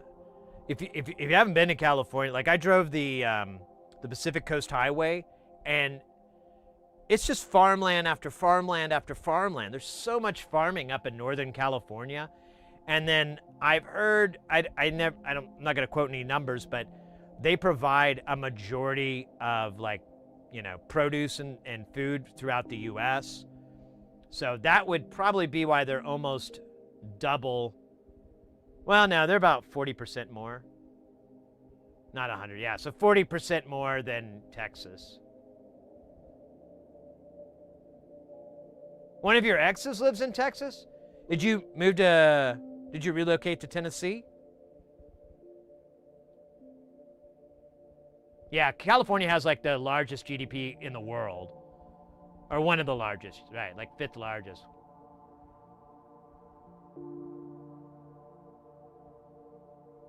Yeah, it's almost its own country. Like, you know, I don't want to get into the politics of it, but there has been, you know, whenever there's talk of California seceding or whatever, they pointed out like, well, they you know, if you pull California away, there's really a lot of the GDP is going to be removed from the U.S. I guess maybe not that much. 5%. Oh wait, that says 5% too. I don't know what this fuck. Oh, that's growth. I'm stupid. But anyways.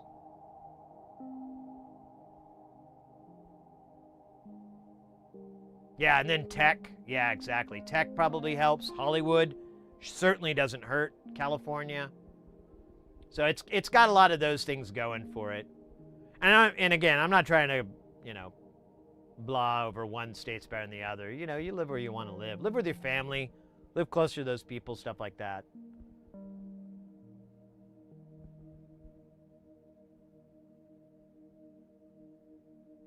I bet he would be a difficult person to be in a relationship with, not suggesting that he treats... No, not at all. He strikes me as... he's so busy, and he's so career-driven, and he's so, like... He puts his whole ass in it, you know? He's just full on. So I'd feel like a relationship could be a little bit difficult. Yeah, I could totally see that. But, you know... I think he's mentioned in the videos that he's referenced a girlfriend. So, I'm sure the man dates, and he'll one day find Mrs. Right. I'm sure, or maybe he'll just be happy the way he is. We don't all have to get murdered. I don't have Mrs. Hearsay and I. We don't have any kids. People would give us shit about that. Not shit, but they would be like, "Oh, when are you guys gonna have kids?" Never. Why would we do that? Well, don't you want to have kids? Yeah, in my 20s. I'm in my 40s now. I do not want children. I want cats. I think I'd be better. I'll take cats over children, over humans. Even if they're my own humans.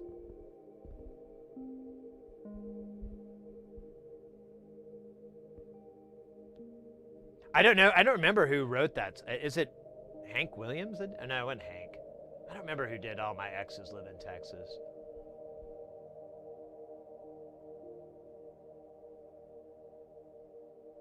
Eats right. Yeah, I mean, Rossman's he's an admirable person. I mean, the guy, he does, not bodybuilding, but he definitely pumps, He definitely hits the gym, gets his pump on, gets all swole.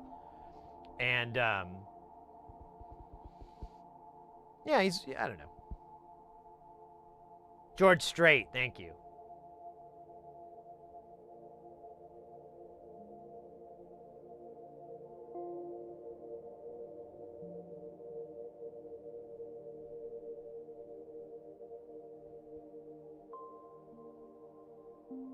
I enjoy until I met Mrs. Heresy, that's how I was.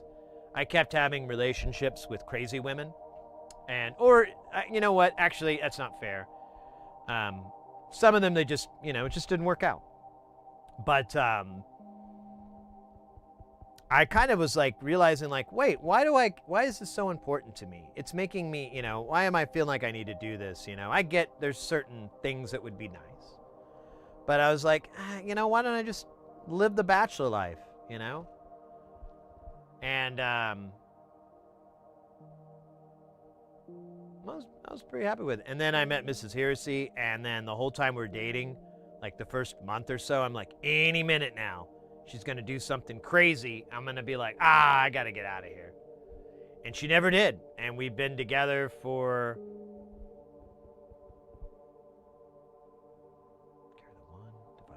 16 years. And she still hasn't gone full crazy.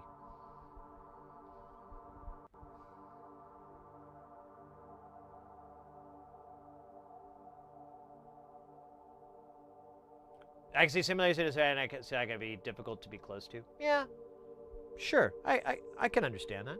I understand what I smell what you've been stepping in. I'm picking up what you're putting down. Yeah, I don't know. I was like 35 before I met Mrs. Here. It's like 35, 36, and I bought my house. I had a pretty decent job, and then I got laid off, and then I started my career now in audio and stuff, and so I felt like I was doing pretty good. And then I met Mrs. Heresy, and again, like I said, I thought this would just be a relationship that would come and go, I'd be like, oh, I'll date this gal, we'll have some fun, and I got to just try to remember to pull the ripcord in time so I don't slam into the ground of breakup sadness. I got to remember to pull that ripcord. And yeah, I'm still waiting. I kind of pull my hand off the ripcord. I don't think I need to.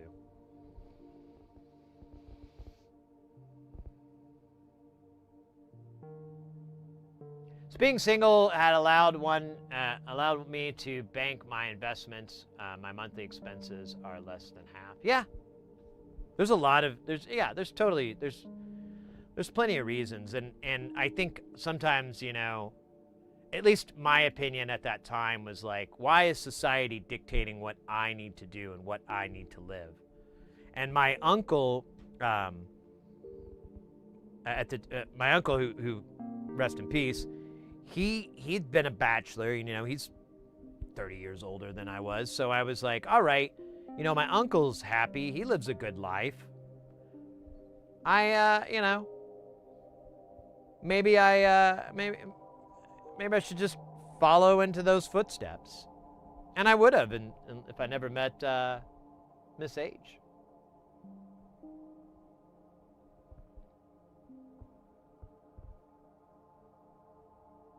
Yeah, it was crazy. Yeah. Well, relationships are a lot of work. You know, I've been with Mrs. Hearsey for a long time, and I've learned that the biggest point I've kind of learned, it's almost sounds like a stand-up comedy joke, is you just pick your battles. There'll be something that comes up and you'll be upset about it. Your knee-jerk reaction is to be like, no! Why did you do that? You shouldn't have done that. But then you're like, I mull over it for a minute and I'll be like, Sid, you saying that, is that going to affect any change? Is she going to want to hear that? No. You should play this a little bit slower. You should play this a little bit more thoughtful. And sometimes, many times in fact, I find out that I was wrong. You know, there's plenty of times where I've been like, you know what? My knee-jerk reaction was incorrect. She did have a point. She did have an idea. She did have a end concept. Or, you know, I could contribute to make it work instead of just saying no. And it's, and like I said, it's like a pick your battles kind of thing. Some things I'm like, it's not worth it to me. You know, she's going to find out I'm going to be at the worst mildly inconvenienced. I can take that hit for the team, for the marriage team. We'll just let this play out. And it works. It's worked for quite a while now. And I know she has to do the exact same thing with me. She has to go, do I really want to fucking argue with Sid about this shit? Or I'm just gonna, you know, should I just let it, you know, so, yeah, it's funny. It's supposed to be a joke.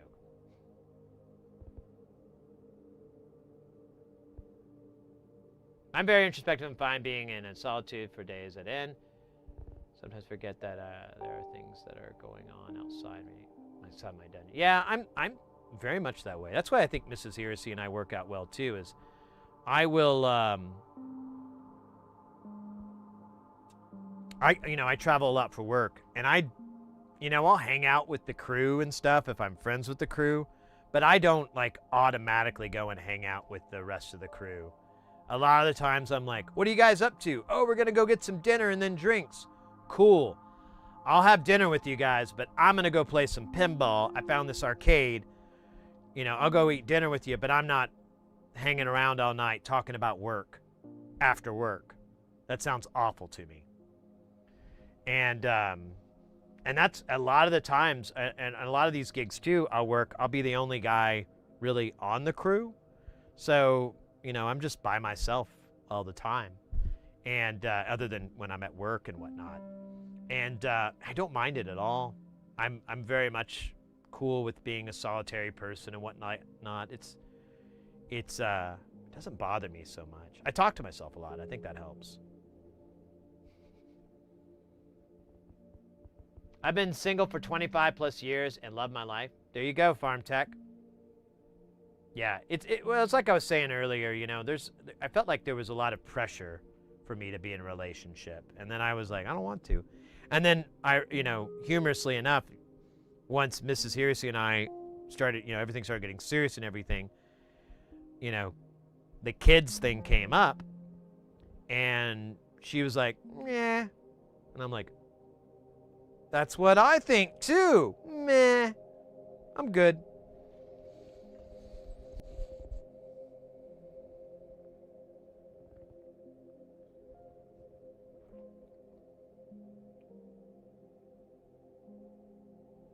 Oh, your multimeter's broke. 9.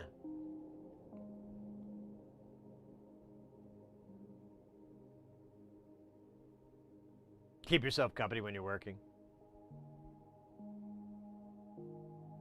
don't yell at each other now. Well, I got less.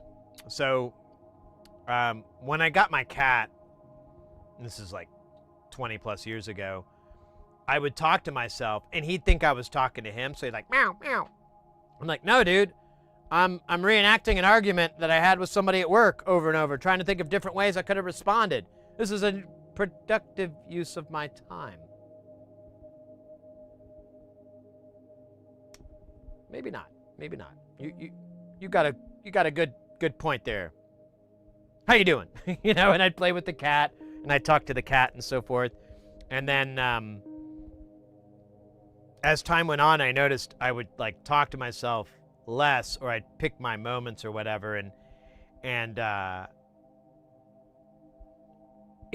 think it regulated it a little bit. You know, you're talking about don't shout at yourself and everything, and I'm like, I don't necessarily did that, but I was really getting, and I still talk to myself all the time. Mrs. Heresy will come by the room and be like, who are you talking to? No, buddy, I was just thinking about this thing, and I was trying to, you know, and sometimes it would be like a video, and I would rehearse myself, you know, what I want to say or talk out loud and kind of hear what it is, and she'd be like, what are you doing? Oh, this is a video.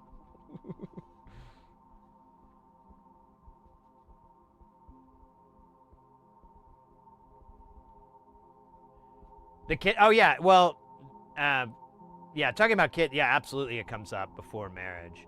But my, the one thing is, like,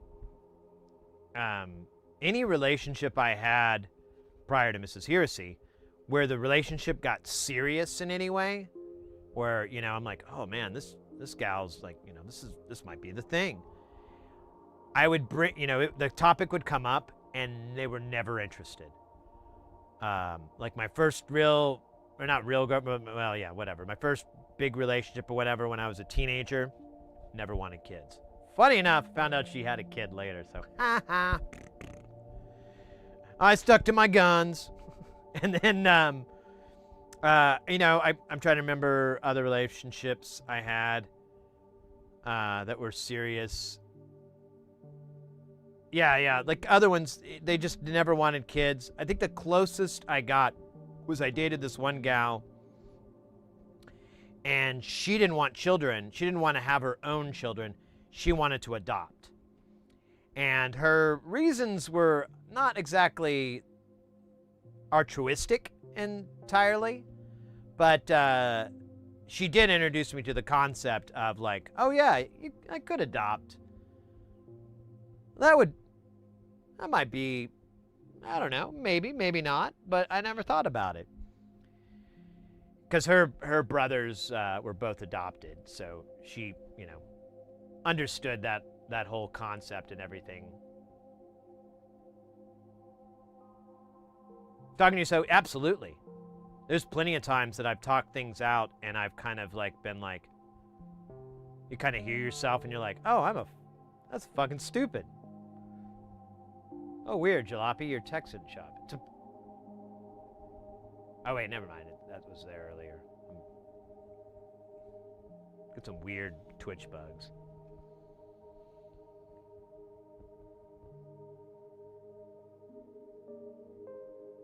Anyways, do we have any more to discuss about relationships, Louis Rossman, or bachelor or bachelorette life?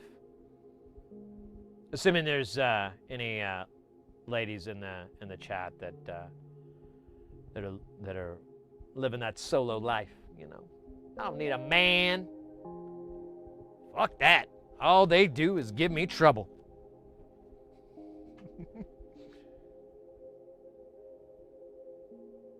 Is testing and production, mate, it's always, I can't fix, there's a bug, all my, you know, like, I'll sometimes miss a redemption because there's a little window and it has everybody's redemption request and it queues them up, and which is fine because before, like, 6 months ago or so, it worked great. I'd see like, oh, someone wants Meatwad or the longest node or whatever. I'd see it in the chat. I'd be like, okay, let's go. But then there's a bug, so all the sound effects and everything, those go through the same mechanism, and they're supposed to clear themselves out automatically when they get in the queue. But I can go to that setting right now, and it doesn't matter if the switch is turned on or off. It's probably going to be off, even though I've turned it on dozens of times. It just ignores it. Like there's something broke. And someone else pointed out that Twitch kind of has a long history of their database is not syncing up. And that makes sense to me, like what's happening, because I'm like, dude, these things are not feeding the same database. You know, this is an on or an off. Why does it keep coming on?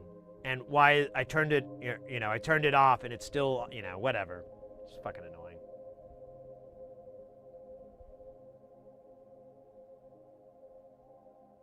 It's fun.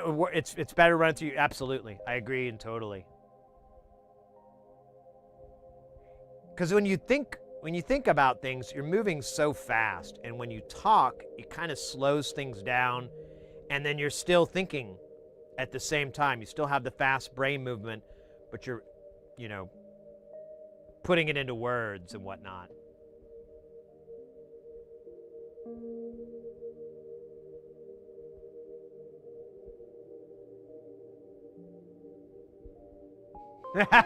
Farm tech, good one.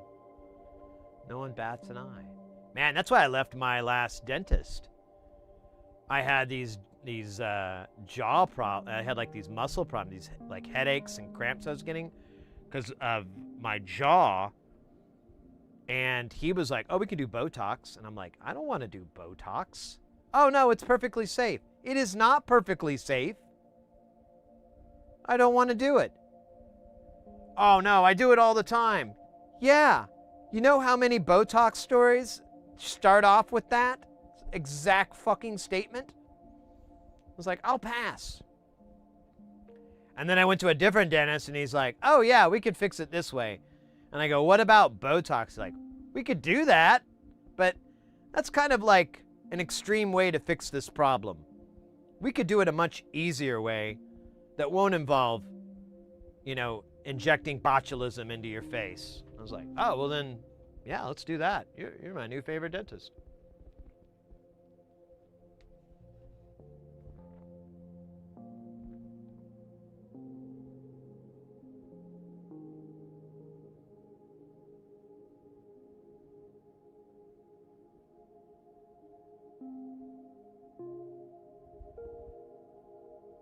Yeah, well, we were talking about that too. One of our a really fantastic content creator, Circa, we raided her channel, and she was like, "I used to follow you, Sid, and something happened. I don't know." And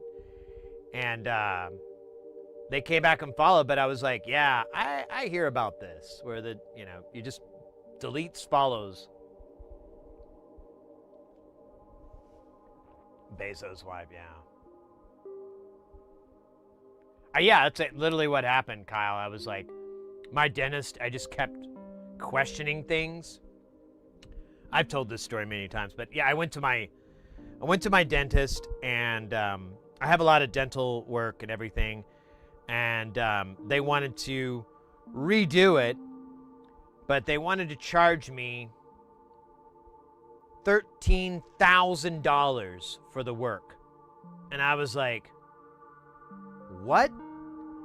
And so I tried to wheel and deal with the lady that handles this, and she would not budge. She, in fact, would play dumb when I would come up with a perfectly logical solution to the problem. Example, $13,000. And I said, "I don't have that." "Oh, well, you can take a loan from a predatory lender that we provide." "Yeah, I don't want to take a loan from a predatory lender." I was like, what if we do this? Since I have to come, for this whole procedure is going to take 3 separate visits. Wild idea here. Why don't I pay for the services rendered? Because you have an itemized list of this whole thing, and we can break that down to each one of these visits. So why don't I pay this much for this first visit, And then when I come in a month later or 2 months later, whatever, I can pay this much, etc. She just like acted confused. Like, I don't know what you mean. It's what everyone on the planet does with any industry like this. Why would I pay for something that hasn't been done? That doesn't make sense. That's like paying for a car and then going and looking at it. That's insane. Oh, I don't know. And then she ends up turning it into she sends me a new invoice, and now it's all in one day, which is impossible to do. And she doesn't mark down, because like part of the expense was anesthetics.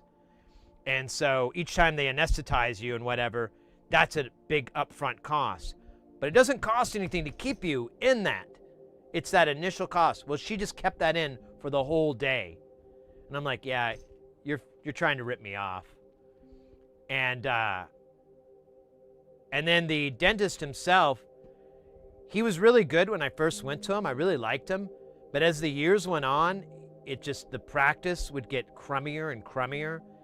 And I just kind of felt like he didn't like being a dentist anymore. He's just going through the motions. There's a bunch of little events that occurred. Like one time I went there and I saw him in the hallway out. There's like it's like a kind of a office center where the dentist is. And there's like a hallway and there's these other business and stuff. And I saw him and he's in his scrubs and he's on the phone. And I didn't hear the exact thing, but the gist I got was something along the lines of, yeah, but can I see the kids on the weekend? Something like that. Well, can I at least, sell the house and then give her the money for it? It's something like that. Like he was in the middle of a divorce is what it sounded like. And I think that might have broke him or something, because he just, I don't know. It just didn't feel like I was going to the right guy. And my dentist now, every time I work with him, he's like asking me about music. He plays music. He's got guitar, and he's like, "Hey, do you know how to fix this? You fix this stuff," because he asks about my day job and stuff. And so I feel much better with this dentist. Aside from that story where they were trying to rip. Oh, I'm sorry. I forgot to tell you the best part. So I went and got the exact same procedure from this new dentist.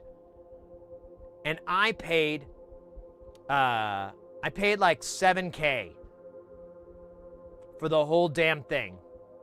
Same thing, same procedure, everything. And that was, it was like $7,200 or $7,300, something like that. But still, almost half of the $13,000 that they wanted me to pay, and would refuse to work with me on the pricing. Ah, man, you guys kind of got me angry. I forgot how much I fucking hate that guy. And the guy, that same office, my wife went there, and they were like fucking with her. She went and got all this stuff done. She was really trying to she wanted to work.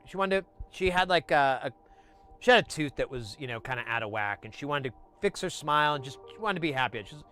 Which is 100%, let's go.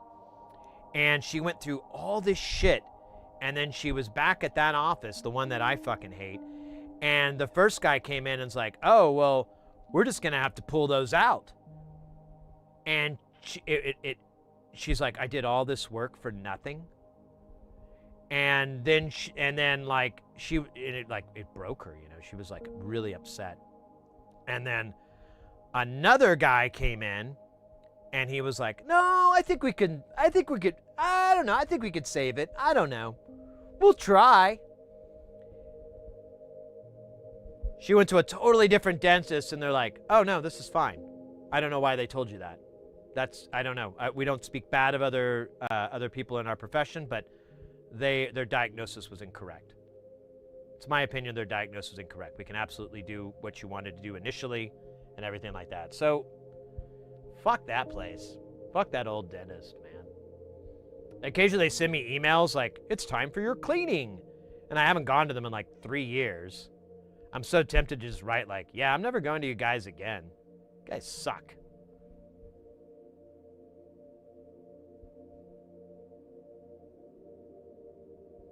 Are we having a laugh?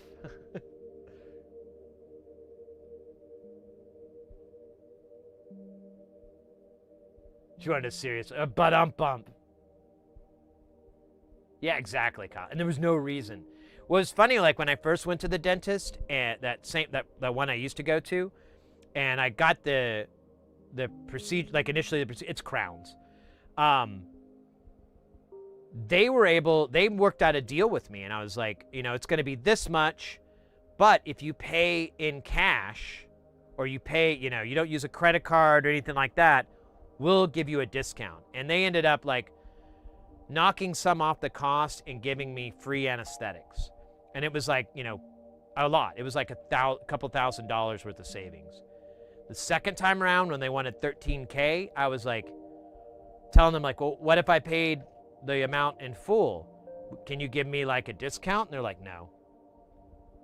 All right. Guess I'm not coming here anymore.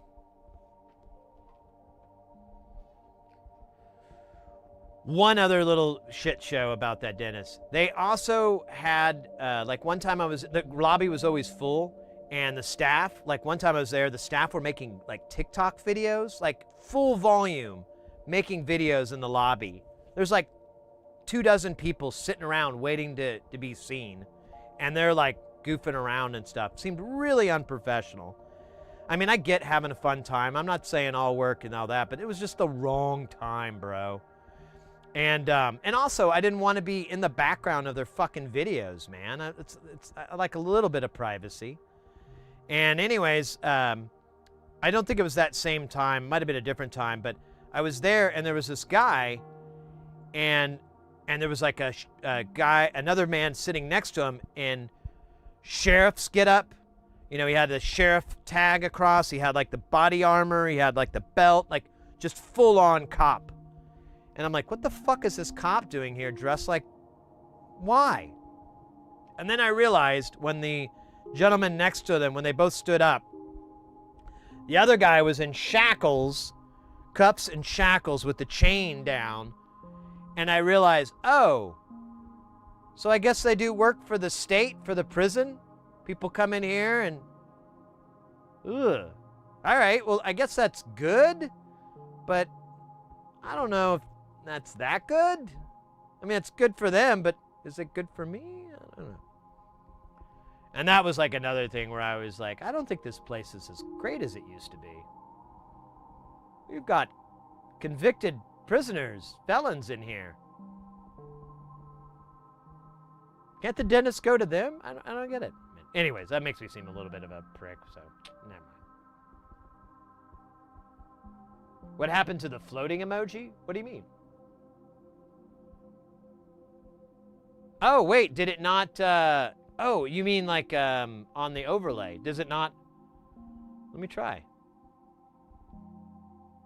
Sometimes it's weird. So there was like a big dropout in and out on YouTube earlier.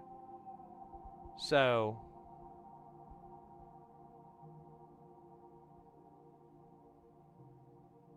man, I hate the YouTube or the, okay.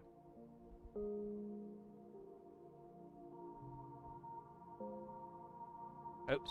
Okay, there it is. It's in the chat. Oh, yeah.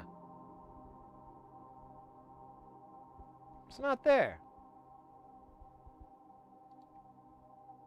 It might have pooped.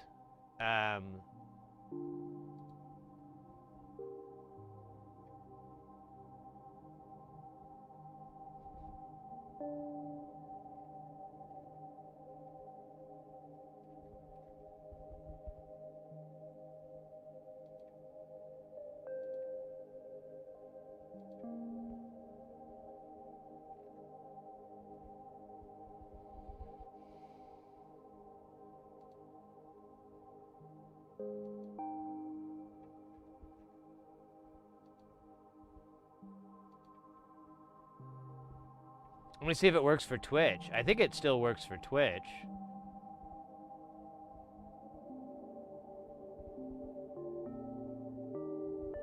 Yeah, it's something busted with YouTube.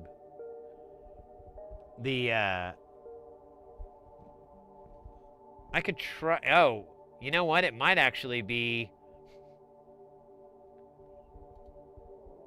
It might actually be the thing I'm using. It's kind of acting a little wonky here.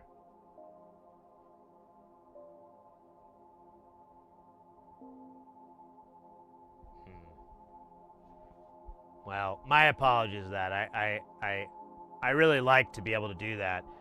And I'll put a note so when we stream Thursday, I'll make sure it's working. And if it's not working, I can rebuild it, but it's like it takes a few minutes to rebuild the thing for this. Because YouTube is weird how it does it. Basically, this program looks at the YouTube chat and identifies like any emotes and whatnot, but you have to tell it what an emote is. So like it already knows the ones that are already built into YouTube, but all your personal ones, you have to basically, it generates a page where it has all of them, and then you have to copy and paste that code. Then it generates the code, the URL, and then you can dump that into a source as an overlay. And it's, as you can tell, I mean, I explained it about 20 times faster than it takes to do. Man, what? I'm trying to think.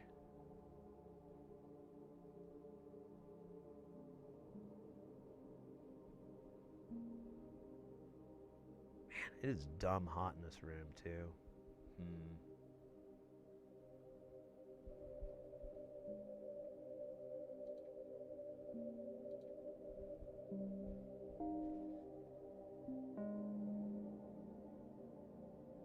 Oh, yeah, Farm Tech. I saw that. They're raising their, like, yeah, I honestly kind of question the future of YouTube. I mean, it'll probably always be around, but, you know, I feel like it's going to turn into Vimeo. It'll be as popular as Vimeo is right now. All you really need is something to compete with YouTube that's, you know, as good. And with them lowering the bar so much, I don't feel like that's going to take very long.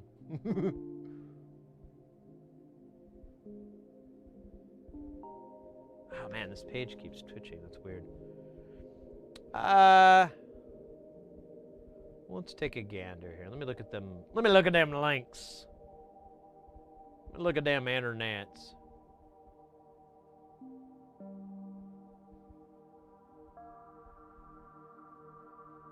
Oh, weird. I missed a follow for somehow.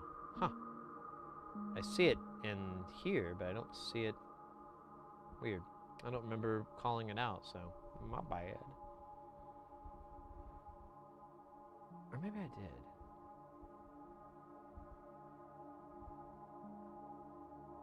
Official Sea Wiggy, yeah, that was the name.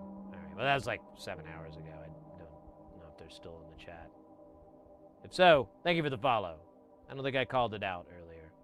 I have, it's 86.5 degrees in here, and it's 10 o'clock at night. Shouldn't be that hot right now in this room, but it is.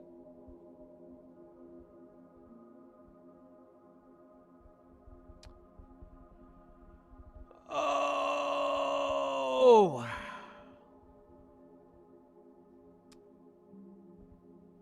Trying to see here.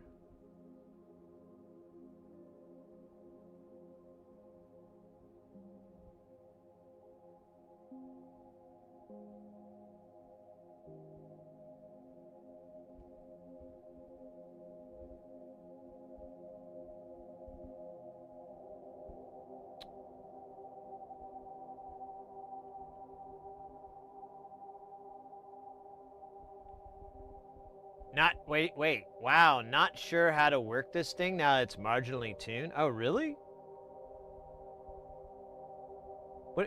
What do you... I don't understand what you mean by that.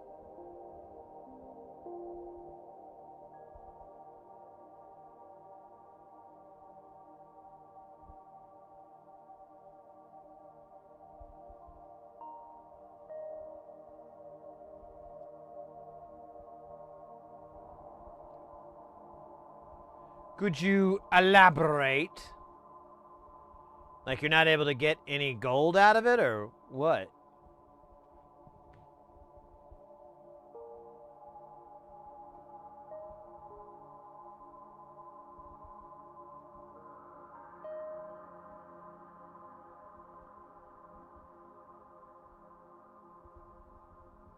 It's just different than what I expected. Interesting.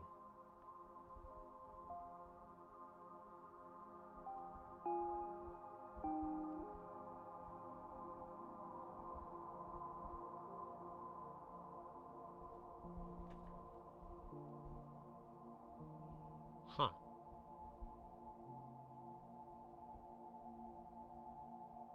Yeah, no, that's what I expected it to be.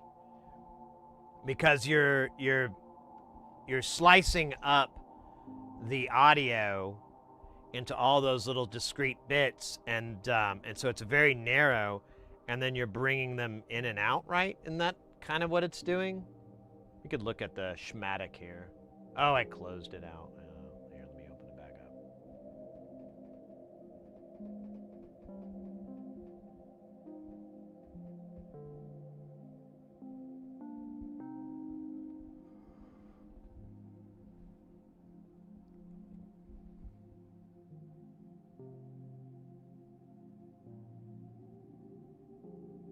I'm sorry. Here.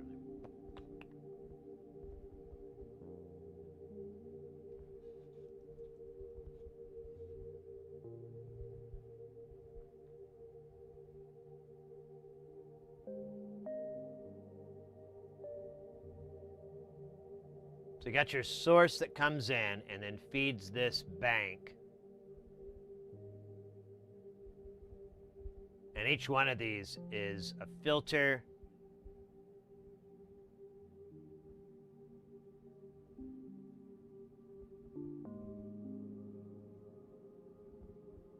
So like I imagine if you were to push everybody to the top, it would be like an all pass.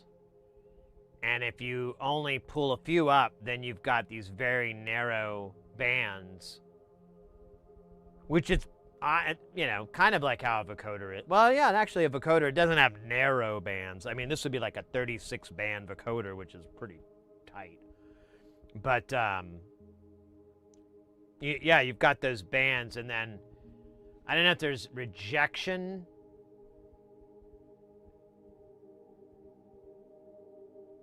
That's so funny, it's a 3900. That's wild, man. And then using an SS 2190.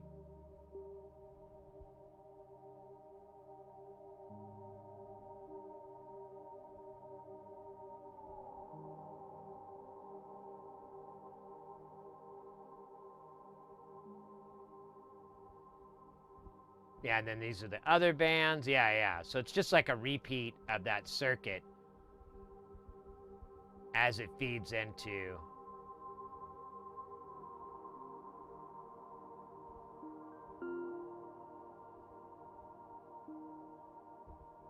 And then you have this Vactral for the noise gate. Oh, I wonder if this is going to work for me. For some reason, I couldn't get it to work on the Freaky. I still need to revisit that issue.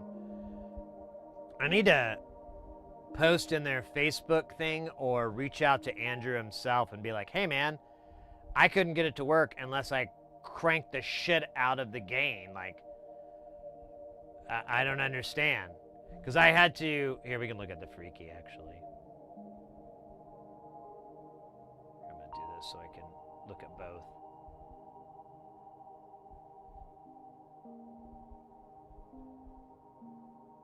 So if we go to the Freaky, here's the problem I had. Is,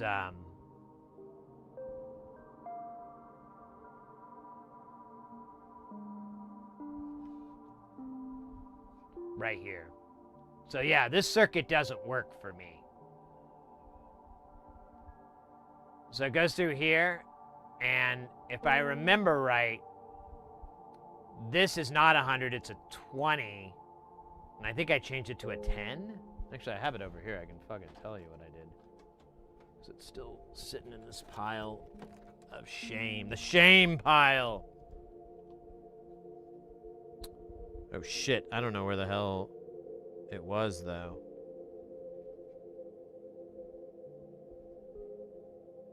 Oh wait, it's this Vactral down here. And if I remember right, here, I think we could find it under the Snoop.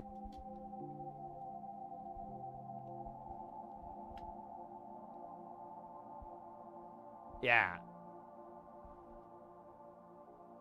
So there's the 100K, and yeah, so that was, no, wait, where is it? Where's the one I changed? Yeah. So there's the 10K.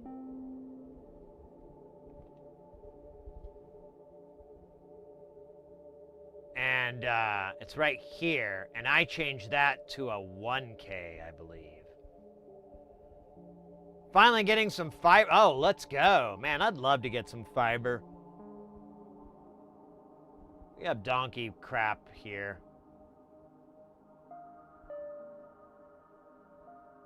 Yeah, I'm pretty sure it's this guy.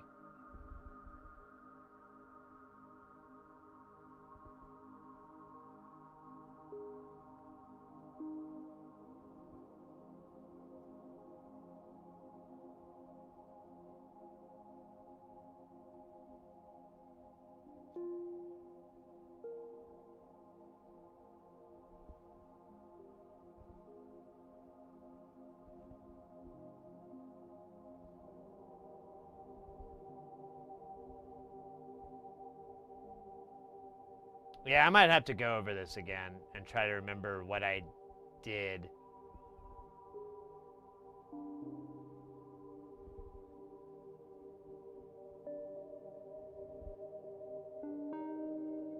I guess I could watch the VOD too.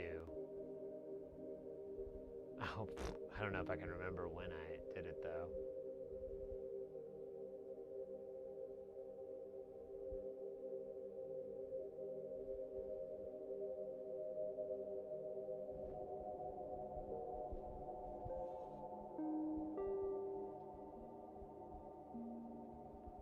No more Spectrum internet? Oh, yeah.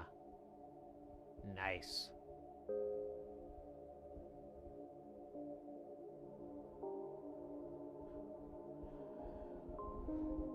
Yeah, it makes you more regular.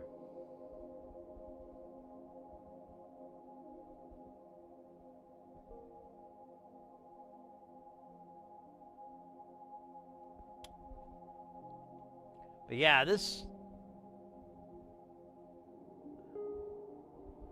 Oh. Yeah, so here's a 10 again. I don't know, we can see. Maybe it has enough juice to get through. I also had a problem with this, with the Freaky, because my oscillator here wasn't as hot as it was supposed to be. Like, it was supposed to be like 5 volts peak to peak, and it was like 3. I need to work on this thing again. I mean, it works, but it doesn't work. It doesn't work the way it's supposed to. I jury-rigged it to work.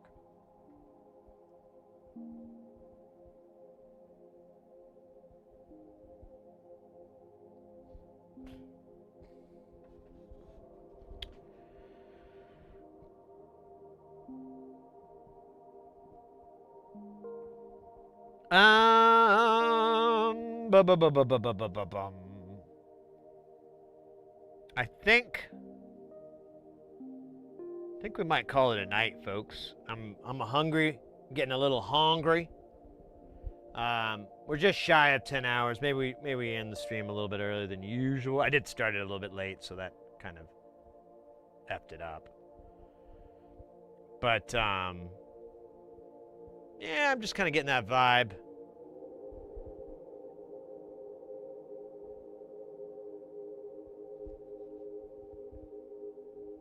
Let's see. Yeah, sure, why not? Actually, that's like such a gross board. Let's see if I can get it.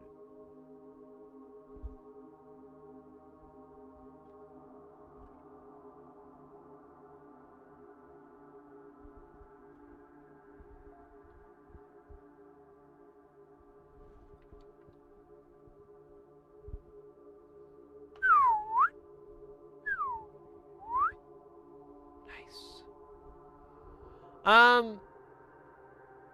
Yeah. Let's look at the numbers, shall we? You guys brought the funk and the noise today. I very much appreciate it. Oh, it says 0 followers today. That's not accurate. We had, what a dork. It chopped it out. We got followers today. Yeah, because we're at 5,750 followers on Twitch, folks. 250 away from 6K. I've been wanting to hit 6K for a while. We slowed down for a little bit. We had a good momentum and then things slowed down. Lots of reasons. Many of them have to do with my obsessive bleach addiction. Just addicted to bleach. Nah, that doesn't make sense. But we're on it, baby. We're on it. Speaking of which, YouTube. Hell yeah, YouTube. 2,221. We are kicking butt over there. We're on our way to 3K, that's for sure. I don't know if we could, what do you think? You think we could get to 3K by the end of the year at our current pace? Barring some crazy viral blow up of some sort? The answer is, I think so. I think we could. Or at least maybe. I don't know. We're definitely kicking butt and taking names over on the YouTube channel. Thanks to everybody over in YouTube land for that. I keep trying to think of cool things I could make YouTube a little bit more fun and interactive, and then I take a nap and forget all about them. It's fucking awful. Both the diodes in the feedback loop across the 100 hex K omega and the diodes at the op amp output have their anodes and the triangle connected to the op amp output. What? Yeah, I know. Is there something I'm missing?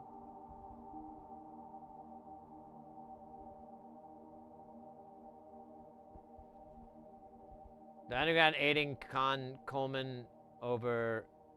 Wait. What is this, Dutch?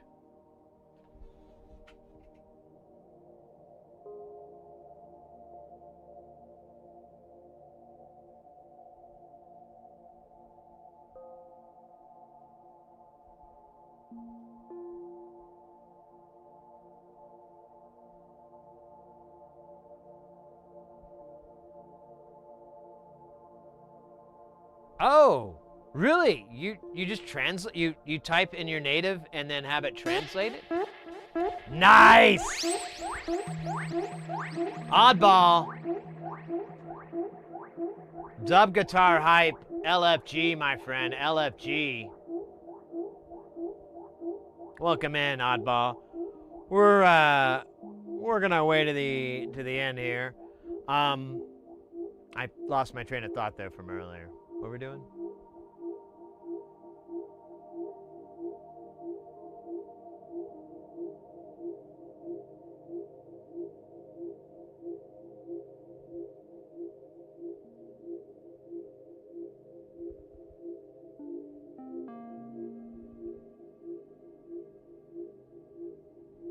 Oh yeah, it's an envelope follower.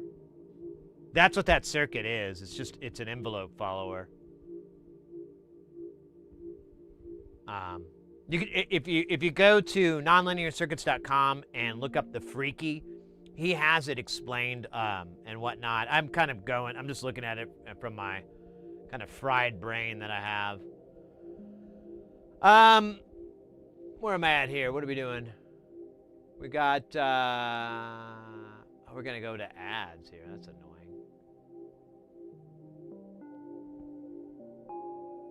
Although I think everyone in chat is subbed.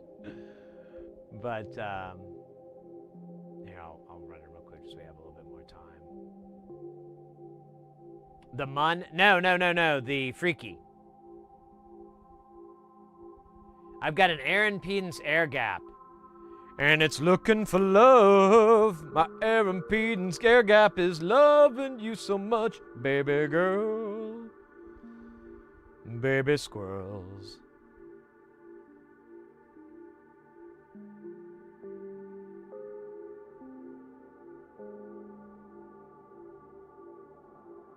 That's what mine had?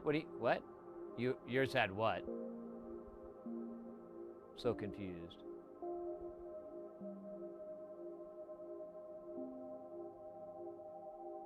One header pin didn't work for months? I wonder why.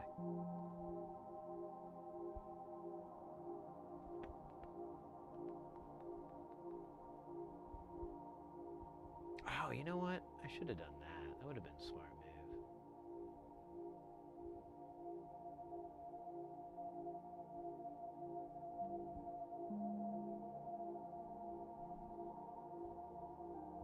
Oh, wait, you're talking about the... I'm sorry. I just picked up what you're putting down. You're talking about the spectral.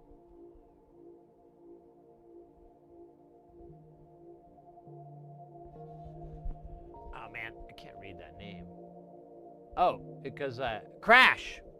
Welcome in, mate. We finished up a build today. I'll pull it up in front of you here. We finished this guy today. This is called Win It. It's a eurorack module. Look at that. Oh, yeah, you can't look at that. Let me... You know what? Let me... There it goes. Here, we'll get rid of me.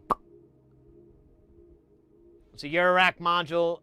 It creates chaotic voltages. You get 3 out of each one. They are interrelated, but they're tapped at different points within the circuit. They're slow moving, so you can use it to, like, modulate a filter or bring a volume up and down, you know, whatever boats your float. It's a cool module. It's a reoccurring theme, or not theme, but a reoccurring design and several of his new modules that he's come out with, nonlinear circuits. And I'm a big fan. I love it. Will it brew a cup of tea?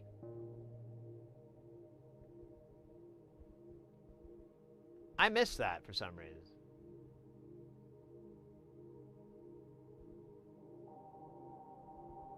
Oh, when you on your mun? Huh.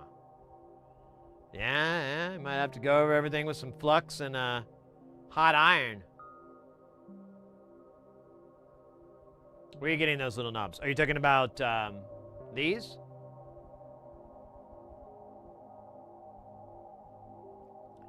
So the trick to that, and I was telling my buddy about it. So first you got to get an alpha pot with a knurled shaft. Then you can get these caps. They have a lot of different colors. And you can buy those from Amplified Parts, and I think Tata has them too. I think Tata and Amplified have them. Tata's cheaper. Yeah, SynthCube's another one. Yeah, they're micro knobs.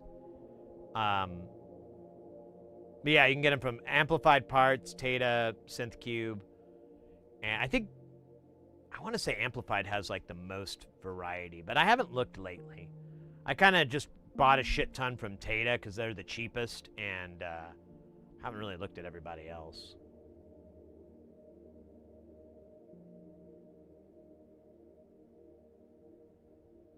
Yeah, you have to get you have to fit these because it does pinch on these tabs when you put it on, and that's what holds it on. Infinitely better than if you were to use like a, what are those, a Sung Hoi? Yeah, I think Sung Hoi is the name. Those are the plastic shaft knobs. Replaces these. These things, I don't care for them too much. These can do the same thing. Oh, and you can go to Bufacco or Amplified Parts. I don't know if SynthCube has them, and you get these M3 dress nuts, and these will fit over there, and it makes it look nice and clean. You can, if you don't care, you can just use a regular nut, but I care. I care because you do.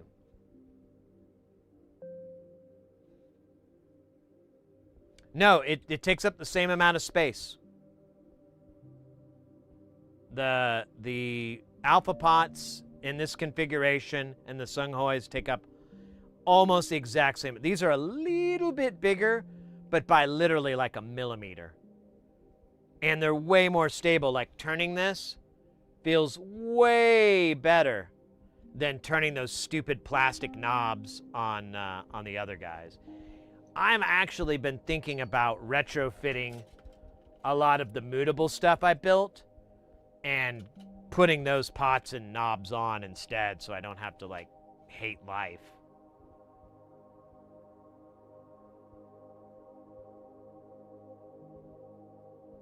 Yeah, you can only get black from I think that's all that's around, but the knobs themselves, the caps, there's like at least 4 or 5 colors. There's like black and white.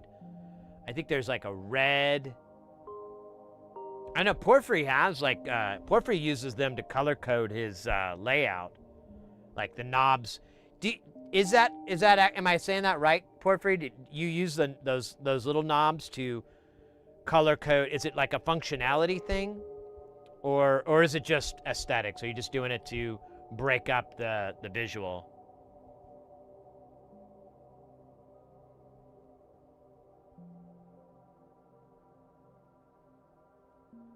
For set screw, I would get the Davies knockoffs.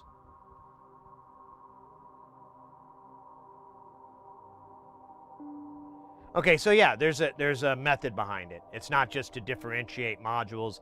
It's like, oh, this is a CV, or this is a frequency, or this is an amp, you know, an attenuator, things like that. Red is feedback or something that fucks shit up. Nice. Nice.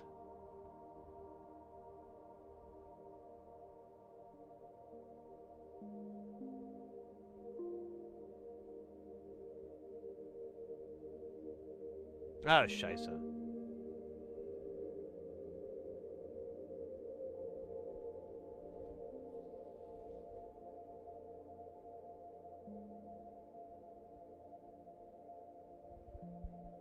Oh, that's awesome, Oddball.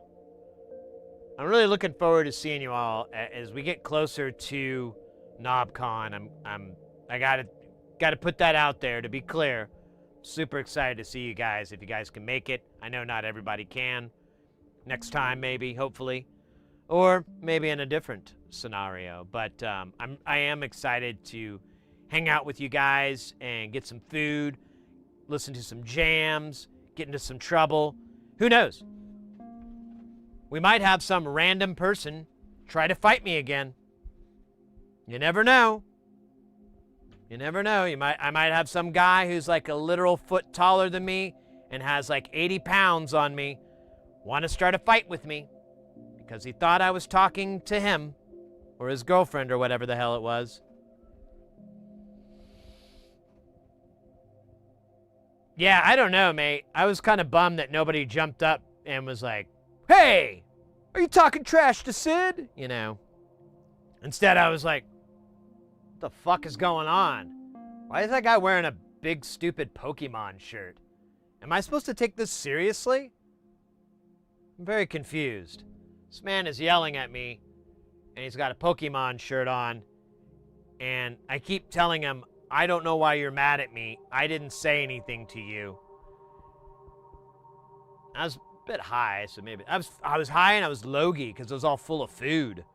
I just had like this big giant breakfast. To explain the story really quick for those who don't know, so at KnobCon last year, we all came back from like breakfast lunch. You know, I had this big freaking meal, and I was like, I felt so bloated, like my tummy. And we got into the hotel, and just about everyone I was with saw some other cats from our, you know, our crew, if you will. and they all sat down on the couch, and I was like, oh man, I can't sit down. I'm going to pass out. I'm going to go walk the exhibit floor and try to lose some fucking weight. I said that. This guy and this gal passed me, and I didn't even see them. I had to figure this out after the fact. But they were passing me right as I said, I'm gonna lose some fucking weight. And they didn't hear the I'm part. So they thought I was telling one of them to lose some weight. And the lady, she was overweight. And I felt bad because, you know, honestly, I was not trying. Obviously I wasn't speaking to her. And it really bummed me out because I was like, oh, dude, I was just shitting on myself. I didn't want to hurt that lady's feelings at all. But I didn't know that at the time. I didn't have a clue. I was like 20 feet away, and I just hear this guy yelling like, hey, what the fuck? And just yelling like, hey, what the fuck? You think you're fucking up? And just like, I'm like, and I turn around because I'm like, oh, cool. Let me get some popcorn. Who's getting some shit going? And then I realized he was walking to me, and he got into my face, and he's like, what the fuck, man? And I'm like, dude, I don't know what you're talking about. I don't want to fight you. I'm not, you know, I was trying to get out of this, and he was like calling me, you know, shit and everything, and I'm just like, what the hell's going on? And then eventually he like backs off, and like someone else sees him and like, hey, what's going on? And I like, that was my only quip. I was like, your friend's a fucking asshole. And then I like walked off and got down a bit. And then I saw him, and I can't remember exactly, but I saw him like leave, and I saw him leave with this lady, and I just saw their silhouette. So I never did see her. I didn't know if it was his sister or girlfriend or mom I didn't see any of that. Didn't know. And then I went up to my, you know, the people that were sitting down. I was like, what the fuck was that? That guy was gonna beat me, and I have no idea why. And then like the adrenaline had kind of died down, and I started to remember like the last thing I said was, I'm gonna walk the exhibit floor and lose some fucking weight. Try to lose some weight. And I must have like said it and whatever. And again, I feel awful for that lady. I did never, ever, ever want her to think I was talking about her, anything like that. And I know, you know, the last thing someone who's overweight needs to hear is some asshole fucking telling them what they already know, you know, that they already feel and what they already believe. So I felt really terrible about it. But at the same time, I thought this guy was a total fucking bitch. So I left and walked to the exhibit floor, and then I came back, and maybe 20 minutes or so had passed, and everyone that was sitting down, that guy came back and talked to them. And he's like, hey, you know, you got a problem. And they were like, that's Sid. Don't worry, that guy's kind of goofy. He talks to himself, you know. He wasn't talking to you guys. He was referring to himself, you know, blah, blah, blah. And he's like, what was it? They got, one of them, it was, oh shoot, I'm forgetting his name. It's because I have two names in my head, and I can't remember either one. Marzipanda. Marzipanda said, hey, man, it's all good. We're all good. It's really cool of you to come back and apologize. I didn't fucking apologize. That guy was, and I mean, he literally was explaining like this was a big misunderstanding for the 40th fucking time. Because I told him, oh, you misunderstood. I don't know why you're mad, but I kept telling him that. And they explained, like, there's a misunderstanding. And he still was like, oh, blah, blah. And then the other shoe dropped. He told them, completely without being prompted to, that he is a Golden Glove winner. So this guy is some meathead boxer. And he was really looking to fight some dude that's 5'5", 140 pounds. Oh, man, I get so much rage thinking about that whole scenario. It pisses me off to this day. And I wanted to run into him again and call him out and be like, hey, man, I don't know how many bullies you had in your life, but I dealt with a lot of them, and I don't like bullies like you. You know, just basically call him out, call him a bully, and see how he likes it. But, yeah. Dude, as you can tell, I've gotten over the whole thing. I'm fine. Definitely doesn't sit in my brain ever.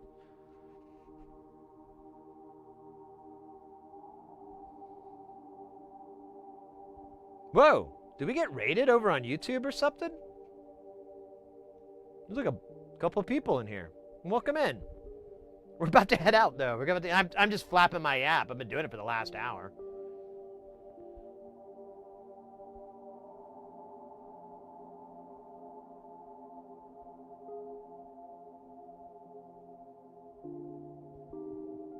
Yeah, I don't know. It's just, you know, it bothered me because I hurt someone's feelings unintentionally. You know, I didn't mean to.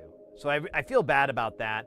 And then I feel bad that I couldn't talk this sense into this fucking meathead who wasn't even a meat. I don't even know. I was like, the whole time I realized like, oh my God, this guy's going to fight me. You know, you're doing this whole, everything's going through your head, and I'm trying to talk the guy down. But at the same time, I'm like, because again, he's taller than me by a significant amount. He's bigger than me by a very significant amount. Like, there's just no way and I was like, there's no way I'm going to get out of this without getting fucked hard. And I don't know if you guys can believe this or not. I know it's going to be hard for you. It's going to be a shocker. Some of you are going to argue that it's not true. But I can't fight. I can't throw a punch. I can't do anything. All I can do is if I'm forced into a fighting situation, I'm going to fight as dirty as I fucking can. I'm going to go for the junk. I'm going to try to mess things up. That's my goal. That's all I want is like, I got to get out of here. I got to put this guy on the ground. I can't throw a punch. I don't know any moves. I don't know shit. So I'm just going to punch him in the nuts and run. It's best I can do. And since he was so much taller than me, I'm like, seems like. That's it, man. Game over, game over, game over. Ace! You're a bad man, Sid.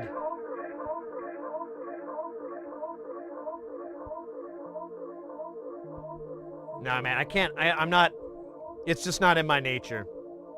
I used to get picked on a lot at school, and it was just never in my nature.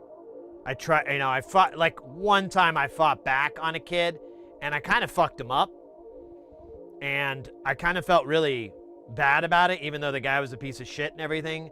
So, you know, don't really want to experience that anymore. And by fucked him up, I grabbed the guy by the back of his neck, and I just dug. I had long nails back then, and so I just dug my nails and like just started like scratching, and it like took him off guard, and I pushed his head into the drywall and put like a dent in the drywall, and he like went to the principal, and I got in trouble because he was like just fucking like I messed up his neck really bad. And instead of feeling like, oh good, I got my justice, or I feel vindicated, I felt bad. And I was like, I can't win. I either get, beat up by the bullies, or if I fight back, I feel guilty for hurting another person. I just can't win this shit. I just gotta avoid it. That's the only thing I can think of to do is just dip out, run. I'm pretty good at running. I haven't tried it lately though. But I have a little sprint thing I like to do.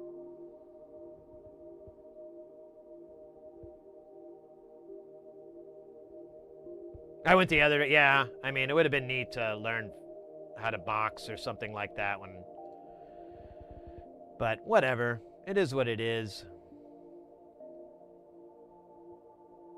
4 touchdowns in a single game. Oh, I thought you were talking about the whole season. Wow. Wow. That's incredible, Al.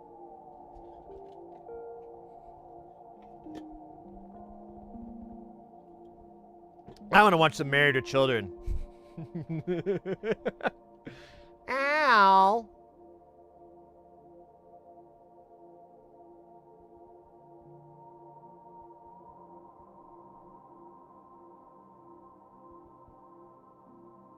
Oh, I did. Did I hit refund? I think I did, but you still got it. Yeah, I did hit the points back. Oh, I didn't know you guys got notifications on that. I was just trying to clear this queue out. That's funny. Well, now you got the points back, you know? You put them on something nice. Get something nice for the family, you know? Not now, Peg. But ow. Well, anyways, I was trying to kind of run the stream here because, again, I'm hungry, and I was going to do the other half of the stream. We were going to work on KiCad, but, you know, it's kind of late.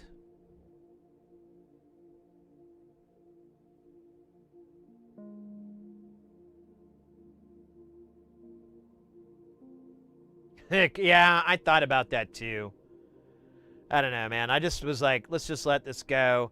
If I see that guy, I'm going to fucking have a word with him and be like, hey, you calm down, meathead? You quit taking your Tren? I got you between doses?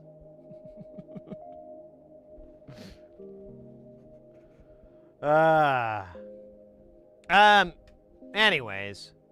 Yeah, well, I think we did. I think, Ace, did you guys raid in? It doesn't say anything in the fucking chat. I don't get it. I have it open everywhere, but it doesn't say anything. If so, thank you so much for the raid, mate. You are Zupa Guile, as you know already, but I'm just going to remind the rest of them. Welcome in, guys, over on YouTube. If you haven't been to the channel before, we're an electronics channel. We do assemblies and builds. We mostly do audio equipment, synthesizers.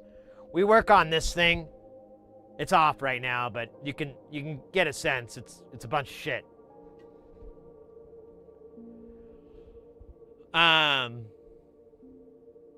We stream Tuesdays, Thursdays, Saturdays. And today is Tuesday for me right now. Where's that thing I had? But I was saying I think we're gonna bail out here for the night. Let me set up YouTube for you real quick.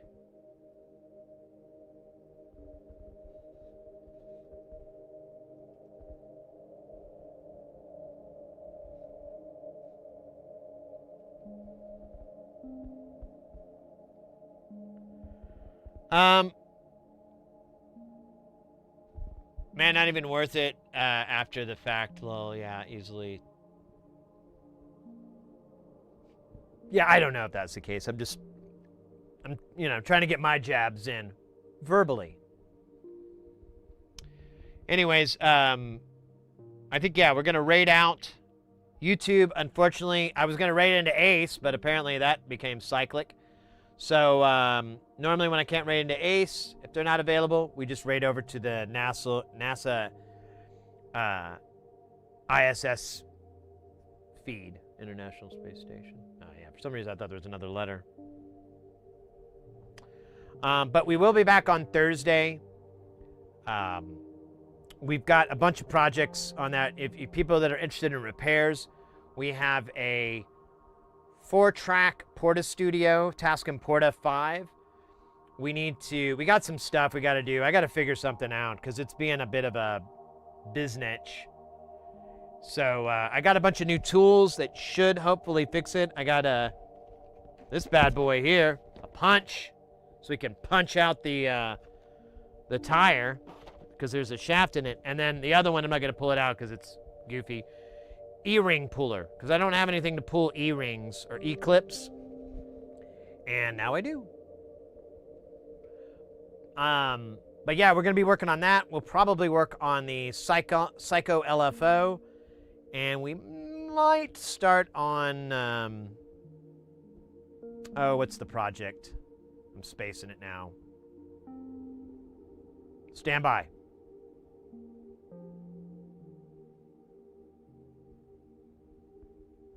The spectral filter thingy.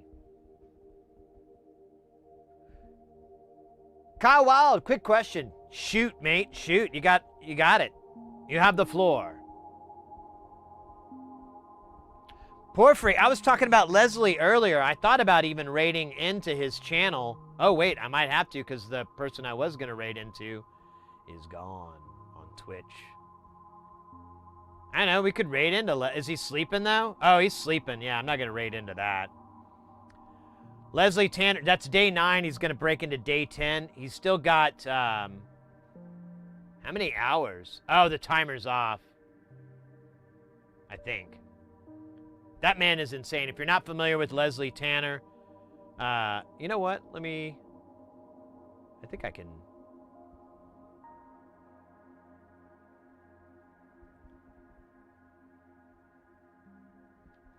Oh, he's got, 7 hours left, so, oh.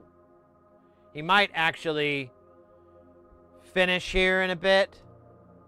But here, I'll give a little shout out to Leslie Tanner. So Leslie Tanner does a really interesting Just Talking channel stream. And I must have picked up something. Oh, no, it's Mrs. Heresy using them. He does a really interesting stream where it's like a call-in show. He's got 80s drip all over his... I mean, he's such a... Man has some style, I gotta be honest. I'm jelly as hell at how he rocks his mullet and his sweet-ass glasses. He's just a cool cat. And his channel's really funny and interesting. He's got a lot of just goofiness to it.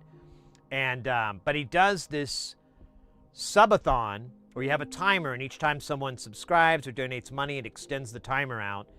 And he does this thing called the power of silence. And he does not talk. People can call in, and he'll nod, he'll emote, but he does not talk. It's so freaking funny. They're playing a game. Try to find a Cytex channel for Twitch for us to come into, but we might. Oh, and Sumo's over. Yeah, the season's over. I missed the end though. Oh, here we could raid into our buddy Jitspo. We haven't. God damn it! I keep doing this. We haven't ran into him lately, and he's an OG. He's working on his game. He's a game developer. Honestly, a big inspiration for the whole reason I ever started streaming. I watched his stream and I was like, hey, if people like what he's doing, maybe they'll like what I'm doing. Oh yeah, I'm sorry, Kyle. It's type B resistance taper linear. It's linear. So B is linear, A is logarithmic. There's C, there's a bunch of other letters too. It's wild. Like my buddy and I found this goofy one. I forgot what it was, but it was like H or something like that. It was just wild. But yeah, let's hope that answers your question. If not, you've got a few moments left to elaborate. Speaking of elaborating, let's throw our social medias up in the chat here. We're throwing it on the Twitch and the YouTube. If you guys are into social media, like those things. We even got Facebook for your parents. Tell your parents about us.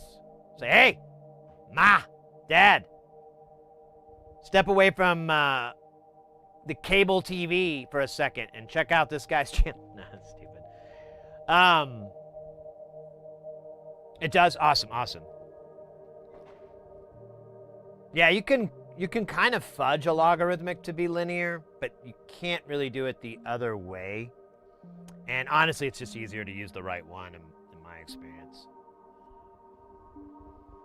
Oh, before I forget, Twitch, we had Andromulus resubbing for 52 months.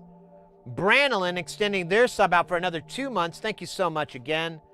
And Mr. Chainsaw with the 17 months. Hot diggity dog. Ekin with the gift sub today. Thank you again, Ekin. You are a legend. And yeah, we got some bits as well. Oddball Kelton. Thank you so much, mates. You guys are super guile. Oh, yeah. There we go. I think, yeah, let's raid over to our buddy Jitspo over on Twitch. On YouTube, we're going to raid over to the NASA ISS feed. Guys, thank you so much. So very, very much. This was a great stream. I know we had some technical issues earlier. You guys caught it. You guys helped me troubleshoot it and fix it. My appreciation goes out miles and miles and miles. Hope to see you guys on Thursday. We usually start about 10 or 11 hours.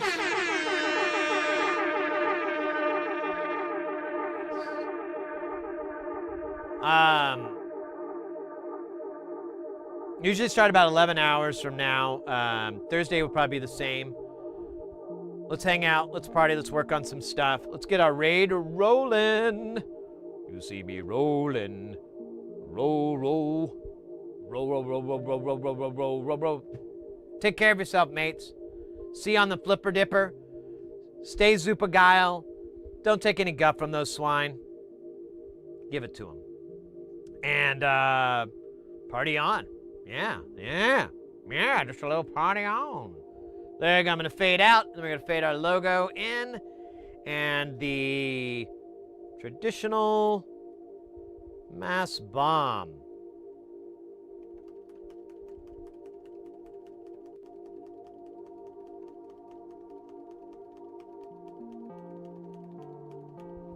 Take care, mates. See you on the flip side. Party on.